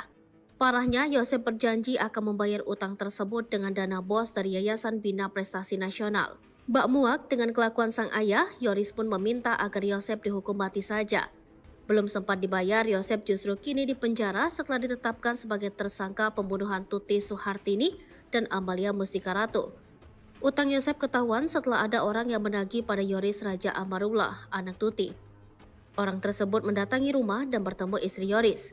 Nominal utang Yosef pun terbilang fantastis, sebesar 55 juta rupiah, terang Leni. Saya baca di perjanjian surat pernyataan hutangnya, kata Leni. Orang tersebut sengaja menagih utang Yosef pada Yoris.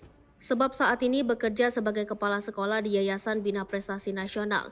Pasalnya Yosef menjanjikan membayar utang menggunakan dana bos. Alasannya menagih ke Yoris karena tersangka Y sudah dipenjara, akhirnya nagih ke Yoris. Karena Yoris memegang sekolah yang mencairkan uang di sekolah, karena Y janji bayar utang dengan dana bos. Dana bos bukan untuk bayar utang, itu buat operasional sekolah, jelas Leni menirukan ucapan Yoris. Perlu diketahui pasca kasus Subang, Yosef langsung menjabat sebagai Ketua Yayasan Bina Prestasi Nasional. Yosef menggeser Yoris yang awalnya ketua yayasan, kini menjadi kepala sekolah. Ia juga sempat menunjuk Dano menjadi bendahara demi mencairkan uang sebesar 200 juta rupiah sesaat setelah pembunuhan ibu dan anak di Subang. Yosef beralasan meminjam uang sebesar 55 juta rupiah untuk membayar kuliah Amel. Bekas apa? Katanya bekas kuliah Amel. Ini kan ada kecurigaan saya. Lucunya itu buat kuliah Amel kan udah meninggal 2021, ini hutangnya 2023 Maret. Apa iya ini uangnya untuk kuliah orang yang meninggal, kata Leni. Penagih utang bahkan sampai melontarkan ancaman. Ia mengancam akan membongkar borok sekolah bila utang Yosef tak dilunasi.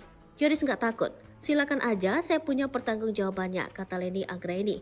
Yoris sendiri menolak membayarkan utang ayahnya. Ia justru berharap bila memang terbukti bersalah agar ayahnya dihukum mati. Utang ini pun menjadi kecurigaan Yoris atas alokasi dananya. Kecurigaan lain adalah penagih utang mengaku tetangga Yosef di Cijengkol. Bila memang benar, mengapa tidak menagih sebelum Yosef dipenjara? Selain itu, ia curiga mengapa harus menagih pada Yoris. Sebab dalam surat perjanjian, utang ditandatangani atas nama Yosef bukan Yoris dan dirikan tempat kejadian perkara kasus Subang kini sedang dicari keberadaannya. Diketahui polisi tersebut sempat membersihkan TKP bersama tersangka Muhammad Ramdhanu alias Danu. Kala itu Danu bersama sang polisi menguras kamar mandi di lokasi kejadian. Hal tersebut disampaikan oleh Direktur Reserse Kriminal Umum Polda Jabar, Kombes Pol Serawan pada Jumat 27 Oktober 2023. Nanti kami akan melakukan pemeriksaan terhadap orang-orang yang membersihkan TKP pada saat kejadian, kata Serawan. Banpol termasuk Danu ikut menguras kamar mandinya, lanjutnya. Dalam rangka mencari sosok tersebut, Serawan juga telah menanyakan perihal jumlah anggota Banpol yang ikut membersihkan TKP. Kemarin sempat kita tanya juga berapa anggota, terus berapa orang yang dulu pernah ikut olah TKP, ungkapnya. Memang sudah menerangkan bahwa di TKP sempat dibersihkan di belakang, sempat dikuras di dalamnya, ada baju-baju termasuk baju korban, kata Serawan. Sebelumnya, Serawan juga menduga tersangka Yosef merupakan eksekutor dalam pembunuhan ibu dan anak di Kabupaten Subang. Menurut Surawan, dalam melakukan aksinya, Yosep tidak sendirian. Ia diduga dibantu tersangka lain untuk menghabisi nyawa Tuti Soehartini dan anaknya Amalia Mustika Ratu. Surawan mengatakan dugaan tersebut muncul berdasarkan pengakuan tersangka Danu yang dicocokkan dengan olah tempat kejadian perkara. Dugaan soal Yosep dibantu oleh tersangka lain saat melakukan eksekusi pun, kata dia, muncul berdasarkan hasil otopsi terhadap jenazah korban. Kita analisa dari perlukaannya, kemudian dari otopsinya itu tidak mungkin dilakukan sendiri, tandasnya. Selain itu, pihak penyidik Polda Jabar juga melakukan pemeriksaan terhadap aliran dana bantuan operasional sekolah pada Yayasan Bina Prestasi Nasional milik tersangka Yosep Hidayah. Surawan mengatakan pencairan dana BOS tersebut didalami untuk mengetahui kemana aliran dana tersebut. Saat ini, kata dia, sejumlah pengurus yayasan sudah diperiksa. Polisi juga memblokir 4 rekening milik Yayasan Bina Prestasi Nasional. Polisi temukan dugaan korupsi di Yayasan Yosep. Motif pembunuhan bukan hanya soal perebutan harta. Polisi membeberkan fakta baru soal pembunuhan Tuti dan Amel di Subang. Hal itu setelah polisi menyebutkan adanya dugaan korupsi di yayasan milik Yosep itu. Sehingga polisi menduga pembunuhan Tuti dan Amel bukan hanya soal perebutan harta di Yayasan Bina Prestasi Nasional tersebut. Yayasan Bina Prestasi Nasional adalah yayasan pendidikan yang didirikan oleh Yosep Hidayah pada 2009. Yayasan milik Yosep ini mengoperasikan SMP dan SMK di Subang. Salah satu pendanaan dari yayasan tersebut adalah melalui bantuan operasional sekolah yang jumlahnya tidak sedikit. Pemasukan Yayasan Bina Prestasi Nasional pun terbilang fantastis, yakni 1 miliar rupiah. Leni Anggraini, pengacara Yoris, menerangkan dana yang masuk ke yayasan berasal dari dana BOS yang dialokasikan 2-3 kali dalam 1 tahun. Direktur Reserse Kriminal Umum Polda Jabar, Kombes Pol Surawan, menyebut penyidik telah melakukan pemeriksaan terhadap beberapa orang pengurus Yayasan Bina Prestasi Nasional. Dari hasil pemeriksaan tersebut, kata dia, ditemukan fakta bahwa yayasan tersebut legal. Namun, didapati data siswa fiktif pada yayasan tersebut. Saat ini pihaknya masih menghitung berapa jumlah siswa fiktif setiap tahunnya untuk tingkat SMP dan SMK. Selama ini, sudah kelihatan tidak ada operasional di sekolah. Data siswanya juga fiktif, ucapnya. Dari pemeriksaan terhadap yayasan tersebut, kata dia, penyidik kemudian melakukan pendalaman kaitan dengan motif pelaku menghabisi nyawa Tuti Soehartini dan anaknya Amalia Mustika Ratu. Sedikit banyak kita sudah mulai terbuka kalau sudah klop semua keterangan. Yoris berpotensi jadi tersangka kasus pembunuhan Tuti dan Amel, perannya di yayasan jadi penyebab. Tersangka kasus pembunuhan Tuti Soehartini dan Amalia Mustika Ratu di Subang kini berpotensi bertambah. Hal tersebut terjadi setelah Yoris Raja Amrullah disebut-sebut bakal terseret jadi tersangka. Selain itu, Yoris juga disebut bakal terjerat kasus Yayasan Bina Prestasi Nasional yang didirikan oleh Yosep Hidayah. Sebab setelah adanya 5 tersangka yang ditetapkan oleh Polda Metro Jaya, yayasan milik Yosep kini makin disorot. Yayasan itu juga dianggap sebagai motif utama Yosep tega membunuh istri dan anaknya. Sebelum meninggal, Tuti Soehartini dan Amalia Mustika Ratu menguasai yayasan tersebut. Keduanya menjabat sebagai bendahara dan sekretaris yayasan. Sementara Yoris menjabat sebagai ketua yayasan. Dari yayasan tersebut, keluarga mereka pun tampak hidup mewah. Tuti memiliki mobil Toyota Alphard yang selama ini sering dikendarai oleh Yoris. Kemudian Amel juga memiliki mobil Toyota Yaris. Di samping itu, kehidupan Yosep dan istri mudanya Mimin justru sederhana. Yosep pun kesehariannya diberi jatah oleh Tuti dan tidak bebas mendapat uang yayasan. Padahal setiap tahunnya Tuti, Amel, dan Yoris menguasai uang 1,3 miliar rupiah per tahun dari yayasan. Hal itu dibongkar oleh mantan bendahara. Ia menuturkan untuk SMP SMK di yayasan setiap tahunnya mendapat suntikan dana 1.324 juta rupiah pada tahun 2021. Saya juga gemetar lihat uang itu, kata dia dilansir dari YouTube Hersanto pada Minggu 29 Oktober 2023. Sebagai mantan bendahara, ia pun sempat mencurigai yayasan tersebut. Waktu dulu lagi PPKM jadi dimanfaatkan, siswanya jadi banyak, SMK jadi hampir 500 lebih, ungkap Dedi. Selain itu, menurut Dedi, kondisi sekolah tidak terawat. Dirinya juga menyebut ada dugaan pengeluaran yang tidak sesuai fakta di yayasan. Diketahui pada tahun 2021, Yoris lah yang menjabat sebagai ketua yayasan. Bahkan tidak mungkin Yoris juga ikut menikmati uang tersebut. Apalagi saat ini, keberadaan yayasan itu juga diduga ada penyelewengan dengan banyaknya sisa fiktif. Yayasan milik tersangka kasus pembunuhan ibu dan anak di Subang, Yosep Hidayah, ternyata menerima aliran dana dengan jumlah fantastis setiap tahunnya. Menanggapi hal itu, Yoris pun mengaku siap memberikan klarifikasi. Apalagi kata Leni, saat ini yayasan tersebut juga sudah tidak terurus, bahkan sudah tak ada lagi siswa yang mau bersekolah di sana. Yoris pun kata Leni sudah ada panggilan dari Dinas Pendidikan Subang. Yoris bareng yayasan terseret kasus Subang, urusan dana dibongkar mantan bendahara, kasihan almarhum. Nama Yayasan Bina Prestasi Nasional turut terseret kasus pembunuhan di Subang. Sebagaimana diketahui, kasus pembunuhan ibu dan anak di Subang yang menewaskan Tuti Suhartini dan Amalia Bostikarato 2021 lalu. Polisi akhirnya menetapkan 5 tersangka setelah 1 dari 5 tersangka Danu menyerahkan diri ke Polda Jabar. Para tersangka dan kedua korban masih ada keterkaitan dengan Yayasan Bina Prestasi Nasional, kendati masih satu keluarga besar. Tak pula penyidik kemudian menyoroti dugaan motif perebutan yayasan.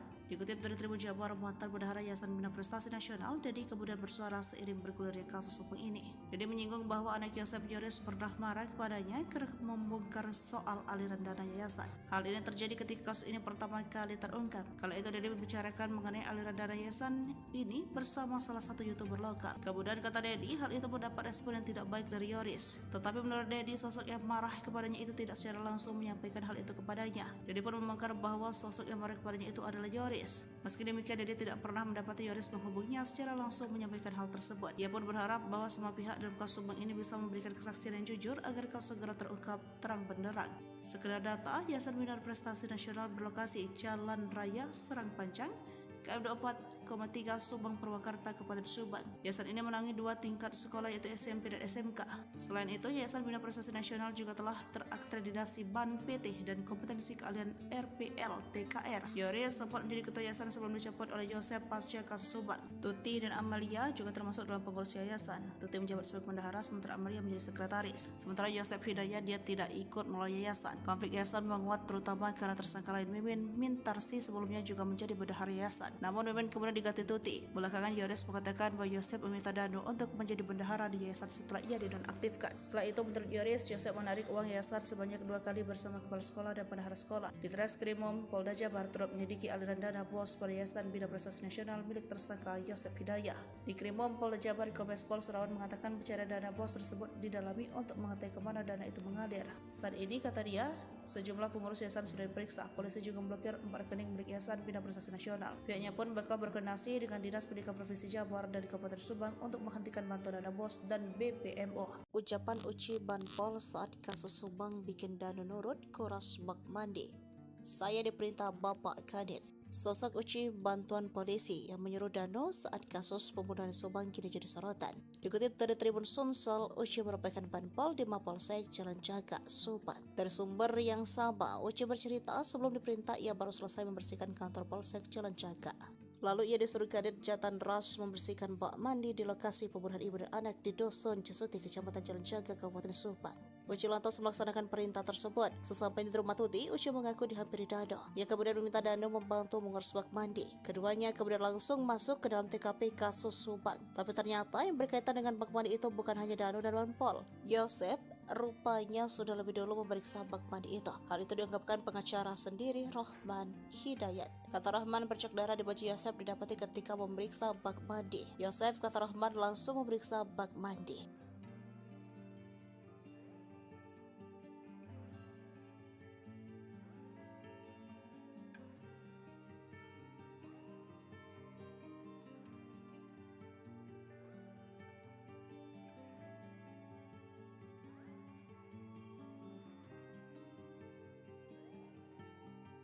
Heboh, tersangka baru dalam kasus Subang. Sosoknya terkuak dari barang bukti handphone. Diketahui tersangka dalam kasus Subang adalah Yosef Danu Mimin serta Arigi dan Abi anak Mimin. Sebelum ada 5 tersangka kasus kematian Tuti dan Amalia, sempat buntu selama 2 tahun. Hingga akhirnya di pertengahan Oktober 2023, penyidik tahu kronologi pembunuhan ibu dan anak itu berdasarkan pengakuan dari salah satu tersangka Danu. Pasca Danu membongkar keterlibatannya, kasus Subang diisukan bakal kembali tersangka baru. Dia adalah Yoris. Dugaan soal pihak kepolisian bakal menetapkan tersangka baru itu berasal dari kuasa hukum Yoris sendiri. Dalam tayangan YouTube Diskursus.net dilansir tribunnews.com pada Sabtu 28 Oktober 2023, pengacara Yoris Leni Anggraini mengurai analisanya terkait kasus Subang. Di akun Leni, ia sempat mengira bahwa kliennya akan dijadikan tersangka. Tak coba analisa, Leni juga menduga Yoris bakal jadi tersangka usai dipanggil pihak kepolisian.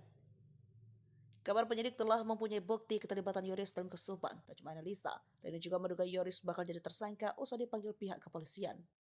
Mengetahui hal tersebut, Leni segera berkoordinasi dengan Yoris terkait bukti yang dimiliki kliennya itu, termasuk dengan chat lama di ponsel terdahulu Yoris.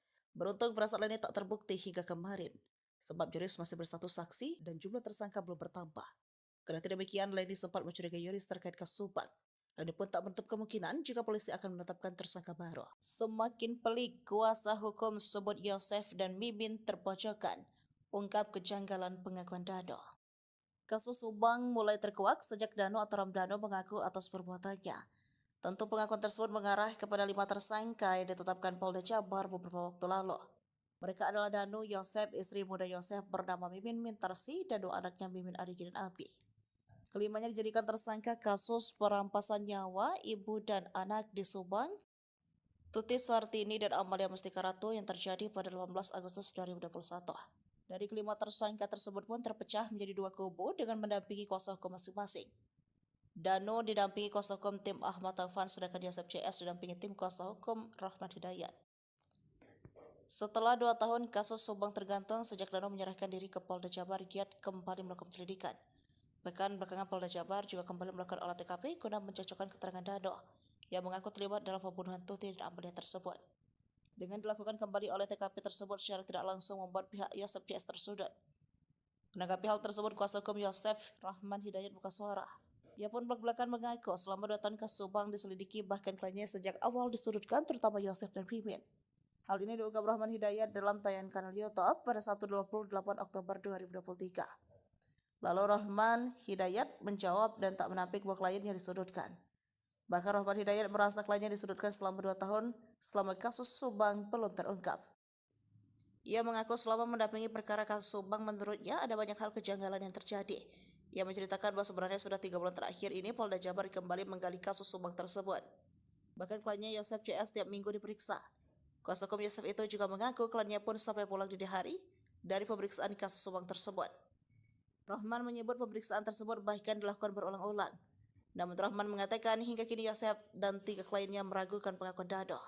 Rahman pun mengungkap pengakuan Dano yang kini menyeret Yosef dan kliennya yang lain sudah pernah disampaikan Dano pada 2 tahun lalu.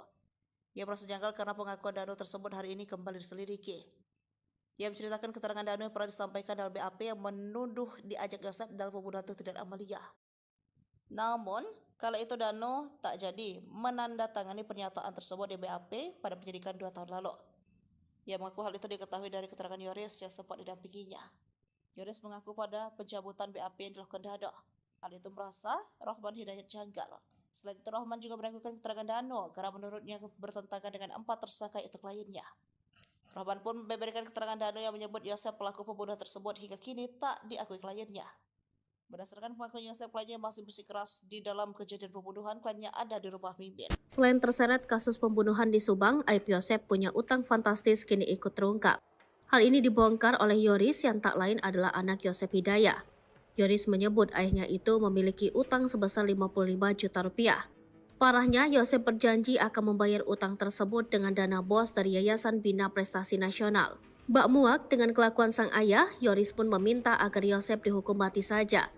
Belum sempat dibayar, Yosef justru kini dipenjara setelah ditetapkan sebagai tersangka pembunuhan Tuti Suhartini dan Amalia Mustika Ratu.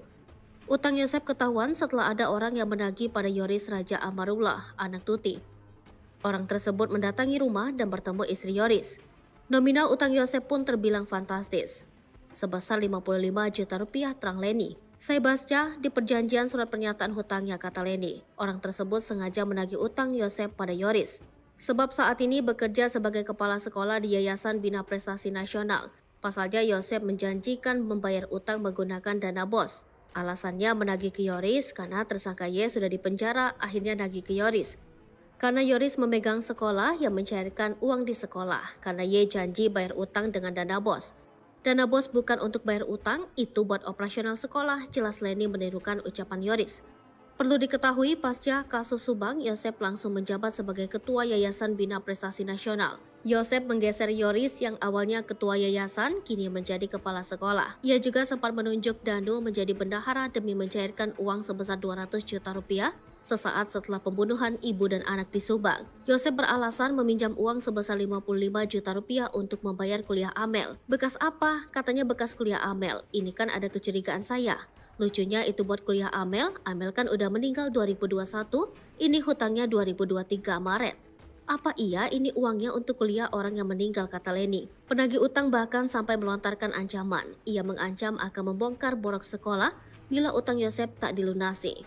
Yoris nggak takut, silakan aja, saya punya pertanggungjawabannya, kata Leni Anggraini. Yoris sendiri menolak membayarkan utang ayahnya. Ia justru berharap bila memang terbukti bersalah agar ayahnya dihukum mati. Utang ini pun menjadi kecurigaan Yoris atas alokasi dananya. Kecurigaan lain adalah penagih utang mengaku tetangga Yosep di Cijengkol. Bila memang benar, mengapa tidak menagih sebelum Yosep dipenjara? Selain itu, ia curiga mengapa harus menagih pada Yoris. Sebab dalam surat perjanjian, utang ditandatangani atas nama Yosep bukan Yoris dan dirikan tempat kejadian perkara kasus Subang kini sedang dicari keberadaannya. Diketahui polisi tersebut sempat membersihkan TKP bersama tersangka Muhammad Ramdhanu alias Danu. Kala itu Danu bersama sang polisi menguras kamar mandi di lokasi kejadian. Hal tersebut disampaikan oleh Direktur Reserse Kriminal Umum Polda Jabar, Kombes Pol Serawan pada Jumat 27 Oktober 2023. Nanti kami akan melakukan pemeriksaan terhadap orang-orang yang membersihkan TKP pada saat kejadian, kata Serawan. Banpol termasuk Danu ikut menguras kamar mandinya, lanjutnya. Dalam rangka mencari sosok tersebut, Serawan juga telah menanyakan perihal jumlah anggota Banpol yang ikut membersihkan TKP. Kemarin sempat kita tanya juga berapa anggota, terus berapa orang yang dulu pernah ikut olah TKP, ungkapnya. Memang sudah menerangkan bahwa di TKP sempat dibersihkan di belakang, sempat dikuras di dalamnya, ada baju-baju termasuk baju korban, kata Serawan. Sebelumnya, Serawan juga menduga tersangka Yosep merupakan eksekutor dalam pembunuhan ibu dan anak di Kabupaten Subang. Menurut Serawan, dalam melakukan aksinya, Yosep tidak sendirian. Ia diduga dibantu tersangka lain untuk menghabisi nyawa Tuti Soehartini dan anaknya Amalia Mustika Ratu. Serawan mengatakan dugaan tersebut muncul berdasarkan pengakuan tersangka Danu yang dicocokkan dengan olah tempat kejadian perkara. Dugaan soal Yosep dibantu oleh tersangka lain saat melakukan eksekusi pun, kata dia, muncul berdasarkan hasil otopsi terhadap jenazah korban. Kita analisa dari perlukaannya, kemudian dari otopsinya itu tidak mungkin dilakukan sendiri, tandasnya. Selain itu, pihak penyidik Polda Jabar juga melakukan pemeriksaan terhadap aliran dana bantuan operasional sekolah pada Yayasan Bina Prestasi Nasional milik tersangka Yosep Hidayah. Serawan mengatakan pencairan dana BOS tersebut didalami untuk mengetahui kemana aliran dana tersebut. Saat ini, kata dia, sejumlah pengurus yayasan sudah diperiksa.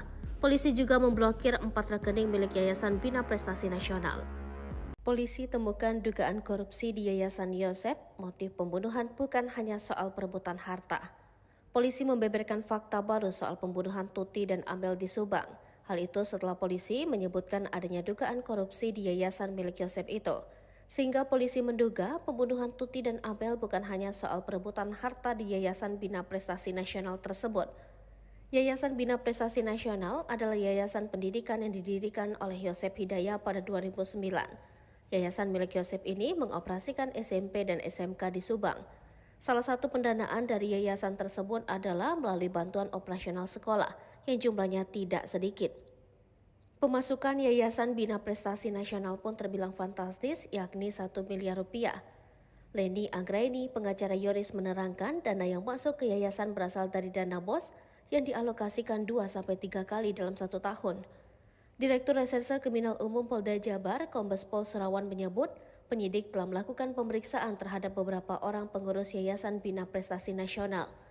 Dari hasil pemeriksaan tersebut, kata dia, ditemukan fakta bahwa yayasan tersebut legal. Namun, didapati data siswa fiktif pada yayasan tersebut. Saat ini pihaknya masih menghitung berapa jumlah siswa fiktif setiap tahunnya untuk tingkat SMP dan SMK. Selama ini, sudah kelihatan tidak ada operasional di sekolah. Data siswanya juga fiktif, ucapnya. Dari pemeriksaan terhadap yayasan tersebut, kata dia, penyidik kemudian melakukan pendalaman kaitan dengan motif pelaku menghabisi nyawa Tuti Soehartini dan anaknya Amalia Mustika Ratu. Sedikit banyak kita sudah mulai terbuka kalau sudah klop semua keterangan. Yoris berpotensi jadi tersangka kasus pembunuhan Tuti dan Amel, perannya di yayasan jadi penyebab. Tersangka kasus pembunuhan Tuti Soehartini dan Amalia Mustika Ratu di Subang kini berpotensi bertambah. Hal tersebut terjadi setelah Yoris Raja Amrullah disebut-sebut bakal terseret jadi tersangka. Selain itu, Yoris juga disebut bakal terjerat kasus Yayasan Bina Prestasi Nasional yang didirikan oleh Yosef Hidayah. Sebab setelah adanya 5 tersangka yang ditetapkan oleh Polda Metro Jaya, yayasan milik Yosef kini makin disorot. Yayasan itu juga dianggap sebagai motif utama Yosef tega membunuh istri dan anaknya. Sebelum meninggal, Tuti Sartini dan Amalia Mustika Ratu menguasai yayasan tersebut. Keduanya menjabat sebagai bendahara dan sekretaris yayasan. Sementara Yoris menjabat sebagai ketua yayasan. Dari yayasan tersebut, keluarga mereka pun tampak hidup mewah. Tuti memiliki mobil Toyota Alphard yang selama ini sering dikendarai oleh Yoris. Kemudian Amel juga memiliki mobil Toyota Yaris. Di samping itu, kehidupan Yosef dan istri mudanya Mimin justru sederhana. Yosef pun kesehariannya diberi jatah oleh Tuti dan tidak bebas mendapat uang yayasan. Padahal setiap tahunnya Tuti, Amel, dan Yoris menguasai uang 1,3 miliar rupiah per tahun dari yayasan. Hal itu dibongkar oleh mantan bendahara. Ia menuturkan untuk SMP SMK di yayasan setiap tahunnya mendapat suntikan dana 1.324 juta rupiah pada tahun 2021. Saya juga gemetar lihat uang itu, kata Dedi dilansir dari YouTube Hersanto pada Minggu 29 Oktober 2023. Sebagai mantan bendahara, ia pun sempat mencurigai yayasan tersebut. Waktu dulu lagi PPKM jadi dimanfaatkan, siswanya jadi banyak SMK jadi hampir 500 lebih, ungkap Dedi. Selain itu, menurut Dedi, kondisi sekolah tidak terawat. Dirinya juga menyebut ada dugaan pengeluaran yang tidak sesuai fakta di yayasan. Diketahui pada tahun 2021, Yoris lah yang menjabat sebagai ketua yayasan. Bahkan tidak mungkin Yoris juga ikut menikmati uang tersebut. Apalagi saat ini, keberadaan yayasan itu juga diduga ada penyelewengan dengan banyaknya sisa fiktif. Yayasan milik tersangka kasus pembunuhan ibu dan anak di Subang, Yosef Hidayah, ternyata menerima aliran dana dengan jumlah fantastis setiap tahunnya.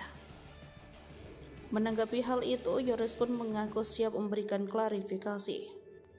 Apalagi kata lainnya, saat ini yayasan tersebut juga sudah tidak terurus. Bahkan sudah tak ada lagi siswa yang mau bersekolah di sana. Yoris pun kata lainnya sudah ada panggilan dari Dinas Pendidikan Subang.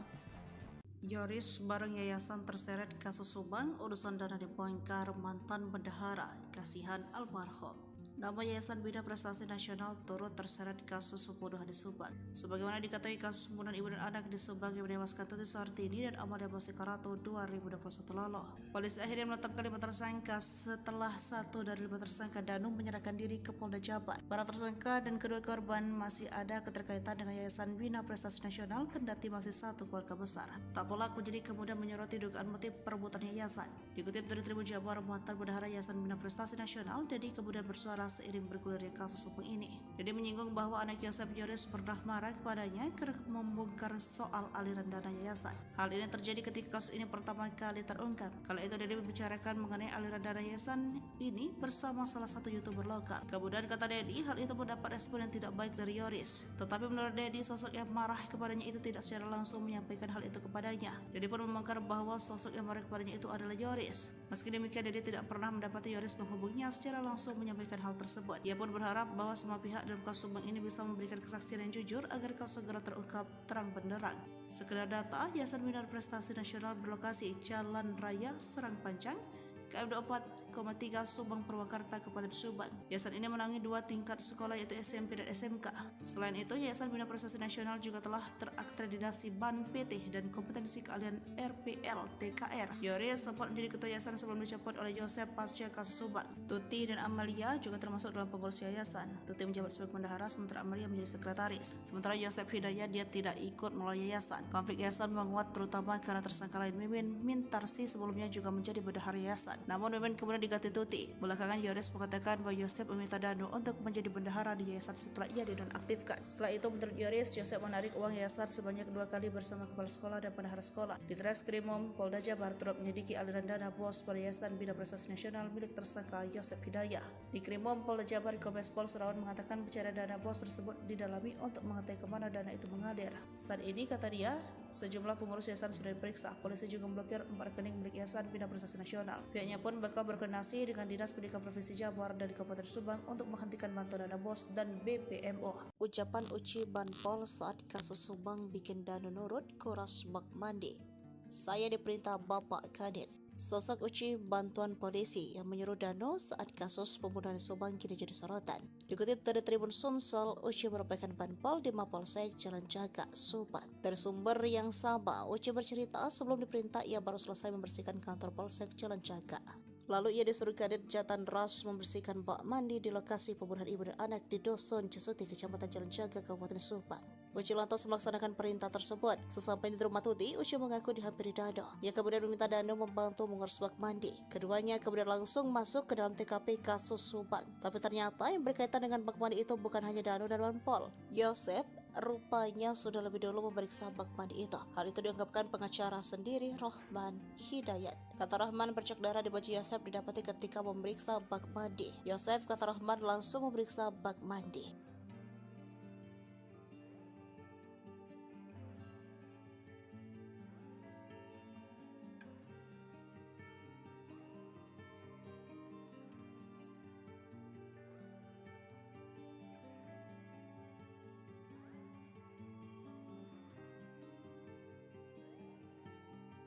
Heboh, tersangka baru dalam kasus Subang. Sosoknya terkuak dari barang bukti handphone.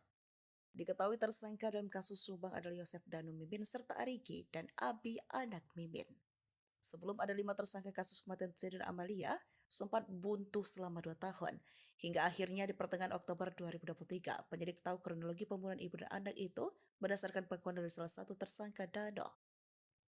Pasca Danu membongkar keterlibatannya, kasus Subang diisukan bakal kembali tersangka baru. Dia adalah Yoris. Dugaan soal pihak kepolisian bakal menetapkan tersangka baru itu berasal dari kuasa hukum Yoris sendiri. Dalam tayangan YouTube Diskursus.net dilansir tribunnews.bogor.com pada Sabtu 28 Oktober 2023, pengacara Yoris Leni Anggraini mengurai analisanya terkait kasus Subang. Di akun Leni ia sempat mengira bahwa kliennya akan dijadikan tersangka. Tak coba analisa, Leni juga menduga Yoris bakal jadi tersangka usai dipanggil pihak kepolisian. Kabar penyidik telah mempunyai bukti keterlibatan Yoris dalam kasus Subang. Tak cuma analisa, Leni juga menduga Yoris bakal jadi tersangka usai dipanggil pihak kepolisian. Mengetahui hal tersebut, Leni segera berkoordinasi dengan Yoris terkait bukti yang dimiliki kliennya itu, termasuk dengan chat lama di ponsel terdahulu Yoris.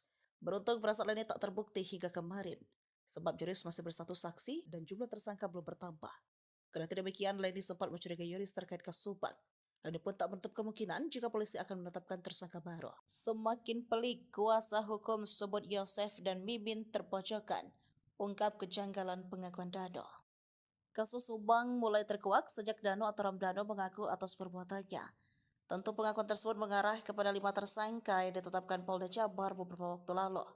Mereka adalah Dano, Yosef, istri muda Yosef bernama Mimin Mintarsi, dan 2 anaknya Mimin, Arigi, dan Abi. Kelimanya dijadikan tersangka kasus perampasan nyawa ibu dan anak di Subang, Tuti Suartini dan Amalia Mustika Ratu yang terjadi pada 18 Agustus 2021. Dari kelima tersangka tersebut pun terpecah menjadi 2 kubu dengan mendampingi kuasa hukum masing-masing. Dano didampingi kuasa hukum tim Ahmad Taufan, sedangkan Yosef CS didampingi tim kuasa hukum Rahmat Hidayat. Setelah 2 tahun kasus Subang tergantung sejak Dano menyerahkan diri ke Polda Jabar, giat kembali melakukan penyelidikan. Bahkan belakangan Polda Jabar juga kembali melakukan olah TKP guna mencocokkan keterangan Dano yang mengaku terlibat dalam pembunuhan Tuti dan Amalia tersebut. Dengan dilakukan kembali oleh TKP tersebut secara tidak langsung membuat pihak Yosef CS tersudut. Menanggapi hal tersebut, kuasa hukum Yosef, Rahman Hidayat, buka suara. Ia pun belak-belakan mengaku selama 2 tahun kasus Subang diselidiki, bahkan kliennya sejak awal disudutkan, terutama Yosef dan Mimin. Hal ini diungkap Rahman Hidayat dalam tayangan kanal YouTube pada Sabtu 28 Oktober 2023. Lalu Rahman Hidayat menjawab dan tak menampik bahwa kliennya disudutkan. Bahkan Rahman Hidayat merasa kliennya disudutkan selama 2 tahun selama kasus Subang belum terungkap. Ia mengaku selama mendampingi perkara kasus Subang menurutnya ada banyak hal kejanggalan yang terjadi.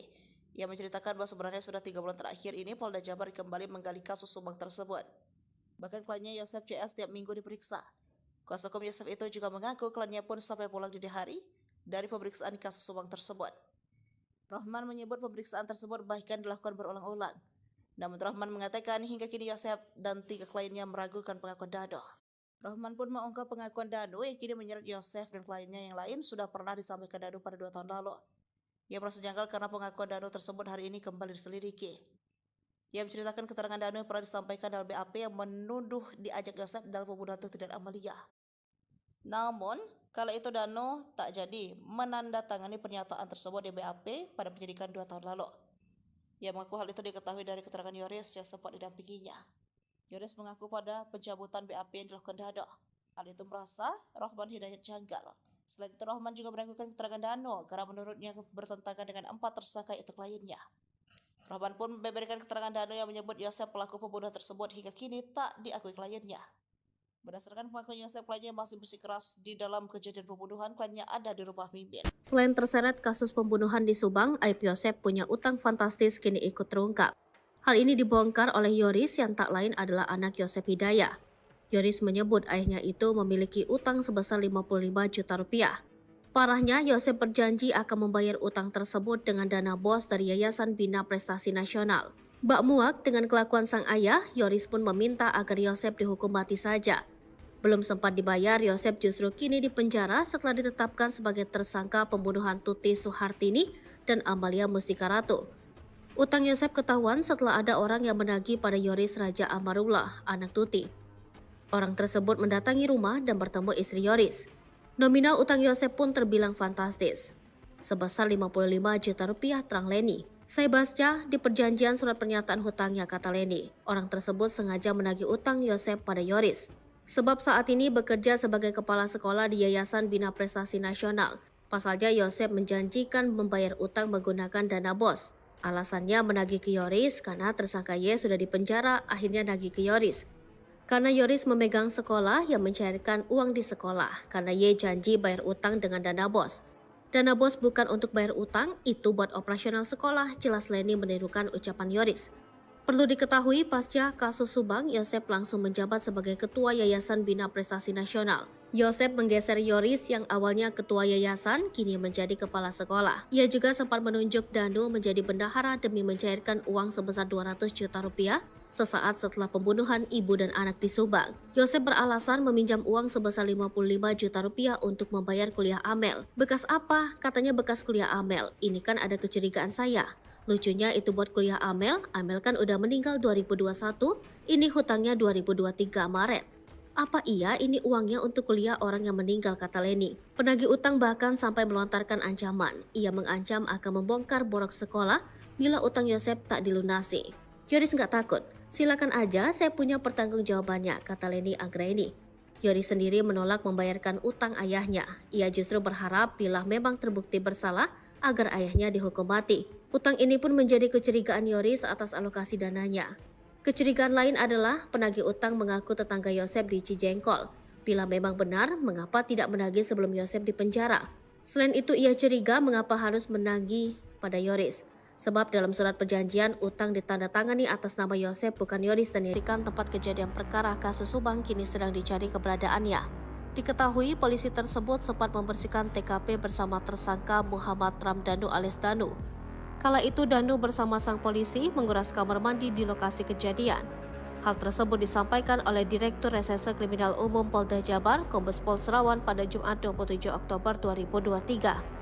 Nanti kami akan melakukan pemeriksaan terhadap orang-orang yang membersihkan TKP pada saat kejadian, kata Serawan. Banpol termasuk Danu ikut menguras kamar mandinya, lanjutnya. Dalam rangka mencari sosok tersebut, Serawan juga telah menanyakan perihal jumlah anggota Banpol yang ikut membersihkan TKP. Kemarin sempat kita tanya juga berapa anggota, terus berapa orang yang dulu pernah ikut olah TKP, ungkapnya. Memang sudah menerangkan bahwa di TKP sempat dibersihkan di belakang, sempat dikuras di dalamnya, ada baju-baju termasuk baju korban, kata Serawan. Sebelumnya, Serawan juga menduga tersangka Yosep merupakan eksekutor dalam pembunuhan ibu dan anak di Kabupaten Subang. Menurut Serawan, dalam melakukan aksinya, Yosep tidak sendirian. Ia diduga dibantu tersangka lain untuk menghabisi nyawa Tuti Suhartini dan anaknya Amalia Mustika Ratu. Serawan mengatakan dugaan tersebut muncul berdasarkan pengakuan tersangka Danu yang dicocokkan dengan olah tempat kejadian perkara. Dugaan soal Yosep dibantu oleh tersangka lain saat melakukan eksekusi pun, kata dia, muncul berdasarkan hasil otopsi terhadap jenazah korban. Kita analisa dari perlukaannya, kemudian dari otopsinya itu tidak mungkin dilakukan sendiri, tandasnya. Selain itu, pihak penyidik Polda Jabar juga melakukan pemeriksaan terhadap aliran dana bantuan operasional sekolah pada Yayasan Bina Prestasi Nasional milik tersangka Yosep Hidayah. Surawan mengatakan pencairan dana BOS tersebut didalami untuk mengetahui kemana aliran dana tersebut. Saat ini, kata dia, sejumlah pengurus yayasan sudah diperiksa. Polisi juga memblokir 4 rekening milik Yayasan Bina Prestasi Nasional. Polisi temukan dugaan korupsi di Yayasan Yosef. Motif pembunuhan bukan hanya soal perebutan harta. Polisi membeberkan fakta baru soal pembunuhan Tuti dan Amel di Subang. Hal itu setelah polisi menyebutkan adanya dugaan korupsi di yayasan milik Yosef itu. Sehingga polisi menduga pembunuhan Tuti dan Amel bukan hanya soal perebutan harta di Yayasan Bina Prestasi Nasional tersebut. Yayasan Bina Prestasi Nasional adalah yayasan pendidikan yang didirikan oleh Yosef Hidayah pada 2009. Yayasan milik Yosef ini mengoperasikan SMP dan SMK di Subang. Salah satu pendanaan dari yayasan tersebut adalah melalui bantuan operasional sekolah yang jumlahnya tidak sedikit. Pemasukan Yayasan Bina Prestasi Nasional pun terbilang fantastis, yakni 1 miliar rupiah. Leni Anggraini, pengacara Yoris, menerangkan dana yang masuk ke yayasan berasal dari dana BOS yang dialokasikan 2-3 kali dalam 1 tahun. Direktur Reserse Kriminal Umum Polda Jabar, Kombes Pol Surawan menyebut, penyidik telah melakukan pemeriksaan terhadap beberapa orang pengurus Yayasan Bina Prestasi Nasional. Dari hasil pemeriksaan tersebut, kata dia, ditemukan fakta bahwa yayasan tersebut legal. Namun, didapati data siswa fiktif pada yayasan tersebut. Saat ini pihaknya masih menghitung berapa jumlah siswa fiktif setiap tahunnya untuk tingkat SMP dan SMK. Selama ini, sudah kelihatan tidak ada operasional di sekolah. Data siswanya juga fiktif, ucapnya. Dari pemeriksaan terhadap yayasan tersebut, kata dia, penyidik kemudian melakukan pendalaman kaitan dengan motif pelaku menghabisi nyawa Tuti Suhartini dan anaknya Amalia Mustika Ratu. Sedikit banyak kita sudah mulai terbuka kalau sudah klop semua keterangan. Yoris berpotensi jadi tersangka kasus pembunuhan Tuti dan Amel, perannya di yayasan jadi penyebab. Tersangka kasus pembunuhan Tuti Suhartini dan Amalia Mustika Ratu di Subang kini berpotensi bertambah. Hal tersebut terjadi setelah Yoris Raja Abrullah disebut-sebut bakal terseret jadi tersangka. Selain itu, Yoris juga disebut bakal terjerat kasus Yayasan Bina Prestasi Nasional yang didirikan oleh Yosef Hidayah. Sebab setelah adanya 5 tersangka yang ditetapkan oleh Polda Metro Jaya, yayasan milik Yosef kini makin disorot. Yayasan itu juga dianggap sebagai motif utama Yosef tega membunuh istri dan anaknya. Sebelum meninggal, Tuti Suhartini dan Amalia Mustika Ratu menguasai yayasan tersebut. Keduanya menjabat sebagai bendahara dan sekretaris yayasan. Sementara Yoris menjabat sebagai ketua yayasan. Dari yayasan tersebut, keluarga mereka pun tampak hidup mewah. Tuti memiliki mobil Toyota Alphard yang selama ini sering dikendarai oleh Yoris. Kemudian Amel juga memiliki mobil Toyota Yaris. Di samping itu, kehidupan Yosef dan istri mudanya Mimin justru sederhana. Yosef pun kesehariannya diberi jatah oleh Tuti dan tidak bebas mendapat uang yayasan. Padahal setiap tahunnya Tuti, Amel, dan Yoris menguasai uang 1,3 miliar rupiah per tahun dari yayasan. Hal itu dibongkar oleh mantan bendahara. Ia menuturkan untuk SMP SMK di yayasan setiap tahunnya mendapat suntikan dana 1.324 juta rupiah pada tahun 2021. Saya juga gemetar lihat uang itu, kata Dedi dilansir dari YouTube Hersanto pada Minggu 29 Oktober 2023. Sebagai mantan bendahara, ia pun sempat mencurigai yayasan tersebut.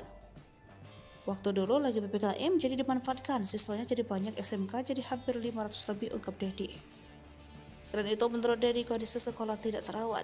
Dirinya juga menyebut ada dugaan pengeluaran yang tidak sesuai fakta di yayasan. Diketahui pada tahun 2021, Yoris lah yang menjabat sebagai ketua yayasan. Bahkan tidak mungkin Yoris juga ikut menikmati uang tersebut. Apalagi saat ini, keberadaan yayasan itu juga diduga ada penyelewengan dengan banyaknya sisa fiktif. Yayasan milik tersangka kasus pembunuhan ibu dan anak di Subang, Yosef Hidayah, ternyata menerima aliran dana dengan jumlah fantastis setiap tahunnya. Menanggapi hal itu, Yoris pun mengaku siap memberikan klarifikasi. Apalagi kata Leni, saat ini yayasan tersebut juga sudah tidak terurus. Bahkan sudah tak ada lagi siswa yang mau bersekolah di sana. Yoris pun, kata Leni, sudah ada panggilan dari Dinas Pendidikan Subang. Yoris bareng yayasan terseret kasus Subang, urusan dana dibongkar mantan bendahara, kasihan almarhum. nama Yayasan Bina Prestasi Nasional turut terseret kasus pembunuhan di Subang. Sebagaimana diketahui, kasus pembunuhan ibu dan anak di Subang yang menewaskan Tuti Suhartini dan Amalia Bostikarato 2021 lalu. Polisi akhirnya menetapkan 5 tersangka setelah 1 dari 5 tersangka Danu menyerahkan diri ke Polda Jabar. Para tersangka dan kedua korban masih ada keterkaitan dengan Yayasan Bina Prestasi Nasional kendati masih satu keluarga besar. Tak pelak penyidik kemudian menyoroti dugaan motif perebutan yayasan. Dikutip dari Tribun Jabar, mantan bendahara Yayasan Bina Prestasi Nasional, Dedi kemudian bersuara seiring bergulirnya kasus hukum ini. Dedi menyinggung bahwa anak Yosef Yoris pernah marah kepadanya karena membongkar soal aliran dana yayasan. Hal ini terjadi ketika kasus ini pertama kali terungkap. Kala itu Dedi membicarakan mengenai aliran dana yayasan ini bersama salah satu YouTuber lokal. Kemudian kata Dedi, hal itu mendapat respon yang tidak baik dari Yoris. Tetapi menurut Dedi, sosok yang marah kepadanya itu tidak secara langsung menyampaikan hal itu kepadanya. Dedi pun membongkar bahwa sosok yang marah kepadanya itu adalah Yoris. Meski demikian, Dedi tidak pernah mendapati Yoris menghubunginya secara langsung menyampaikan hal tersebut. Ia pun berharap bahwa semua pihak dalam kasus Subang ini bisa memberikan kesaksian yang jujur agar kasus segera terungkap terang benderang. Sekedar data, Yayasan Bina Prestasi Nasional berlokasi Jalan Raya Serang Panjang, KM 24,3 Subang Purwakarta, Kabupaten Subang. Yayasan ini menangani 2 tingkat sekolah yaitu SMP dan SMK. Selain itu, Yayasan Bina Prestasi Nasional juga telah terakreditasi BAN PT dan kompetensi keahlian RPL TKR. Yoris sempat menjadi ketua yayasan sebelum dicopot oleh Yosef pasca kasus Subang. Tuti dan Amalia juga termasuk dalam pengurus yayasan. Tuti menjabat sebagai bendahara sementara Amalia menjadi sekretaris. Sementara Yosef Hidayat dia tidak ikut melalui yayasan. Konflik yayasan menguat terutama karena tersangka lain Mimin Mintarsi sebelumnya juga menjadi bendahara yayasan. Namun Mimin kemudian diganti Tuti. Belakangan Yoris mengatakan bahwa Yosef meminta Danu untuk menjadi bendahara di yayasan setelah ia dinonaktifkan. Setelah itu menurut Yoris, Yosef menarik uang yayasan sebanyak 2 kali bersama kepala sekolah dan bendahara sekolah. Di Treskrimum Polda Jabar turut menyelidiki aliran dana bos pada Yayasan Bina Prestasi Nasional milik tersangka Yosef Hidayat. Di Krimum Polda Jabar, Kombes Pol Surawan mengatakan pencarian dana bos tersebut didalami untuk mengetahui kemana dana itu mengalir. Saat ini, kata dia, sejumlah pengurus yayasan sudah diperiksa. Polisi juga memblokir 4 rekening milik Yayasan Bina Prestasi Nasional. Pihaknya pun bakal berkoordinasi dengan Dinas Pendidikan Provinsi Jabar dan Kabupaten Subang untuk menghentikan bantuan dana bos dan BPMO. Ucapan Uci Banpol saat kasus Subang bikin Danu nurut, kuras bak mandi. Saya diperintah Bapak Kadin. Sosok Uci bantuan polisi yang menyuruh Danu saat kasus pembunuhan Subang kini jadi sorotan. Dikutip dari Tribun Sumsel, Uci merupakan Banpol di Mapolsek Jalan Jaga, Subang. Dari sumber yang sama, Uci bercerita sebelum diperintah ia baru selesai membersihkan kantor Polsek Jalan Jaga. Lalu ia disuruh Kadit Jatan Ras membersihkan bak mandi di lokasi pembunuhan ibu dan anak di Dusun Cesuti, Kecamatan Jalan Jaga, Kabupaten Subang.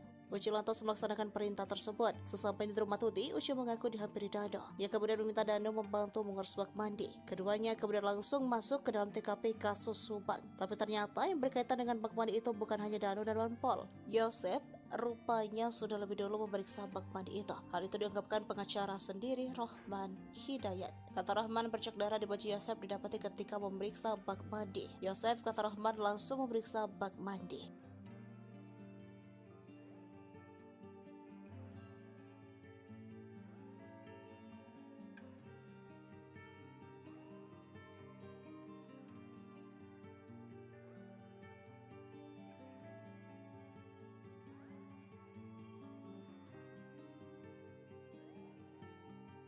Heboh, tersangka baru dalam kasus Subang. Sosoknya terkuak dari barang bukti handphone. Diketahui tersangka dalam kasus Subang adalah Yosef Danu Mimin serta Arigi dan Abi anak Mimin. Sebelum ada 5 tersangka kasus kematian Tuti dan Amalia, sempat buntu selama 2 tahun. Hingga akhirnya di pertengahan Oktober 2023, penyidik tahu kronologi pembunuhan ibu dan anak itu berdasarkan pengakuan dari salah satu tersangka Danu. Pasca Danu membongkar keterlibatannya, kasus Subang diisukan bakal kembali tersangka baru. Dia adalah Yoris. Dugaan soal pihak kepolisian bakal menetapkan tersangka baru itu berasal dari kuasa hukum Yoris sendiri. Dalam tayangan YouTube Diskursus.net dilansir tribunnews.com pada Sabtu 28 Oktober 2023, pengacara Yoris Leni Anggraini mengurai analisanya terkait kasus Subang. Di akun Leni ia sempat mengira bahwa kliennya akan dijadikan tersangka. Tak coba analisa, Leni juga menduga Yoris bakal jadi tersangka usai dipanggil pihak kepolisian. Kabar penyidik telah mempunyai bukti keterlibatan Yoris dalam kasus Subang. Tak cuma analisa, Leni juga menduga Yoris bakal jadi tersangka usai dipanggil pihak kepolisian. Mengetahui hal tersebut, Leni segera berkoordinasi dengan Yoris terkait bukti yang dimiliki kliennya itu, termasuk dengan chat lama di ponsel terdahulu Yoris. Beruntung firasat Leni tak terbukti hingga kemarin, sebab Yoris masih berstatus saksi dan jumlah tersangka belum bertambah. Karena demikian, Leni sempat mencurigai Yoris terkait kasus Subang. Leni pun tak menutup kemungkinan jika polisi akan menetapkan tersangka baru. Semakin pelik, kuasa hukum sebut Yosef dan Mimin terpojokkan, ungkap kejanggalan pengakuan Dano. Kasus Subang mulai terkuak sejak Dano atau Ramdhano mengaku atas perbuatannya. Tentu pengakuan tersebut mengarah kepada 5 tersangka yang ditetapkan Polda Jabar beberapa waktu lalu. Mereka adalah Dano, Yosef, istri muda Yosef bernama Mimin Mintarsi, dan 2 anaknya Mimin Arigi dan Abi. Kelimanya dijadikan tersangka kasus perampasan nyawa ibu dan anak di Subang, Tuti Suhartini dan Amalia Mustika Ratu yang terjadi pada 18 Agustus 2021. Dari kelima tersangka tersebut pun terpecah menjadi 2 kubu dengan mendampingi kuasa hukum masing-masing. Dano didampingi kuasa hukum tim Ahmad Taufan, sedangkan Yosef CS didampingi tim kuasa hukum Rahman Hidayat. Setelah 2 tahun kasus Subang tergantung, sejak Dano menyerahkan diri ke Polda Jabar, giat kembali melakukan penyelidikan. Bahkan belakangan Polda Jabar juga kembali melakukan olah TKP guna mencocokkan keterangan Dano yang mengaku terlibat dalam pembunuhan Tuti dan Amalia tersebut. Dengan dilakukan kembali oleh TKP tersebut secara tidak langsung membuat pihak Yosef CS tersudut. Menanggapi hal tersebut, kuasa hukum Yosef, Rahman Hidayat, buka suara. Ia pun belak-belakan mengaku selama 2 tahun kasus Subang diselidiki, bahkan kliennya sejak awal disudutkan, terutama Yosef dan Mimin. Hal ini diungkap Rahman Hidayat dalam tayangan kanal YouTube pada Sabtu 28 Oktober 2023. Lalu Rahman Hidayat menjawab dan tak menampik bahwa kliennya disudutkan. Bahkan Rahman Hidayat merasa kliennya disudutkan selama 2 tahun selama kasus Subang belum terungkap. Ia mengaku selama mendampingi perkara kasus Subang, menurutnya ada banyak hal kejanggalan yang terjadi. Ia menceritakan bahwa sebenarnya sudah 3 bulan terakhir ini Polda Jabar kembali menggali kasus Subang tersebut. Bahkan kliennya Yosef CS tiap minggu diperiksa. Kuasa hukum Yosef itu juga mengaku kliennya pun sampai pulang dini hari dari pemeriksaan kasus Subang tersebut. Rahman menyebut pemeriksaan tersebut bahkan dilakukan berulang-ulang. Namun Rahman mengatakan hingga kini Yosef dan 3 kliennya meragukan pengakuan Dano.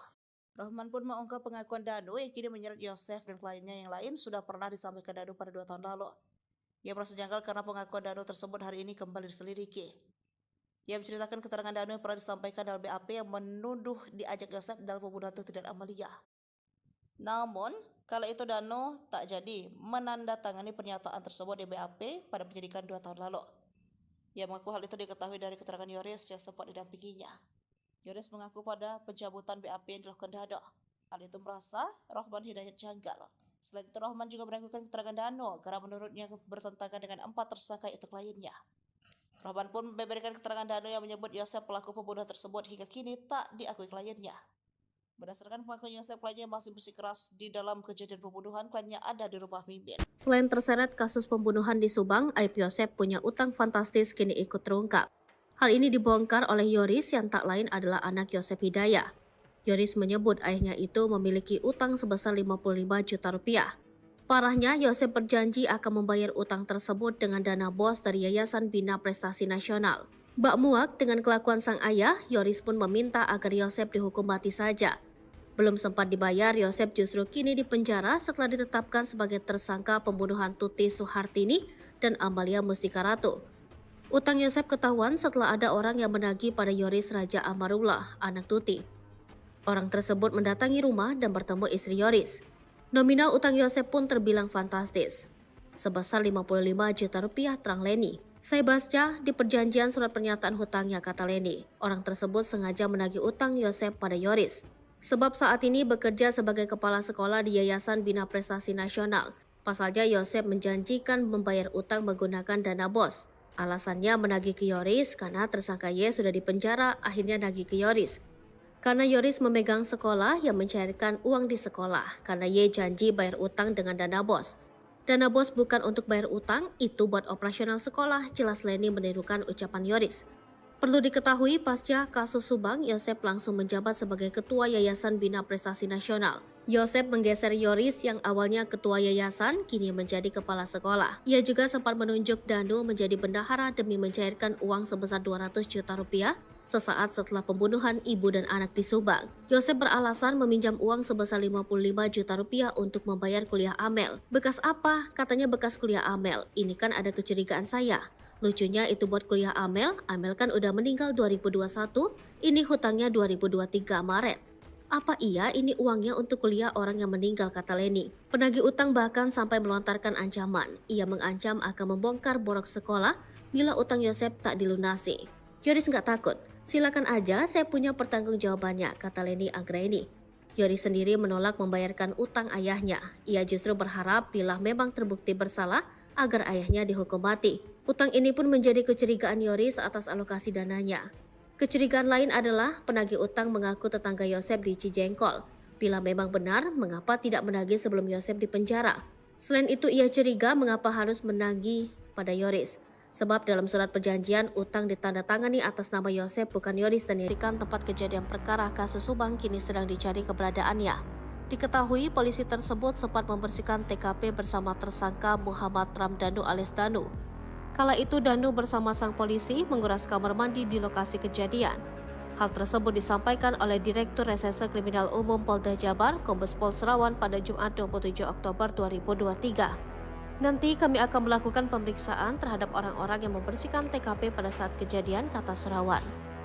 Banpol termasuk Danu ikut menguras kamar mandinya, lanjutnya. Dalam rangka mencari sosok tersebut, Serawan juga telah menanyakan perihal jumlah anggota Banpol yang ikut membersihkan TKP. Kemarin sempat kita tanya juga berapa anggota, terus berapa orang yang dulu pernah ikut olah TKP, ungkapnya. Memang sudah menerangkan bahwa di TKP sempat dibersihkan di belakang, sempat dikuras di dalamnya, ada baju-baju termasuk baju korban, kata Serawan. Sebelumnya, Serawan juga menduga tersangka Yosef merupakan eksekutor dalam pembunuhan ibu dan anak di Kabupaten Subang. Menurut Serawan, dalam melakukan aksinya, Yosef tidak sendirian. Ia diduga dibantu tersangka lain untuk menghabisi nyawa Tuti Soehartini dan anaknya Amalia Mustika Ratu. Serawan mengatakan dugaan tersebut muncul berdasarkan pengakuan tersangka Danu yang dicocokkan dengan olah tempat kejadian perkara. Dugaan soal Yosef dibantu oleh tersangka lain saat melakukan eksekusi pun, kata dia, muncul berdasarkan hasil otopsi terhadap jenazah korban. Kita analisa dari perlukaannya, kemudian dari otopsinya itu tidak mungkin dilakukan sendiri, tandasnya. Selain itu, pihak penyidik Polda Jabar juga melakukan pemeriksaan terhadap aliran dana bantuan operasional sekolah pada Yayasan Bina Prestasi Nasional milik tersangka Yosef Hidayah. Serawan mengatakan pencairan dana BOS tersebut didalami untuk mengetahui kemana aliran dana tersebut. Saat ini, kata dia, sejumlah pengurus yayasan sudah diperiksa. Polisi juga memblokir 4 rekening milik Yayasan Bina Prestasi Nasional. Polisi temukan dugaan korupsi di Yayasan Yosef. Motif pembunuhan bukan hanya soal perebutan harta. Polisi membeberkan fakta baru soal pembunuhan Tuti dan Amel di Subang. Hal itu setelah polisi menyebutkan adanya dugaan korupsi di yayasan milik Yosef itu. Sehingga polisi menduga pembunuhan Tuti dan Amel bukan hanya soal perebutan harta di Yayasan Bina Prestasi Nasional tersebut. Yayasan Bina Prestasi Nasional adalah yayasan pendidikan yang didirikan oleh Yosef Hidayah pada 2009. Yayasan milik Yosef ini mengoperasikan SMP dan SMK di Subang. Salah satu pendanaan dari yayasan tersebut adalah melalui bantuan operasional sekolah yang jumlahnya tidak sedikit. Pemasukan Yayasan Bina Prestasi Nasional pun terbilang fantastis, yakni 1 miliar rupiah. Leni Anggraini, pengacara Yoris, menerangkan dana yang masuk ke yayasan berasal dari dana BOS yang dialokasikan 2-3 kali dalam 1 tahun. Direktur Reserse Kriminal Umum Polda Jabar, Kombes Pol Serawan menyebut, penyidik telah melakukan pemeriksaan terhadap beberapa orang pengurus Yayasan Bina Prestasi Nasional. Dari hasil pemeriksaan tersebut, kata dia, ditemukan fakta bahwa yayasan tersebut legal. Namun, didapati data siswa fiktif pada yayasan tersebut. Saat ini pihaknya masih menghitung berapa jumlah siswa fiktif setiap tahunnya untuk tingkat SMP dan SMK. Selama ini, sudah kelihatan tidak ada operasional di sekolah. Data siswanya juga fiktif, ucapnya. Dari pemeriksaan terhadap yayasan tersebut, kata dia, penyidik kemudian melakukan pendalaman kaitan dengan motif pelaku menghabisi nyawa Tuti Soehartini dan anaknya Amalia Mustika Ratu. Sedikit banyak kita sudah mulai terbuka kalau sudah klop semua keterangan. Yoris berpotensi jadi tersangka kasus pembunuhan Tuti dan Amel, perannya di yayasan jadi penyebab. Tersangka kasus pembunuhan Tuti Soehartini dan Amalia Mustika Ratu di Subang kini berpotensi bertambah. Hal tersebut terjadi setelah Yoris Raja Amrullah disebut-sebut bakal terseret jadi tersangka. Selain itu, Yoris juga disebut bakal terjerat kasus Yayasan Bina Prestasi Nasional yang didirikan oleh Yosef Hidayah. Sebab setelah adanya 5 tersangka yang ditetapkan oleh Polda Metro Jaya, yayasan milik Yosef kini makin disorot. Yayasan itu juga dianggap sebagai motif utama Yosef tega membunuh istri dan anaknya. Sebelum meninggal, Tuti Soehartini dan Amalia Mustika Ratu menguasai yayasan tersebut. Keduanya menjabat sebagai bendahara dan sekretaris yayasan. Sementara Yoris menjabat sebagai ketua yayasan. Dari yayasan tersebut keluarga mereka pun tampak hidup mewah. Tuti memiliki mobil Toyota Alphard yang selama ini sering dikendarai oleh Yoris. Kemudian Amel juga memiliki mobil Toyota Yaris. Di samping itu, kehidupan Yosef dan istri mudanya Mimin justru sederhana. Yosef pun kesehariannya diberi jatah oleh Tuti dan tidak bebas mendapat uang yayasan. Padahal setiap tahunnya Tuti, Amel, dan Yoris menguasai uang 1,3 miliar rupiah per tahun dari yayasan. Hal itu dibongkar oleh mantan bendahara. Ia menuturkan untuk SMP SMK di yayasan setiap tahunnya mendapat suntikan dana 1 miliar 324 juta rupiah pada tahun 2021. Saya juga gemetar lihat uang itu, kata Dedi dilansir dari YouTube Hersanto pada Minggu 29 Oktober 2023. Sebagai mantan bendahara, ia pun sempat mencurigai yayasan tersebut. Waktu dulu lagi PPKM jadi dimanfaatkan, siswanya jadi banyak, SMK jadi hampir 500 lebih, ungkap Dedi. Selain itu, menurut Dedi, kondisi sekolah tidak terawat. Dirinya juga menyebut ada dugaan pengeluaran yang tidak sesuai fakta di yayasan. Diketahui pada tahun 2021, Yoris lah yang menjabat sebagai ketua yayasan. Bahkan tidak mungkin Yoris juga ikut menikmati uang tersebut. Apalagi saat ini, keberadaan yayasan itu juga diduga ada penyelewengan dengan banyaknya sisa fiktif. Yayasan milik tersangka kasus pembunuhan ibu dan anak di Subang, Yosef Hidayat, ternyata menerima aliran dana dengan jumlah fantastis setiap tahunnya. Menanggapi hal itu, Yoris pun mengaku siap memberikan klarifikasi.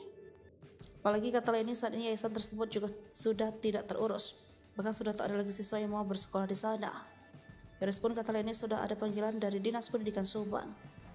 Yoris bareng yayasan terseret kasus Subang, urusan dana dibongkar mantan bendahara, kasihan almarhum. Nama Yayasan Bina Prestasi Nasional turut terseret kasus pembunuhan di Subang. Sebagaimana diketahui, kasus pembunuhan ibu dan anak di Subang yang menewaskan Tuti Suhartini dan Amalia Bostikarato 2021 lalu. Polisi akhirnya menetapkan 5 tersangka setelah 1 dari 5 tersangka Danung menyerahkan diri ke Polda Jabar. Para tersangka dan kedua korban masih ada keterkaitan dengan Yayasan Bina Prestasi Nasional, kendati masih satu keluarga besar. Tak pelaku jadi kemudian menyoroti dugaan motif perebutan yayasan. Dikutip dari Tribun Jabar, mantan bendahara Yayasan Bina Prestasi Nasional, Dedi kemudian bersuara seiring bergulirnya kasus Subang ini. Dedi menyinggung bahwa anak Yosef, Yoris, pernah marah kepadanya karena membongkar soal aliran dana yayasan. Hal ini terjadi ketika kasus ini pertama kali terungkap. Kala itu Dedi membicarakan mengenai aliran dana yayasan ini bersama salah satu YouTuber lokal. Kemudian kata Dedi, hal itu mendapat respon yang tidak baik dari Yoris. Tetapi menurut Dedi, sosok yang marah kepadanya itu tidak secara langsung menyampaikan hal itu kepadanya. Dedi pun membongkar bahwa sosok yang marah kepadanya itu adalah Yoris. Meski demikian, Dedi tidak pernah mendapati Yoris menghubunginya secara langsung menyampaikan hal tersebut. Ia pun berharap bahwa semua pihak dalam kasus Subang ini bisa memberikan kesaksian yang jujur agar kasus segera terungkap terang benderang. Sekedar data, Yayasan Bina Prestasi Nasional berlokasi Jalan Raya Serang Panjang, KM 24,3 Subang Purwakarta, Kabupaten Subang. Yayasan ini menangani 2 tingkat sekolah, yaitu SMP dan SMK. Selain itu, Yayasan Bina Prestasi Nasional juga telah terakreditasi BAN PT dan kompetensi keahlian RPL TKR. Yoris sempat menjadi ketua yayasan sebelum dicopot oleh Yosef pasca kasus Subang. Tuti dan Amalia juga termasuk dalam pengurus yayasan. Tuti menjabat sebagai bendahara, sementara Amalia menjadi sekretaris. Sementara Yosef Hidayat dia tidak ikut melalui yayasan. Konflik yayasan menguat terutama karena tersangka lain Mimin Mintarsi sebelumnya juga menjadi bendahara yayasan. Namun Mimin kemudian diganti Tuti. Belakangan Yoris mengatakan bahwa Yosef meminta Danu untuk menjadi bendahara di yayasan setelah ia dinonaktifkan. Setelah itu, menurut Yoris, Yosef menarik uang yayasan sebanyak 2 kali bersama kepala sekolah dan bendahara sekolah. Di Treskrimum Polda Jabar turut menyelidiki aliran dana bos pada Yayasan Bina Prestasi Nasional milik tersangka Yosef Hidayat. Di Krimum Polda Jabar, Kombes Pol Surawan mengatakan pencarian dana bos tersebut didalami untuk mengetahui kemana dana itu mengalir. Saat ini, kata dia, sejumlah pengurus yayasan sudah diperiksa. Polisi juga memblokir 4 rekening milik Yayasan Bina Prestasi Nasional. Pihaknya pun bakal berkoordinasi dengan Dinas Pendidikan Provinsi Jabar dan Kabupaten Subang untuk menghentikan bantuan dana bos dan BPMO. Ucapan Uci Banpol saat kasus Subang bikin Danu nurut, kuras bak mandi. Saya diperintah Bapak Kadin. Sosok Uci bantuan polisi yang menyuruh Danu saat kasus pembunuhan Subang kini jadi sorotan. Dikutip dari Tribun Sumsel, Uci merupakan Banpol di Mapolsek Jalan Jaga, Subang. Dari sumber yang sama, Uci bercerita sebelum diperintah ia baru selesai membersihkan kantor Polsek Jalan Jaga. Lalu ia disuruh Kadit Jatan Ras membersihkan bak mandi di lokasi pembunuhan ibu dan anak di Dusun Cesuti, Kecamatan Jalan Jaga, Kabupaten Subang. Uci lantas melaksanakan perintah tersebut. Sesampai di rumah Tuti, Uci mengaku dihampiri Danu. Ia kemudian meminta Danu membantu mengurus bak mandi. Keduanya kemudian langsung masuk ke dalam TKP kasus Subang. Tapi ternyata yang berkaitan dengan bak mandi itu bukan hanya Danu dan Banpol. Yosef, rupanya sudah lebih dulu memeriksa bak mandi itu. Hal itu diungkapkan pengacara sendiri Rohman Hidayat. Kata Rohman, bercak darah di baju Yosef didapati ketika memeriksa bak mandi. Yosef, kata Rohman, langsung memeriksa bak mandi.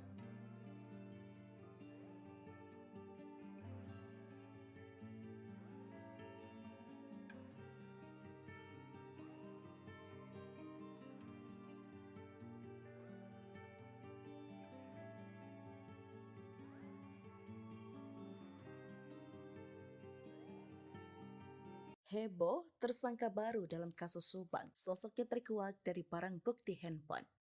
Diketahui tersangka dalam kasus Subang adalah Yosef Danu Mimin serta Arigi dan Abi anak Mimin. Sebelum ada 5 tersangka kasus kematian Tuti dan Amalia, sempat buntu selama 2 tahun. Hingga akhirnya di pertengahan Oktober 2023, penyidik tahu kronologi pembunuhan ibu dan anak itu berdasarkan pengakuan dari salah satu tersangka Dano. Pasca Danu membongkar keterlibatannya, kasus Subang diisukan bakal kembali tersangka baru. Dia adalah Yoris. Dugaan soal pihak kepolisian bakal menetapkan tersangka baru itu berasal dari kuasa hukum Yoris sendiri. Dalam tayangan YouTube Diskursus.net dilansir tribunnews.bogor.com pada Sabtu 28 Oktober 2023, pengacara Yoris Leni Anggraini mengurai analisanya terkait kasus Subang. Di akun Leni ia sempat mengira bahwa kliennya akan dijadikan tersangka. Tak coba analisa, Leni juga menduga Yoris bakal jadi tersangka usai dipanggil pihak kepolisian. Kabar penyidik telah mempunyai bukti keterlibatan Yoris dalam kasus Subang. Tak cuma analisa, Leni juga menduga Yoris bakal jadi tersangka usai dipanggil pihak kepolisian. Mengetahui hal tersebut, Leni segera berkoordinasi dengan Yoris terkait bukti yang dimiliki kliennya itu, termasuk dengan chat lama di ponsel terdahulu Yoris. Beruntung firasat Leni tak terbukti hingga kemarin, sebab Yoris masih bersatu saksi dan jumlah tersangka belum bertambah. Karena demikian, Leni sempat mencurigai Yoris terkait kasus Subang. Leni pun tak menutup kemungkinan jika polisi akan menetapkan tersangka baru. Semakin pelik, kuasa hukum sebut Yosef dan Mimin terpojokkan, ungkap kejanggalan pengakuan Dano. Kasus Subang mulai terkuak sejak Dano atau Ramdhano mengaku atas perbuatannya. Tentu pengakuan tersebut mengarah kepada 5 tersangka yang ditetapkan Polda Jabar beberapa waktu lalu. Mereka adalah Danu, Yosef, istri muda Yosef bernama Mimin Mintarsi, dan 2 anaknya Mimin Arigi dan Abi. Kelimanya dijadikan tersangka kasus perampasan nyawa ibu dan anak di Subang, Tuti Suartini dan Amalia Mustika Ratu yang terjadi pada 18 Agustus 2021. Dari kelima tersangka tersebut pun terpecah menjadi 2 kubu dengan mendampingi kuasa hukum masing-masing. Danu didampingi kuasa hukum tim Ahmad Taufan, sedangkan Yosef CS didampingi tim kuasa hukum Rohman Hidayat. Setelah 2 tahun kasus Subang tergantung, sejak Danu menyerahkan diri ke Polda Jabar, giat kembali melakukan penyelidikan. Bahkan belakangan Polda Jabar juga kembali melakukan olah TKP guna mencocokkan keterangan Dano yang mengaku terlibat dalam pembunuhan Tuti dan Amalia tersebut. Dengan dilakukan kembali oleh TKP tersebut secara tidak langsung membuat pihak Yosef CS tersudut. Menanggapi hal tersebut, kuasa hukum Yosef Rahman Hidayat buka suara. Ia pun belak-belakan mengaku selama 2 tahun kasus Subang diselidiki, bahkan kliennya sejak awal disudutkan, terutama Yosef dan Mimin. Hal ini diungkap Rahman Hidayat dalam tayangan kanal YouTube pada Sabtu 28 Oktober 2023. Lalu Rahman Hidayat menjawab dan tak menampik bahwa kliennya disudutkan. Bahkan Rahman Hidayat merasa kliennya disudutkan selama 2 tahun selama kasus Subang belum terungkap. Ia mengaku selama mendampingi perkara kasus Subang, menurutnya ada banyak hal kejanggalan yang terjadi. Ia menceritakan bahwa sebenarnya sudah 3 bulan terakhir ini Polda Jabar kembali menggali kasus Subang tersebut. Bahkan kliennya Yosef CS tiap minggu diperiksa. Kuasa hukum Yosef itu juga mengaku kliennya pun sampai pulang dini hari dari pemeriksaan kasus Subang tersebut. Rahman menyebut pemeriksaan tersebut bahkan dilakukan berulang-ulang. Namun Rahman mengatakan hingga kini Yosef dan 3 kliennya meragukan pengakuan Dano. Rahman pun mengungkap pengakuan Dano yang kini menyeret Yosef dan kliennya yang lain sudah pernah disampaikan Dano pada 2 tahun lalu. Ia merasa janggal karena pengakuan Dano tersebut hari ini kembali diselidiki. Ia menceritakan keterangan Dano yang pernah disampaikan dalam BAP yang menuduh diajak Yosef dalam pembunuhan Tuti dan Amalia. Namun, kala itu Dano tak jadi menandatangani pernyataan tersebut di BAP pada penyidikan 2 tahun lalu. Ia mengaku hal itu diketahui dari keterangan Yoris yang sempat didampinginya. Yoris mengaku pada pencabutan BAP yang dilakukan Dano. Hal itu merasa Rohman Hidayat janggal. Selain itu, Rohman juga meragukan keterangan Dano karena menurutnya bertentangan dengan 4 tersangka itu kliennya. Rohman pun membeberkan keterangan Dano yang menyebut Yosef pelaku pembunuhan tersebut hingga kini tak diakui kliennya. Berdasarkan pengakuan Yosef, kliennya masih bersikeras di dalam kejadian pembunuhan, kliennya ada di rumah Mimin. Selain terseret kasus pembunuhan di Subang, aib Yosef punya utang fantastis kini ikut terungkap. Hal ini dibongkar oleh Yoris yang tak lain adalah anak Yosep Hidayah. Yoris menyebut ayahnya itu memiliki utang sebesar 55 juta rupiah. Parahnya, Yosep berjanji akan membayar utang tersebut dengan dana bos dari Yayasan Bina Prestasi Nasional. Bak muak dengan kelakuan sang ayah, Yoris pun meminta agar Yosep dihukum mati saja. Belum sempat dibayar, Yosep justru kini dipenjara setelah ditetapkan sebagai tersangka pembunuhan Tuti Suhartini dan Amalia Mustika Ratu. Utang Yosep ketahuan setelah ada orang yang menagih pada Yoris Raja Amarullah, anak Tuti. Orang tersebut mendatangi rumah dan bertemu istri Yoris. Nominal utang Yosep pun terbilang fantastis, sebesar 55 juta rupiah, terang Leni. Saya baca di perjanjian surat pernyataan hutangnya, kata Leni. Orang tersebut sengaja menagih utang Yosep pada Yoris. Sebab saat ini bekerja sebagai kepala sekolah di Yayasan Bina Prestasi Nasional. Pasalnya Yosep menjanjikan membayar utang menggunakan dana bos. Alasannya menagih ke Yoris karena tersangka Y sudah dipenjara, akhirnya nagih ke Yoris. Karena Yoris memegang sekolah yang mencairkan uang di sekolah, karena Y janji bayar utang dengan dana bos. Dana bos bukan untuk bayar utang, itu buat operasional sekolah, jelas Leni menirukan ucapan Yoris. Perlu diketahui, pasca kasus Subang, Yosep langsung menjabat sebagai Ketua Yayasan Bina Prestasi Nasional. Yosep menggeser Yoris yang awalnya ketua yayasan, kini menjadi kepala sekolah. Ia juga sempat menunjuk Danu menjadi bendahara demi mencairkan uang sebesar 200 juta rupiah sesaat setelah pembunuhan ibu dan anak di Subang. Yosep beralasan meminjam uang sebesar 55 juta rupiah untuk membayar kuliah Amel. Bekas apa? Katanya bekas kuliah Amel. Ini kan ada kecurigaan saya. Lucunya itu buat kuliah Amel kan udah meninggal 2021, ini hutangnya 2023 Maret. Apa iya ini uangnya untuk kuliah orang yang meninggal, kata Leni. Penagih utang bahkan sampai melontarkan ancaman. Ia mengancam akan membongkar borok sekolah bila utang Yosep tak dilunasi. Yoris nggak takut. Silakan aja, saya punya pertanggungjawabannya, kata Leni Anggraini. Yoris sendiri menolak membayarkan utang ayahnya. Ia justru berharap bila memang terbukti bersalah agar ayahnya dihukum mati. Utang ini pun menjadi kecurigaan Yoris atas alokasi dananya. Kecurigaan lain adalah penagih utang mengaku tetangga Yosep di Cijengkol. Bila memang benar, mengapa tidak menagih sebelum Yosep dipenjara? Selain itu, ia curiga mengapa harus menagih pada Yoris. Sebab dalam surat perjanjian, utang ditandatangani atas nama Yosep bukan Yoris dan dirikan tempat kejadian perkara kasus Subang kini sedang dicari keberadaannya. Diketahui polisi tersebut sempat membersihkan TKP bersama tersangka Muhammad Ramdhanu alias Danu. Kala itu Danu bersama sang polisi menguras kamar mandi di lokasi kejadian. Hal tersebut disampaikan oleh Direktur Reserse Kriminal Umum Polda Jabar, Kombes Pol Serawan pada Jumat 27 Oktober 2023. Nanti kami akan melakukan pemeriksaan terhadap orang-orang yang membersihkan TKP pada saat kejadian, kata Serawan. Banpol termasuk Danu ikut menguras kamar mandinya, lanjutnya. Dalam rangka mencari sosok tersebut, Serawan juga telah menanyakan perihal jumlah anggota Banpol yang ikut membersihkan TKP. Kemarin sempat kita tanya juga berapa anggota, terus berapa orang yang dulu pernah ikut olah TKP, ungkapnya. Memang sudah menerangkan bahwa di TKP sempat dibersihkan di belakang, sempat dikuras di dalamnya, ada baju-baju termasuk baju korban, kata Serawan. Sebelumnya, Serawan juga menduga tersangka Yosep merupakan eksekutor dalam pembunuhan ibu dan anak di Kabupaten Subang. Menurut Serawan, dalam melakukan aksinya, Yosep tidak sendirian. Ia diduga dibantu tersangka lain untuk menghabisi nyawa Tuti Suhartini dan anaknya Amalia Mustika Ratu. Serawan mengatakan dugaan tersebut muncul berdasarkan pengakuan tersangka Danu yang dicocokkan dengan olah tempat kejadian perkara.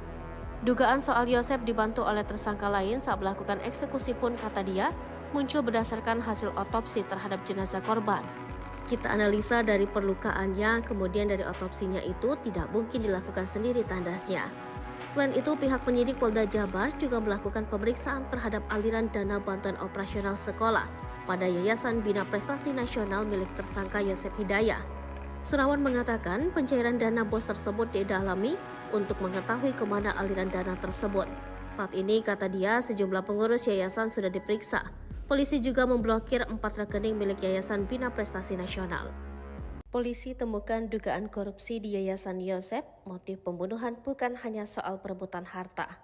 Polisi membeberkan fakta baru soal pembunuhan Tuti dan Amel di Subang. Hal itu setelah polisi menyebutkan adanya dugaan korupsi di yayasan milik Yosep itu.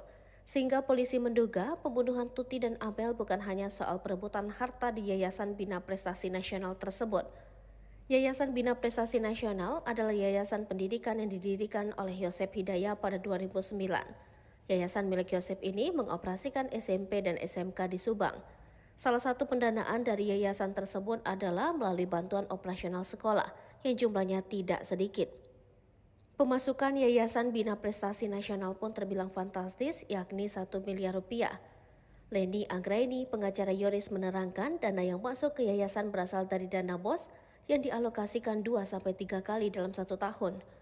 Direktur Reserse Kriminal Umum Polda Jabar, Kombes Pol Surawan menyebut, penyidik telah melakukan pemeriksaan terhadap beberapa orang pengurus Yayasan Bina Prestasi Nasional. Dari hasil pemeriksaan tersebut, kata dia, ditemukan fakta bahwa yayasan tersebut legal. Namun, didapati data siswa fiktif pada yayasan tersebut. Saat ini pihaknya masih menghitung berapa jumlah siswa fiktif setiap tahunnya untuk tingkat SMP dan SMK. Selama ini, sudah kelihatan tidak ada operasional di sekolah. Data siswanya juga fiktif, ucapnya. Dari pemeriksaan terhadap yayasan tersebut, kata dia, penyidik kemudian melakukan pendalaman kaitan dengan motif pelaku menghabisi nyawa Tuti Suhartini dan anaknya Amalia Mustika Ratu. Sedikit banyak kita sudah mulai terbuka kalau sudah klop semua keterangan. Yoris berpotensi jadi tersangka kasus pembunuhan Tuti dan Amel, perannya di yayasan jadi penyebab. Tersangka kasus pembunuhan Tuti Suhartini dan Amalia Mustika Ratu di Subang kini berpotensi bertambah. Hal tersebut terjadi setelah Yoris Raja Abrullah disebut-sebut bakal terseret jadi tersangka. Selain itu, Yoris juga disebut bakal terjerat kasus Yayasan Bina Prestasi Nasional yang didirikan oleh Yosef Hidayah. Sebab setelah adanya 5 tersangka yang ditetapkan oleh Polda Metro Jaya, yayasan milik Yosef kini makin disorot.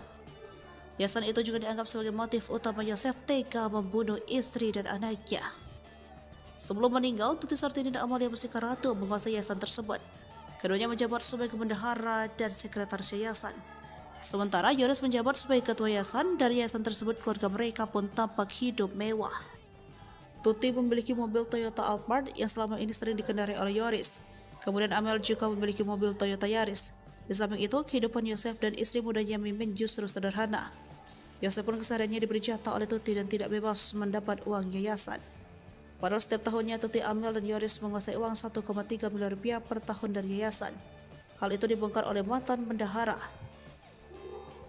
Ia menuturkan untuk SMP SMK di yayasan setiap tahunnya mendapat suntikan dana 1 miliar 324 juta rupiah pada tahun 2021. Saya juga gemetar lihat uang itu, kata Dedi dilansir dari YouTube Hersanto pada Minggu 29 Oktober 2023. Sebagai mantan bendahara, ia pun sempat mencurigai yayasan tersebut. Waktu dulu lagi PPKM jadi dimanfaatkan, siswanya jadi banyak, SMK jadi hampir 500 lebih, ungkap Dedi. Selain itu, menurut Dedi, kondisi sekolah tidak terawat. Dirinya juga menyebut ada dugaan pengeluaran yang tidak sesuai fakta di yayasan. Diketahui pada tahun 2021, Yoris lah yang menjabat sebagai ketua yayasan. Bahkan tidak mungkin Yoris juga ikut menikmati uang tersebut. Apalagi saat ini, keberadaan yayasan itu juga diduga ada penyelewengan dengan banyaknya sisa fiktif. Yayasan milik tersangka kasus pembunuhan ibu dan anak di Subang, Yosef Hidayah, ternyata menerima aliran dana dengan jumlah fantastis setiap tahunnya. Menanggapi hal itu, Yoris pun mengaku siap memberikan klarifikasi. Apalagi kata Leni, saat ini yayasan tersebut juga sudah tidak terurus. Bahkan sudah tak ada lagi siswa yang mau bersekolah di sana. Yoris pun, kata Leni, sudah ada panggilan dari Dinas Pendidikan Subang. Yoris bareng yayasan terseret kasus Subang, urusan dana dibongkar mantan bendahara, kasihan almarhum. Nama Yayasan Bina Prestasi Nasional turut terseret kasus pembunuhan di Subang. Sebagaimana diketahui, kasus pembunuhan ibu dan anak di Subang yang menewaskan Tuti Suhartini dan Amalia Mustika Ratu 2021 lalu. Polisi akhirnya menetapkan 5 tersangka setelah 1 dari 5 tersangka Danum menyerahkan diri ke Polda Jabar. Para tersangka dan kedua korban masih ada keterkaitan dengan Yayasan Bina Prestasi Nasional, kendati masih satu keluarga besar. Tak pula penyidik kemudian menyoroti dugaan motif perebutan yayasan. Dikutip dari Tribun Jabar, mantan bendahara Yayasan Bina Prestasi Nasional, Dedi, kemudian bersuara seiring bergulirnya kasus hukum ini. Dedi menyinggung bahwa anak Yosef, Yoris, pernah marah kepadanya karena membongkar soal aliran dana yayasan. Hal ini terjadi ketika kasus ini pertama kali terungkap. Kala itu Dedi membicarakan mengenai aliran dana yayasan ini bersama salah satu YouTuber lokal. Kemudian, kata Dedi, hal itu mendapat respon yang tidak baik dari Yoris. Tetapi menurut Dedi, sosok yang marah kepadanya itu tidak secara langsung menyampaikan hal itu kepadanya. Dedi pun membongkar bahwa sosok yang marah kepadanya itu adalah Yoris. Meski demikian, Dedi tidak pernah mendapati Yoris menghubunginya secara langsung menyampaikan hal hal tersebut. Ia pun berharap bahwa semua pihak dalam kasus Subang ini bisa memberikan kesaksian yang jujur agar kasus segera terungkap terang benderang. Sekedar data, Yayasan Bina Prestasi Nasional berlokasi Jalan Raya Serang Panjang, KM 24,3 Subang Purwakarta, Kabupaten Subang. Yayasan ini menangani 2 tingkat sekolah yaitu SMP dan SMK. Selain itu, Yayasan Bina Prestasi Nasional juga telah terakreditasi BAN PT dan kompetensi keahlian RPL TKR. Yoris sempat menjadi ketua yayasan sebelum dicopot oleh Yosef pasca kasus Subang. Tuti dan Amalia juga termasuk dalam pengurus yayasan. Tuti menjabat sebagai bendahara sementara Amalia menjadi sekretaris. Sementara Yosef Hidayat dia tidak ikut melalui yayasan. Konflik yayasan menguat terutama karena tersangka lain Mimin Mintarsi sebelumnya juga menjadi bendahara yayasan. Namun Mimin kemudian diganti Tuti. Belakangan Yoris mengatakan bahwa Yosef meminta Danu untuk menjadi bendahara di yayasan setelah ia dinonaktifkan. Setelah itu menurut Yoris, Yosef menarik uang yayasan sebanyak 2 kali bersama kepala sekolah dan bendahara sekolah. Di Treskrimum Polda Jabar turut menyelidiki aliran dana bos pada Yayasan Bina Prestasi Nasional milik tersangka Yosef Hidayat.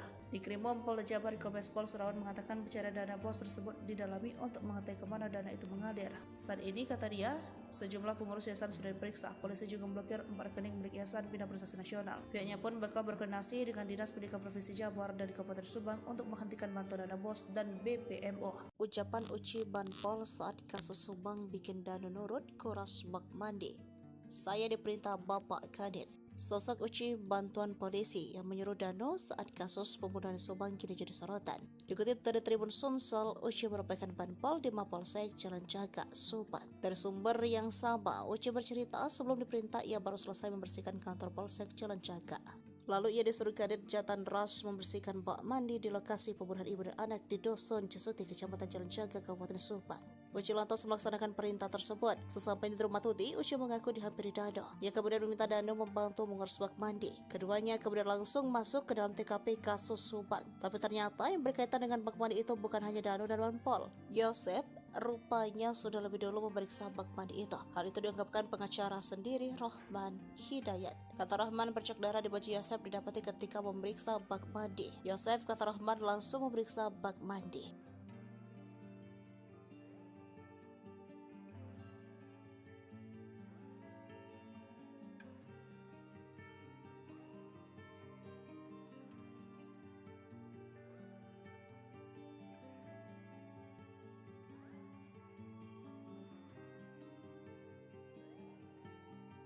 Heboh, tersangka baru dalam kasus Subang. Sosoknya terkuak dari barang bukti handphone. Diketahui tersangka dalam kasus Subang adalah Yosef Danu Mimin serta Arigi dan Abi anak Mimin. Sebelum ada 5 tersangka kasus kematian Tuti dan Amalia, sempat buntu selama 2 tahun. Hingga akhirnya di pertengahan Oktober 2023, penyidik tahu kronologi pembunuhan ibu dan anak itu berdasarkan pengakuan dari salah satu tersangka Danu. Pasca Danu membongkar keterlibatannya, kasus Subang diisukan bakal kembali tersangka baru. Dia adalah Yoris. Dugaan soal pihak kepolisian bakal menetapkan tersangka baru itu berasal dari kuasa hukum Yoris sendiri. Dalam tayangan YouTube Diskursus.net dilansir tribunnews.bogor.com pada Sabtu 28 Oktober 2023, pengacara Yoris Leni Anggraini mengurai analisanya terkait kasus Subang. Di akun Leni ia sempat mengira bahwa kliennya akan dijadikan tersangka. Tak coba analisa, Leni juga menduga Yoris bakal jadi tersangka usai dipanggil pihak kepolisian. Kabar penyidik telah mempunyai bukti keterlibatan Yoris dalam kasus Subang. Tak cuma analisa, Leni juga menduga Yoris bakal jadi tersangka usai dipanggil pihak kepolisian. Mengetahui hal tersebut, Leni segera berkoordinasi dengan Yoris terkait bukti yang dimiliki kliennya itu, termasuk dengan chat lama di ponsel terdahulu Yoris. Beruntung firasat Leni tak terbukti hingga kemarin, sebab Yoris masih berstatus saksi dan jumlah tersangka belum bertambah. Karena demikian, Leni sempat mencurigai Yoris terkait kasus Subang. Leni pun tak menutup kemungkinan jika polisi akan menetapkan tersangka baru. Semakin pelik, kuasa hukum sebut Yosef dan Mimin terpojokkan, ungkap kejanggalan pengakuan Danu. Kasus Subang mulai terkuak sejak Danu atau Ramdhanu mengaku atas perbuatannya. Tentu pengakuan tersebut mengarah kepada 5 tersangka yang ditetapkan Polda Jabar beberapa waktu lalu. Mereka adalah Danu, Yosef, istri muda Yosef bernama Mimin Mintarsi, dan 2 anaknya Mimin, Arigi, dan Abi. Kelimanya dijadikan tersangka kasus perampasan nyawa ibu dan anak di Subang, Tuti Suartini dan Amalia Mustika Ratu yang terjadi pada 18 Agustus 2021. Dari kelima tersangka tersebut pun terpecah menjadi 2 kubu dengan mendampingi kuasa hukum masing-masing. Danu didampingi kuasa hukum tim Ahmad Taufan, sedangkan Yosef CS didampingi tim kuasa hukum Rahman Hidayat. Setelah 2 tahun kasus Subang tergantung sejak Danu menyerahkan diri ke Polda Jabar, giat kembali melakukan penyelidikan. Bahkan belakangan Polda Jabar juga kembali melakukan olah TKP guna mencocokkan keterangan Dano yang mengaku terlibat dalam pembunuhan Tuti dan Amelia tersebut. Dengan dilakukan kembali oleh TKP tersebut secara tidak langsung membuat pihak Yosef CS tersudut. Menanggapi hal tersebut, kuasa hukum Yosef, Rahman Hidayat buka suara. Ia pun belak-belakan mengaku selama 2 tahun kasus Subang diselidiki, bahkan kliennya sejak awal disudutkan, terutama Yosef dan Mimin. Hal ini diungkap Rahman Hidayat dalam tayangan kanal YouTube pada Sabtu 28 Oktober 2023. Lalu Rahman Hidayat menjawab dan tak menampik bahwa kliennya disudutkan. Bahkan Rahman Hidayat merasa kliennya disudutkan selama 2 tahun selama kasus Subang belum terungkap. Ia mengaku selama mendampingi perkara kasus Subang menurutnya ada banyak hal kejanggalan yang terjadi. Ia menceritakan bahwa sebenarnya sudah 3 bulan terakhir ini Polda Jabar kembali menggali kasus Subang tersebut. Bahkan kliennya Yosef CS tiap minggu diperiksa. Kuasa hukum Yosef itu juga mengaku kliennya pun sampai pulang dini hari dari pemeriksaan kasus Subang tersebut. Rahman menyebut pemeriksaan tersebut bahkan dilakukan berulang-ulang. Namun Rahman mengatakan hingga kini Yosef dan 3 kliennya meragukan pengakuan Dano. Rahman pun mengungkap pengakuan Dano yang kini menyeret Yosef dan kliennya yang lain sudah pernah disampaikan Dano pada 2 tahun lalu. Ia merasa janggal karena pengakuan Dano tersebut hari ini kembali diselidiki. Ia menceritakan keterangan Dano yang pernah disampaikan dalam BAP yang menuduh diajak Yosef dalam pembunuhan Tuti dan Amelia. Namun, kala itu Dano tak jadi menandatangani pernyataan tersebut di BAP pada penyidikan 2 tahun lalu. Ia mengaku hal itu diketahui dari keterangan Yoris yang sempat didampinginya. Yoris mengaku pada pencabutan BAP yang dilakukan Dano. Hal itu merasa Rahman Hidayat janggal. Selain itu Rahman juga meragukan keterangan Dano karena menurutnya bertentangan dengan 4 tersangka itu kliennya. Rahman pun memberikan keterangan Dano yang menyebut Yosef pelaku pembunuhan tersebut hingga kini tak diakui kliennya. Berdasarkan pengakuan Yosef, kliennya masih bersikeras di dalam kejadian pembunuhan, kliennya ada di rumah Mimin. Selain terseret kasus pembunuhan di Subang, aib Yosef punya utang fantastis kini ikut terungkap. Hal ini dibongkar oleh Yoris yang tak lain adalah anak Yosef Hidayah. Yoris menyebut ayahnya itu memiliki utang sebesar 55 juta rupiah. Parahnya, Yosef berjanji akan membayar utang tersebut dengan dana bos dari Yayasan Bina Prestasi Nasional. Bak muak dengan kelakuan sang ayah, Yoris pun meminta agar Yosef dihukum mati saja. Belum sempat dibayar, Yosef justru kini dipenjara setelah ditetapkan sebagai tersangka pembunuhan Tuti Suhartini dan Amalia Mustika Ratu. Utang Yosef ketahuan setelah ada orang yang menagih pada Yoris Raja Amarullah, anak Tuti. Orang tersebut mendatangi rumah dan bertemu istri Yoris. Nominal utang Yosef pun terbilang fantastis, sebesar 55 juta rupiah, terang Leni. Saya baca di perjanjian surat pernyataan hutangnya, kata Leni. Orang tersebut sengaja menagih utang Yosef pada Yoris. Sebab saat ini bekerja sebagai kepala sekolah di Yayasan Bina Prestasi Nasional. Pasalnya Yosef menjanjikan membayar utang menggunakan dana bos. Alasannya menagih ke Yoris karena tersangka Y sudah dipenjara, akhirnya nagih ke Yoris. Karena Yoris memegang sekolah yang mencairkan uang di sekolah, karena Y janji bayar utang dengan dana bos. Dana bos bukan untuk bayar utang, itu buat operasional sekolah, jelas Leni menirukan ucapan Yoris. Perlu diketahui, pasca kasus Subang, Yosef langsung menjabat sebagai Ketua Yayasan Bina Prestasi Nasional. Yosef menggeser Yoris yang awalnya ketua yayasan, kini menjadi kepala sekolah. Ia juga sempat menunjuk Dano menjadi bendahara demi mencairkan uang sebesar 200 juta rupiah sesaat setelah pembunuhan ibu dan anak di Subang. Yosef beralasan meminjam uang sebesar 55 juta rupiah untuk membayar kuliah Amel. Bekas apa? Katanya bekas kuliah Amel. Ini kan ada kecurigaan saya. Lucunya itu buat kuliah Amel kan udah meninggal 2021, ini hutangnya 2023 Maret. Apa iya ini uangnya untuk kuliah orang yang meninggal, kata Leni. Penagih utang bahkan sampai melontarkan ancaman. Ia mengancam akan membongkar borok sekolah bila utang Yosef tak dilunasi. Yoris nggak takut, silakan aja, saya punya pertanggungjawabannya, kata Leni Anggraini. Yoris sendiri menolak membayarkan utang ayahnya. Ia justru berharap bila memang terbukti bersalah agar ayahnya dihukum mati. Utang ini pun menjadi kecurigaan Yoris atas alokasi dananya. Kecurigaan lain adalah penagih utang mengaku tetangga Yosef di Cijengkol. Bila memang benar, mengapa tidak menagih sebelum Yosef dipenjara? Selain itu, ia curiga mengapa harus menagih pada Yoris. Sebab dalam surat perjanjian, utang ditandatangani atas nama Yosef bukan Yoris dan dirikan tempat kejadian perkara kasus Subang kini sedang dicari keberadaannya. Diketahui polisi tersebut sempat membersihkan TKP bersama tersangka Muhammad Ramdhanu alias Danu. Kala itu Danu bersama sang polisi menguras kamar mandi di lokasi kejadian. Hal tersebut disampaikan oleh Direktur Reserse Kriminal Umum Polda Jabar, Kombes Pol Serawan pada Jumat 27 Oktober 2023. Nanti kami akan melakukan pemeriksaan terhadap orang-orang yang membersihkan TKP pada saat kejadian, kata Surawan. Banpol termasuk Danu ikut menguras kamar mandinya, lanjutnya. Dalam rangka mencari sosok tersebut, Surawan juga telah menanyakan perihal jumlah anggota Banpol yang ikut membersihkan TKP. Kemarin sempat kita tanya juga berapa anggota, terus berapa orang yang dulu pernah ikut olah TKP, ungkapnya.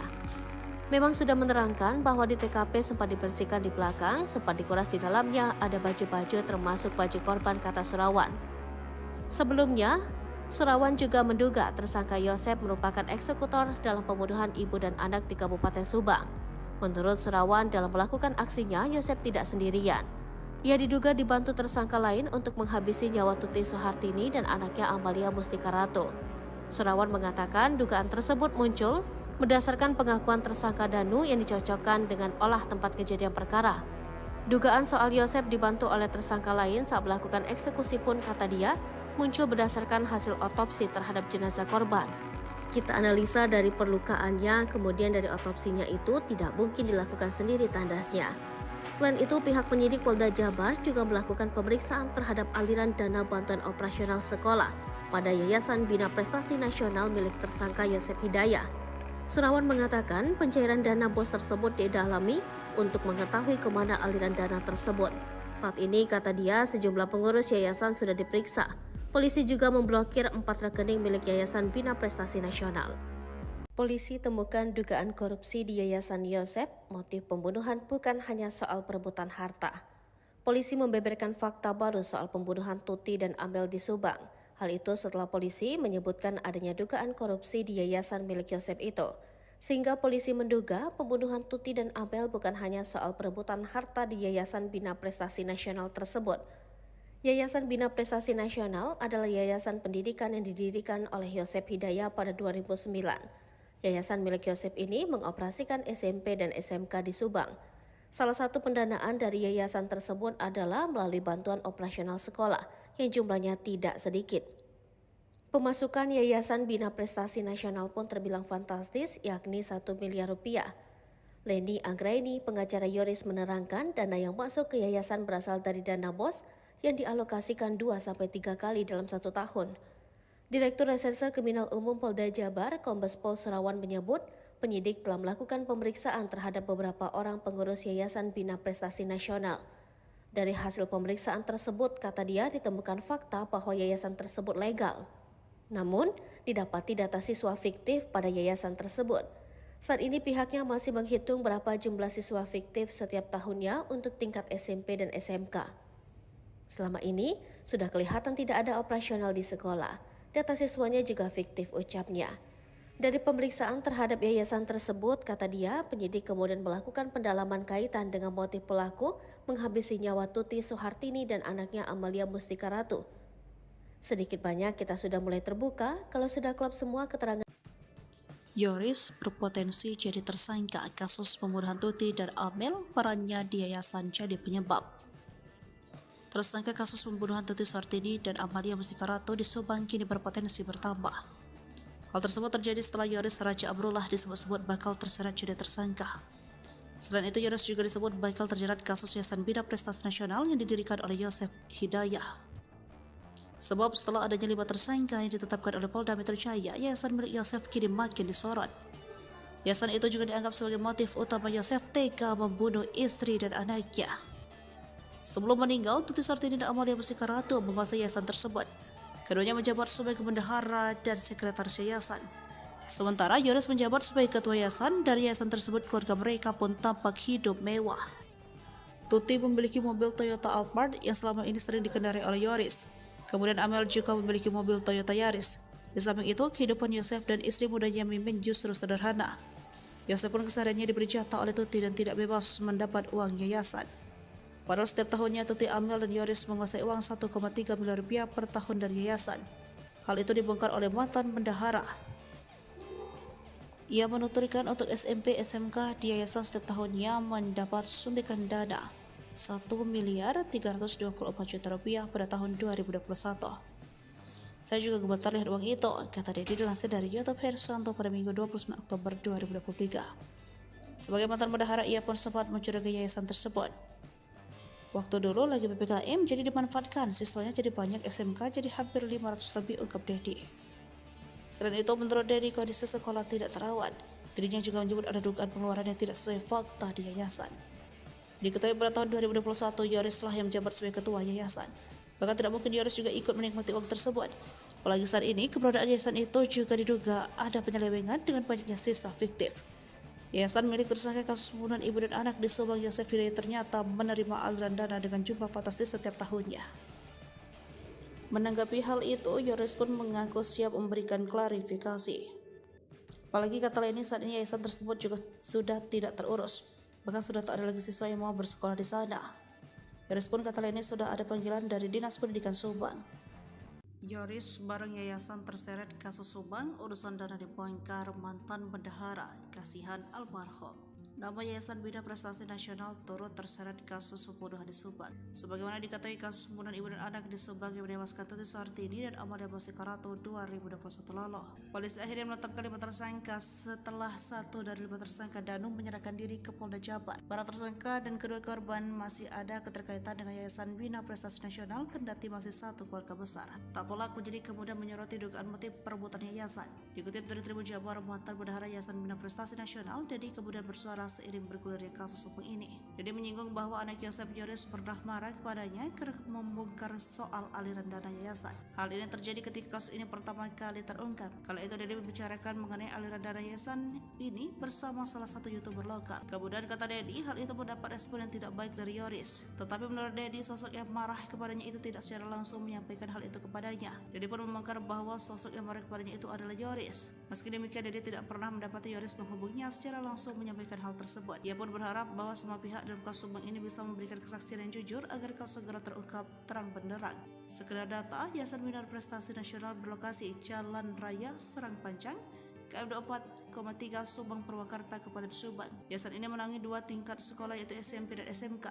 Selain itu, Yayasan Bina Prestasi Nasional juga telah terakreditasi BAN PT dan kompetensi keahlian RPL TKR. Yoris sempat menjadi ketua yayasan sebelum dicopot oleh Yosef pasca kasus Subang. Tuti dan Amalia juga termasuk dalam pengurus yayasan. Tuti menjabat sebagai bendahara, sementara Amalia menjadi sekretaris. Sementara Yosef Hidayat dia tidak ikut melalui yayasan. Konflik yayasan menguat terutama karena tersangka lain Mimin Mintarsi sebelumnya juga menjadi bendahara yayasan. Namun Mimin kemudian diganti Tuti. Belakangan Yoris mengatakan bahwa Yosef meminta Danu untuk menjadi bendahara di yayasan setelah ia dinonaktifkan. Setelah itu, menurut Yoris, Yosef menarik uang yayasan sebanyak 2 kali bersama kepala sekolah dan bendahara sekolah. Di Treskrimum Polda Jabar turut menyelidiki aliran dana bos pada Yayasan Bina Prestasi Nasional milik tersangka Yosef Hidayat. Di Krimum Polda Jabar, Kombes Pol Surawan mengatakan pencarian dana bos tersebut didalami untuk mengetahui kemana dana itu mengalir. Saat ini, kata dia, sejumlah pengurus yayasan sudah diperiksa. Polisi juga memblokir 4 rekening milik Yayasan Bina Prestasi Nasional. Pihaknya pun bakal berkoordinasi dengan Dinas Pendidikan Provinsi Jabar dan Kabupaten Subang untuk menghentikan bantuan dana bos dan BPMO. Ucapan Uci Banpol saat kasus Subang bikin Danu nurut, kuras bak mandi. Saya diperintah Bapak Kadin. Sosok Uci bantuan polisi yang menyuruh Danu saat kasus pembunuhan Subang kini jadi sorotan. Dikutip dari Tribun Sumsel, Uci merupakan Banpol di Mapolsek Jalan Jaga, Subang. Dari sumber yang sama, Uci bercerita sebelum diperintah ia baru selesai membersihkan kantor Polsek Jalan Jaga. Lalu ia disuruh Kadit Jatan Ras membersihkan bak mandi di lokasi pembunuhan ibu dan anak di Dusun Cesuti, Kecamatan Jalan Jaga, Kabupaten Subang. Uci lantas melaksanakan perintah tersebut. Sesampai di rumah Tuti, Uci mengaku dihampiri Danu. Ia kemudian meminta Danu membantu mengurus bak mandi. Keduanya kemudian langsung masuk ke dalam TKP kasus Subang. Tapi ternyata yang berkaitan dengan bak mandi itu bukan hanya Danu dan Banpol. Yosef rupanya sudah lebih dulu memeriksa bak mandi itu. Hal itu diungkapkan pengacara sendiri, Rohman Hidayat. Kata Rohman, bercak darah di baju Yosef didapati ketika memeriksa bak mandi. Yosef, kata Rohman, langsung memeriksa bak mandi.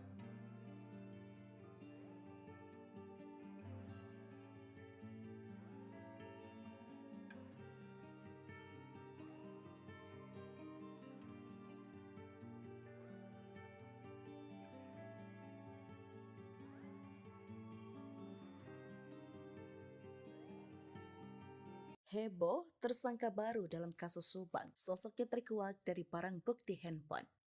Diketahui tersangka dalam kasus Subang adalah Yosef Danu Mimin serta Arigi dan Abi anak Mimin. Sebelum ada 5 tersangka kasus kematian Tuti dan Amalia, sempat buntu selama 2 tahun.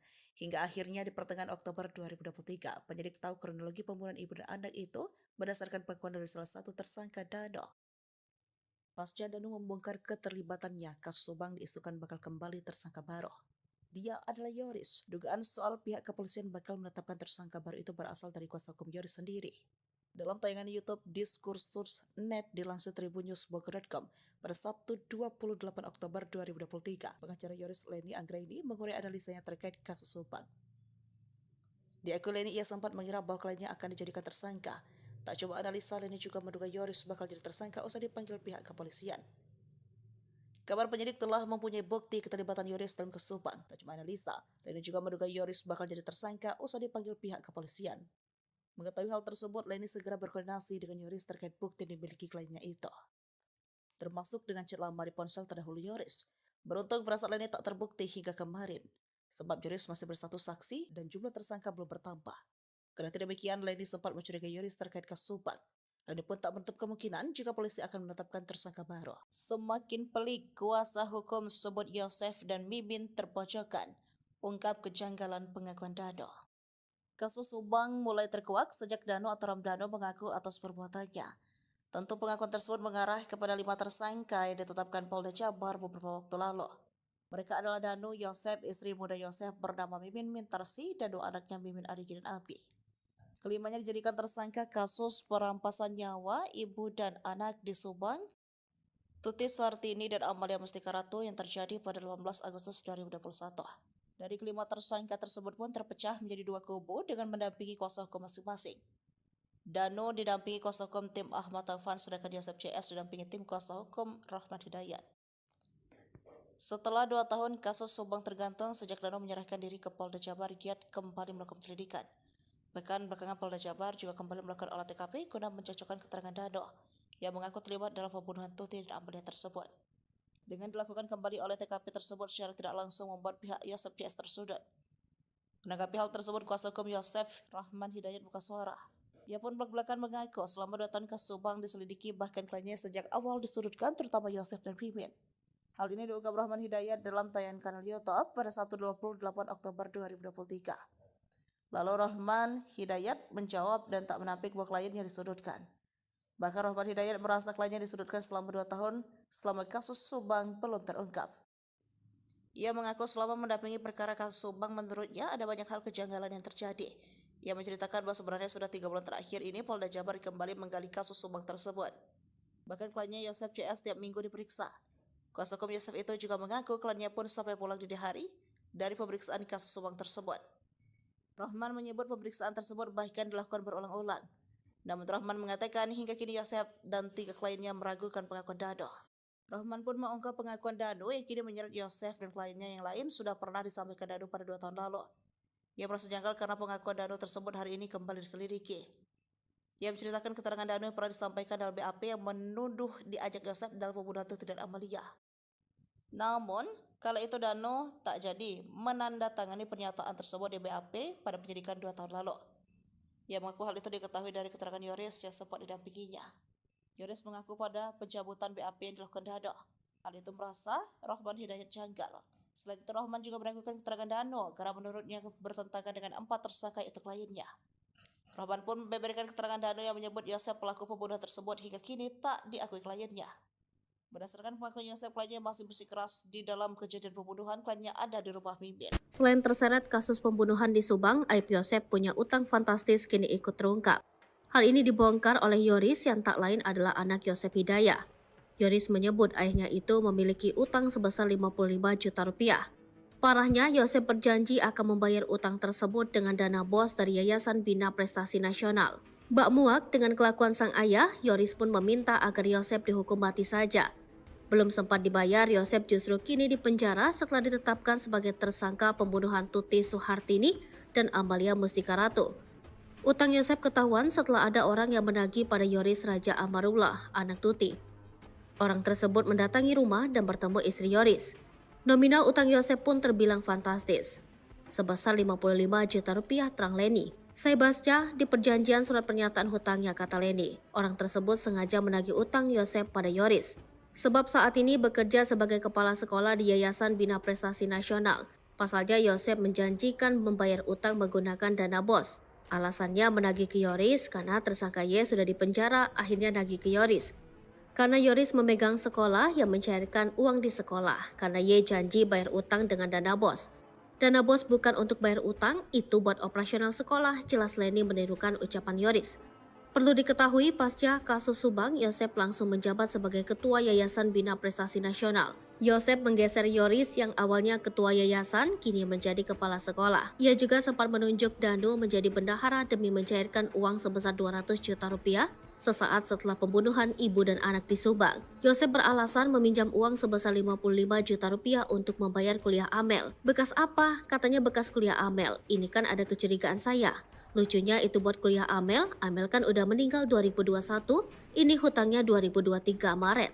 Apa iya ini uangnya untuk kuliah orang yang meninggal, kata Leni. Penagih utang bahkan sampai melontarkan ancaman. Ia mengancam akan membongkar borok sekolah bila utang Yosep tak dilunasi. Yoris nggak takut, silakan aja, saya punya pertanggungjawabannya, kata Leni Anggraini. Yoris sendiri menolak membayarkan utang ayahnya. Ia justru berharap bila memang terbukti bersalah agar ayahnya dihukum mati. Utang ini pun menjadi kecurigaan Yoris atas alokasi dananya. Kecurigaan lain adalah penagih utang mengaku tetangga Yosep di Cijengkol. Bila memang benar, mengapa tidak menagih sebelum Yosep dipenjara? Selain itu, ia curiga mengapa harus menagih pada Yoris. Sebab dalam surat perjanjian, utang ditandatangani atas nama Yosep bukan Yoris dan dirikan tempat kejadian perkara kasus Subang kini sedang dicari keberadaannya. Diketahui polisi tersebut sempat membersihkan TKP bersama tersangka Muhammad Ramdhanu alias Danu. Kala itu Danu bersama sang polisi menguras kamar mandi di lokasi kejadian. Hal tersebut disampaikan oleh Direktur Reserse Kriminal Umum Polda Jabar, Kombes Pol Serawan pada Jumat 27 Oktober 2023. Nanti kami akan melakukan pemeriksaan terhadap orang-orang yang membersihkan TKP pada saat kejadian, kata Serawan. Banpol termasuk Danu ikut menguras kamar mandinya, lanjutnya.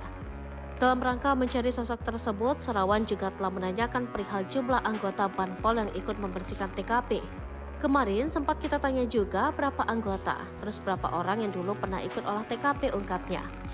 Memang sudah menerangkan bahwa di TKP sempat dibersihkan di belakang, sempat dikuras di dalamnya, ada baju-baju termasuk baju korban, kata Serawan. Sebelumnya, Serawan juga menduga tersangka Yosep merupakan eksekutor dalam pembunuhan ibu dan anak di Kabupaten Subang. Menurut Serawan, dalam melakukan aksinya, Yosep tidak sendirian. Ia diduga dibantu tersangka lain untuk menghabisi nyawa Tuti Soehartini dan anaknya Amalia Mustika Ratu. Serawan mengatakan dugaan tersebut muncul berdasarkan pengakuan tersangka Danu yang dicocokkan dengan olah tempat kejadian perkara. Dugaan soal Yosep dibantu oleh tersangka lain saat melakukan eksekusi pun, kata dia, muncul berdasarkan hasil otopsi terhadap jenazah korban. Kita analisa dari perlukaannya, kemudian dari otopsinya itu tidak mungkin dilakukan sendiri, tandasnya. Selain itu, pihak penyidik Polda Jabar juga melakukan pemeriksaan terhadap aliran dana bantuan operasional sekolah pada Yayasan Bina Prestasi Nasional milik tersangka Yosep Hidayah. Serawan mengatakan pencairan dana bos tersebut didalami untuk mengetahui kemana aliran dana tersebut. Saat ini, kata dia, sejumlah pengurus yayasan sudah diperiksa. Polisi juga memblokir 4 rekening milik Yayasan Bina Prestasi Nasional. Polisi temukan dugaan korupsi di Yayasan Yosep. Motif pembunuhan bukan hanya soal perebutan harta.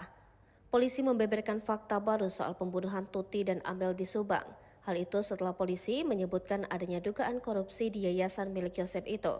Sehingga polisi menduga pembunuhan Tuti dan Amel bukan hanya soal perebutan harta di Yayasan Bina Prestasi Nasional tersebut. Yayasan Bina Prestasi Nasional adalah yayasan pendidikan yang didirikan oleh Yosep Hidayah pada 2009. Yayasan milik Yosep ini mengoperasikan SMP dan SMK di Subang. Salah satu pendanaan dari yayasan tersebut adalah melalui bantuan operasional sekolah yang jumlahnya tidak sedikit. Pemasukan Yayasan Bina Prestasi Nasional pun terbilang fantastis, yakni 1 miliar rupiah. Leni Anggraini, pengacara Yoris, menerangkan dana yang masuk ke yayasan berasal dari dana bos yang dialokasikan 2-3 kali dalam 1 tahun. Direktur Reserse Kriminal Umum Polda Jabar, Kombes Pol Serawan menyebut, penyidik telah melakukan pemeriksaan terhadap beberapa orang pengurus Yayasan Bina Prestasi Nasional. Dari hasil pemeriksaan tersebut, kata dia, ditemukan fakta bahwa yayasan tersebut legal. Namun, didapati data siswa fiktif pada yayasan tersebut. Saat ini pihaknya masih menghitung berapa jumlah siswa fiktif setiap tahunnya untuk tingkat SMP dan SMK. Selama ini, sudah kelihatan tidak ada operasional di sekolah. Data siswanya juga fiktif, ucapnya. Dari pemeriksaan terhadap yayasan tersebut, kata dia, penyidik kemudian melakukan pendalaman kaitan dengan motif pelaku menghabisi nyawa Tuti Soehartini dan anaknya Amalia Mustika Ratu. Sedikit banyak kita sudah mulai terbuka kalau sudah klop semua keterangan. Yoris berpotensi jadi tersangka kasus pembunuhan Tuti dan Amel, perannya di yayasan jadi penyebab. Tersangka kasus pembunuhan Tuti Soehartini dan Amalia Mustika Ratu di Subang kini berpotensi bertambah. Hal tersebut terjadi setelah Yoris Raja Abrullah disebut-sebut bakal terseret jadi tersangka. Selain itu, Yoris juga disebut bakal terjerat kasus Yayasan Bina Prestasi Nasional yang didirikan oleh Yosef Hidayah. Sebab setelah adanya 5 tersangka yang ditetapkan oleh Polda Metro Jaya, yayasan milik Yosef kini makin disorot. Yayasan itu juga dianggap sebagai motif utama Yosef tega membunuh istri dan anaknya. Sebelum meninggal, Tuti Soehartini dan Amalia Mustika Ratu menguasai yayasan tersebut. Keduanya menjabat sebagai bendahara dan sekretaris yayasan. Sementara Yoris menjabat sebagai ketua yayasan. Dari yayasan tersebut, keluarga mereka pun tampak hidup mewah. Tuti memiliki mobil Toyota Alphard yang selama ini sering dikendarai oleh Yoris. Kemudian Amel juga memiliki mobil Toyota Yaris. Di samping itu, kehidupan Yosef dan istri mudanya Mimin justru sederhana. Yosef pun kesehariannya diberi jatah oleh Tuti dan tidak bebas mendapat uang yayasan. Padahal setiap tahunnya Tuti, Amel, dan Yoris menguasai uang 1,3 miliar rupiah per tahun dari yayasan. Hal itu dibongkar oleh mantan bendahara. Ia menuturkan untuk SMP SMK di yayasan setiap tahunnya mendapat suntikan dana 1 miliar 324 juta rupiah pada tahun 2021. Saya juga gemetar lihat uang itu, kata Dedi dilansir dari YouTube Hersanto pada Minggu 29 Oktober 2023. Sebagai mantan bendahara, ia pun sempat mencurigai yayasan tersebut. Waktu dulu lagi PPKM jadi dimanfaatkan, siswanya jadi banyak, SMK jadi hampir 500 lebih, ungkap Dedi. Selain itu, menurut Dedi, kondisi sekolah tidak terawat. Dirinya juga menyebut ada dugaan pengeluaran yang tidak sesuai fakta di yayasan. Diketahui pada tahun 2021, Yoris lah yang menjabat sebagai ketua yayasan. Bahkan tidak mungkin Yoris juga ikut menikmati uang tersebut. Apalagi saat ini, keberadaan yayasan itu juga diduga ada penyelewengan dengan banyaknya sisa fiktif. Yayasan milik tersangka kasus pembunuhan ibu dan anak di Subang, Yosef Hidayah, ternyata menerima aliran dana dengan jumlah fantastis setiap tahunnya. Menanggapi hal itu, Yoris pun mengaku siap memberikan klarifikasi. Apalagi kata lainnya, saat ini yayasan tersebut juga sudah tidak terurus, bahkan sudah tak ada lagi siswa yang mau bersekolah di sana. Yoris pun kata lainnya sudah ada panggilan dari Dinas Pendidikan Subang. Yoris bareng yayasan terseret kasus Subang, urusan dana dibongkar mantan bendahara, kasihan almarhum. Nama Yayasan Bina Prestasi Nasional turut terseret kasus pembunuhan di Subang. Sebagaimana diketahui, kasus pembunuhan ibu dan anak di Subang yang menewaskan Tuti Soehartini dan Amalia Mustika Ratu 2021 lalu. Polisi akhirnya menetapkan 5 tersangka setelah 1 dari 5 tersangka Danu menyerahkan diri ke Polda Jabar. Para tersangka dan kedua korban masih ada keterkaitan dengan Yayasan Bina Prestasi Nasional, kendati masih satu keluarga besar. Tak pelak penyidik kemudian menyoroti dugaan motif perebutan yayasan. Dikutip dari Tribun Jabar, mantan bendahara Yayasan Bina Prestasi Nasional, Dedi kemudian bersuara seiring bergulirnya kasus hukum ini. Dedi menyinggung bahwa anak Yosef, Yoris, pernah marah kepadanya karena membongkar soal aliran dana yayasan. Hal ini terjadi ketika kasus ini pertama kali terungkap. Kala itu Dedi membicarakan mengenai aliran dana yayasan ini bersama salah satu YouTuber lokal. Kemudian kata Dedi, hal itu mendapat respon yang tidak baik dari Yoris. Tetapi menurut Dedi, sosok yang marah kepadanya itu tidak secara langsung menyampaikan hal itu kepadanya. Dedi pun membongkar bahwa sosok yang marah kepadanya itu adalah Yoris. Meski demikian, Dedi tidak pernah mendapati Yoris menghubunginya secara langsung menyampaikan hal tersebut. Ia pun berharap bahwa semua pihak dalam kasus Subang ini bisa memberikan kesaksian yang jujur agar kasus segera terungkap terang benderang. Sekedar data, Yayasan Bina Prestasi Nasional berlokasi Jalan Raya Serang Panjang, KM 24,3 Subang Purwakarta, Kabupaten Subang. Yayasan ini menangani 2 tingkat sekolah, yaitu SMP dan SMK. Selain itu, Yayasan Bina Prestasi Nasional juga telah terakreditasi BAN PT dan kompetensi keahlian RPL TKR. Yoris sempat menjadi ketua yayasan sebelum dicopot oleh Yosef pasca kasus Subang. Tuti dan Amalia juga termasuk dalam pengurus yayasan. Tuti menjabat sebagai bendahara, sementara Amalia menjadi sekretaris. Sementara Yosef Hidayah, dia tidak ikut melalui yayasan. Konflik yayasan menguat terutama karena tersangka lain Mimin Mintarsi sebelumnya juga menjadi bendahara yayasan. Namun Mimin kemudian diganti Tuti. Belakangan Yoris mengatakan bahwa Yosef meminta Danu untuk menjadi bendahara di yayasan setelah ia dinonaktifkan. Setelah itu, menurut Yoris, Yosef menarik uang yayasan sebanyak 2 kali bersama kepala sekolah dan bendahara sekolah. Di Treskrimum Polda Jabar turut menyelidiki aliran dana bos pada Yayasan Bina Prestasi Nasional milik tersangka Yosef Hidayah. Di Krimum Polda Jabar, Kombes Pol Surawan mengatakan pencairan dana BOS tersebut didalami untuk mengetahui kemana dana itu mengalir. Saat ini, kata dia, sejumlah pengurus yayasan sudah diperiksa. Polisi juga memblokir 4 rekening milik Yayasan Bina Prestasi Nasional. Pihaknya pun bakal berkoordinasi dengan Dinas Pendidikan Provinsi Jabar dan Kabupaten Subang untuk menghentikan bantuan dana BOS dan BPMO. Ucapan Uci Banpol saat kasus Subang bikin Danu nurut kuras bak mandi. Saya diperintah Bapak Kadin. Sosok Uci bantuan polisi yang menyuruh Dano saat kasus pembunuhan di Subang kini jadi sorotan. Dikutip dari Tribun Sumsel, Uci merupakan Banpol di Mapolsek Jalan Jaga, Subang. Dari sumber yang sama, Uci bercerita sebelum diperintah ia baru selesai membersihkan kantor Polsek Jalan Jaga. Lalu ia disuruh Kadit Jatan Ras membersihkan bak mandi di lokasi pembunuhan ibu dan anak di Dusun Cesuti, Kecamatan Jalan Jaga, Kabupaten Subang. Uci lantas melaksanakan perintah tersebut. Sesampai di rumah Tuti, Uci mengaku dihampiri Dano. Ia kemudian meminta Dano membantu mengurus bak mandi. Keduanya kemudian langsung masuk ke dalam TKP kasus Subang. Tapi ternyata yang berkaitan dengan bak mandi itu bukan hanya Dano dan Banpol. Yosep rupanya sudah lebih dulu memeriksa bak mandi itu. Hal itu diungkapkan pengacara sendiri, Rahman Hidayat. Kata Rahman, bercak darah di baju Yosep didapati ketika memeriksa bak mandi. Yosep, kata Rahman, langsung memeriksa bak mandi.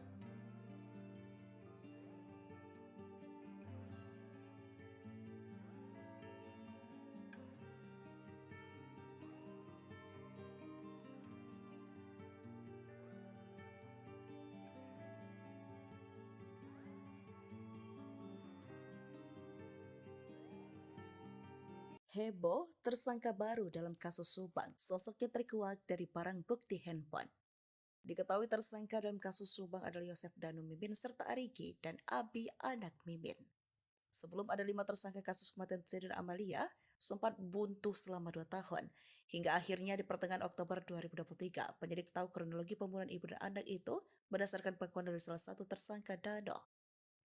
Pasca Danu membongkar keterlibatannya, kasus Subang diisukan bakal kembali tersangka baru. Dia adalah Yoris. Dugaan soal pihak kepolisian bakal menetapkan tersangka baru itu berasal dari kuasa hukum Yoris sendiri. Dalam tayangan YouTube Diskursus.net dilansir tribunnews.bogor.com pada Sabtu 28 Oktober 2023, pengacara Yoris Leni Anggraini mengurai analisanya terkait kasus Subang. Di akun Leni ia sempat mengira bahwa kliennya akan dijadikan tersangka. Tak coba analisa, Leni juga menduga Yoris bakal jadi tersangka usai dipanggil pihak kepolisian. Kabar penyidik telah mempunyai bukti keterlibatan Yoris dalam kasus Subang. Tak cuma analisa, Leni juga menduga Yoris bakal jadi tersangka usai dipanggil pihak kepolisian. Mengetahui hal tersebut, Leni segera berkoordinasi dengan Yoris terkait bukti yang dimiliki kliennya itu, termasuk dengan chat lama di ponsel terdahulu Yoris. Beruntung firasat Leni tak terbukti hingga kemarin, sebab Yoris masih berstatus saksi dan jumlah tersangka belum bertambah. Karena demikian, Leni sempat mencurigai Yoris terkait kasus Subang. Leni pun tak menutup kemungkinan jika polisi akan menetapkan tersangka baru. Semakin pelik, kuasa hukum sebut Yosef dan Mimin terpojokan, ungkap kejanggalan pengakuan Dano. Kasus Subang mulai terkuak sejak Dano atau Ramdhano mengaku atas perbuatannya. Tentu pengakuan tersebut mengarah kepada 5 tersangka yang ditetapkan Polda Jabar beberapa waktu lalu. Mereka adalah Danu, Yosef, istri muda Yosef bernama Mimin Mintarsi, dan 2 anaknya Mimin Arigi dan Abi. Kelimanya dijadikan tersangka kasus perampasan nyawa ibu dan anak di Subang, Tuti Suartini dan Amalia Mustika Ratu yang terjadi pada 18 Agustus 2021. Dari kelima tersangka tersebut pun terpecah menjadi 2 kubu dengan mendampingi kuasa hukum masing-masing. Dano didampingi kuasa hukum tim Ahmad Taufan, sedangkan Yosef CS didampingi tim kuasa hukum Rahman Hidayat. Setelah 2 tahun kasus Subang tergantung sejak Dano menyerahkan diri ke Polda Jabar, giat kembali melakukan penyelidikan. Bahkan belakangan Polda Jabar juga kembali melakukan olah TKP guna mencocokkan keterangan Dano yang mengaku terlibat dalam pembunuhan Tuti dan Amalia tersebut. Dengan dilakukan kembali olah TKP tersebut secara tidak langsung membuat pihak Yosef CS tersudut. Menanggapi hal tersebut, kuasa hukum Yosef, Rahman Hidayat, buka suara. Ia pun belak-belakan mengaku selama 2 tahun kasus Subang diselidiki, bahkan kliennya sejak awal disudutkan, terutama Yosef dan Mimin. Hal ini diungkap Rahman Hidayat dalam tayangan kanal YouTube pada Sabtu 28 Oktober 2023. Lalu Rahman Hidayat menjawab dan tak menampik bahwa kliennya disudutkan. Bahkan Rahman Hidayat merasa kliennya disudutkan selama 2 tahun selama kasus Subang belum terungkap. Ia mengaku selama mendampingi perkara kasus Subang menurutnya ada banyak hal kejanggalan yang terjadi. Ia menceritakan bahwa sebenarnya sudah 3 bulan terakhir ini Polda Jabar kembali menggali kasus Subang tersebut. Bahkan kliennya Yosef CS setiap minggu diperiksa. Kuasa hukum Yosef itu juga mengaku kliennya pun sampai pulang dini hari dari pemeriksaan kasus Subang tersebut. Rohman menyebut pemeriksaan tersebut bahkan dilakukan berulang-ulang. Namun Rohman mengatakan hingga kini Yosep dan 3 kliennya meragukan pengakuan Dano. Rohman pun mengungkap pengakuan Dano yang kini menyeret Yosep dan kliennya yang lain sudah pernah disampaikan Dano pada 2 tahun lalu. Ia merasa janggal karena pengakuan Dano tersebut hari ini kembali diselidiki. Ia menceritakan keterangan Dano yang pernah disampaikan dalam BAP yang menuduh diajak Yosep dalam pembunuhan Tuti dan Amalia. Namun, kala itu Dano tak jadi menandatangani pernyataan tersebut di BAP pada penyidikan 2 tahun lalu. Ia mengaku hal itu diketahui dari keterangan Yoris yang sempat didampinginya. Yoris mengaku pada pencabutan BAP yang dilakukan Dano, hal itu merasa Rohman Hidayat janggal. Selain itu, Rohman juga meragukan keterangan Dano karena menurutnya bertentangan dengan 4 tersangka itu kliennya. Rohman pun memberikan keterangan Dano yang menyebut Yosep pelaku pembunuhan tersebut hingga kini tak diakui kliennya.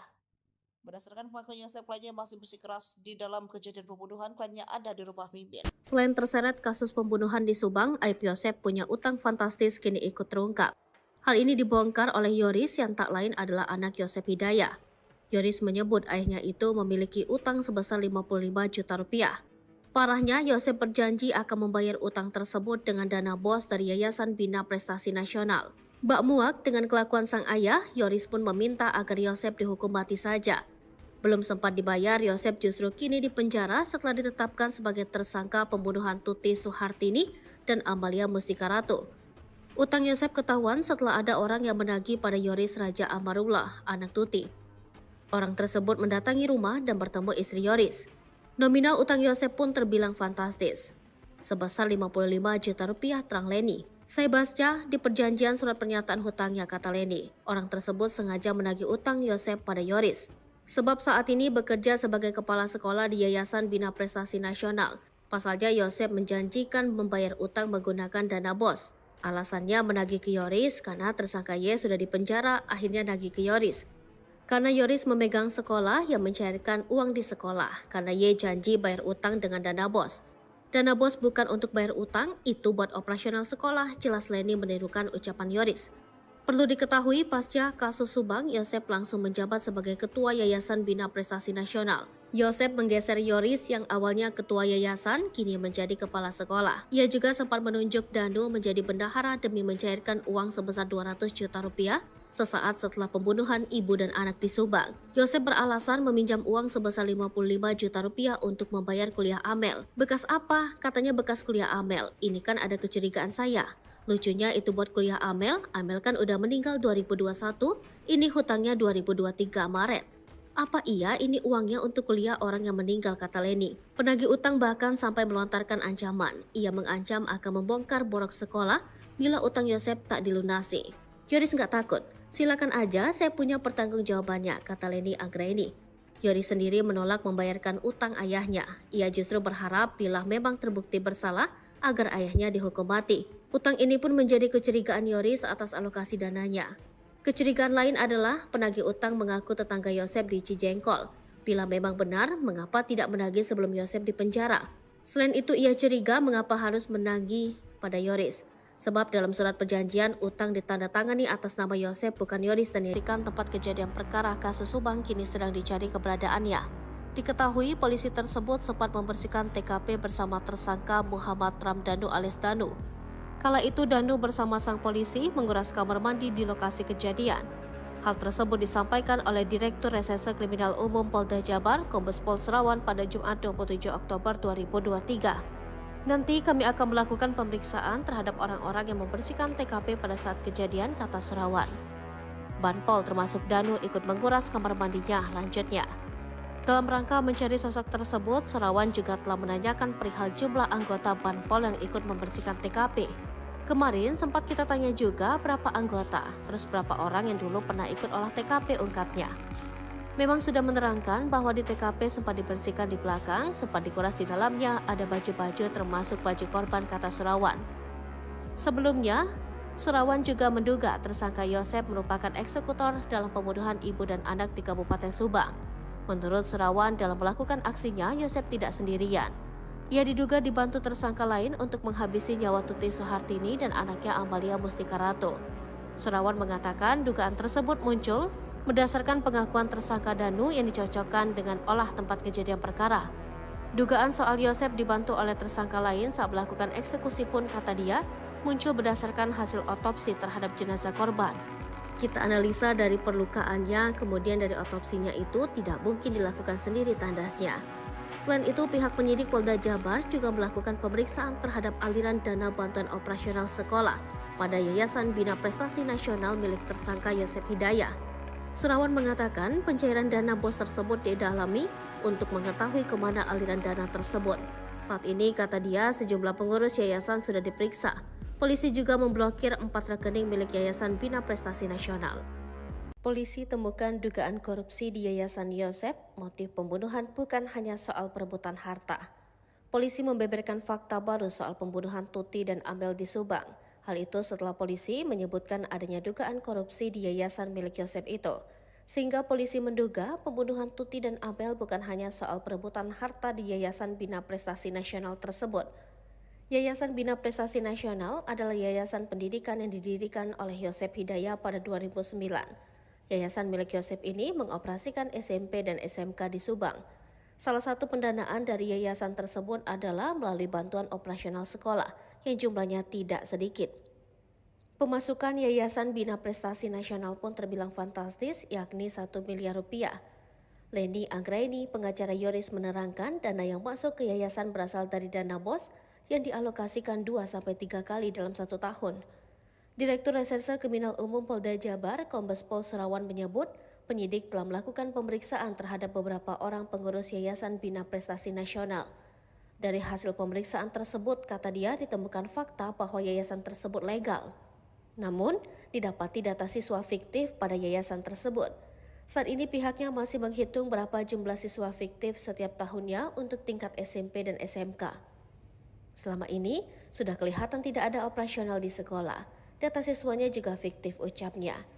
Dari pemeriksaan terhadap yayasan tersebut, kata dia, penyidik kemudian melakukan pendalaman kaitan dengan motif pelaku menghabisi nyawa Tuti Suhartini dan anaknya Amalia Mustika Ratu.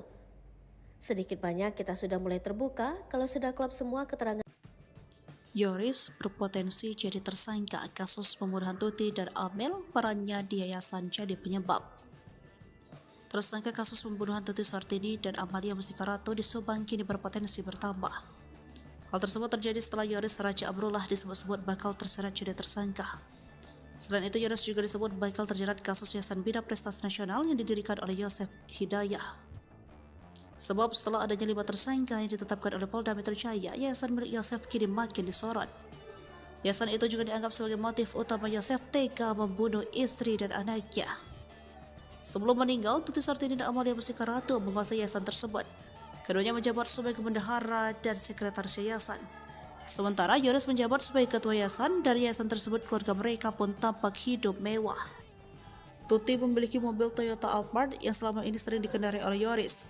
Kemudian Amel juga memiliki mobil Toyota Yaris.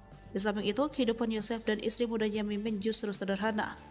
Yosep pun kesehariannya diberi jatah oleh Tuti dan tidak bebas mendapat uang yayasan.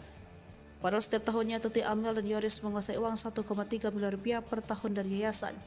Hal itu dibongkar oleh mantan bendahara. Ia menuturkan untuk SMP SMK di yayasan setiap tahunnya mendapat suntikan dana 1 miliar 324 juta rupiah pada tahun 2021. Saya juga gemetar lihat uang itu, kata Dedi dilansir dari YouTube Hersanto pada Minggu 29 Oktober 2023. Sebagai mantan bendahara, ia pun sempat mencurigai yayasan tersebut. Waktu dulu lagi PPKM jadi dimanfaatkan, siswanya jadi banyak, SMK jadi hampir 500 lebih, ungkap Dedi. Selain itu, menurut Dedi, kondisi sekolah tidak terawat. Dirinya juga menyebut ada dugaan pengeluaran yang tidak sesuai fakta di yayasan. Diketahui pada tahun 2021, Yoris lah yang menjabat sebagai ketua yayasan. Bahkan tidak mungkin Yoris juga ikut menikmati uang tersebut. Apalagi saat ini, keberadaan yayasan itu juga diduga ada penyelewengan dengan banyaknya sisa fiktif. Yayasan milik tersangka kasus pembunuhan ibu dan anak di Subang, Yosep Hidayah, ternyata menerima aliran dana dengan jumlah fantastis setiap tahunnya. Menanggapi hal itu, Yoris pun mengaku siap memberikan klarifikasi. Apalagi kata Leni, saat ini yayasan tersebut juga sudah tidak terurus. Bahkan sudah tak ada lagi siswa yang mau bersekolah di sana. Yoris pun, kata Leni, sudah ada panggilan dari Dinas Pendidikan Subang. Yoris bareng yayasan terseret kasus Subang, urusan dana dibongkar mantan bendahara, kasihan almarhum. nama Yayasan Bina Prestasi Nasional turut terseret kasus pembunuhan di Subang. Sebagaimana diketahui, kasus pembunuhan ibu dan anak di Subang yang menewaskan Tuti Sartini dan Amalia Bostikarato 2021 lalu. Polisi akhirnya menetapkan 5 tersangka setelah 1 dari 5 tersangka Danu menyerahkan diri ke Polda Jabar. Para tersangka dan kedua korban masih ada keterkaitan dengan Yayasan Bina Prestasi Nasional kendati masih satu keluarga besar. Tak pelak penyidik kemudian menyoroti dugaan motif perebutan yayasan. Dikutip dari Tribun Jabar, mantan bendahara Yayasan Bina Prestasi Nasional, Dedi kemudian bersuara seiring bergulirnya kasus Subang ini. Dedi menyinggung bahwa anak Yosep Yoris pernah marah kepadanya karena membongkar soal aliran dana yayasan. Hal ini terjadi ketika kasus ini pertama kali terungkap. Kala itu Dedi membicarakan mengenai aliran dana yayasan ini bersama salah satu YouTuber lokal. Kemudian kata Dedi, hal itu mendapat respon yang tidak baik dari Yoris. Tetapi menurut Dedi, sosok yang marah kepadanya itu tidak secara langsung menyampaikan hal itu kepadanya. Dedi pun membongkar bahwa sosok yang marah kepadanya itu adalah Yoris. Meski demikian, Dedi tidak pernah mendapati Yoris menghubunginya secara langsung menyampaikan hal tersebut. Ia pun berharap bahwa semua pihak dalam kasus Subang ini bisa memberikan kesaksian yang jujur agar kasus segera terungkap terang benderang. Sekedar data, Yayasan Bina Prestasi Nasional berlokasi Jalan Raya Serang Panjang, KM 24,3 Subang Purwakarta, Kabupaten Subang. Yayasan ini menangani 2 tingkat sekolah yaitu SMP dan SMK. Selain itu, Yayasan Bina Prestasi Nasional juga telah terakreditasi BAN PT dan kompetensi keahlian RPL TKR. Yoris sempat menjadi ketua yayasan sebelum dicopot oleh Yosep pasca kasus Subang. Tuti dan Amalia juga termasuk dalam pengurus yayasan. Tuti menjabat sebagai bendahara sementara Amalia menjadi sekretaris. Sementara Yosep Hidayat dia tidak ikut melalui yayasan. Konflik yayasan menguat terutama karena tersangka lain Mimin Mintarsi sebelumnya juga menjadi bendahara yayasan. Namun Mimin kemudian diganti Tuti. Belakangan Yoris mengatakan bahwa Yosep meminta Danu untuk menjadi bendahara di yayasan setelah ia dinonaktifkan. Setelah itu menurut Yoris, Yosep menarik uang yayasan sebanyak 2 kali bersama kepala sekolah dan bendahara sekolah. Di Treskrimum Polda Jabar turut menyelidiki aliran dana bos pada Yayasan Bina Prestasi Nasional milik tersangka Yosep Hidayah. Di Krimum Polda Jabar, Kombes Pol Surawan mengatakan pencarian dana bos tersebut didalami untuk mengetahui kemana dana itu mengalir. Saat ini, kata dia, sejumlah pengurus yayasan sudah diperiksa. Polisi juga memblokir 4 rekening milik Yayasan Bina Prestasi Nasional. Pihaknya pun bakal berkoordinasi dengan Dinas Pendidikan Provinsi Jabar dan Kabupaten Subang untuk menghentikan bantuan dana bos dan BPMO. Ucapan Uci Banpol saat kasus Subang bikin Danu nurut, kuras bak mandi. Saya diperintah Bapak Kadin. Sosok Uci bantuan polisi yang menyuruh Danu saat kasus pembunuhan Subang kini jadi sorotan. Dikutip dari Tribun Sumsel, Uci merupakan Banpol di Mapolsek Jalan Jaga, Subang. Dari sumber yang sama, Uci bercerita sebelum diperintah ia baru selesai membersihkan kantor Polsek Jalan Jaga. Lalu ia disuruh Kadit Jatan Ras membersihkan bak mandi di lokasi pembunuhan ibu dan anak di Dusun Cesuti, Kecamatan Jalan Jaga, Kabupaten Subang. Uci lantas melaksanakan perintah tersebut. Sesampai di rumah Tuti, Uci mengaku dihampiri Danu. Ia kemudian meminta Danu membantu mengurus bak mandi. Keduanya kemudian langsung masuk ke dalam TKP kasus Subang. Tapi ternyata yang berkaitan dengan bak mandi itu bukan hanya Danu dan Banpol. Yosep rupanya sudah lebih dulu memeriksa bak mandi itu. Hal itu diungkapkan pengacara sendiri, Rohman Hidayat. Kata Rohman, bercak darah di baju Yosep didapati ketika memeriksa bak mandi. Yosep, kata Rohman, langsung memeriksa bak mandi.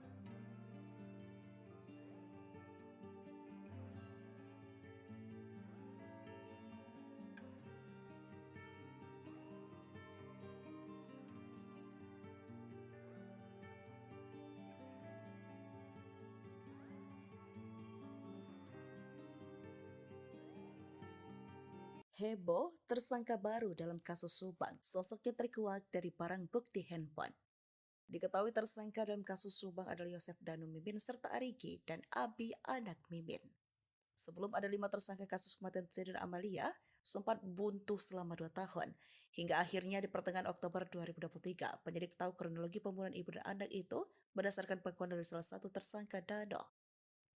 Pasca Danu membongkar keterlibatannya, kasus Subang diisukan bakal kembali tersangka baru. Dia adalah Yoris. Dugaan soal pihak kepolisian bakal menetapkan tersangka baru itu berasal dari kuasa hukum Yoris sendiri. Dalam tayangan YouTube Diskursus.net dilansir tribunnews.com pada Sabtu 28 Oktober 2023, pengacara Yoris Leni Anggraini mengurai analisanya terkait kasus Subang. Di akun Leni, ia sempat mengira bahwa kliennya akan dijadikan tersangka. Tak coba analisa, Leni juga menduga Yoris bakal jadi tersangka usai dipanggil pihak kepolisian. Kabar penyidik telah mempunyai bukti keterlibatan Yoris dalam kasus Subang. Tak cuma analisa, Leni juga menduga Yoris bakal jadi tersangka usai dipanggil pihak kepolisian. Mengetahui hal tersebut, Leni segera berkoordinasi dengan Yoris terkait bukti yang dimiliki kliennya itu, termasuk dengan chat lama di ponsel terdahulu Yoris. Beruntung firasat Leni tak terbukti hingga kemarin, sebab Yoris masih bersatu saksi dan jumlah tersangka belum bertambah. Karena demikian, Leni sempat mencurigai Yoris terkait kasus Subang. Leni pun tak menutup kemungkinan jika polisi akan menetapkan tersangka baru. Semakin pelik, kuasa hukum sebut Yosef dan Mimin terpojokkan, ungkap kejanggalan pengakuan Dano. Kasus Subang mulai terkuak sejak Dano atau Ramdhano mengaku atas perbuatannya. Tentu pengakuan tersebut mengarah kepada 5 tersangka yang ditetapkan Polda Jabar beberapa waktu lalu. Mereka adalah Dano, Yosef, istri muda Yosef bernama Mimin Mintarsi, dan 2 anaknya Mimin Arigi dan Abi. Kelimanya dijadikan tersangka kasus perampasan nyawa ibu dan anak di Subang, Tuti Suhartini dan Amalia Mustika Ratu yang terjadi pada 18 Agustus 2021. Dari kelima tersangka tersebut pun terpecah menjadi 2 kubu dengan mendampingi kuasa hukum masing-masing. Dano didampingi kuasa hukum tim Ahmad Taufan, sedangkan Yosef CS didampingi tim kuasa hukum Rahman Hidayat. Setelah 2 tahun kasus Subang tergantung sejak Dano menyerahkan diri ke Polda Jabar, giat kembali melakukan penyelidikan. Bahkan belakangan Polda Jabar juga kembali melakukan olah TKP guna mencocokkan keterangan Dano yang mengaku terlibat dalam pembunuhan Tuti dan Amalia tersebut. Dengan dilakukan kembali oleh TKP tersebut secara tidak langsung membuat pihak Yosef CS tersudut. Menanggapi hal tersebut, kuasa hukum Yosef, Rahman Hidayat, buka suara. Ia pun belak-belakan mengaku selama 2 tahun kasus Subang diselidiki, bahkan kliennya sejak awal disudutkan, terutama Yosef dan Mimin. Hal ini diungkap Rahman Hidayat dalam tayangan kanal YouTube pada Sabtu 28 Oktober 2023. Lalu Rahman Hidayat menjawab dan tak menampik bahwa kliennya disudutkan. Bahkan Rahman Hidayat merasa kliennya disudutkan selama 2 tahun selama kasus Subang belum terungkap. Ia mengaku selama mendampingi perkara kasus Subang, menurutnya ada banyak hal kejanggalan yang terjadi. Ia menceritakan bahwa sebenarnya sudah 3 bulan terakhir ini Polda Jabar kembali menggali kasus Subang tersebut. Bahkan kliennya Yosef CS tiap minggu diperiksa. Kuasa hukum Yosef itu juga mengaku kliennya pun sampai pulang dini hari dari pemeriksaan kasus Subang tersebut. Rahman menyebut pemeriksaan tersebut bahkan dilakukan berulang-ulang. Namun Rahman mengatakan hingga kini Yosef dan 3 kliennya meragukan pengakuan Dano. Rahman pun mengungkap pengakuan Dano yang kini menyeret Yosef dan kliennya yang lain sudah pernah disampaikan Dano pada 2 tahun lalu. Ia merasa janggal karena pengakuan Dano tersebut hari ini kembali diselidiki. Ia menceritakan keterangan Dano yang pernah disampaikan dalam BAP yang menuduh diajak Yosef dalam pembunuhan Tuti dan Amalia. Namun, kala itu Dano tak jadi menandatangani pernyataan tersebut di BAP pada penyidikan 2 tahun lalu. Ia mengaku hal itu diketahui dari keterangan Yoris yang sempat didampinginya. Yoris mengaku pada pencabutan BAP yang dilakukan Dano. Hal itu merasa Rahman Hidayat janggal. Selain itu, Rahman juga meragukan keterangan Dano karena menurutnya bertentangan dengan 4 tersangka itu kliennya. Rahman pun membeberkan keterangan Dano yang menyebut Yosef pelaku pembunuhan tersebut hingga kini tak diakui kliennya. Berdasarkan pengakuan Yosef, kliennya masih bersikeras di dalam kejadian pembunuhan, kliennya ada di rumah Mimin. Selain terseret kasus pembunuhan di Subang, aib Yosef punya utang fantastis kini ikut terungkap. Hal ini dibongkar oleh Yoris yang tak lain adalah anak Yosef Hidayah. Yoris menyebut ayahnya itu memiliki utang sebesar 55 juta rupiah. Parahnya, Yosef berjanji akan membayar utang tersebut dengan dana bos dari Yayasan Bina Prestasi Nasional. Bak muak dengan kelakuan sang ayah, Yoris pun meminta agar Yosef dihukum mati saja. Belum sempat dibayar, Yosef justru kini dipenjara setelah ditetapkan sebagai tersangka pembunuhan Tuti Suhartini dan Amalia Mustika Ratu. Utang Yosef ketahuan setelah ada orang yang menagih pada Yoris Raja Amarullah, anak Tuti. Orang tersebut mendatangi rumah dan bertemu istri Yoris. Nominal utang Yosef pun terbilang fantastis, sebesar 55 juta rupiah, terang Leni. Saya baca di perjanjian surat pernyataan hutangnya, kata Leni. Orang tersebut sengaja menagih utang Yosef pada Yoris. Sebab saat ini bekerja sebagai kepala sekolah di Yayasan Bina Prestasi Nasional. Pasalnya Yosef menjanjikan membayar utang menggunakan dana bos. Alasannya menagih ke Yoris karena tersangka Y sudah dipenjara, akhirnya nagih ke Yoris. Karena Yoris memegang sekolah yang mencairkan uang di sekolah, karena Y janji bayar utang dengan dana bos. Dana bos bukan untuk bayar utang, itu buat operasional sekolah, jelas Leni menirukan ucapan Yoris. Perlu diketahui, pasca kasus Subang, Yosef langsung menjabat sebagai Ketua Yayasan Bina Prestasi Nasional. Yosef menggeser Yoris yang awalnya Ketua Yayasan, kini menjadi Kepala Sekolah. Ia juga sempat menunjuk Dano menjadi bendahara demi mencairkan uang sebesar 200 juta rupiah sesaat setelah pembunuhan ibu dan anak di Subang. Yosef beralasan meminjam uang sebesar 55 juta rupiah untuk membayar kuliah Amel. Bekas apa? Katanya bekas kuliah Amel. Ini kan ada kecurigaan saya. Lucunya itu buat kuliah Amel kan udah meninggal 2021, ini hutangnya 2023 Maret. Apa iya ini uangnya untuk kuliah orang yang meninggal, kata Leni. Penagih utang bahkan sampai melontarkan ancaman. Ia mengancam akan membongkar borok sekolah bila utang Yosef tak dilunasi. Yoris nggak takut, silakan aja, saya punya pertanggungjawabannya, kata Leni Anggraini. Yoris sendiri menolak membayarkan utang ayahnya. Ia justru berharap bila memang terbukti bersalah agar ayahnya dihukum mati. Utang ini pun menjadi kecurigaan Yoris atas alokasi dananya. Kecurigaan lain adalah penagih utang mengaku tetangga Yosef di Cijengkol. Bila memang benar, mengapa tidak menagih sebelum Yosef dipenjara? Selain itu, ia curiga mengapa harus menagih pada Yoris. Sebab dalam surat perjanjian, utang ditandatangani atas nama Yosef bukan Yoris dan dirikan tempat kejadian perkara kasus Subang kini sedang dicari keberadaannya. Diketahui polisi tersebut sempat membersihkan TKP bersama tersangka Muhammad Ramdhanu alias Danu. Kala itu Danu bersama sang polisi menguras kamar mandi di lokasi kejadian. Hal tersebut disampaikan oleh Direktur Reserse Kriminal Umum Polda Jabar, Kombes Pol Surawan pada Jumat 27 Oktober 2023. Nanti kami akan melakukan pemeriksaan terhadap orang-orang yang membersihkan TKP pada saat kejadian, kata Surawan. Banpol termasuk Danu ikut menguras kamar mandinya, lanjutnya. Dalam rangka mencari sosok tersebut, Surawan juga telah menanyakan perihal jumlah anggota Banpol yang ikut membersihkan TKP. Kemarin sempat kita tanya juga berapa anggota, terus berapa orang yang dulu pernah ikut olah TKP, ungkapnya. Memang sudah menerangkan bahwa di TKP sempat dibersihkan di belakang, sempat dikuras di dalamnya, ada baju-baju termasuk baju korban, kata Surawan. Sebelumnya, Surawan juga menduga tersangka Yosef merupakan eksekutor dalam pembunuhan ibu dan anak di Kabupaten Subang. Menurut Surawan, dalam melakukan aksinya, Yosef tidak sendirian. Ia diduga dibantu tersangka lain untuk menghabisi nyawa Tuti Soehartini dan anaknya Amalia Mustika Ratu. Surawan mengatakan dugaan tersebut muncul berdasarkan pengakuan tersangka Danu yang dicocokkan dengan olah tempat kejadian perkara. Dugaan soal Yosef dibantu oleh tersangka lain saat melakukan eksekusi pun, kata dia, muncul berdasarkan hasil otopsi terhadap jenazah korban. Kita analisa dari perlukaannya, kemudian dari otopsinya itu tidak mungkin dilakukan sendiri, tandasnya. Selain itu, pihak penyidik Polda Jabar juga melakukan pemeriksaan terhadap aliran dana bantuan operasional sekolah pada Yayasan Bina Prestasi Nasional milik tersangka Yosef Hidayah. Surawan mengatakan pencairan dana BOS tersebut didalami untuk mengetahui kemana aliran dana tersebut. Saat ini, kata dia, sejumlah pengurus yayasan sudah diperiksa. Polisi juga memblokir 4 rekening milik Yayasan Bina Prestasi Nasional. Polisi temukan dugaan korupsi di Yayasan Yosef. Motif pembunuhan bukan hanya soal perebutan harta. Polisi membeberkan fakta baru soal pembunuhan Tuti dan Amel di Subang. Hal itu setelah polisi menyebutkan adanya dugaan korupsi di yayasan milik Yosef itu. Sehingga polisi menduga pembunuhan Tuti dan Amel bukan hanya soal perebutan harta di Yayasan Bina Prestasi Nasional tersebut. Yayasan Bina Prestasi Nasional adalah yayasan pendidikan yang didirikan oleh Yosef Hidayah pada 2009. Yayasan milik Yosef ini mengoperasikan SMP dan SMK di Subang. Salah satu pendanaan dari yayasan tersebut adalah melalui bantuan operasional sekolah yang jumlahnya tidak sedikit. Pemasukan Yayasan Bina Prestasi Nasional pun terbilang fantastis, yakni 1 miliar rupiah. Leni Anggraini, pengacara Yoris, menerangkan dana yang masuk ke yayasan berasal dari dana BOS yang dialokasikan 2-3 kali dalam 1 tahun. Direktur Reserse Kriminal Umum Polda Jabar, Kombes Pol Surawan, menyebut penyidik telah melakukan pemeriksaan terhadap beberapa orang pengurus Yayasan Bina Prestasi Nasional. Dari hasil pemeriksaan tersebut, kata dia, ditemukan fakta bahwa yayasan tersebut legal. Namun, didapati data siswa fiktif pada yayasan tersebut. Saat ini pihaknya masih menghitung berapa jumlah siswa fiktif setiap tahunnya untuk tingkat SMP dan SMK. Selama ini, sudah kelihatan tidak ada operasional di sekolah. Data siswanya juga fiktif, ucapnya.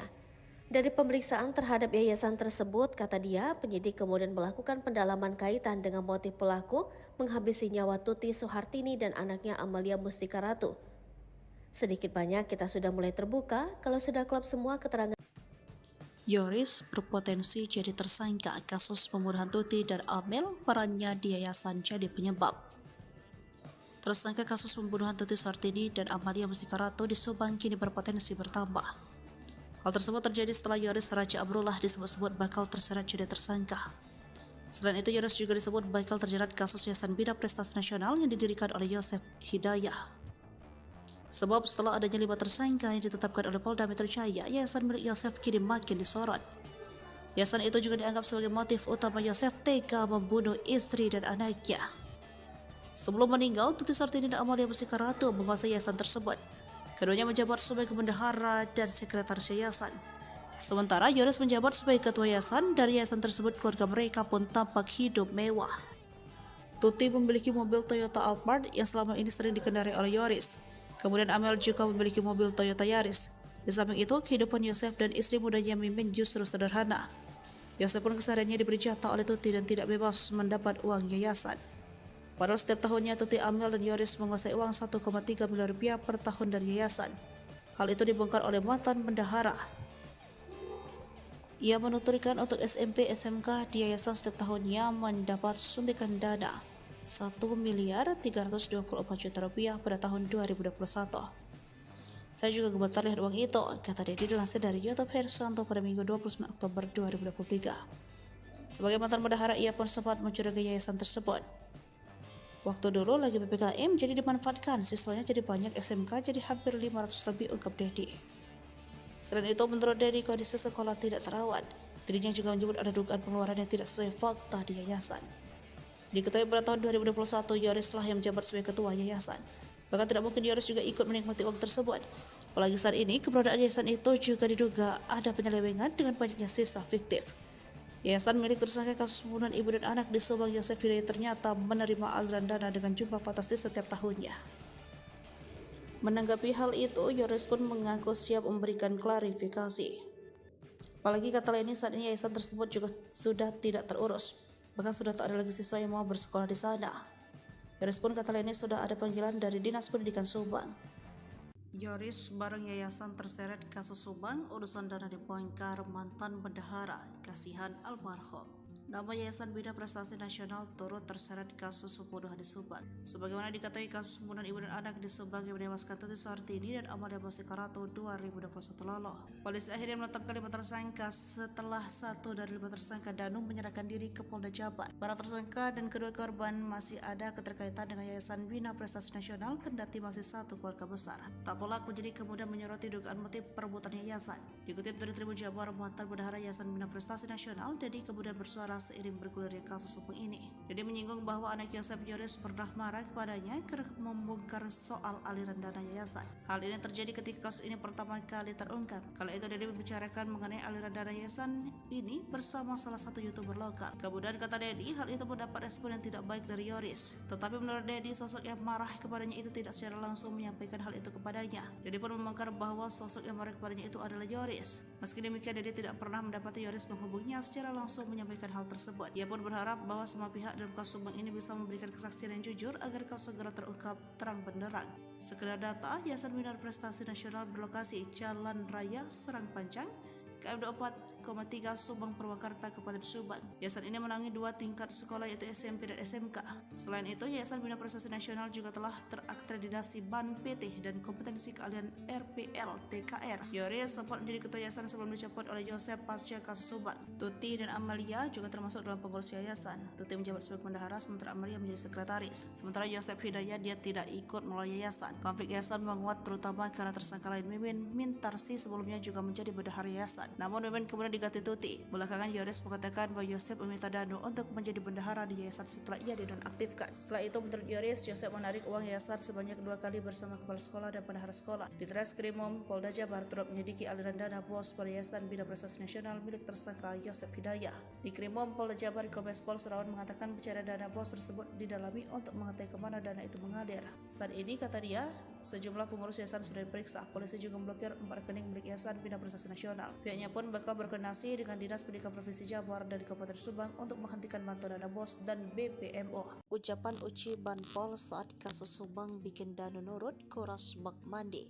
Saya diperintah Bapak Kadin. Sosok Uci bantuan polisi yang menyuruh Danu saat kasus pembunuhan Subang kini jadi sorotan. Dikutip dari Tribun Sumsel, Uci merupakan Banpol di Mapolsek Jalan Jaga, Subang. Dari sumber yang sama, Uci bercerita sebelum diperintah ia baru selesai membersihkan kantor Polsek Jalan Jaga.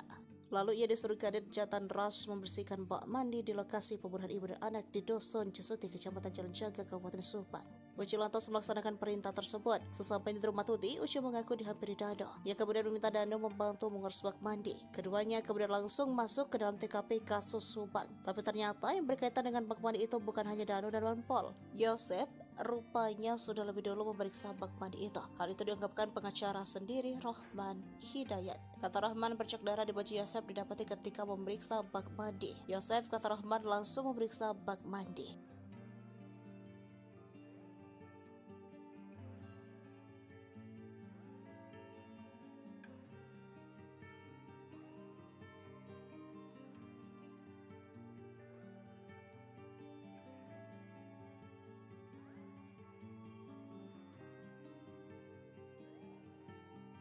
Heboh, tersangka baru dalam kasus Subang. Sosoknya terkuak dari barang bukti handphone.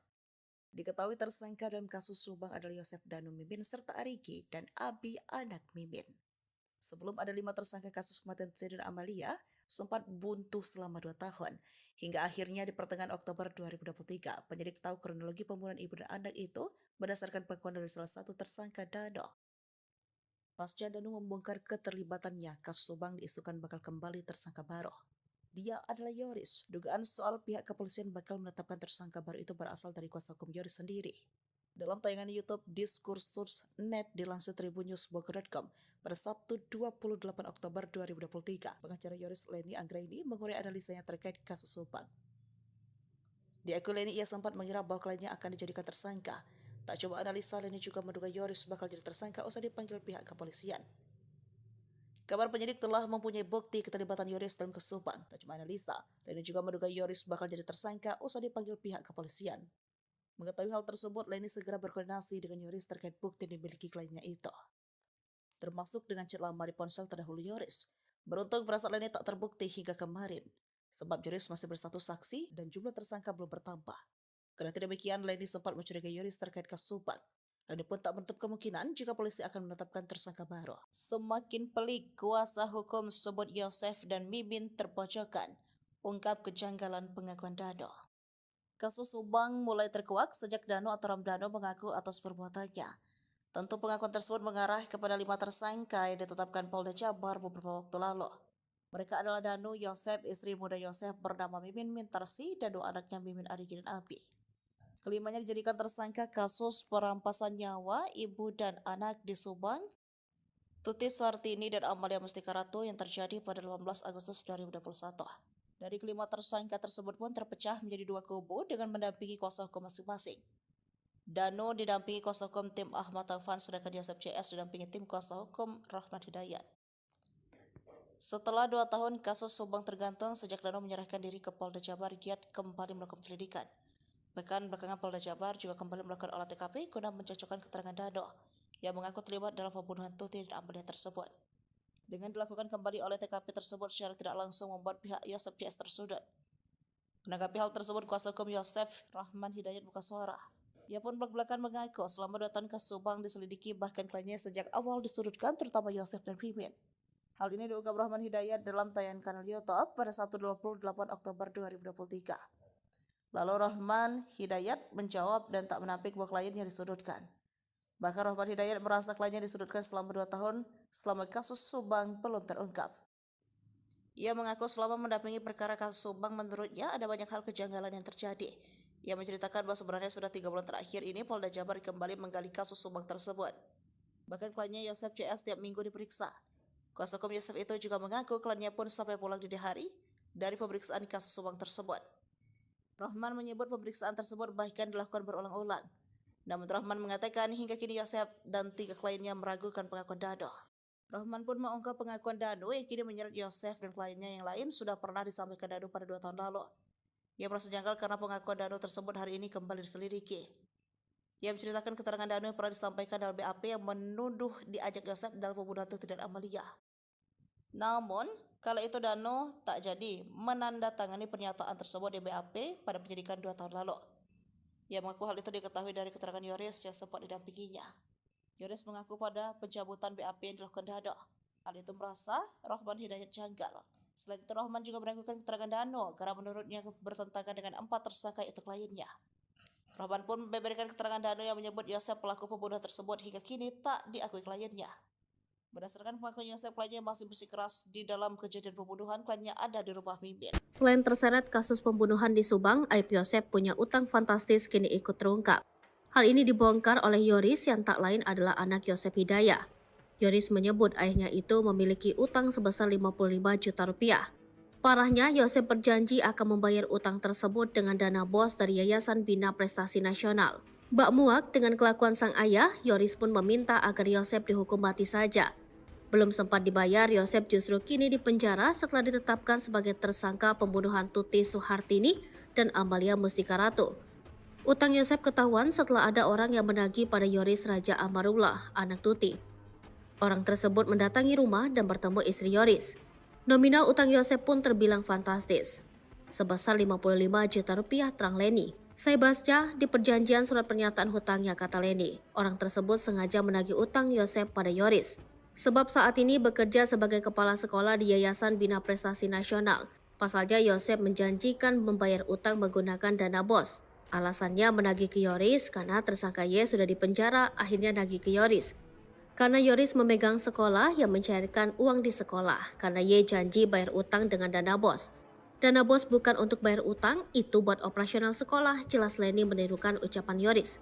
Perlu diketahui, pasca kasus Subang, Yosep langsung menjabat sebagai Ketua Yayasan Bina Prestasi Nasional. Yosep menggeser Yoris yang awalnya Ketua Yayasan, kini menjadi Kepala Sekolah. Ia juga sempat menunjuk Danu menjadi bendahara demi mencairkan uang sebesar 200 juta rupiah sesaat setelah pembunuhan ibu dan anak di Subang. Yosep beralasan meminjam uang sebesar 55 juta rupiah untuk membayar kuliah Amel. Bekas apa? Katanya bekas kuliah Amel. Ini kan ada kecurigaan saya.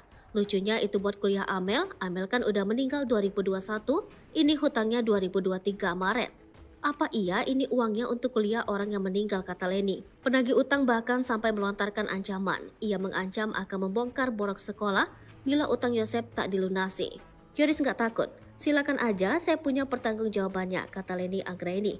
Yoris sendiri menolak membayarkan utang ayahnya. Ia justru berharap bila memang terbukti bersalah agar ayahnya dihukum mati. Utang ini pun menjadi kecurigaan Yoris atas alokasi dananya. Kecurigaan lain adalah penagih utang mengaku tetangga Yosep di Cijengkol. Bila memang benar, mengapa tidak menagih sebelum Yosep dipenjara? Selain itu, ia curiga mengapa harus menagih pada Yoris. Sebab dalam surat perjanjian, utang ditandatangani atas nama Yosep bukan Yoris, dan dirikan tempat kejadian perkara kasus Subang kini sedang dicari keberadaannya. Diketahui polisi tersebut sempat membersihkan TKP bersama tersangka Muhammad Ramdhanu alias Danu. Kala itu Danu bersama sang polisi menguras kamar mandi di lokasi kejadian.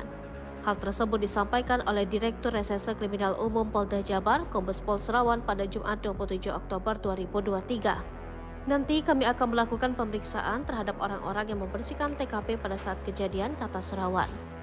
Banpol termasuk Danu ikut menguras kamar mandinya, lanjutnya. Dalam rangka mencari sosok tersebut, Serawan juga telah menanyakan perihal jumlah anggota Banpol yang ikut membersihkan TKP. Kemarin sempat kita tanya juga berapa anggota, terus berapa orang yang dulu pernah ikut olah TKP, ungkapnya. Memang sudah menerangkan bahwa di TKP sempat dibersihkan di belakang, sempat dikuras di dalamnya, ada baju-baju termasuk baju korban, kata Serawan.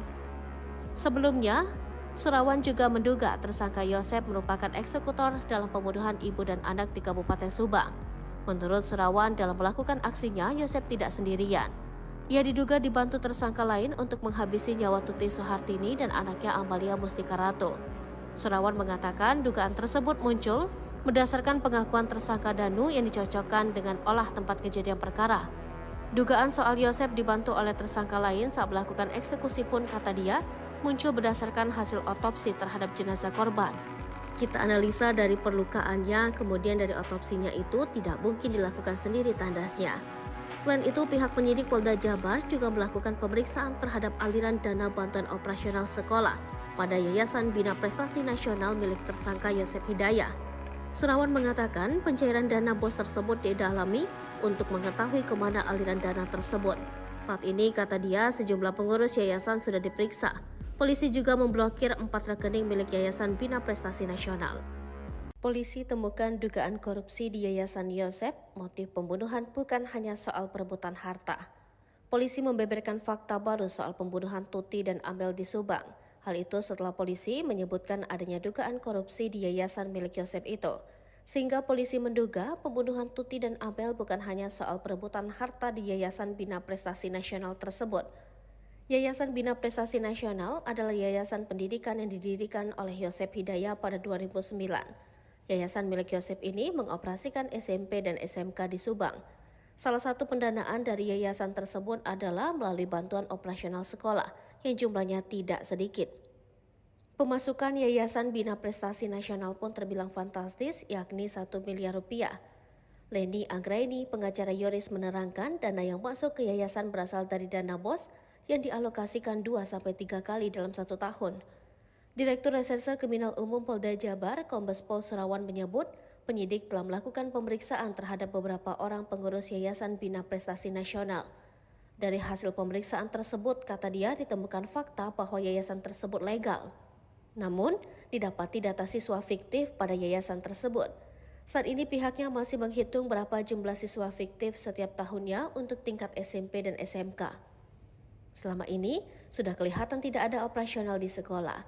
Data siswanya juga fiktif, ucapnya. Dari pemeriksaan terhadap yayasan tersebut, kata dia, penyidik kemudian melakukan pendalaman kaitan dengan motif pelaku menghabisi nyawa Tuti Suhartini dan anaknya Amalia Mustika Ratu. Sedikit banyak kita sudah mulai terbuka kalau sudah klop semua keterangan. Yoris berpotensi jadi tersangka kasus pembunuhan Tuti dan Amel, perannya di yayasan jadi penyebab. Tersangka kasus pembunuhan Tuti Suhartini dan Amalia Mustika Ratu di Subang kini berpotensi bertambah. Hal tersebut terjadi setelah Yoris Raja Amrullah disebut-sebut bakal terseret jadi tersangka. Selain itu, Yoris juga disebut bakal terjerat kasus Yayasan Bina Prestasi Nasional yang didirikan oleh Yosef Hidayah. Sebab setelah adanya 5 tersangka yang ditetapkan oleh Polda Metro Jaya, yayasan milik Yosef kini makin disorot. Yayasan itu juga dianggap sebagai motif utama Yosef tega membunuh istri dan anaknya. Sebelum meninggal, Tuti Suhartini dan Amalia Mustika Ratu menguasai yayasan tersebut. Keduanya menjabat sebagai bendahara dan sekretaris yayasan. Sementara Yoris menjabat sebagai ketua yayasan. Dari yayasan tersebut, keluarga mereka pun tampak hidup mewah. Tuti memiliki mobil Toyota Alphard yang selama ini sering dikendarai oleh Yoris. Kemudian Amel juga memiliki mobil Toyota Yaris. Di samping itu, kehidupan Yosef dan istri mudanya Mimin justru sederhana. Yosef pun kesehariannya diberi jatah oleh Tuti dan tidak bebas mendapat uang yayasan. Padahal setiap tahunnya Tuti, Amel, dan Yoris menguasai uang 1,3 miliar rupiah per tahun dari yayasan. Hal itu dibongkar oleh mantan bendahara. Ia menuturkan untuk SMP SMK di yayasan setiap tahunnya mendapat suntikan dana 1 miliar 324 juta rupiah pada tahun 2021. Saya juga gemetar lihat uang itu, kata Dedi dilansir dari YouTube Hersanto pada Minggu 29 Oktober 2023. Sebagai mantan bendahara, ia pun sempat mencurigai yayasan tersebut. Waktu dulu lagi PPKM jadi dimanfaatkan, siswanya jadi banyak, SMK jadi hampir 500 lebih, ungkap Dedi. Selain itu, menurut Dedi, kondisi sekolah tidak terawat. Dirinya juga menyebut ada dugaan pengeluaran yang tidak sesuai fakta di yayasan. Diketahui pada tahun 2021, Yoris lah yang menjabat sebagai ketua yayasan. Bahkan tidak mungkin Yoris juga ikut menikmati uang tersebut. Apalagi saat ini, keberadaan yayasan itu juga diduga ada penyelewengan dengan banyaknya sisa fiktif. Yayasan milik tersangka kasus pembunuhan ibu dan anak di Subang, Yosef Hidayah, ternyata menerima aliran dana dengan jumlah fantastis setiap tahunnya. Menanggapi hal itu, Yoris pun mengaku siap memberikan klarifikasi. Apalagi kata Leni, saat ini yayasan tersebut juga sudah tidak terurus. Bahkan sudah tak ada lagi siswa yang mau bersekolah di sana. Yoris pun, kata Leni, sudah ada panggilan dari Dinas Pendidikan Subang. Yoris bareng yayasan terseret kasus Subang, urusan dana dibongkar mantan bendahara, kasihan almarhum. Nama Yayasan Bina Prestasi Nasional turut terseret kasus pembunuhan di Subang. Sebagaimana diketahui, kasus pembunuhan ibu dan anak di Subang yang menewaskan Tuti Suhartini dan Amalia Mustika Ratu 2021 lalu.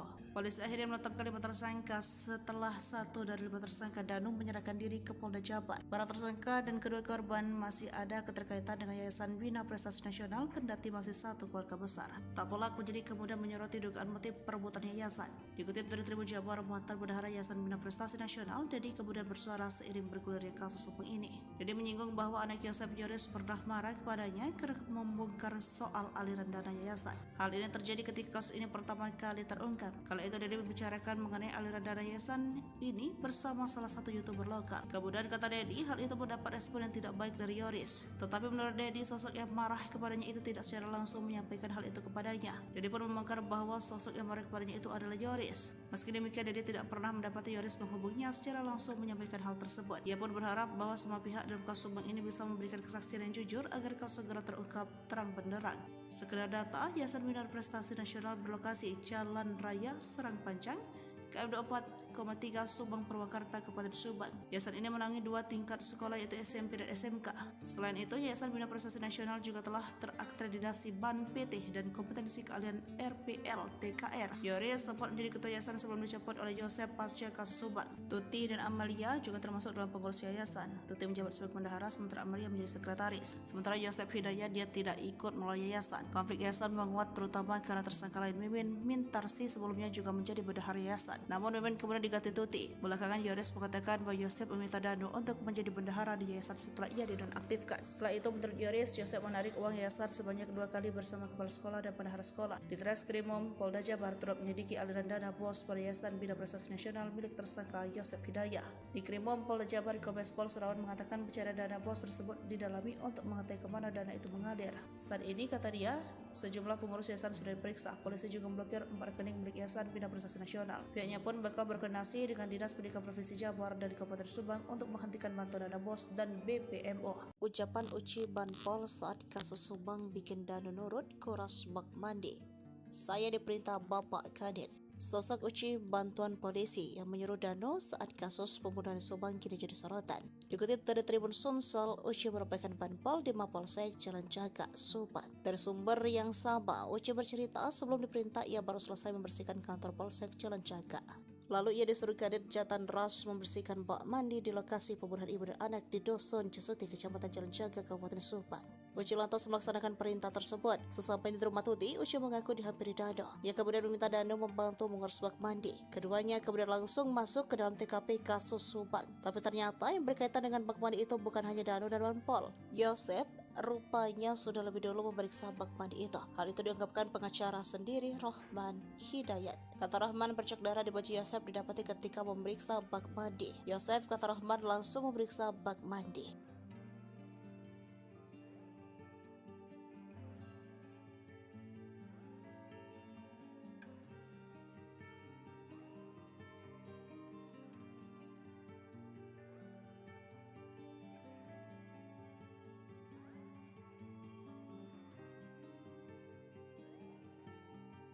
Heboh, tersangka baru dalam kasus Subang. Sosoknya terkuak dari barang bukti handphone.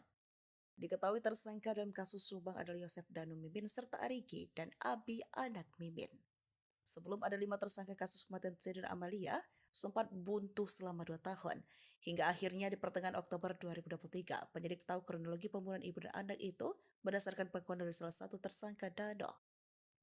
Pasca Danu membongkar keterlibatannya, kasus Subang diisukan bakal kembali tersangka baru. Dia adalah Yoris. Dugaan soal pihak kepolisian bakal menetapkan tersangka baru itu berasal dari kuasa hukum Yoris sendiri. Dalam tayangan YouTube Diskursus.net dilansir tribunnews.com pada Sabtu 28 Oktober 2023, pengacara Yoris Leni Anggraini mengurai analisanya terkait kasus Subang.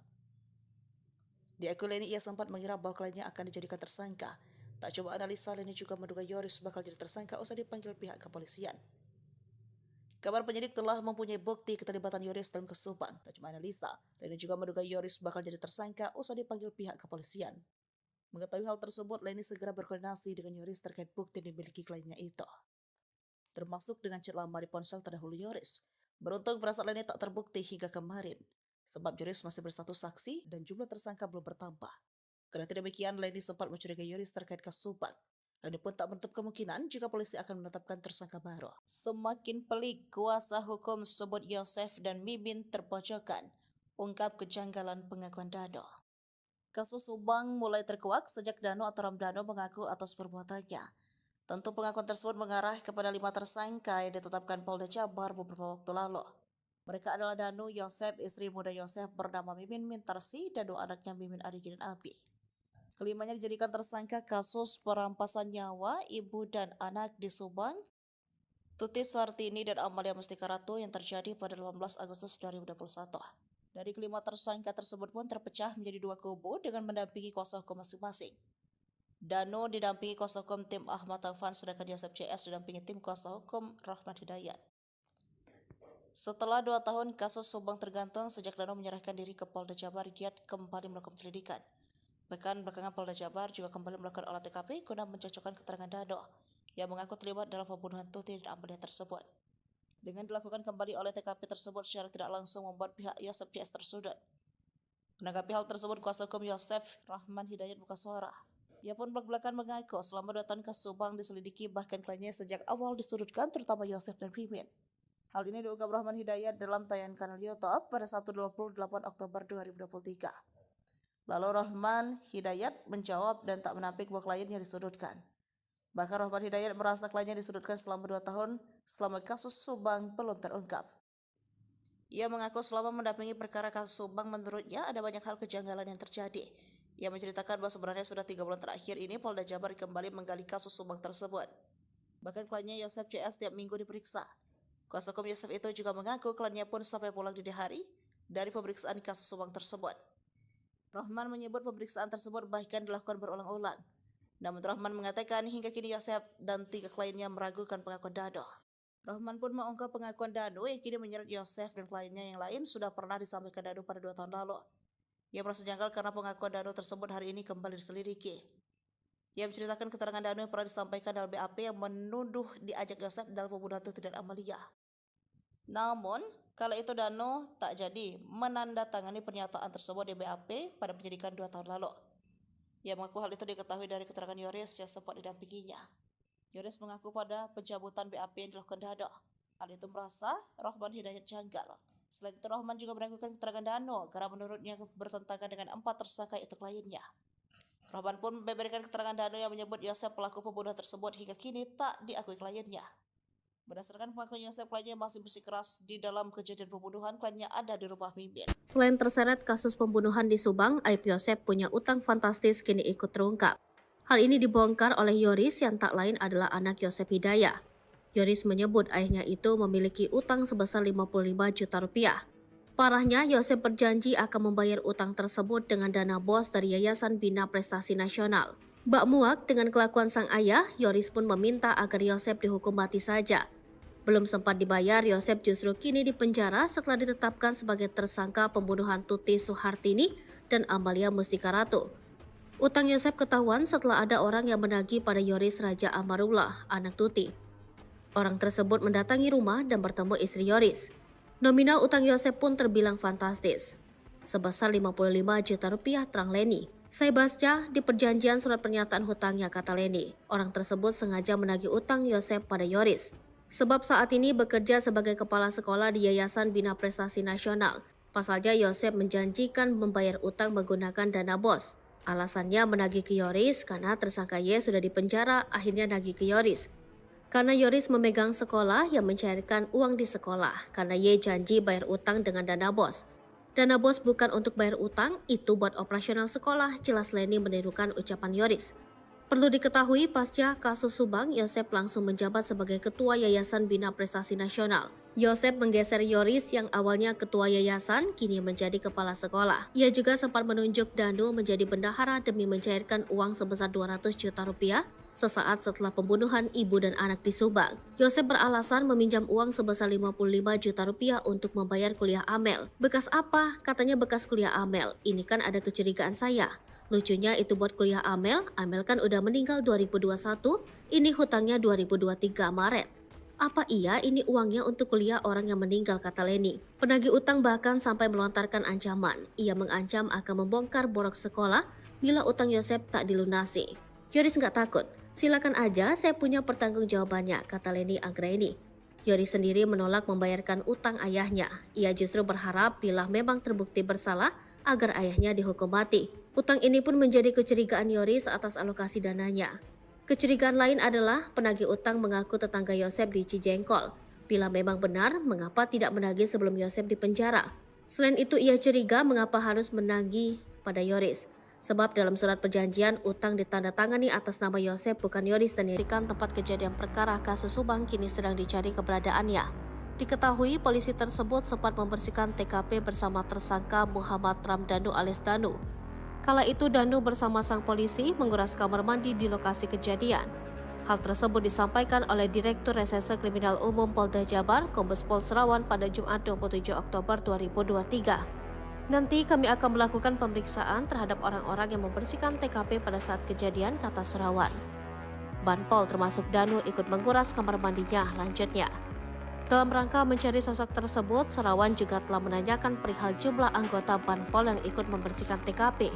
Kemarin sempat kita tanya juga berapa anggota, terus berapa orang yang dulu pernah ikut olah TKP, ungkapnya. Memang sudah menerangkan bahwa di TKP sempat dibersihkan di belakang, sempat dikuras di dalamnya, ada baju-baju termasuk baju korban, kata Surawan. Sebelumnya, Surawan juga menduga tersangka Yosef merupakan eksekutor dalam pembunuhan ibu dan anak di Kabupaten Subang. Menurut Surawan, dalam melakukan aksinya, Yosef tidak sendirian. Ia diduga dibantu tersangka lain untuk menghabisi nyawa Tuti Soehartini dan anaknya Amalia Mustika Ratu. Surawan mengatakan dugaan tersebut muncul berdasarkan pengakuan tersangka Danu yang dicocokkan dengan olah tempat kejadian perkara. Dugaan soal Yosef dibantu oleh tersangka lain saat melakukan eksekusi pun, kata dia, muncul berdasarkan hasil otopsi terhadap jenazah korban. Kita analisa dari perlukaannya, kemudian dari otopsinya itu tidak mungkin dilakukan sendiri, tandasnya. Selain itu, pihak penyidik Polda Jabar juga melakukan pemeriksaan terhadap aliran dana bantuan operasional sekolah pada Yayasan Bina Prestasi Nasional milik tersangka Yosef Hidayah. Surawan mengatakan pencairan dana BOS tersebut didalami untuk mengetahui kemana aliran dana tersebut. Saat ini, kata dia, sejumlah pengurus yayasan sudah diperiksa. Polisi juga memblokir 4 rekening milik Yayasan Bina Prestasi Nasional. Polisi temukan dugaan korupsi di Yayasan Yosef. Motif pembunuhan bukan hanya soal perebutan harta. Polisi membeberkan fakta baru soal pembunuhan Tuti dan Amel di Subang. Hal itu setelah polisi menyebutkan adanya dugaan korupsi di yayasan milik Yosef itu. Sehingga polisi menduga pembunuhan Tuti dan Amel bukan hanya soal perebutan harta di Yayasan Bina Prestasi Nasional tersebut. Yayasan Bina Prestasi Nasional adalah yayasan pendidikan yang didirikan oleh Yosef Hidayah pada 2009. Yayasan milik Yosef ini mengoperasikan SMP dan SMK di Subang. Salah satu pendanaan dari yayasan tersebut adalah melalui bantuan operasional sekolah yang jumlahnya tidak sedikit. Pemasukan Yayasan Bina Prestasi Nasional pun terbilang fantastis, yakni 1 miliar rupiah. Leni Anggraini, pengacara Yoris, menerangkan dana yang masuk ke yayasan berasal dari dana BOS yang dialokasikan 2-3 kali dalam 1 tahun. Direktur Reserse Kriminal Umum Polda Jabar, Kombes Pol Surawan, menyebut penyidik telah melakukan pemeriksaan terhadap beberapa orang pengurus Yayasan Bina Prestasi Nasional. Dari hasil pemeriksaan tersebut, kata dia, ditemukan fakta bahwa yayasan tersebut legal. Namun, didapati data siswa fiktif pada yayasan tersebut. Saat ini pihaknya masih menghitung berapa jumlah siswa fiktif setiap tahunnya untuk tingkat SMP dan SMK. Selama ini, sudah kelihatan tidak ada operasional di sekolah. Data siswanya juga fiktif, ucapnya. Dari pemeriksaan terhadap yayasan tersebut, kata dia, penyidik kemudian melakukan pendalaman kaitan dengan motif pelaku menghabisi nyawa Tuti Soehartini dan anaknya Amalia Mustika Ratu. Sedikit banyak kita sudah mulai terbuka kalau sudah klop semua keterangan. Yoris berpotensi jadi tersangka kasus pembunuhan Tuti dan Amel, perannya di yayasan jadi penyebab. Tersangka kasus pembunuhan Tuti Soehartini dan Amalia Mustika Ratu di Subang kini berpotensi bertambah. Hal tersebut terjadi setelah Yoris Raja Amrullah disebut-sebut bakal terseret jadi tersangka. Selain itu, Yoris juga disebut bakal terjerat kasus Yayasan Bina Prestasi Nasional yang didirikan oleh Yosef Hidayah. Sebab setelah adanya 5 tersangka yang ditetapkan oleh Polda Metro Jaya, yayasan milik Yosef kini makin disorot. Yayasan itu juga dianggap sebagai motif utama Yosef tega membunuh istri dan anaknya. Sebelum meninggal, Tuti Soehartini dan Amalia Mustika Ratu menguasai yayasan tersebut. Keduanya menjabat sebagai bendahara dan sekretaris yayasan. Sementara Yoris menjabat sebagai ketua yayasan. Dari yayasan tersebut, keluarga mereka pun tampak hidup mewah. Tuti memiliki mobil Toyota Alphard yang selama ini sering dikendarai oleh Yoris. Kemudian Amel juga memiliki mobil Toyota Yaris. Di samping itu, kehidupan Yosef dan istri mudanya Mimin justru sederhana. Yosef pun kesehariannya diberi jatah oleh Tuti dan tidak bebas mendapat uang yayasan. Padahal setiap tahunnya Tuti, Amel, dan Yoris menguasai uang 1,3 miliar rupiah per tahun dari yayasan. Hal itu dibongkar oleh mantan bendahara. Ia menuturkan untuk SMP SMK di yayasan setiap tahunnya mendapat suntikan dana 1.324 juta rupiah pada tahun 2021. Saya juga gemetar lihat uang itu, kata dia dilansir dari YouTube Hersanto pada Minggu 29 Oktober 2023. Sebagai mantan bendahara, ia pun sempat mencurigai yayasan tersebut. Waktu dulu lagi PPKM jadi dimanfaatkan, siswanya jadi banyak, SMK jadi hampir 500 lebih, ungkap Dedi. Selain itu, menurut Dedi, kondisi sekolah tidak terawat. Dirinya juga menyebut ada dugaan pengeluaran yang tidak sesuai fakta di yayasan. Diketahui pada tahun 2021, Yoris lah yang menjabat sebagai ketua yayasan. Bahkan tidak mungkin Yoris juga ikut menikmati uang tersebut. Apalagi saat ini, keberadaan yayasan itu juga diduga ada penyelewengan dengan banyaknya sisa fiktif. Yayasan milik tersangka kasus pembunuhan ibu dan anak di Subang, Yosef Hidayat, ternyata menerima aliran dana dengan jumlah fantastis setiap tahunnya. Menanggapi hal itu, Yoris pun mengaku siap memberikan klarifikasi. Apalagi kata lainnya, saat ini yayasan tersebut juga sudah tidak terurus. Bahkan sudah tak ada lagi siswa yang mau bersekolah di sana. Yoris pun kata lainnya sudah ada panggilan dari Dinas Pendidikan Subang. Yoris bareng yayasan terseret kasus Subang, urusan dana dibongkar mantan bendahara, kasihan almarhum. Nama Yayasan Bina Prestasi Nasional turut terseret kasus pembunuhan di Subang. Sebagaimana diketahui, kasus pembunuhan ibu dan anak di Subang yang menewaskan Tuti Suhartini dan Amalia Bostikarato 2021 lalu. Polisi akhirnya menetapkan 5 tersangka setelah 1 dari 5 tersangka Danu menyerahkan diri ke Polda Jabar. Para tersangka dan kedua korban masih ada keterkaitan dengan Yayasan Bina Prestasi Nasional, kendati masih satu keluarga besar. Tak pelak menjadi kemudian menyoroti dugaan motif perebutan yayasan. Dikutip dari Tribun Jabar, mantan bendahara Yayasan Bina Prestasi Nasional, Dedi kemudian bersuara seiring bergulirnya kasus hukum ini. Dedi menyinggung bahwa anak Yosef, Yoris, pernah marah kepadanya karena membongkar soal aliran dana yayasan. Hal ini terjadi ketika kasus ini pertama kali terungkap. Kala itu Dedi membicarakan mengenai aliran dana yayasan ini bersama salah satu YouTuber lokal. Kemudian kata Dedi, hal itu mendapat respon yang tidak baik dari Yoris. Tetapi menurut Dedi, sosok yang marah kepadanya itu tidak secara langsung menyampaikan hal itu kepadanya. Dedi pun membongkar bahwa sosok yang marah kepadanya itu adalah Yoris. Meski demikian, Dedi tidak pernah mendapati Yoris menghubunginya secara langsung menyampaikan hal tersebut. Ia pun berharap bahwa semua pihak dalam kasus Subang ini bisa memberikan kesaksian yang jujur agar kasus segera terungkap terang benderang. Sekedar data, Yayasan Bina Prestasi Nasional berlokasi Jalan Raya Serang Panjang, KM 24,3 Subang Purwakarta, Kabupaten Subang. Yayasan ini menangani 2 tingkat sekolah, yaitu SMP dan SMK. Selain itu, Yayasan Bina Prestasi Nasional juga telah terakreditasi BAN PT dan kompetensi keahlian RPL TKR. Yoris sempat menjadi ketua yayasan sebelum dicopot oleh Yosef pasca kasus Subang. Tuti dan Amalia juga termasuk dalam pengurus yayasan. Tuti menjabat sebagai bendahara, sementara Amalia menjadi sekretaris. Sementara Yosef Hidayat dia tidak ikut melalui yayasan. Konflik yayasan menguat terutama karena tersangka lain Mimin Mintarsi sebelumnya juga menjadi bendahara yayasan. Namun Mimin kemudian diganti Tuti. Belakangan Yoris mengatakan bahwa Yosef meminta Danu untuk menjadi bendahara di yayasan setelah ia dinonaktifkan. Setelah itu, menurut Yoris, Yosef menarik uang yayasan sebanyak 2 kali bersama kepala sekolah dan bendahara sekolah. Di Treskrimum Polda Jabar turut menyelidiki aliran dana bos pada Yayasan Bina Prestasi Nasional milik tersangka Yosef Hidayat. Di Krimum Polda Jabar, Kombes Pol Surawan mengatakan pencarian dana bos tersebut didalami untuk mengetahui kemana dana itu mengalir. Saat ini, kata dia, sejumlah pengurus yayasan sudah diperiksa. Polisi juga memblokir 4 rekening milik Yayasan Bina Prestasi Nasional. Pihaknya pun bakal berkoordinasi dengan Dinas Pendidikan Provinsi Jabar dan Kabupaten Subang untuk menghentikan bantuan dana bos dan BPMO. Ucapan Uci Banpol saat kasus Subang bikin Danu nurut, kuras bak mandi. Saya diperintah Bapak Kadin. Sosok Uci bantuan polisi yang menyuruh Danu saat kasus pembunuhan Subang kini jadi sorotan. Dikutip dari Tribun Sumsel, Uci merupakan Banpol di Mapolsek Jalan Jaga, Subang. Dari sumber yang sama, Uci bercerita sebelum diperintah ia baru selesai membersihkan kantor Polsek Jalan Jaga. Lalu ia disuruh Kadit Jatan Ras membersihkan bak mandi di lokasi pembunuhan ibu dan anak di Dusun Cesuti, Kecamatan Jalan Jaga, Kabupaten Subang. Uci lantas melaksanakan perintah tersebut. Sesampai di rumah Tuti, Uci mengaku dihampiri Danu. Ia kemudian meminta Danu membantu mengurus bak mandi. Keduanya kemudian langsung masuk ke dalam TKP kasus Subang. Tapi ternyata yang berkaitan dengan bak mandi itu bukan hanya Danu dan Banpol. Yosef rupanya sudah lebih dulu memeriksa bak mandi itu. Hal itu diungkapkan pengacara sendiri, Rohman Hidayat. Kata Rohman, bercak darah di baju Yosef didapati ketika memeriksa bak mandi. Yosef, kata Rohman, langsung memeriksa bak mandi.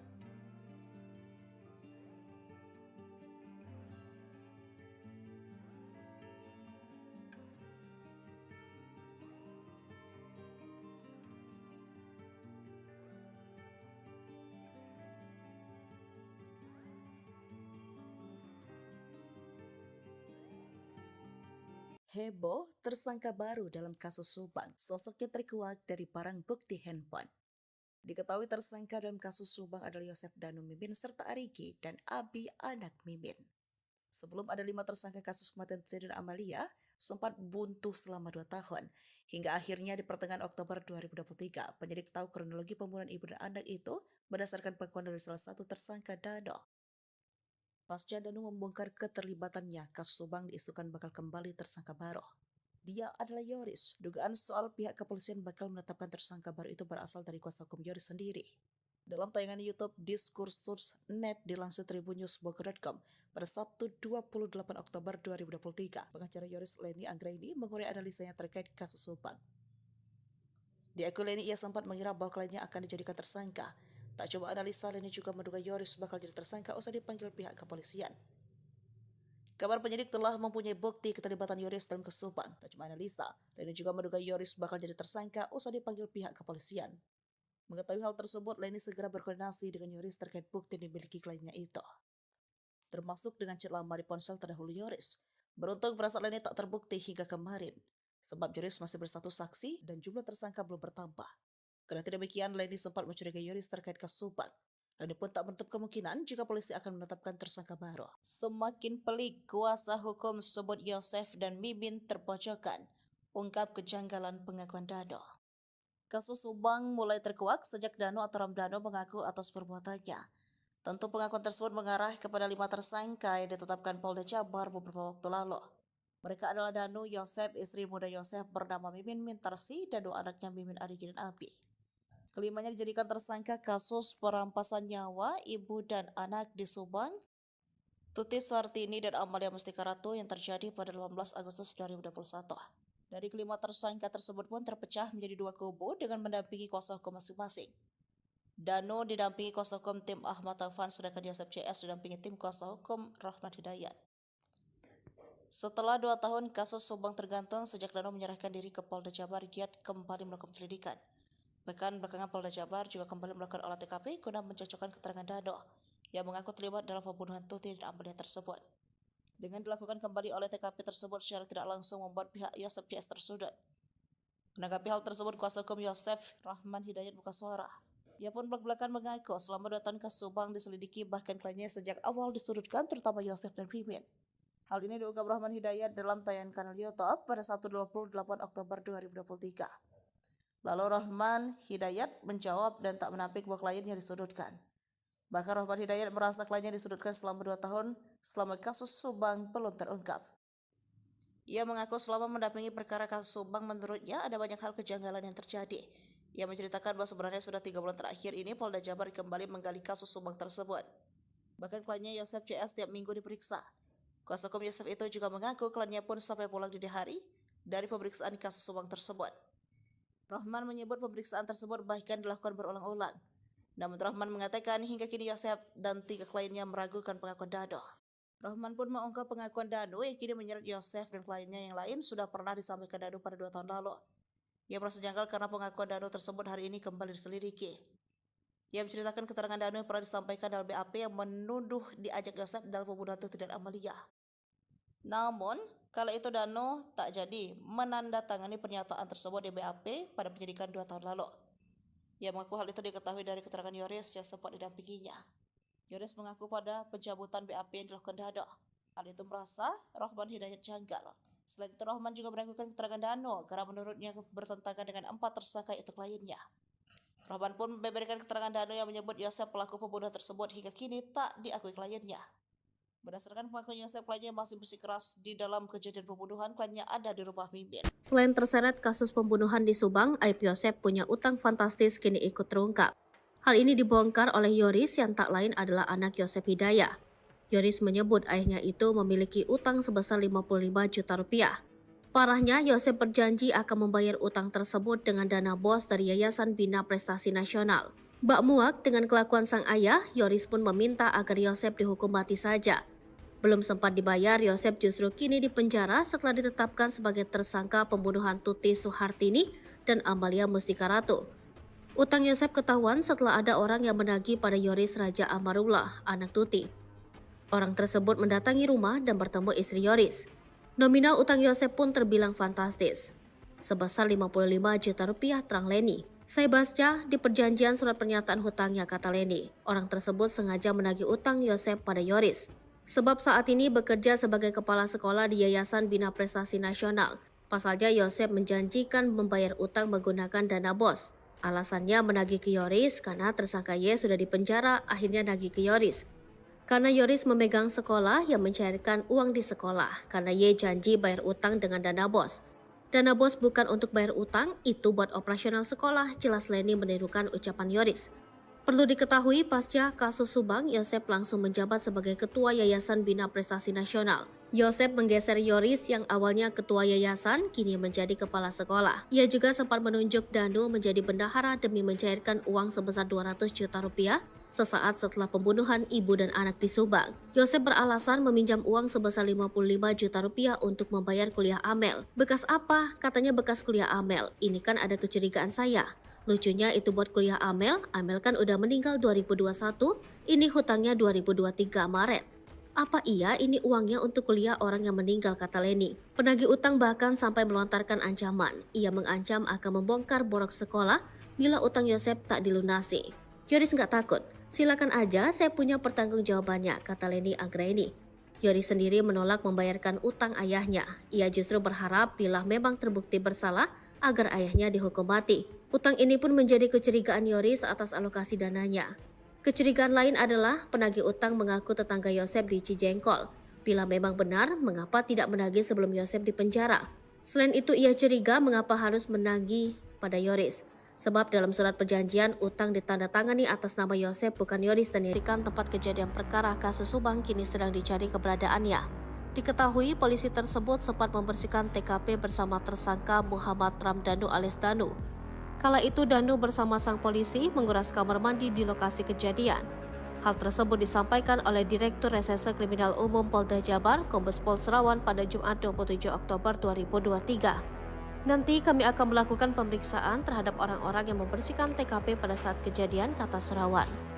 Banpol termasuk Danu ikut menguras kamar mandinya, lanjutnya. Dalam rangka mencari sosok tersebut, Serawan juga telah menanyakan perihal jumlah anggota Banpol yang ikut membersihkan TKP. Kemarin sempat kita tanya juga berapa anggota, terus berapa orang yang dulu pernah ikut olah TKP, ungkapnya. Memang sudah menerangkan bahwa di TKP sempat dibersihkan di belakang, sempat dikuras di dalamnya, ada baju-baju termasuk baju korban, kata Serawan. Sebelumnya, Serawan juga menduga tersangka Yosep merupakan eksekutor dalam pembunuhan ibu dan anak di Kabupaten Subang. Menurut Serawan, dalam melakukan aksinya, Yosep tidak sendirian. Ia diduga dibantu tersangka lain untuk menghabisi nyawa Tuti Soehartini dan anaknya Amalia Mustika Ratu. Serawan mengatakan dugaan tersebut muncul berdasarkan pengakuan tersangka Danu yang dicocokkan dengan olah tempat kejadian perkara. Dugaan soal Yosep dibantu oleh tersangka lain saat melakukan eksekusi pun, kata dia, muncul berdasarkan hasil otopsi terhadap jenazah korban.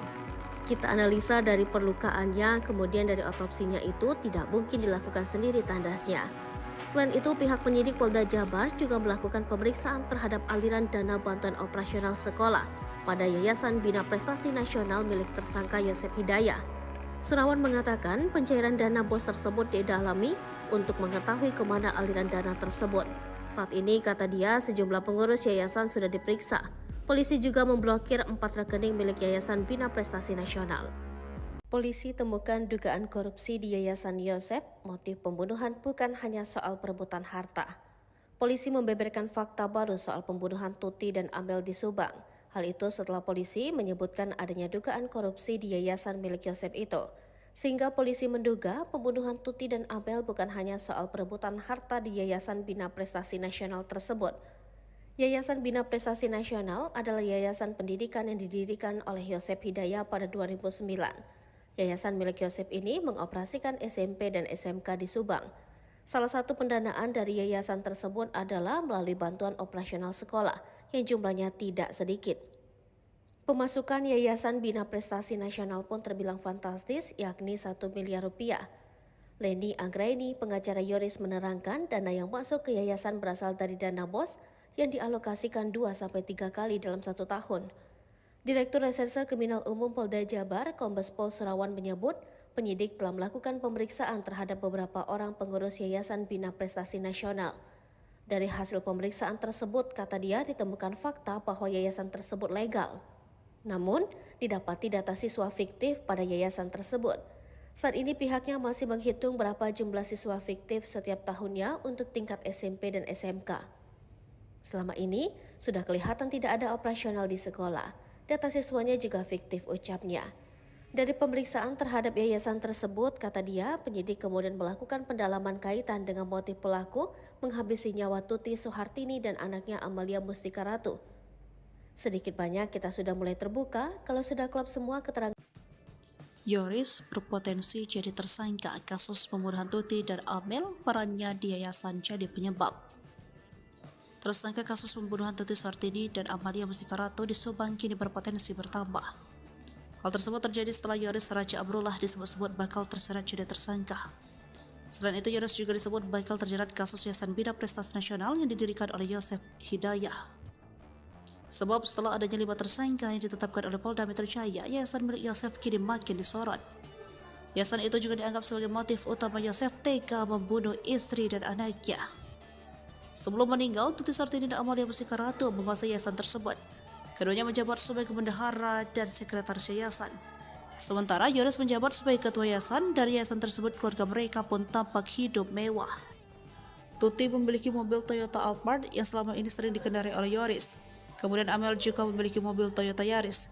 Di samping itu, kehidupan Yosef dan istri mudanya Mimin justru sederhana. Yosef pun kesehariannya diberi jatah oleh Tuti dan tidak bebas mendapat uang yayasan.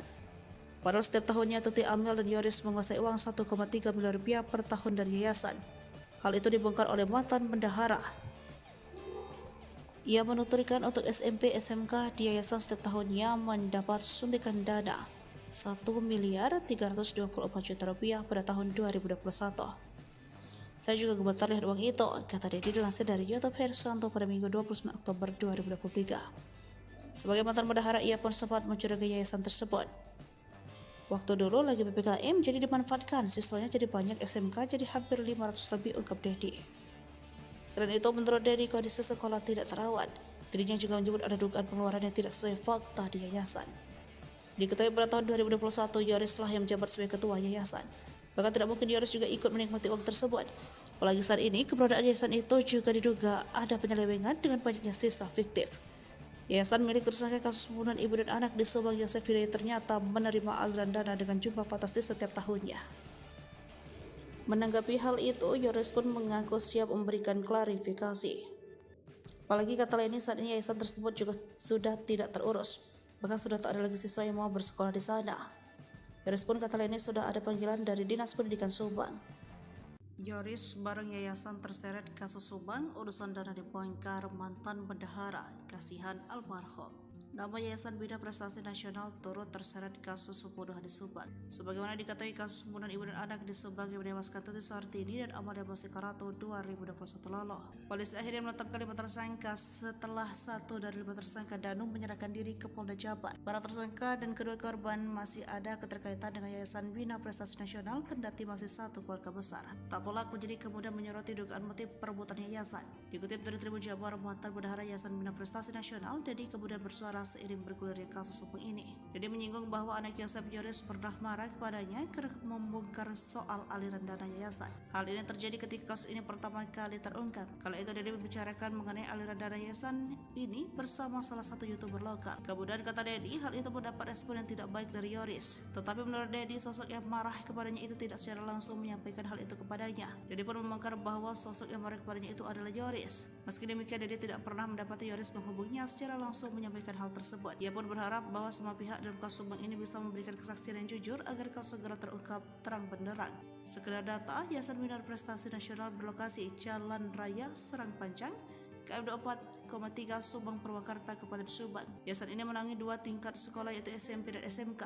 Selain itu, Yayasan Bina Prestasi Nasional juga telah terakreditasi BAN PT dan kompetensi keahlian RPL TKR. Yoris sempat menjadi ketua yayasan sebelum dicopot oleh Yosef pasca kasus Subang. Tuti dan Amalia juga termasuk dalam pengurus yayasan. Tuti menjabat sebagai bendahara, sementara Amalia menjadi sekretaris. Sementara Yosef Hidayah, dia tidak ikut melalui yayasan. Konflik yayasan menguat terutama karena tersangka lain Mimin Mintarsi sebelumnya juga menjadi bendahara yayasan. Namun Mimin kemudian diganti Tuti. Belakangan Yoris mengatakan bahwa Yosef meminta Danu untuk menjadi bendahara di yayasan setelah ia dinonaktifkan. Setelah itu, menurut Yoris, Yosef menarik uang yayasan sebanyak 2 kali bersama kepala sekolah dan bendahara sekolah. Di Treskrimum Polda Jabar turut menyelidiki aliran dana bos pada Yayasan Bina Prestasi Nasional milik tersangka Yosef Hidayah.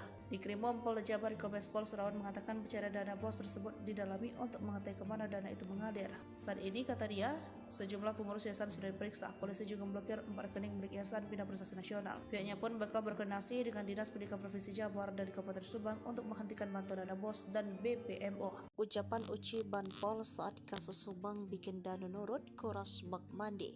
Saya diperintah Bapak Kadin. Sosok Uci bantuan polisi yang menyuruh Danu saat kasus pembunuhan Subang kini jadi sorotan. Dikutip dari Tribun Sumsel, Uci merupakan Banpol di Mapolsek Jalan Jaga, Subang. Dari sumber yang sama, Uci bercerita sebelum diperintah ia baru selesai membersihkan kantor Polsek Jalan Jaga. Lalu ia disuruh Kadit Jatan Ras membersihkan bak mandi di lokasi pembunuhan ibu dan anak di Dusun Cesuti, Kecamatan Jalan Jaga, Kabupaten Subang. Uci lantas melaksanakan perintah tersebut. Sesampainya di rumah Tuti, Uci mengaku dihampiri Danu. Ia kemudian meminta Danu membantu mengurus bak mandi. Keduanya kemudian langsung masuk ke dalam TKP kasus Subang. Tapi ternyata yang berkaitan dengan bak mandi itu bukan hanya Danu dan Banpol. Yosep rupanya sudah lebih dulu memeriksa bak mandi itu. Hal itu diungkapkan pengacara sendiri, Rohman Hidayat. Kata Rohman,